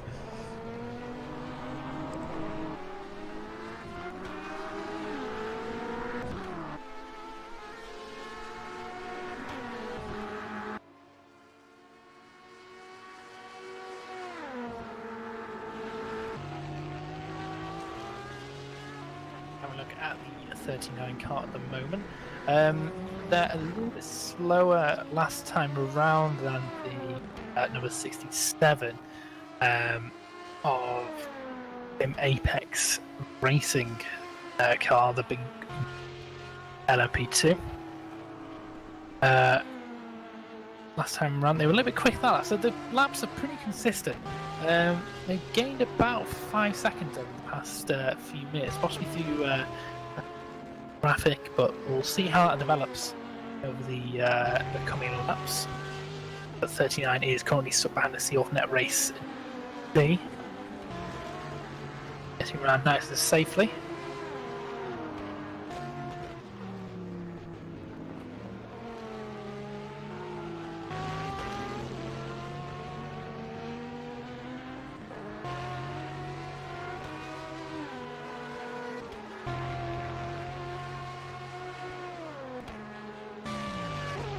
Well, number 39 not really shown as much pace as they normally do, unfortunately, this time around. Maybe they had some issue earlier on in the race.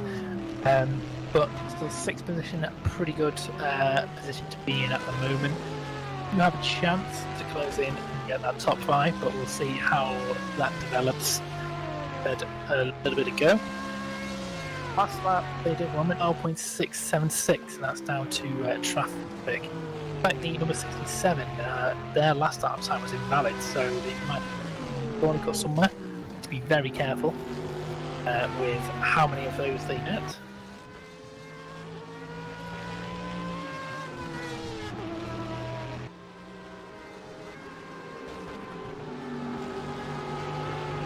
A lot of traffic ahead of the 39 here.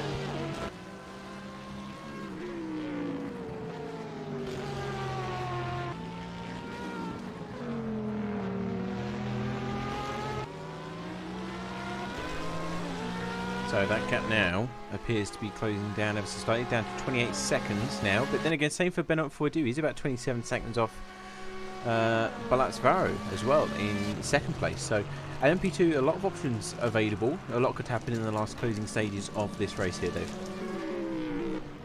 Sorry, I've got my mouth full. Carry on. Ah, Dave's too busy scoffing his face, so we'll continue as if he doesn't exist for a small moment in time.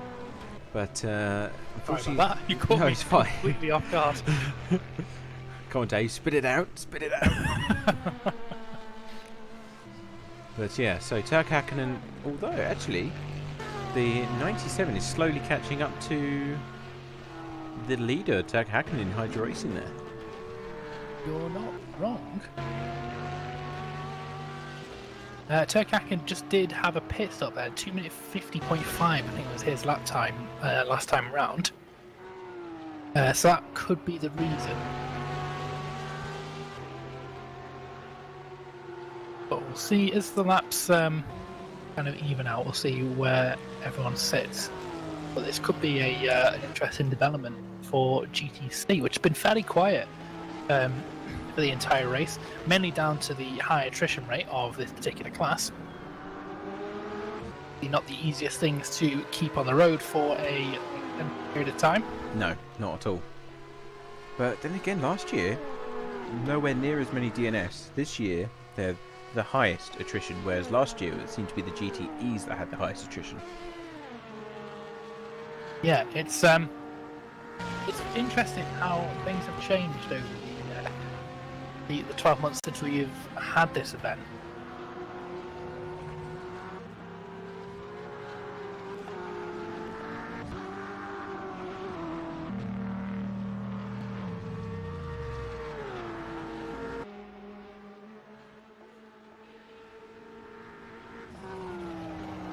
Maybe we just need to go back to the first year and just have LMP3s in the mix as well. Yeah, that went well. What was that? It was LMP2, LMP3 and GTE. Yeah, it was a disaster because the LMP3s just didn't have enough poke to actually accelerate past the GTE cars.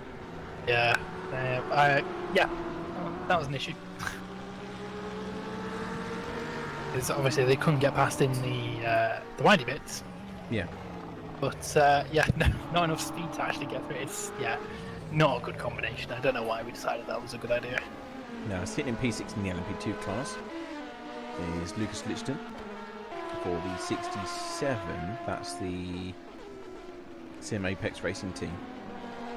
But they've now been demoted down to P5.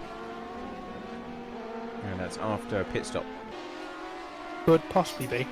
Well, they've just finished 32 laps, so I believe the next time they go by it'll be the start of a new stint.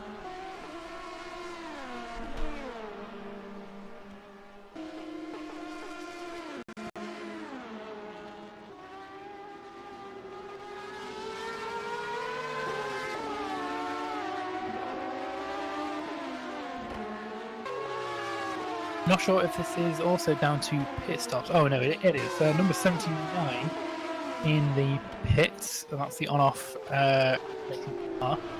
They are down to 4th, and the number 47, piloted by Rob Moore, now up into 3rd once again as he navigates his way through a field of Porsches.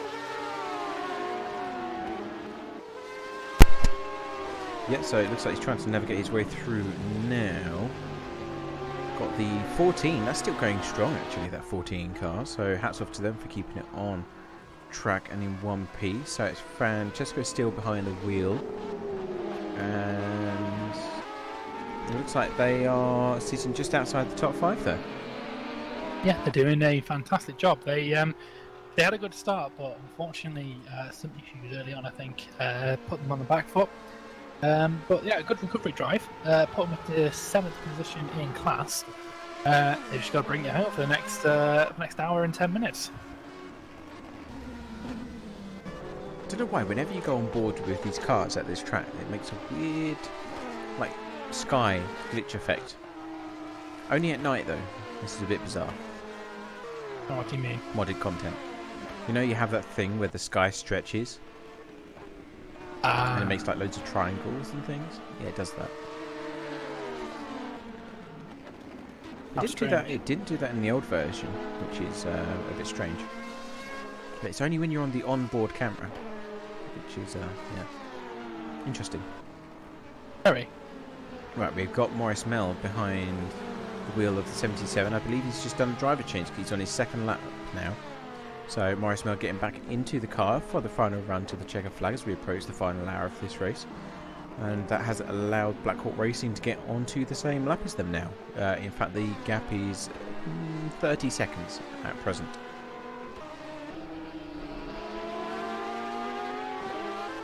Well, might have an issue in sector 3 coming up. The yellow flag just kind of blimped into existence and then faded again. Yep, there again. I think that might have been track VR racing, because they were going very slow through that part of track and into pit lane. Not too sure. I might be wrong. Live timing isn't the most accurate tool in existence, unfortunately.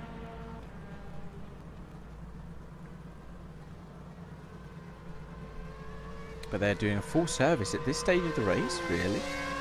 Interesting. Matthew Beavis in the pits as well. Tyres. Ooh, hang on. Car's not on the jacks or anything. There is damage to that number 4 on the front left. There is. That's on the rear left as well. Yeah, they've had an incident somewhere. Look at the state of the back of it. I can't see the back because of the camera angle, unfortunately, so... Yeah, they have... they've been this somewhere, I think. There's damage on the front and the back of the car, so maybe an incident. Well, they've moved down to 3rd place. They had a lap lead. In fact, almost a 2-lap lead. So what has happened to the leader in GTE? This is a huge development. We go back through the replay and see if I can find out what it was. Yeah, if you can. I'll try and identify it via the lap times, if possible. But they're currently on the first lap of this stint. They did a 1 minute 20, maybe about 10 laps ago. But other than that, I wouldn't imagine it was too big of a deal.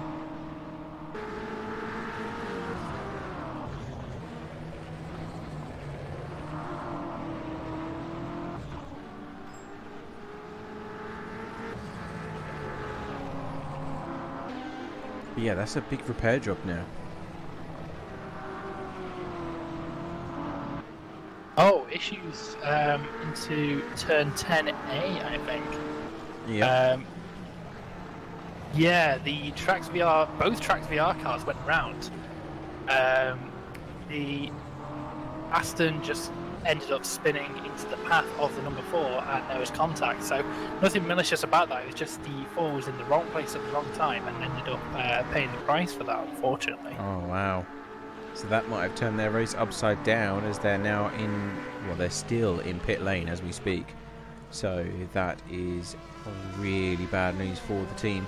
And in fact, even the 57 is soon to be overtaking that position, that last remaining podium position for them. What a way to turn this race up on its head for the... Oh no, it's back underway now. So they've still got hold of 3rd place, luckily.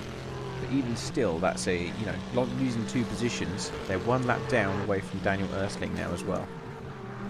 Yeah, it's a terrible way to end the race, and it's a sad ending because they've not put a foot wrong for the entire race, and they didn't then. They were just in the completely wrong place at the wrong time. It's bad luck has struck them. Well, we do have 1 battle underway, and that's in the LMP2 class. That's for 2nd place between Black Hawk Racing and Seawolf Netros Motorsports.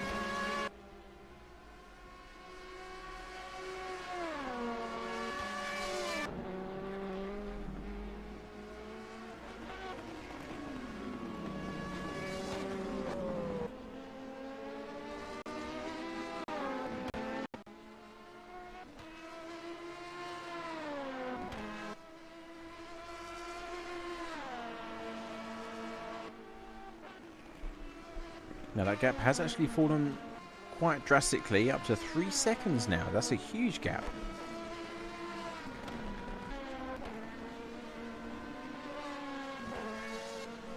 Last lap time, 1 minute 10.8 for the 1. 1 minute. So, assuming again it's traffic related. The 47 has had pace in the last stage of the. So we'll see how that compares because they've had a fairly clean lap so far. How that compares when.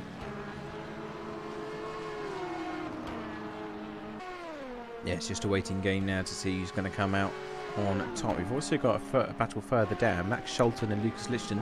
Gap is 3.5 seconds there for P5 in the LMP2 class.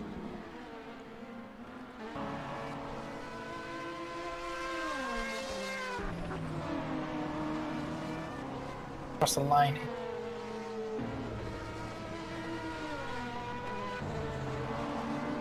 Whoa! 1 set in 1 minute. Sorry, who's that?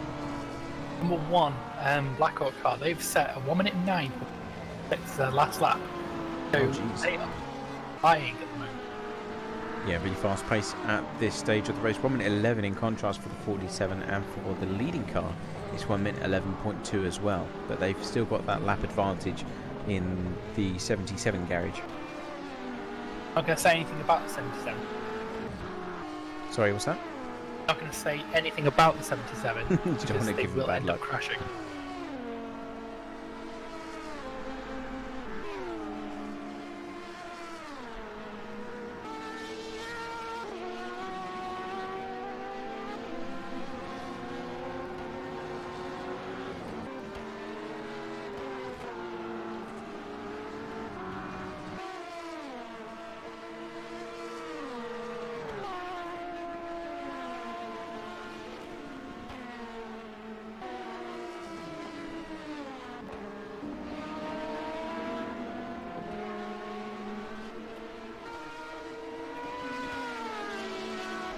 The gap in GTC fighting for the lead there, that's now down to 21.4 seconds. Well, this one is a lot closer in the LMP2 field because Max Scholten is now only 1.5 seconds ahead of the 67 machine. That is Sim Apex Racing Team, so they're closing in on fair racing here.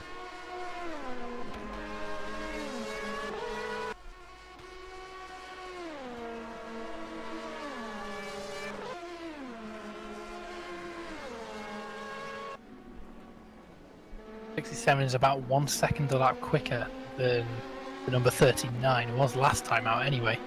So we'll see how the lap times compare this time around. They're just coming across the start-finish line as we speak. Ooh, pretty And much identical lap times. Yeah, 0.027 seconds slower at the moment, and the gap now to 2.6.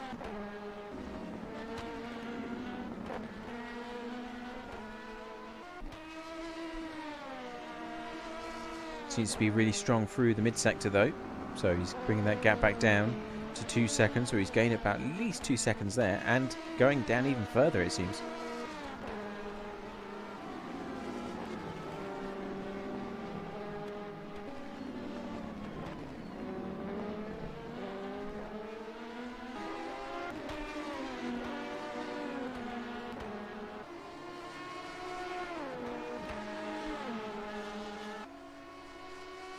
Wow, that fair racing car has a lot more poke on the back straight. In fact, he's actually lost about 0.3 seconds. So it may be a car suffering from top-end speed issues here.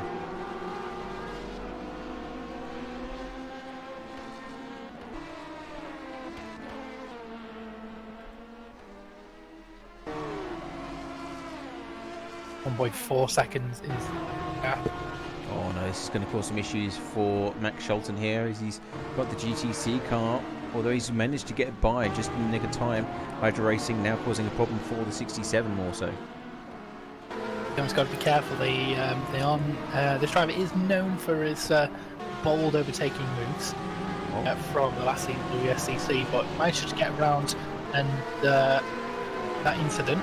And this is a gaggle coming off the back end of the circuit here. Yeah, well, he's closed that gap down now thanks to the traffic conditions. He's right on the tail of the fair racing LMP2 now.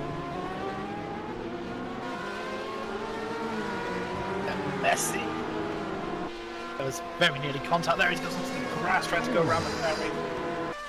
Yeah, that was Really extremely ballsy to try it around the outside, touch the grass as well, but he's not got position just yet. A defensive move from Max Shelton there on the inside line. Hold him off for one more lap, but the battle is far from over. It's right on the back end. Oh, it's all starting to heat up near the end of this race now. God, he's not brave enough to go around the outside turn one.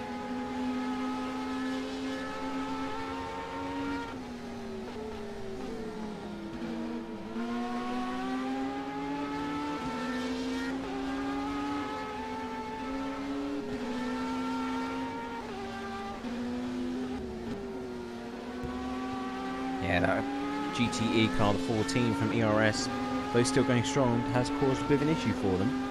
Now back to 1.5 seconds, unfortunately. So Max Shelton really slicing through the traffic effectively to maintain that gap to what it was before all that traffic got in the way.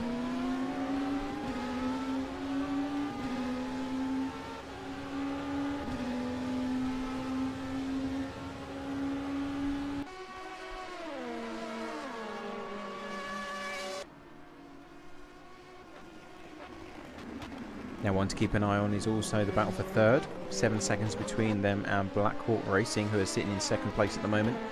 So definitely one that's going to be developing as the race continues. But we're going to keep our eye on this because obviously this is a lot closer at the moment.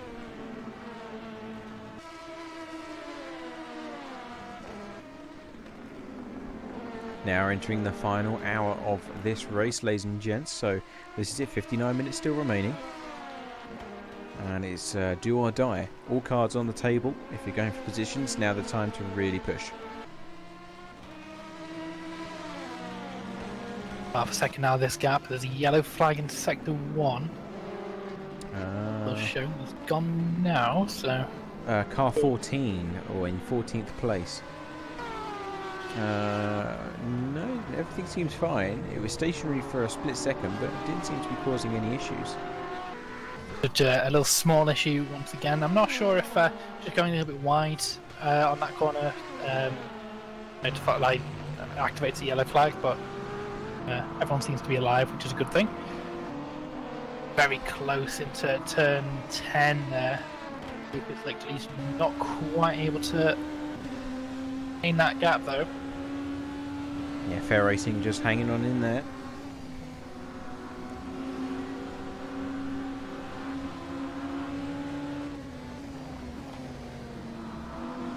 Interestingly, they're on different tyre compounds in the 39.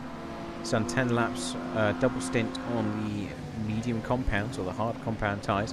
Lucas, on the other hand, on the faster tyre, and he's done 3 extra laps in comparison. Might come to the 39 towards the end of the race then, if they can keep the tyres going. Yeah, if they can keep those tyres alive, they might be able to short stint to the end. I mean, they still need to do a splash and dash, same as Lucas in the 67, but of course it's all about that consistency and whether or not they can keep those softs from degrading too much.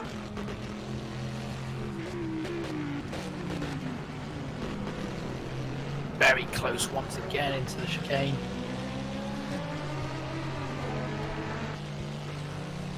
Finding the way past the 39. What Lucas is really struggling here, so they go round the... Oh, he's side by side.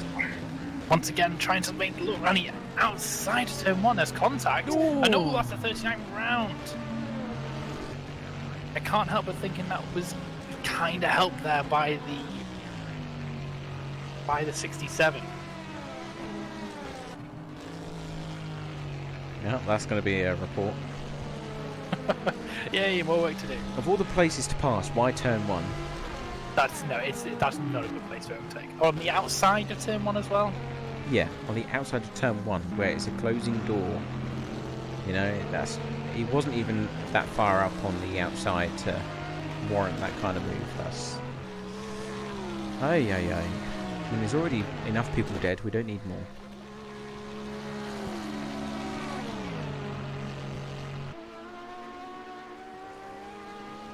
looks like Max Scholz was able to get away without any damage. It was just a spin, so... A spin? I think I saw 3 of them. Well, if it doesn't stop, it continues to be the same spin. But managed to get away without major incident there. Yeah, a very lucky escape. If that car had decided to spin straight on, that he would have had no say about where it landed, especially in the barrier. Rob Moore is now 9 seconds behind Black Hawk Racing though, so that's a gap that's actually extending in the latter stage of this race.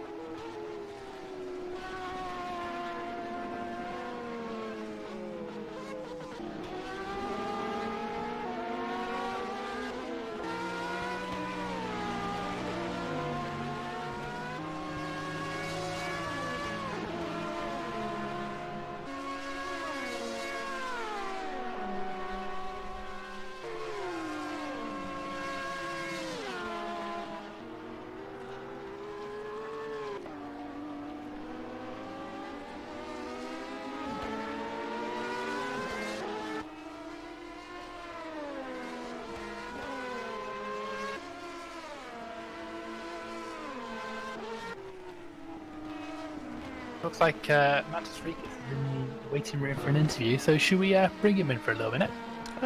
Yeah, let's have a bit of company.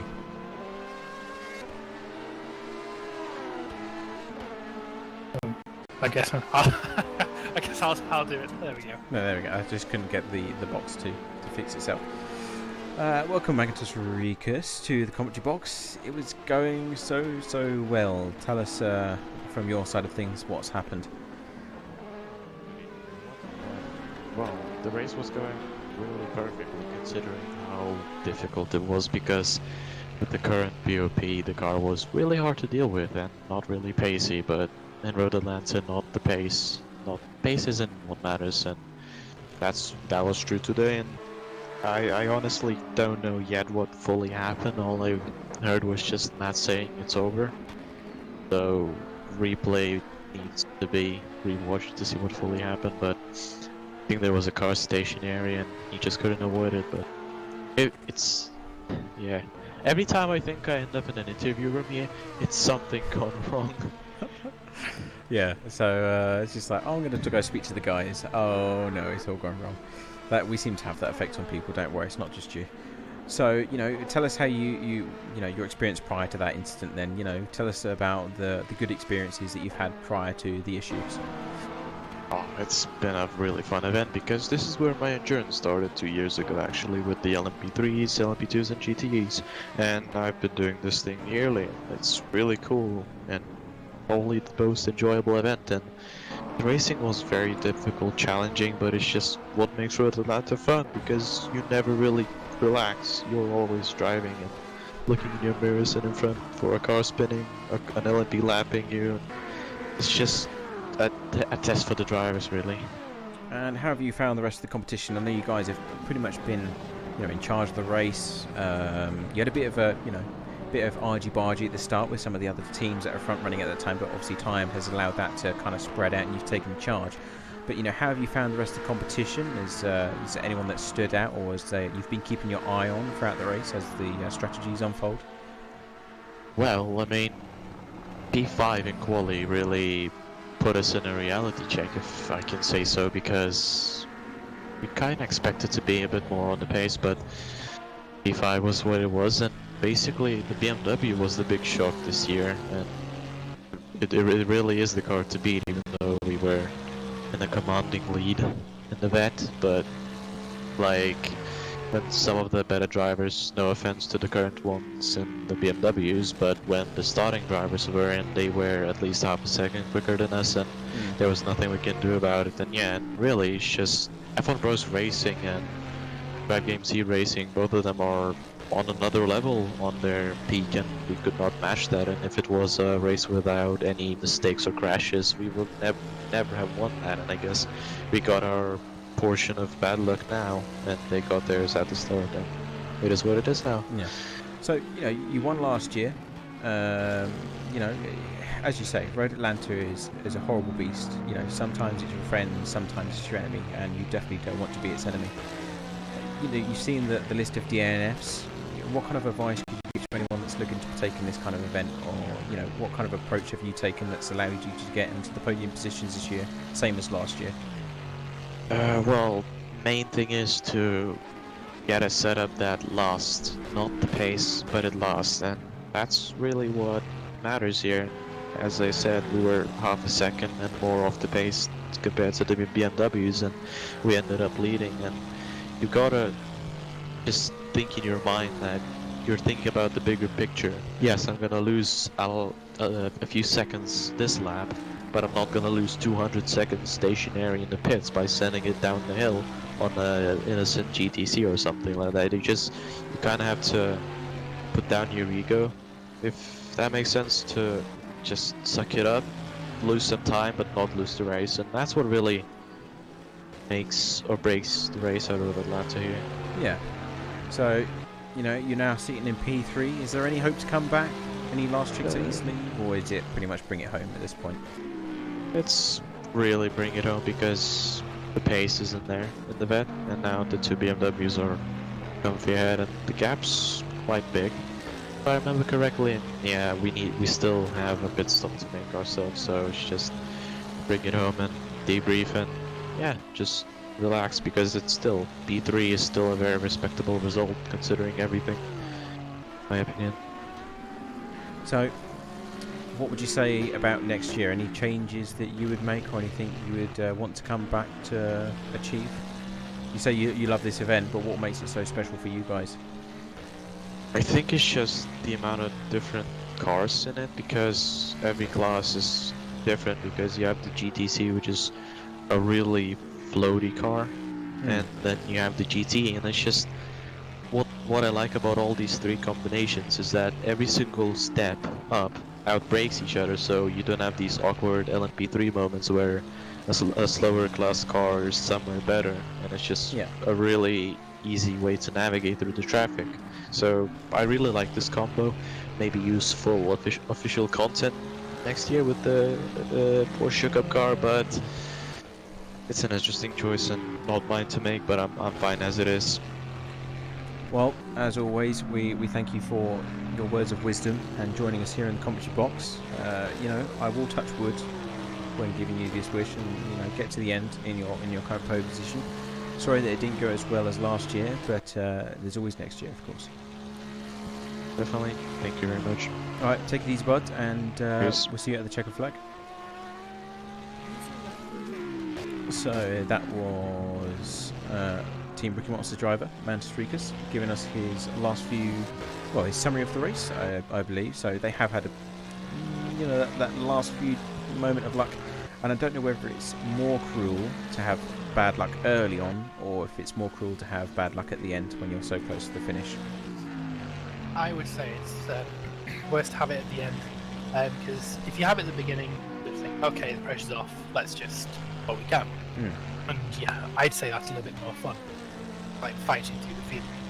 But when you've done so well for so long, and just in the closing stage of the race, where nothing can be done about recovering this or taken away. That's heartbreaking.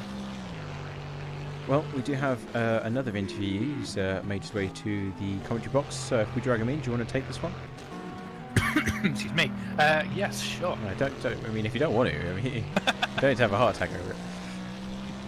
And it's Black Sparrow from the Black Hawk Racing team. If I can. Well, that's hello. Welcome to the commentary box. So, currently sat in second position in the number 1 car. How's it all going from your side? Good evening, everybody.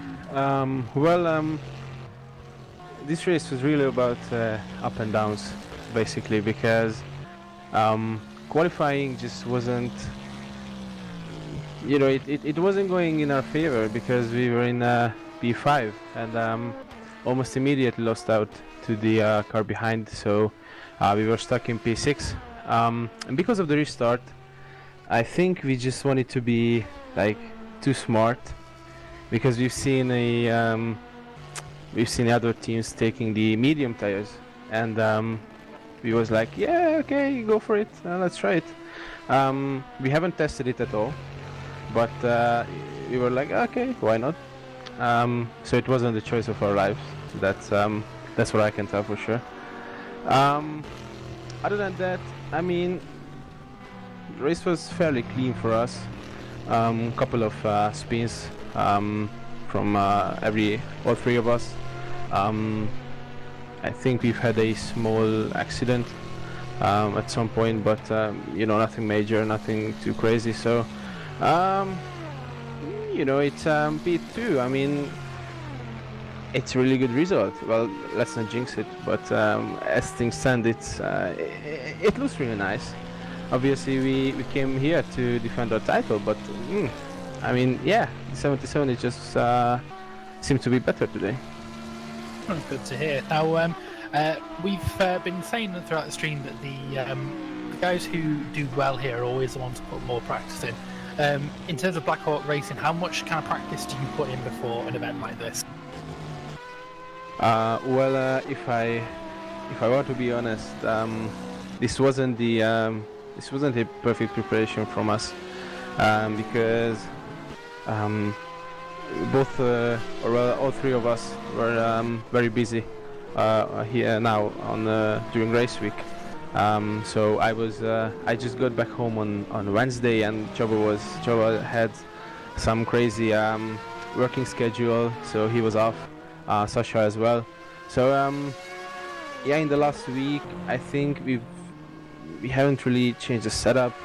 It was like, okay, I drove like 20 laps this day, and Chobo drove like 5 laps yesterday. So it was a bit all over the place, and I think it just showed that our pace was, it was okay, but not the best, definitely. But I think we are just lucky enough that we have the experience from the last couple of years racing here, because I mean, we've all had some cold brown moments, and I think that experience was the only thing that saved us. Oh, it's good to hear. So basically what we're saying is you're not actually putting that much practice in, you're just really, really good. So. No. No, obviously not. It's just, I don't know, it seems like the other guys had a bit less of a luck, or that we just got lucky with the traffic. I don't know. Well, after this last season in VEC, I think we deserve some luck. Yeah, absolutely. Well, yeah, as I said, you're doing pretty well at the moment. Second place in a race as crazy as this one is a fantastic result. Can we see Black Hawk racing any other events this year? I think so. I mean, yeah, why not? We just tried a new lineup that you can see now. This is the number 69 car. Actually, I want to revert back to the start of the stream, or start of the race for a second, because when Matt was going through the list and he was like, Black Duck Racing, that must be an inside joke. It is. it is very bad, but it is an inside joke. So it is the Black Hawk Academy team, basically. All 3 Russian guys. Well, one of them didn't show up because his wheel broke, I think, a couple of days ago. But yeah, I mean, they've done a really solid job out there. They are just bringing the car home, and yeah. So I think, well, the 81 was a bit unlucky, and I feel really sorry for them because they were like P3 for around that. But they crashed a couple of times, and I think at one point Chris got a disconnect as well. So yeah, a bit of a mix of feelings here, but yeah, I think, I mean, if you can organize such great events like this, then why not? Yeah, well, we've got a few planned in Rf2 and a few other sims. I'm not sure if you guys dabble in any other sims at all in Rf2. Chris is doing some Assetto Corsa Competizione. I think that is some kind of a national championship in the US, but I'm not entirely sure. Is it an international one? I don't know. But no, other than that, not really. I mean, yeah, I think I'm just going to say what most people think about our factor, that we hate it but still love it. Oh yeah, that's about it. The story of my life. Yeah. yeah. Well, it'd be good to have you in any other events as well. It's always nice to see you guys because you always put on a decent show for us with the pace you have. But yeah, well done the race so far, and wish you the best of luck for the remaining 40 minutes. And thank you once again for joining us. Thank you. Cheers, guys. All right, take care, bud. Yes, bye bye. So it turns out, yeah, Blackhawk Racing are just actually really good and they don't need practice. I wish I had that amount of talent I wish when I I race. had a little bit of talent even after I practiced. Oh, I think the server's having a dump. No, it's not. It's fine. It was just me. Don't panic. We're fine. It's fine. We've only had was it 2 server restart? Not 2 server, 2 stream restarts. One to fix the lagginess, and then the second one after my PC had a huge dump. Yeah, that's minor issues compared to what we normally have. That is. I'm not going to say it. Just don't. What, I know what you're 40 thinking. minutes No, behind no, schedule? no. That's fine. Yeah, that's not what I'm thinking about.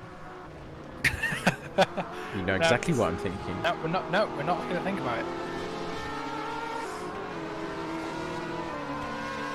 So while we were chatting to everybody,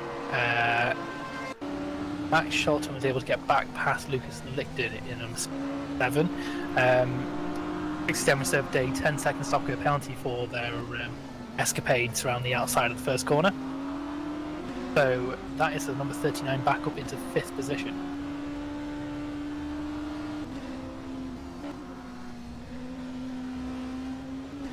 Positions seem pretty solid throughout the order with 37 minutes to go. So still a few splash and dashes to come, especially in the LMP2 field. So I wouldn't say it's game over just yet. I mean, Blackhawk Racing are due a pit stop in about 3 laps. Rob Moores is on 8 laps of his current stint. Rest of the LMP2 field, though, they're going to go for one more time into pit lane for that splash and dash. One more chance to get it all completely wrong on pit entry. Yes. It's a really tricky pit entry around here. You've got to brake and also turn down the hill. Oh, it's hideous. The pit exit as well. It'll just chuck you straight onto the racing line. It's like whoever designed it hated human beings, you know? Well, we could have it on the outside, which would make it a lot easier to enter and exit. It's still not as bad as Zolder. Oh, God. Zolder Turn 1. Why did Who I designed that? Worst corner in the world. It's a little bit better now, isn't it? They've got a big kind of, like basically slip road out of the pit lane onto the main circuit, I think. But I just think that's the worst track in history. I hate driving there. I will never enjoy Zolder. Reminds me of the ill-fated 24-hour race we did. Ah, yes. Well, the one where you did first splendidly until they realised they've screwed everything up. Had to restart and then you got taken out. Yes, That one. that one. We've got a great history. Well, I've got a great history of in endurance racing.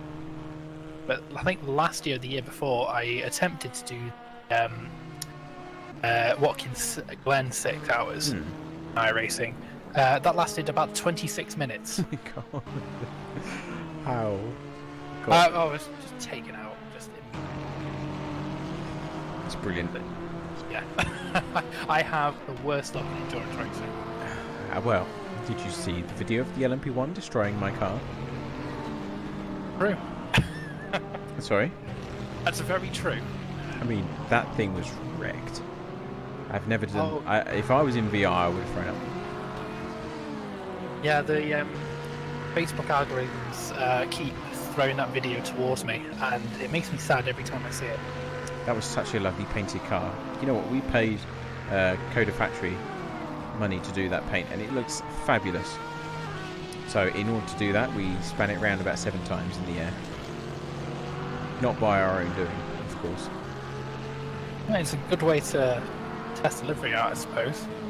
It Guess the didn't. views. It didn't look as good with Crumples on it. I'll say that. Very true. Here comes Go Team Racing into the pit lane for the final time. As does On-Off Racing as well. So you've got 3 cars in pit lane at the moment, all in the top 5 of the LMP2 field. So it's going to be a splash and dash for pretty much everyone here today on this final stop. Although the jacks are going up on the On-Off Racing car.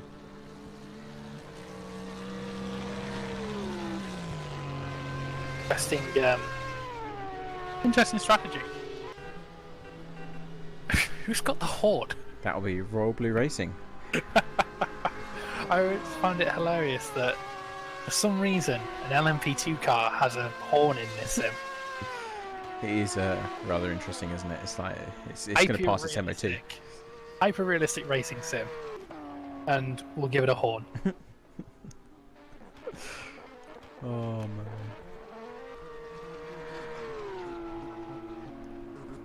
Well, they're at the back of the field at the moment. They are several laps down. No hopes of coming back, unfortunately. But they're still going at it. And we... for a split second there, we did have a fight, according to live timing. But it's just rectified itself. So Cliff van der Ven is ahead of the number 6. Let's see if they leave me splash and dash. So 25 laps in for the 33. Only 12 laps in for the number 6, so I don't believe that they will need any more fuel. Potentially for Cliff van der Ven, he'll have to do a bit of saving, I think, so he's got, what, 15 laps left? And it's 1 minute 18 for the typical GTE lap. So he might need to push that a bit, might need to stretch it a bit more. How that develops. Of course, of the next stint. 32 minutes left, and it's been a long afternoon. Oh yes. I am certainly ready to go sleep. I have a pizza sitting next to me going cold, but we do have George and Nedem in the waiting room as well, so do you want to do this one, or...? I certainly can. Does that mean you're going to eat your pizza? Oh, I didn't think of that. Yes. So here's what's going to happen. We're going to make this interview as quickly as possible, so that Dave has to scoff the pizza down his throat. If I don't come back, I'm dying. That's it. He's just choking in the background. Anyway. Georgie Nadev, welcome to the commentary box. And tell us how the race has gone for you guys so far. It's been up and down, but you know, currently comfortable at the moment.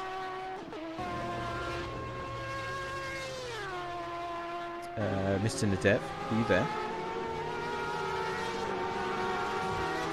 No, he's not there. You've got to come back, Dave. Stop eating your pizza. Oh no! It's fine. You can finish it. So we won't interrupt Dave's eating habits. You know, got to let a man eat. Once he started, he can't finish. You know. Excuse me.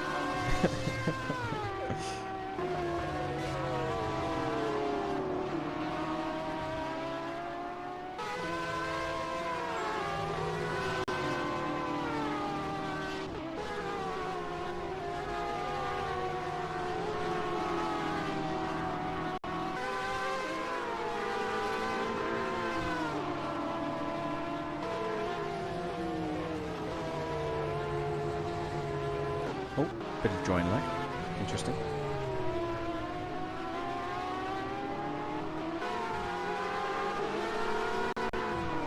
Has the car stopped on the start-finish straight? LMP2. Oh, it's the number 1. What's happened here? Oh no! Oh wow. Well, that was an incident. Oh wow. All drivers, this is race control. Code 80 in 10 seconds. 5, 4, 3, 2, 1. Code 80 enforced. So, yep, that is code 80 now in effect. That car is dead, it seems. What on earth was that? I reckon they were trying to push it back. Yes. That's the number 9. Number 6 got caught up in that. Unsighted by the Oh man. by the car ahead, and massive incident.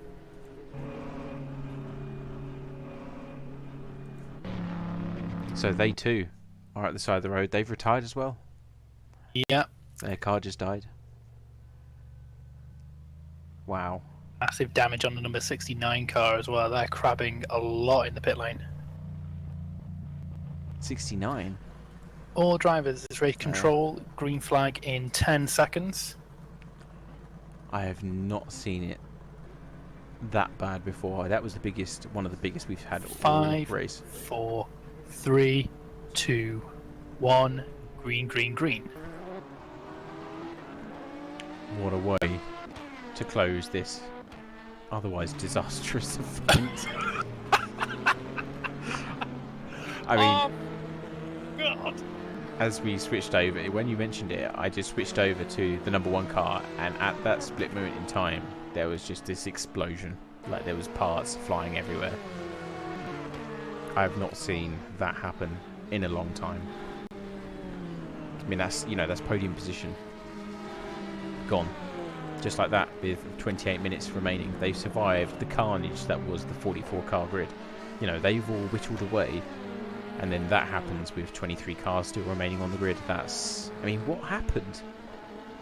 What happened? I'm assuming the Blackout car either obviously ran into issues. The 69 tried pushing them. But at some point there was 2 cars coming down the back straight. One of them was the number 6. The other car, I don't remember who that was. They moved out of the way, but the number 6 was just completely unsighted and went straight into the back of the number 69, and carnage ensued. Yeah, but I'm just so confused. Like, how did they get that far down the road? You know, did they blow the engine? They ran out of fuel. No, because I swear they just pitted. Surely not. I mean, a team as experienced as Blackhawk Racing ran out of fuel. That doesn't make any sense.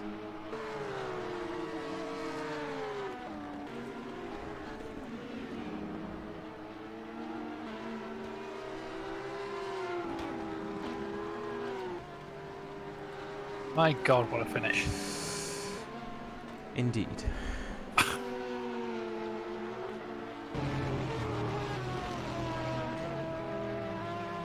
Pooh.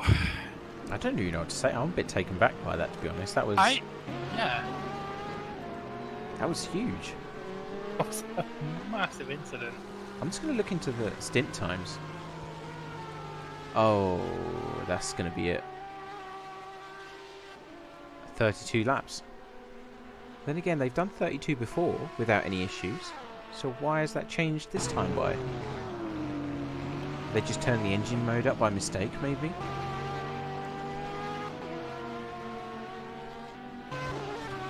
Just like thirsty engine, just all the fuel's gone. Yeah, possibly. Wow. That means Charlie Rigo and On-Off Racing pretty much confirmed podium position for them this year. And the defending champs, DNF. I can't believe I'm saying that. So all of this after 9.5 hours of racing.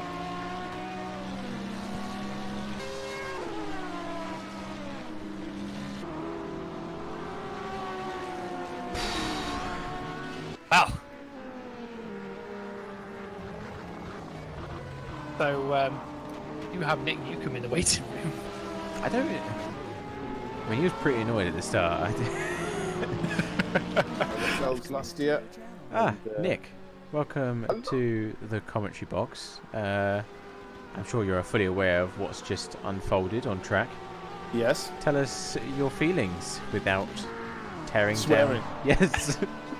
Well, to be honest, for an experienced team like that to be basically stationary on the track on a back straight with them speeds that are being given out by LMP2s, GTEs and GTCs, I just find it irresponsible. I find it absolutely incredible.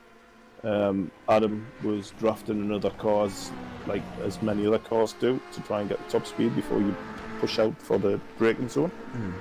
The car in front, it's Move to the left and then... moved to the left. It was like a Billy Monger. If everybody's seen that, like that guy had no chance.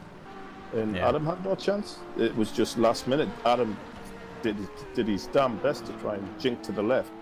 But at that speed, to miss him, he would have had to probably be about 100 metres away, really, to get clear of him.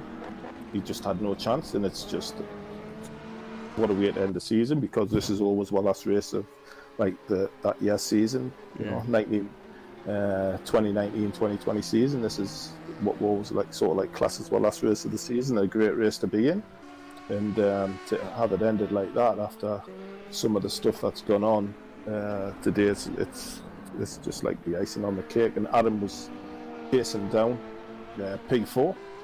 We'd done our last pit stops, we'd ran the numbers, and we were just eating time. We were just dealing in P4, Yeah. and we were ready to take him, and was stopped. You know, it's just so sad. It's so sad to end the season like that. Yeah, I mean, as you can see from the list of finishing cars, they're pretty much a minority at the moment, unfortunately. But you know, you've had a tough race this year. You know, you came third last year, so we were still going to gain a place from qualifying, so it was still like a net result of positive. So yeah, even after all that's happened, but I just seen it on screen, and I was just like, my heart sank. You know, it was just like, and after what Adam had been doing for the last stint and a bit, it was just the times he was running were just excellent. Even I did, you know, we'll class it as the last race of the season. I gave him a curveball when I jumped out the car, just because it was our last race of the season. I told him we had soft front and soft rears, but I really gave him medium rears. And he started putting in these times, and I was like, Jesus, he shouldn't be doing times like that. But near the end of the stints, it all came together. He was still running pretty good times, but we had a good lap. But in the end, you know, we were going to have a pretty good result, and sadly it's been taken away. But I just want to say thanks for another great event. I love this race at the end of the season. I think it's a great way for us to end, and then we'll have a good chat and everything within the team before we start focusing on 2020-21 season. So just thanks for the work, and don't be put off by anything. You know what I mean? Just keep going and keep your heads up, and you know, it's not your fault. Some drivers think that they're hot lapping every day, you know, so it's out of your control, that. Yeah. So, you know, what is there anything you're really taking away? Is there any lessons that you can really take home, or is it just try to forget about this year and look forward to the next? No, it's obviously for me it's been a pretty amazing, like crazy, amazing year so far. But I think the way the team's been running, it's been good. The support from the team for me and from the wider sim racing community has been amazing. So for that, it's been brilliant. But Juices as a whole, we still came third in the VEC League, which was great.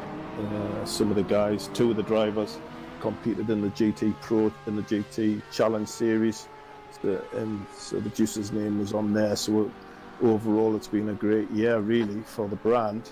And hopefully, we're going to push on in the 2020-21 season, and hopefully maybe get one or two more within them sort of series. And get the colours in there. This car's going to take a little colour scheme change ready for next year. Obviously, this is the last time we're going to be driving this version of the 991. I'm looking forward to driving the updated version in the future. It's a really good car, and the car pack is better balanced now. Really is good, and it's going to be for better racing and better viewing for everybody. That's the main thing. Well, can we see you in upcoming events? I know you say you're looking to expand, but any plans for we are. WSCC and everything else? Yeah, we've got the drivers to concentrate on 2 or 3 series, and that's part of the discussion that we're going to have in the next couple of weeks before we go on. And obviously, I've got events with my involvement with GTR 24H, which I need to talk to you about as well. About what, sorry? GTR 24H, my young man. We will have a chat this week. Bloody hell, there we go. So there's lots of things happening. There's a few announcements being made, so hopefully we'll see some teams going around. But you and Dave keep going. Never give up, and it's great to have you guys going. That's all. That's the main thing. Well, thank you for your kind words for starters, and I can only apologise for everything that's gone on.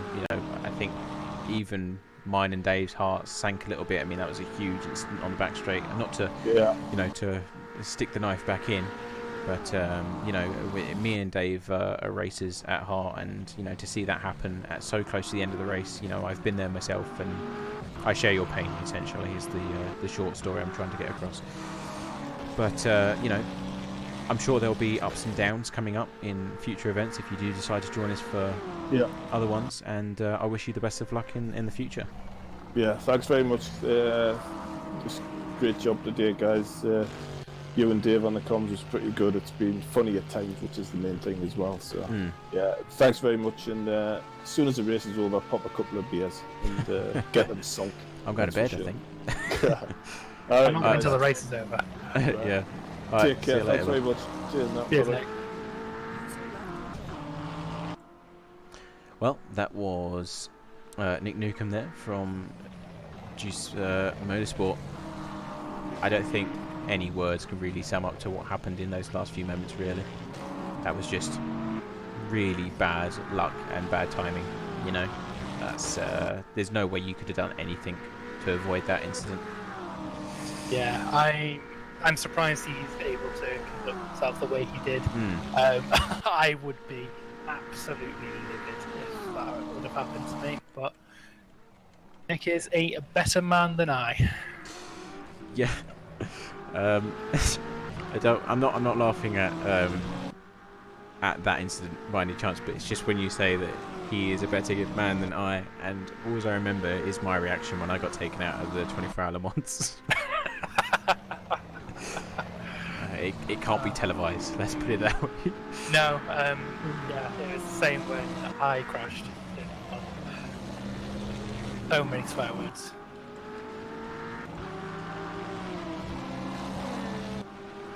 But coming towards the end of the race now, number 79, Charlie Rigo, is 12 seconds off the second place car of Rob Moore in the 7. There's a yellow flag in Sector 2. Yeah, and I'm not sure who that on now, so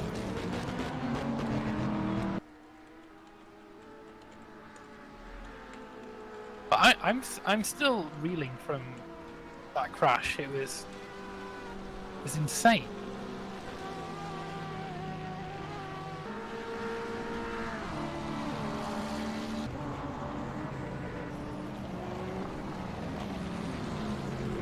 Well, now 15 minutes remaining. It feels like it's been at least a year ago that we started this one. Oh man, it's tough. I think we have 21 cars still alive out of 44 that started. That's our highest attrition rate since we started doing this event. Our highest ever attrition rate, and there's been no rain, there's been no hot weather, there's been no, major incidents in terms of server crashes or anything else. It's just been carnage. Yes, that's a perfect way to sum it up. Absolute carnage. I mean, you've got Georgie the Dev in the commentary box, so I don't know if you want to take this one. He was AFK earlier, but we'll see if he's come back if you like. Yeah, bring him in. Georgie, welcome in. Can you hear us this time? Yes, I can. Fantastic. So, yeah, a bit of an up and down race from your side. How has it all gone from your perspective? First of all, thanks for having us and organizing this event. I don't want to jinx anything, but so far very good. We have done what we have always been doing very good, being consistent, staying clean, and being gentlemen on the track. Amazing job by the boys in both cars, and I really hope they finish the way they are running right now. We have a comfortable gap in P2 lead. We had problems with Moritz and connection lost. Luckily they were solved, and he can have the honor to take it to the finish line. Yeah, cheers and kudos to Matthias and Timothy in the P2 car, and to Borna, Christian and Valtteri in the GTC car. Yeah, so far I could not be more happy as a team manager. I'm very proud of the guys. That's fantastic. It's good to hear. So, in terms of yourself, I know you're a team manager. What would you prefer to be driving in this situation? Would you prefer something like the LMP2, or would you go for the GTC? I am personally on a GT3 specialist, so if I would race, I would be doing joining the car with the GTC. Although some people in my team are constantly inviting me to the LMP2 car, but I'm sticking to GT3s personally myself, or GT. Fantastic. So we see you guys a lot in all the CFS events. Are we expecting to see you at all in any other upcoming events? Maybe hopefully in WSCC when that comes around. Well, of course we are discussing now. It's the end of the season, and we have a certain amount of drivers, and we usually try to enter less competitions, but with more quality, so to say. For sure, it's in the talking, but there's nothing decisive yet. Depends on many things. But so far we are happy with what we've seen, and it's been a good experience. So let's hope, yes. Fantastic. Well, we'll be happy to have you along again. You've put on a great show for us today. Best of luck with the remaining 11 minutes of the race, and hopefully you can bring it home in a good position. Thank you very much. Best of luck to all the competitors, and bring it home. Cheers. Brilliant. Thanks, Georgie. Speak to you soon. That was Georgie Dedev there in the team manager for the Go Team Racing cars, currently leading the race overall, and in second place in GTC. after a little bit of an issue with the car itself. We've had some driver swap issues as well, people getting to the server, but they seem to be all okay and are actually on a decent way to win. Got a 2-lap lead over the 47 in LMP2. So yeah, all they need to do, Matt, is just get to the end of the race now. Yeah, coming up to the last 10 minutes now, so it is those final stages coming into play. There's not really much room to manoeuvre now. We've got Charlie Rigo, who's about 9 seconds behind P2, which is in hands with Rob Moore. But, you know, outside of that, there's not really a lot of action unfolding at the moment. Yeah, everyone's nicely spread. I think the closest battle we do have yet is between a 47 and a 79. That's about 8 seconds. But yeah, there's not really going to be enough time, I don't think, to close that in unless there's an issue with the 47. GTC is pretty much tied up with number 7 looking to take a second win here. I've said that now. Please don't crash. I'd feel really bad. And we've actually made it in such a way where everyone is grouped in their own class. So all the LMP2s are together, all the GTEs are together, and all the flat 6s are together. Oh no, apart from... No, actually they're all DNF. So basically all the classes have sorted themselves into classes again, so there's no GTEs mixed in with the GTCs anymore. I'm so glad that we can satisfy the people with OCD.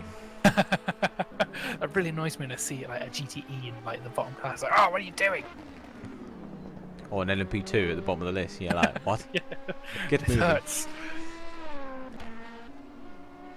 I have to admit there is somewhat of a satisfaction when there's the tower on the left-hand side and they're all just in the right order. It's somewhat I don't know. It's a weird feeling, isn't it? It's like everything is. It's like a balance of the universe thing. It's just nice. It makes it so it doesn't look like one particular team has done that badly. You see a GTE mixed in with the Ds, do you think, ooh, had a bad race? But If that is the case, I suggest you don't scroll down on the standings. no, I'm not doing it. Just look at the top 5. That will But do. yeah, all I can see is the top 5 from each class on my screen, and that's all I care about. This is pretty much all that's left. Oh my god, how does it come to this? How does it come to this? We haven't completely lost our minds this time. Oh, I have. I'm dead inside.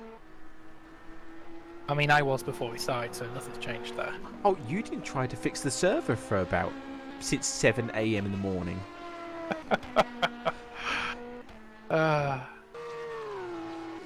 Anyway, let's not get bogged down with who did what. Who hates themselves more? Yeah. Oh god. Right. So There is no battles going on. That it's is not. that is the gist of this story. Everything is as it is. There's one battle going on according to live timing, but the car he's battling with is DNF. So You say that. Number 79 is now in second. I'm sorry, what? Number 79 on-off racing is now in second place. I'm sorry, what? What are you saying? It looks like maybe the 47 made pit stop. A quick splash and dash. What, with 7 minutes to go? They've got... No, that can't be correct because they've only done 19 laps. Hang on. Oh no, it's true. It was. You're correct. We're too busy talking about how much we hate ourselves that we miss action. Typical. So, there you have it. That's a change for position in the pit lane there. Rob Moore and the Stephen Netch's Motorsport car had to do one final splash and dash to get to the end. And with 6.5 minutes, that gap is now 32 seconds. Safe to say they're not going to be able to make that up. No, probably not. It's been a very up and down race for the number 47. They had a really good qualifying, but the race just hasn't gone their way at all. No. I mean, third position, sorry, is a fantastic result after all of this. But they've got the fastest lap of the race so far, one at 9.289. So they can take some consolation away from that with a podium position. It's always one to think, what if? But they had some very good pace early on. They just couldn't quite translate that late in the race. No, it was. It's unfortunate. They put in a very valiant effort, it's safe to say. Now coming into the last final 5 minutes, though, it's almost over, ladies and gents. If you would be so kind, give us a like on the YouTube and give us a subscribe as well. Try and get close to that 600 members or 600 subscribers. That will be a splendid, absolutely brilliant, as we come to the end of this year's Petit Le Mans. For those guys that are in the front running packs, of course, they will be or have the privilege of holding on to that crown for a whole 12 months, Dave. Yeah, absolutely. There's no one that can challenge you for the whole 12 months because we don't want to do this any more than one time a year. The pain is enough, you know. Yes. There's only so many grey strands we can take. Yeah, I'm going to be bald at some point. But I just wanted to take a final opportunity just to remind everyone we are supporting the Trussell Trust with this race, working to end the need for food banks in the UK. So we are at about maybe about 250, 260. Yeah. No, I think we've just gone over 300 because there's 235 in there, 220 from our entry fees, and I think Ibn Khan that has donated a £5 contribution as well. That's not appearing in the list. So yeah, just about £300. Nearly. I can't do maths, but that's a fantastic effort. How are you coming to that? I don't know. 220 plus 35. It's 255. 260. 260. Yeah. I mean, it's nearly 300. Okay. Wait, you do the penalties here. That involves math. I'm worried. No, it just involves numbers. It involves numbers. 10, 30, 60. I don't know what these mean. I know what numbers are, so that works. I can't do anything with them, I just know what they are. It's fine. It's been a busy day. We'll let you off. I've had so much. I think we've got, for the remaining 3 minutes of the race, I think Luigi De Prea is in the waiting room for a quick chat. So I'm not sure if you want to bring him in, do one final interview before we get to the end of the race. It'll have to be a very quick one. Go on. User was moved to your channel. So, welcome to the commentary box, Luigi. Hi. You know, how's your race going for us this afternoon? It's going to have to be a quick, pretty rushed one, unfortunately. But you know, just give us the ins and out of how your day has gone thus far. Hi everyone. First of all, thank you for giving me the opportunity to share with you our race of the Car 68 Drive Game Seat Racing Team. Qualifying was too bad for us. We just gave we were in P2, but with the first part of the race we did in the first hour we did a great stint, but unfortunately with a slower class we had an incident and we had to repair for more than 2 minutes. Yeah. So this cost us 2 laps from the leader, and but we just tried to keep focused, to work well, and the guys did an amazing job. They got a lapped, and now we are leading, so happy with that. Yeah, it's been a pretty topsy-turvy ride. You know, in terms of challenges go, has this been a good one for you guys? How do you find Petit Le Mans as a racing event? It's a great event.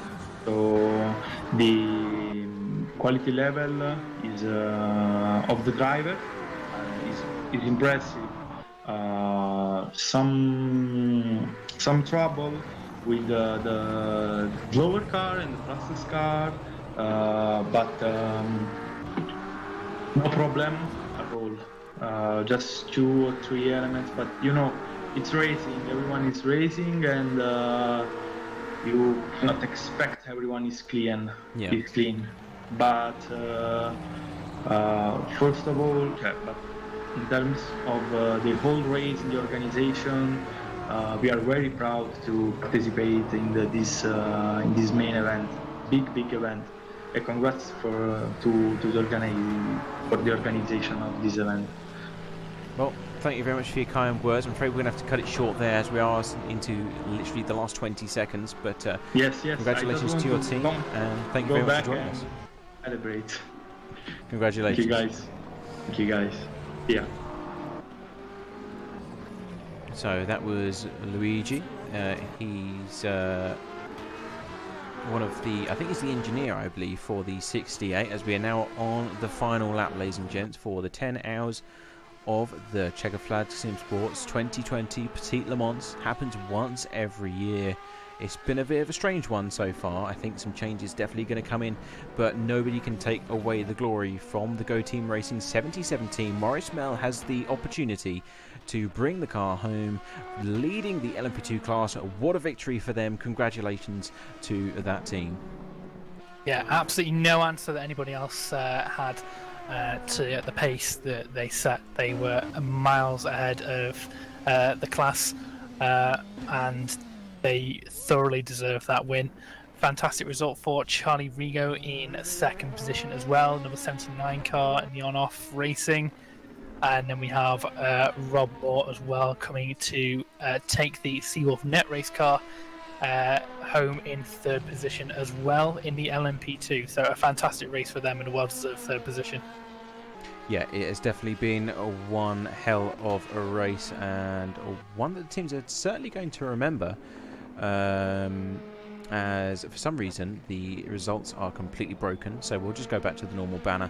Moving on to the GTEs though, it has been a bit of a topsy-turvy ride for the 68 car, unfortunately, but they've been able to climb through the ranks, and after the number 4 ran into issues late on, they now claim victory in the GTE class. So congratulations to that team, and in a solid second place for the Bros Racing team as well, followed by